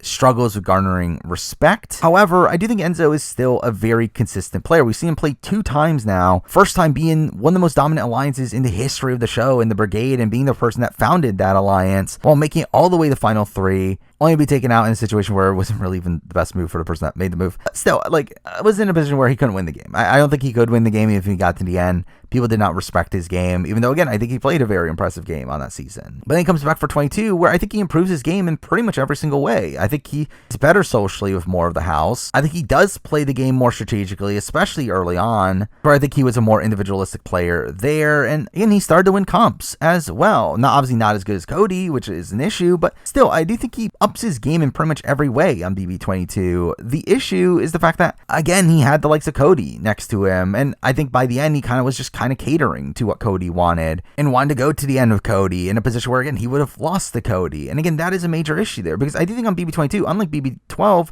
I think he had winning scenarios. I think he could have won the game. Had he gotten to the end of Christmas, I think he outright wins. Even against Nicole, I think there's a shot there. But the fact that he wanted to actively go to the end against Cody to where he gets shut out, again, like, that is an issue. But again, he does have two very deep runs on the season, both runs being very impressive and very different. Both runs being pretty impressive, both having him be in this dominant alliance that completely steamrolls the season. So again, like, Enzo's track record is really, really good. It's just the problem is that, again, I do feel like he just lacks a bit of that killer instinct to truly win the game. But I do feel like, again, if he were to play again, I would expect him to be Final 2, Final 3 once again. So I just feel like he is a very consistent player in the game of Big Brother while still having outs to win, where for me, it is enough to put him here at number 14. Now, number 13, we're moving on to a player that I think my opinion of this player definitely went up after my latest rewatch of their season, where this is a player that originally on the list was around the like 18, 19 sort of spots, around where like Maggie and Boogie were. However, I did elevate them on this list after my rewatch of their season. That person is Drew from BB5. And again, I think Drew is actually a much more impressive game than I remembered. I mean, he is a player that definitely has some wonky strategic thoughts at points. Again, is obviously very good at challenges, but even beyond that, is very good socially, to a degree that I did not even remember how good he was socially. To where again, despite the fact that early on in the season, he's very latched on to the likes of Scott and Jace as part of the Horsemen, he's actually still someone that is working on the other side. He's really just playing the middle for a lot of that early game, and him still having connections to the likes of like a Diane and an Adria, Natalie. For again, he has this other option after the Horsemen go home and working with the Twin Alliance. And while the Twin Alliance doesn't fully stick through, he's still able to utilize the twins as shields while also using them to get rid of Will, which is definitely something in his best interest. Following that, he still has Diane as someone to help him through the game, to where Diane ends up really fighting for him to the point where somehow Nokomis and Karen don't end up targeting them, which is pure insanity there. And Diane ends up going all in on Drew, to where they end up making the move at Final 5 to get rid of Karen. That essentially puts Drew in a perfect position to win the game, where he does end up getting to a perfect Final 3 with him and Diane and Cowboy, to where neither of them are taking each other. Both of them take him to the end, and he probably beats both of them. Now, the thing is that he does win Final HOH, which I don't think is actually even the optimal move there, as he does end up cutting Diane, which, I'm to be fair, does show killer instinct in the game there, but also it does potentially burn his relationship with Diane, which, again, it doesn't by the end, but I do think that was a suboptimal move there. And again, I think that's the thing with Drew's game. I think he is a very naturally good Big Brother player, a very well-rounded Big Brother player, one that has very good instincts for the game, but I do think there are some points where he does mess up strategically, but still, I do think he's a very good social player, one that, again, I think probably wins in the end against most people. I think the only person I see him actually losing to is probably Karen. Even then, I think it's a close vote. Like, really, I think Drew plays a very, very impressive game. So again, had he been just a little bit more strategically savvy, I would have put him higher on this list, but I do think his game as a whole is, again, a very impressive one, to where I do look at him as a very well-rounded, all-around player, and because of that, for me, he is here number 13. Now, number 12. So from this point on, I think these are like truly the best of the best. I think these are truly elite players of Big Brother. For a while, again, there's still issues to be had with these people. I still think as a whole, these are really, really great players, all of which I believe I've had in my top 10 at one point or another. But at number 12, we're going to be starting that off with another old school winner off the board. Here we're going with June Song. And June Song is a player that I do have a lot to praise. I do think strategically for the time, I think she was well ahead of her time. I think she really floated through the game pretty expertly, to where, again, like, I definitely would give Allison some credit as well for the foundation of the floater strategy, though I think June was the one to really perfect it by the end of the season and was able to really undermine Allie throughout a lot of that game, to where she comes into the end winning simply because people respected her game more. Where a common thing that's talked about this season is how much people hated the final two, which that is the case, and that is a fault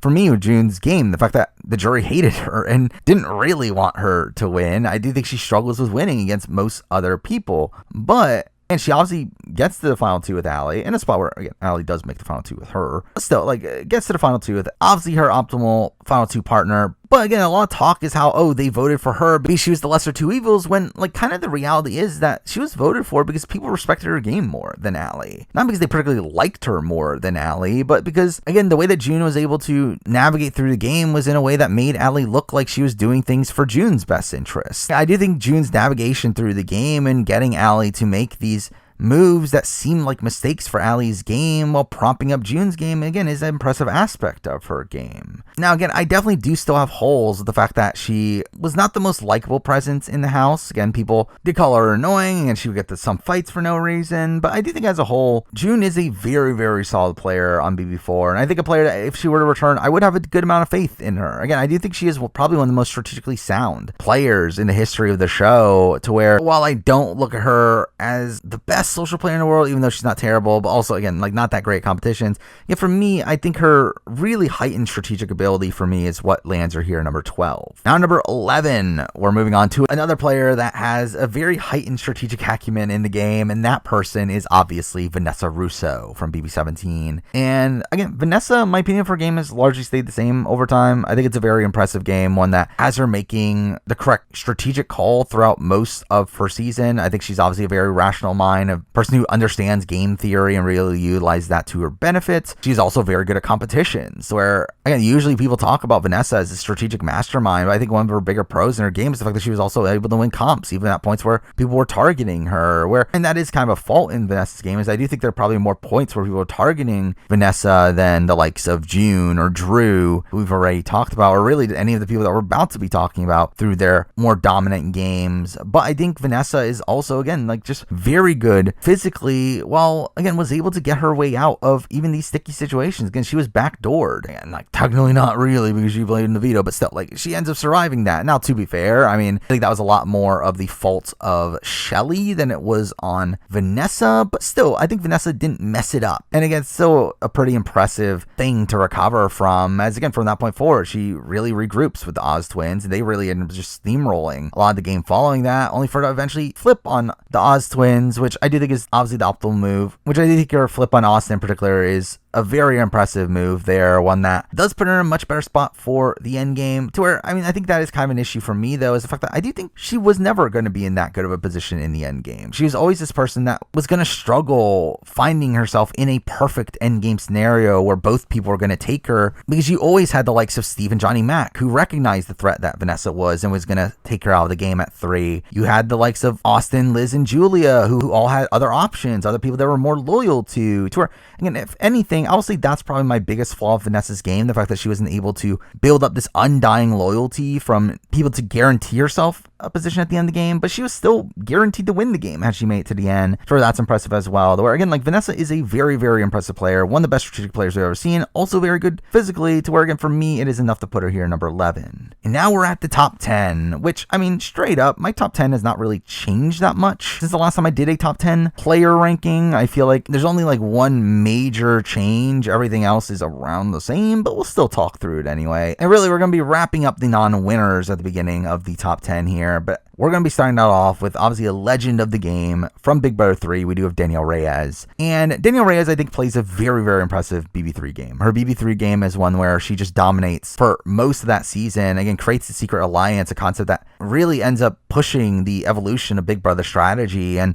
ends up, again, being perfectly positioned in the game by the end. The problem is win equity, where really I feel like the only person she actually beats is Amy. She obviously loses to Lisa, and I think she definitely loses to Jason, which sadly is the final 3 situation she wanted to go to. So I think that's something to definitely criticize from Danielle, especially is the fact that she fought so hard to get to the end of the game in a position where she was actively gonna lose. Again, like, knowing she would lose against Jason, like, having a good idea she would lose against Lisa, but still went to the end with them anyway. But still, again, her navigation through the game is very impressive. Again, the fact that she was able to build these really strong bonds with the likes of Marcellus, and with Kiara, and even Jerry thought he had a good relationship with her, to where she ends up taking them all out, obviously. And obviously her move against Marcellus is one of the most savage moves in the game, though, again, one that I don't think is necessarily in her best interest, against a move that she does to save Jason. While Marcellus was someone that was loyal to her, while Marcellus was someone that was seemingly loyal to her, even though, to be fair, he did talk about potentially going for her at points. And like, I think Danielle's BB3 game is very impressive. There's obviously holes to pick, especially considering the fact that, again, she also knew that people were going to be watching from home, so her trashing people in the diary rooms was a pretty terrible move just from a game perspective. But then she comes back for BB7, which, to be fair, her BB7 game is not nearly as good, but I do think it shows us repeatability. It shows us that she was able to make it far into the game once again, despite having a massive target on her back from the very beginning. And while, again, I think there definitely are things to criticize from that game, the fact that she was a bit too loyal to the Legion of Doom, the fact that she was unsuccessful in getting Erica, her closest ally, to keep her in the game, the fact that early on she was not really that well positioned in the game and struggled to really gain any traction in the game until midway through. Again, like, those are definitely criticisms to be had, but I do feel like Danielle still, again, plays a solid game to where I think she would have gotten to the end somehow from the final 6 on. I think she probably wins the game. I mean, at least if she's not at the end against Will or maybe Boogie, but yeah, I do think she's a very likely winner of that season if she somehow got to the end. And when adding in reindeer games, it's a bit of a mixed bag here. It's one where I think there's very impressive aspects of her game there, where she was pretty much in the middle of the house from the beginning of the game, again, aligned with the likes of Brittany, but also having the Josh, Taylor, Xavier alliance as well. She had people that actively wanted to protect her in the game, though I think something to definitely fault her for is the fact that she gets caught playing both sides, and Brittany does target her, despite the fact that she was fully loyal to Brittany. And again, that is bad, to where,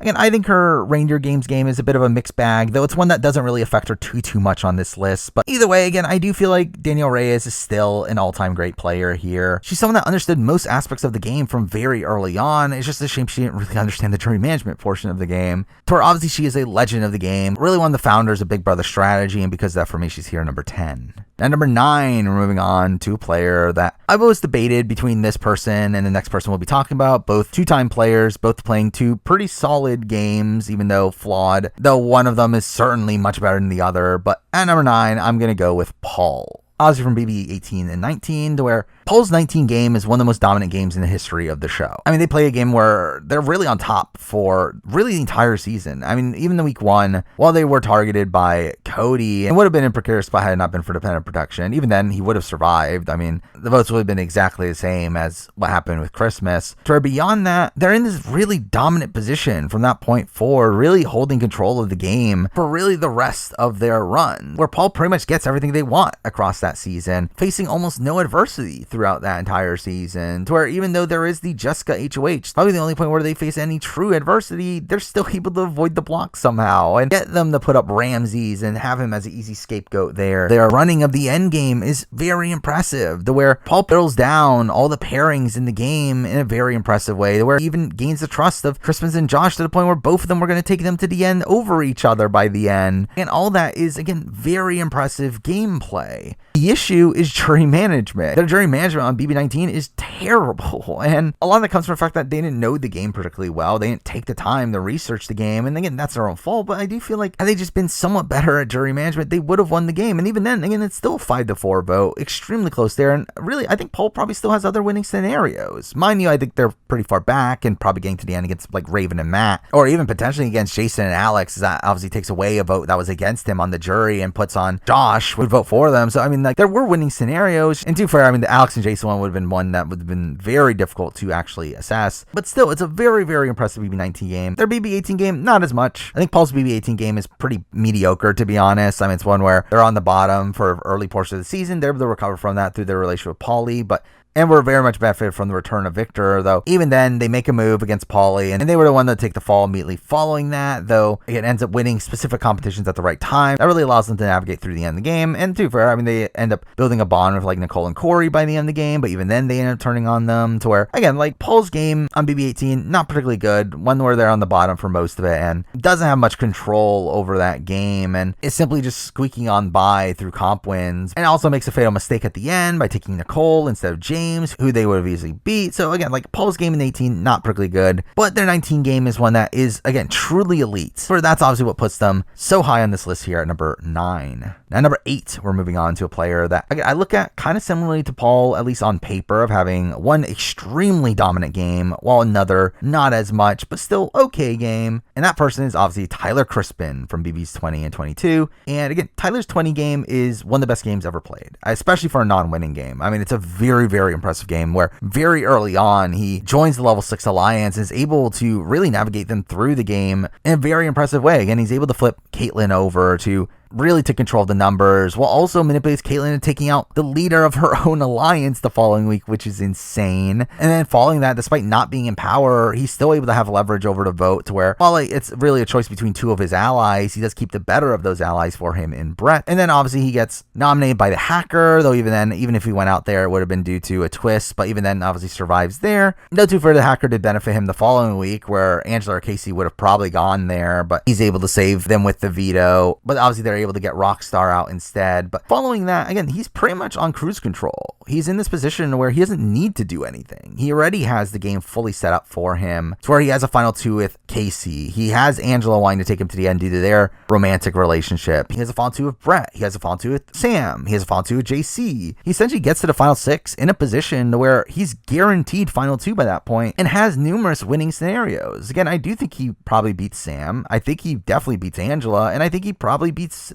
Brett as well, to where he beats the majority of the people he was in the end game with. The insane part is that he actually gets to the final three of the two people he won't win against, which is obviously an issue there. But again, even then against Casey, he almost does win. He pulls over Haley's vote the last second, and had he had more time, I do think he could have pulled over another. Now again, there is definitely flaws to be had in his end game. Again, the fact that he didn't fight more for Angela, the fact that he didn't try to win the veto at final four to cut Casey from the game, and even then, never was even considering cutting Casey, which is definitely a flaw there. But still, I think his BB20 game is one of the most impressive I've ever seen. I mean, an extremely dominant game. However, his 22 game is not as much. And again, that is a game where I do think you do have to factor in a couple things. Obviously, the fact that there was a massive target on his back. Obviously, he was looked at as one of the best players coming into that season, and through that, I do think that did elevate the target on his back that made some people not want to work with him, particularly Janelle and Kaser. That, again, is a detriment to their game, but also was a detriment to Tyler's game, as it kind of forced him to work with the committee, a position that he wasn't as secure in. But even beyond that, I do feel like you have to consider the fact that he didn't even want to be there. And despite him wanting to quit the game and telling people to vote him out, he still doesn't get taken out and still actually makes it all the way to final six with still win equity by that point, which is actually pretty insane. That even in a game where he wasn't even trying and didn't even want to be there, he still makes it to final six. Now, even taking that out, there still is sloppy play from him on that season, and he still does get outplayed by Cody, but I still think as a whole, his game is still not entirely bad there. But again, his placement on this list is largely backing off his very, very impressive BB20 appearance. So for me, again, it's enough to put him here at number 8. Now, number 7, we're moving on to a player that I definitely think you can argue should be lower on this list, probably around the spot that someone like a Drew is, as I do think as players, they are very similar. However, I think this person's winning game is a little bit better. So that's why at number 7, I do have Hayden Moss. And again, Hayden is a player that, again, like Drew, is a very well-rounded player. He's a player that I think is very good physically, obviously wins a lot of competitions. He is pretty good socially. Most people liked him, and also had a strategic mind. However, I do think he had more of a strategic mind than Drew, where Drew, I think he had to kind of lean on a lot of other people to do the strategy for him and made some misguided plays at points. I feel like Hayden is a decent strategic player. Obviously, he did lean on Matt Hoffman to really lead the brigade in their strategy, but beyond that, again, he does lead the charge against Matt. At the final 7, he really does take control of the game from that point forward, to where, again, I think Hayden's game as a whole is, I think Hayden definitely has more of a killer instinct than the likes of Drew, to where that is the reason he's higher on this list, along with the fact that he was in a dominant alliance from the very beginning. I mean, Hayden is essentially as if Drew was in the Four Horsemen. The Four Horsemen ran things from beginning to end. However, obviously Hayden is in the brigade, which obviously does run things and does it in a very impressive way. Again, a very innovative way for the time, and having all these separate parachute alliances. And despite being the first HOH and targeting Brennan and Rachel, they for some reason don't target him back, which is pure insanity there. And really as a whole, I do think Hayden is a very, very impressive player. And to be fair, we've also backed this up by seeing him on Survivor, to where, while again, I definitely have more qualms with his Survivor game than his Big Brother game, it still does show a level of consistency in him being able to do again pretty much the same thing again, where again, if Hayden were to play again, I think he would do extremely well. Though a qualm that we had is the fact that he again only wins in a 4-3 vote, though to be fair, supposedly the Brennan and Rachel votes were due to a misunderstanding, but still, I mean, not the optimal play. He should have taken Enzo. Again, I think he would have beaten Enzo even easier there, but still, I do think Hayden is a very impressive player as a whole, very well-rounded player, and because of that, for me, he's here number 7. Now, number 6, we're moving on to a person that I've actually moved down on this list, and it's someone that I'm sure so many people are going to be upset at this person being as low as he is, but screw it, I'm doing it anyway. At number 6, I do have Dr. Will. BB2 and BB7, who, again, Dr. Will, I think is a bit overrated in the grand scheme of things. While I do think he is a very savvy player for sure, I still have a lot of issues with his games. I mean, his BB2 game in particular, I don't think is even that good. I think it's one where, while it is obviously like a very innovative game, it is one where, again, it's the first winning game of the social strategy game of Big Brother. He still is playing a game that is very reliant on that specific format. It's one that isn't very adaptable to the modern day. And while, again, at the end of the day, he plays the game that he was handed, I do think when in comparison to the players that did play in the modern day and play very well in the modern day, I think there is something to take into consideration. And even considering that he's still someone that's on the bottom for a lot of that season, again, due to his own poor play of him acting super cocky early on that made him a massive target on the board, and he gets very lucked out in the fact that Shannon makes herself an even bigger target by the time that she goes home, where he was the target coming into that week. Also getting fortunate that Krista wins the week 2 HOH to where she was playing the middle. And again, I do think he does good things to lessen his threat level. I do think he starts to throw comps towards the middle of the game. I do think he starts to make these deals that he never planned on going through with. And again, I think that is a very impressive play by that point, but even then, he never has much power over the game. He's simply being dragged along by Hardy and Nicole, and while again you could say that, oh, it's because he's doing really good work with them, which I mean he is, but it's also because he just actually isn't that big of a threat anyway. He's not winning these comps. He never wins a comp. We're literally the only competition he ever wins in all of Big Brother is the comp to make it to part 3 of the final HOH, which he then proceeds to lose also. And again, yes, he was throwing comps, but I don't think he actually is that big of a comp threat to begin with. And again, even his win on BB2 though is one where again he wins because he goes to the end against Nicole. However, I think he loses if he goes to the end against Monica. I think he loses against a lot of other people on that season because again, people didn't like him throughout most of the season, and people seem to only like him when they saw him after the show, which again, I do think a lot of his jury management was reliant on people watching him on the show, which is obviously something that people aren't able to do anymore. However, then he comes back for BB7 where again, I think he plays a more impressive game. He is in a more dominant spot for more of that game, but even then I think there's some issues. Again, the fact that by the time the final 4, they are both pretty much just openly telling Janelle and Erica the exact same thing that allows them to compare notes and take them out, that's really dumb. Again, there's many points in that season where he tells people to nominate him, with him being genuine about that, which I think is ridiculous. Like really, I just feel like Will plays the game like a bit too cute. I feel like he obviously is a showman and really plays into that aspect of the show, I think to his detriment at points, but still is a massive jury threat on that season. Where, I mean, if he gets to the end of that season, he is a lock win against pretty much anybody on the cast, so where that is something to definitely prop him up there. So again, while Dr. Will is obviously still a great player, he is still a flawed player, and one that I just do not have any faith in him in the modern game of Big Brother, to where mixing down the fact that I do just find holes in his game even from the old school days of Big Brother, I do have to have Will here at number 6. Now number 5, and we're at the top 5 of this list finally. Moving on to the only change of my top 10 here, where again, I think every other placement is exactly the same. However, I do actually have a player that has leapfrogged Dr. Will on my list here, someone that I'm sure there'll be definitely people that are upset that Dr. Will is lower than this person, but I do think this person has really proved himself over and over and over again at this point. And that person is Nicole Franzel. And again, I just feel like Nicole is kind of an expert at just navigating through the game, kind of lessening her threat level and not being targeted by the majority of the house. And again, despite having massive targets on her back, the 2 times she's return to the game, she both of those times was able to navigate to the end of the game. And then we see on reindeer games where she's once again able to just find herself in the middle of the house in a position where people actively wanted to take her to the end, and she ended up repairing numerous relationships over the course of that season. While again, you could definitely qualm with her like not really owning her game and probably being a bit too loyal to her closest ally, again, the fact that she was able to play 3 times now, make deep runs on all 3 of those seasons, and her last 2 seasons in particular being very impressive games, I think is definitely something to give her a lot of credit for. I mean, her first game, again, is a bit rocky. She's not really in the main power structure, but even beyond that, I mean, like, she is playing, like, fine for someone that isn't in that majority group. So again, there was a point where her and Hayden had convinced Derek and Cody to side with them over the likes of Frankie and Christine, which is pretty good play there, though, again, it doesn't follow through.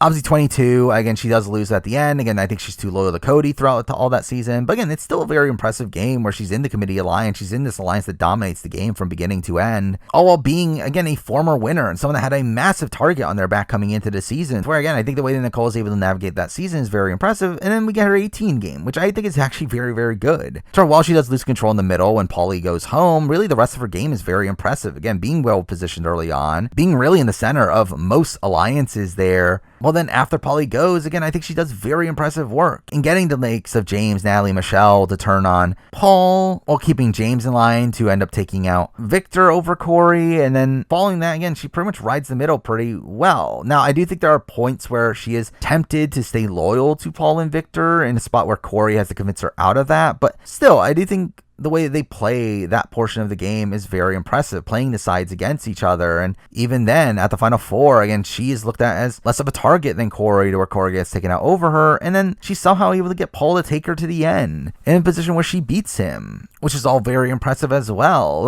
I think her BB18 game is a very, very good one. And considering her BB22 game is also a pretty decent one as well. One where, again, she could have potentially won had she gotten to the end against anybody but Cody in that end game. I think those are two pretty good games. And I think there is a lot to like about Nicole Franzel's game. So again, the more and more time goes on, the higher and higher I get on Nicole, where, again, I actually debated on putting her potentially at number 4 on this list. However, I just feel like none of her games have been as strong as the person I do have at number 4, but still, Nicole plays a seemingly consistent game of survival every single time she plays, has won a season of Big Brother, gotten 3rd place, won reindeer games, while also her first run on the game being one that in itself still made a somewhat deep run. So again, I think Nicole Franzel has obviously an incredible track record, and that's why she's here at number 5. Now, number 4, we're moving on to a player that I think my estimations of this person goes up and up over time, to where there was even a point in making this list I debated putting this person all the way at number 2. But for me, the main sticking point of this person is the fact that they've only played once, and we really haven't seen their strategy be enacted a second time around, where I do think because of that there's a little bit of worry in terms of this person's consistency, and that person is Andy. And again, for me, I think Andy plays one of the most impressive games ever played on Big Brother. It is a game that is perfectly suited to Big Brother, this game where you have to be good with everyone, and through that, I think he plays a near flawless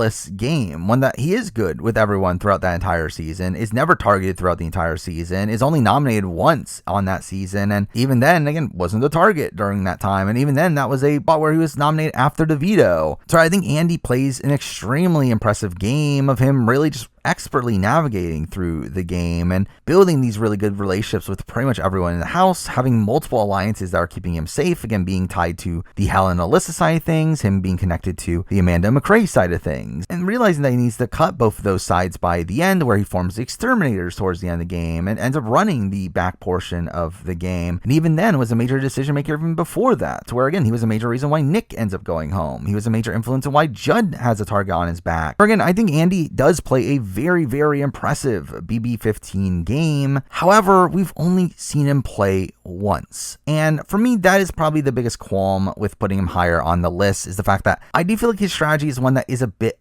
untested. I feel like I would probably need to see him play again and be able to do the same thing again to really give him a higher spot on this list, though I think he's someone that is in contention to be the best player of all time in my mind if he were to play again and do a very similar thing again and get to the end of the game again, where I don't think it's impossible for someone to overtake my number 1 spot on this list. I feel like it is one where if we have another impressive winner come back to the game and play another very impressive game, I think there's definitely a shot that they overtake the number 1 spot. So again, I think Andy is someone that, if that were to ever happen, which again probably won't, but if it were to ever happen, I think he could be the number 1 player of all time. But for me, it's just because, again, he's only played once. His game's a bit untested. He never really had to play from the bottom. It's a bit tough to put him much higher here than number 4. Now, number 3, we're moving on to a player that definitely went up a lot after his latest season, where, to be fair, I never looked at him as that bad of a player, even though, again, some people called him the dumbest player of all time. I think he played a very impressive first game, but his second game is obviously truly elite, and that person is Cody Calafiore from BB16 and 22, where, again, his 22 game is one of the most dominant games ever played, where despite the fact that he was being targeted at points, he was never really in any danger until the Final 4 round, where he could have been sniped out of the game. But outside that, again, was in a very strong, dominant position for most of the game. Though, again, I do think he has the same issue as an Andy in the fact that we never got to see him play from the bottom. He never faced any true adversity through that season, with the committee just winning comp after comp after comp. And through that, again, he was just in a very good position throughout the entirety of it, while while, again, getting people to do what he wanted them to do. Again, building the strong connection with like Nicole and Enzo and had them work together to get the final 3 where he was guaranteed final 2 and essentially guaranteed the win. He also had really good relations with the likes of Danny and Tyler and Memphis that had them wanting to keep him around. He just plays an extremely dominant game on 22. While on 16, again, his game is also like not that bad. Where, again, if he just had a bit more of a killer instinct and been willing to cut Derek at the end, again, he wins that game. Even without that, I think he plays a very impressive game where his navigation through the game alongside Derek is really impressive. Where, again, like, I do think there are the issues, the fact that Derek does undercut him along the way, and Derek is the bigger jury threat by the end of it, but Cody, again, was not a slouch either. Again, Cody did participate in the decision making. He did do some of the legwork. Now, at the end of the day, again, Derek was better positioned. Again, that's why Cody is on the block multiple times. That's why Cody doesn't go on to win the game. But I do think Cody is someone that played a pretty impressive BB16 game as well until he made the one bad decision at the very end. Now, obviously, he was on reindeer games. It didn't go particularly great, though at the same time, I don't really fault him too much for how that run went, where, again, he was obviously looked at as a massive challenge threat coming into it, and again, him being the consensus target for most of the house makes a lot of sense considering his legacy in the show, to where, even despite that, I don't feel like he necessarily plays poorly, even though he was on the bottom the entire time. But for me, it doesn't really change that much of how I really view his game, especially considering I do feel like most of the times he plays Big Brother, he is on the top most of the time just due to his inherent strategy of getting all the big comp threats together and making them stick together in a solid alliance, as he's done 2 times now. Again, considering his BB22 game, which is extremely dominant, and the fact that he is just such a great all-around player, again, very good at all aspects of the game, again, very competent strategically. So again, he's one of the few players that I remember listening to his deep dive, and just being pretty surprised at the fact that he was as methodical in the game as he was, while again, being extremely dominant in challenges, and again, being very good socially, to where, again, for me, Cody is a very great all-around player, but is not higher simply because we didn't see him face adversity, and also saw him lost to a certain other person who's above him, to where because that for me, he is here number 3. Now number 2, and again, the top 2 should be kind of obvious along the actual placements of them as well. At number 2, I do have Derek. And Derek for me is, again, a little bit tough to rank here in the sense that he is a one-time player, never faced any adversity, which again is my qualm with the likes of Andy. And again, on paper, you'd think Cody would be above him because he's a 2-time player that did it twice. However, for me, Derek is above Cody for a couple of reasons. Obviously, the fact that he does beat Cody on their initial season, that's obviously a major reason. But really, I think a bigger reason for me is that I think Derek really changed the meta of the game. I think he is this person that kind of broke the game. He recognized the optimal strat for Big Brother and building this alliance that has all of the comp competitors, to where if that alliance ends up sticking together, you should be able to just easily steamroll the game. And he was able to do that while also building really strong relationships with everyone in that alliance, to where he was extremely safe in the game while also probably beating everybody at the end of the game. So again, his dominance on that season is pretty unprecedented. Now, I think there are some qualms to have with his game and the fact that I do think he gets lucked out by certain situations. Again, the Battle of the Block is a twist that very much benefits him in the game. The Team America twist is one that also makes it more likely for the likes of Frankie and Donnie to not consider backstabbing him. Also, the Rewind week is one where it allows him to take out Frankie at the final 5, which is very beneficial to him. Or again, I think Frankie was still going to take him towards the end of the game, but it would have put him in a much more precarious spot. And again, like, definitely Derek does luck out at certain situations, but again, still the pure dominance of his game is nearly unprecedented. And considering, again, his massive win equity at the end, his lack of being targeted, also, like, again, him manipulating Victoria into doing whatever he wanted, him getting Cody to take him to the end, him having the likes of Beast Mode Cowboy wanting to take him to the end, Frankie wanted to take him to at least the final 3. I mean, again, like, so many people were taking Derek so far in the game, despite the fact that he had such massive win equity. Considering how much control he had throughout really the entirety of the game, for me, again, Derek is a really great player that lands here at number 2. Now, number 1, the best player of all time, again, shouldn't have to be explained here. It is Dan Gheesling. And Dan is a player that I, again, have very little issues with Dan as a player. I mean, with his specific games, again, there's things to call out. Obviously, BB10, he is on the outs at the very beginning because Brian Hart gets blindsided and he has to recover from that. But again, he does recover from that and does so very well.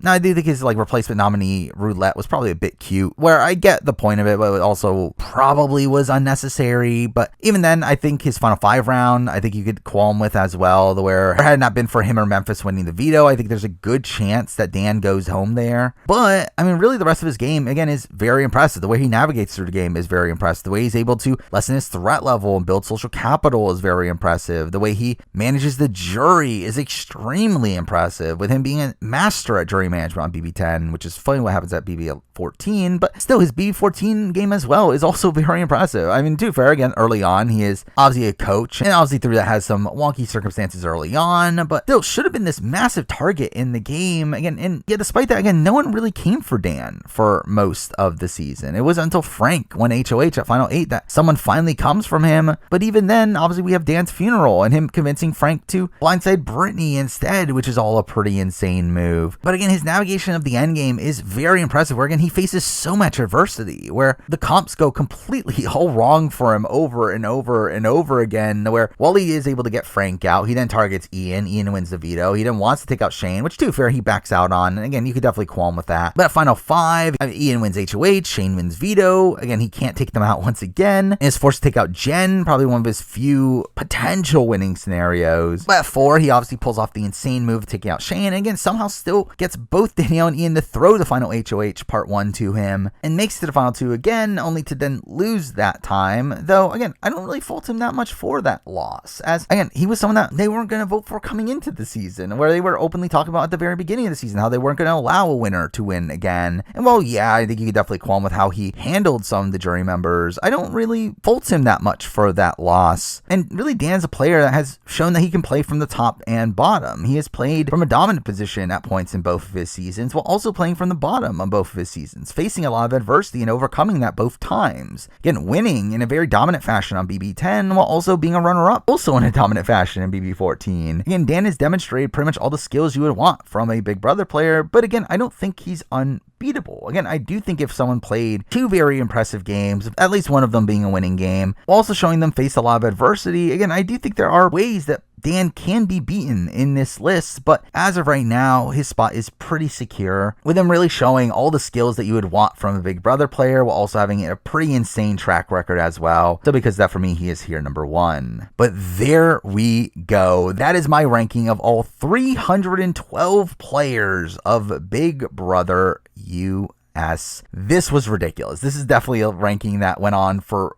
even longer than I even anticipated, to where this is obviously a massive one marked off the list, to where, again, I thought this was the perfect timing after BB25 and also the 5-year anniversary of the channel, where, again, thank you to everyone that's still watching my channel. I don't know how this channel even got any traction to begin with, but again, just insanity that I've been doing this for 5 years, to where as of right now, I still plan on continuing on. Again, I very much doubt that this can go on forever, but I still don't have plans on stopping just yet, along with the fact that, again, I'll be doing bigger rankings like this for the years to come as well, where I already have plans to do one next year for Australian Survivor, and I will be doing one for Survivor US after Survivor 50, which has been the plan for literally years now, and it's one that I just don't even know how I'm going to do that, considering how massive this ranking is, and that list will have over double the amount of people, but we'll get to that when that eventually comes. But with that, I've now officially ranked every player that played the social strategy game of Big Brother US. For obviously down the road, expect more of the same type of videos you can expect from the channel, more bigger rankings, more reality TV content, some video game content. Just expect more of the same sort of stuff you're seeing on the channel. But for now, that is the video. Thank you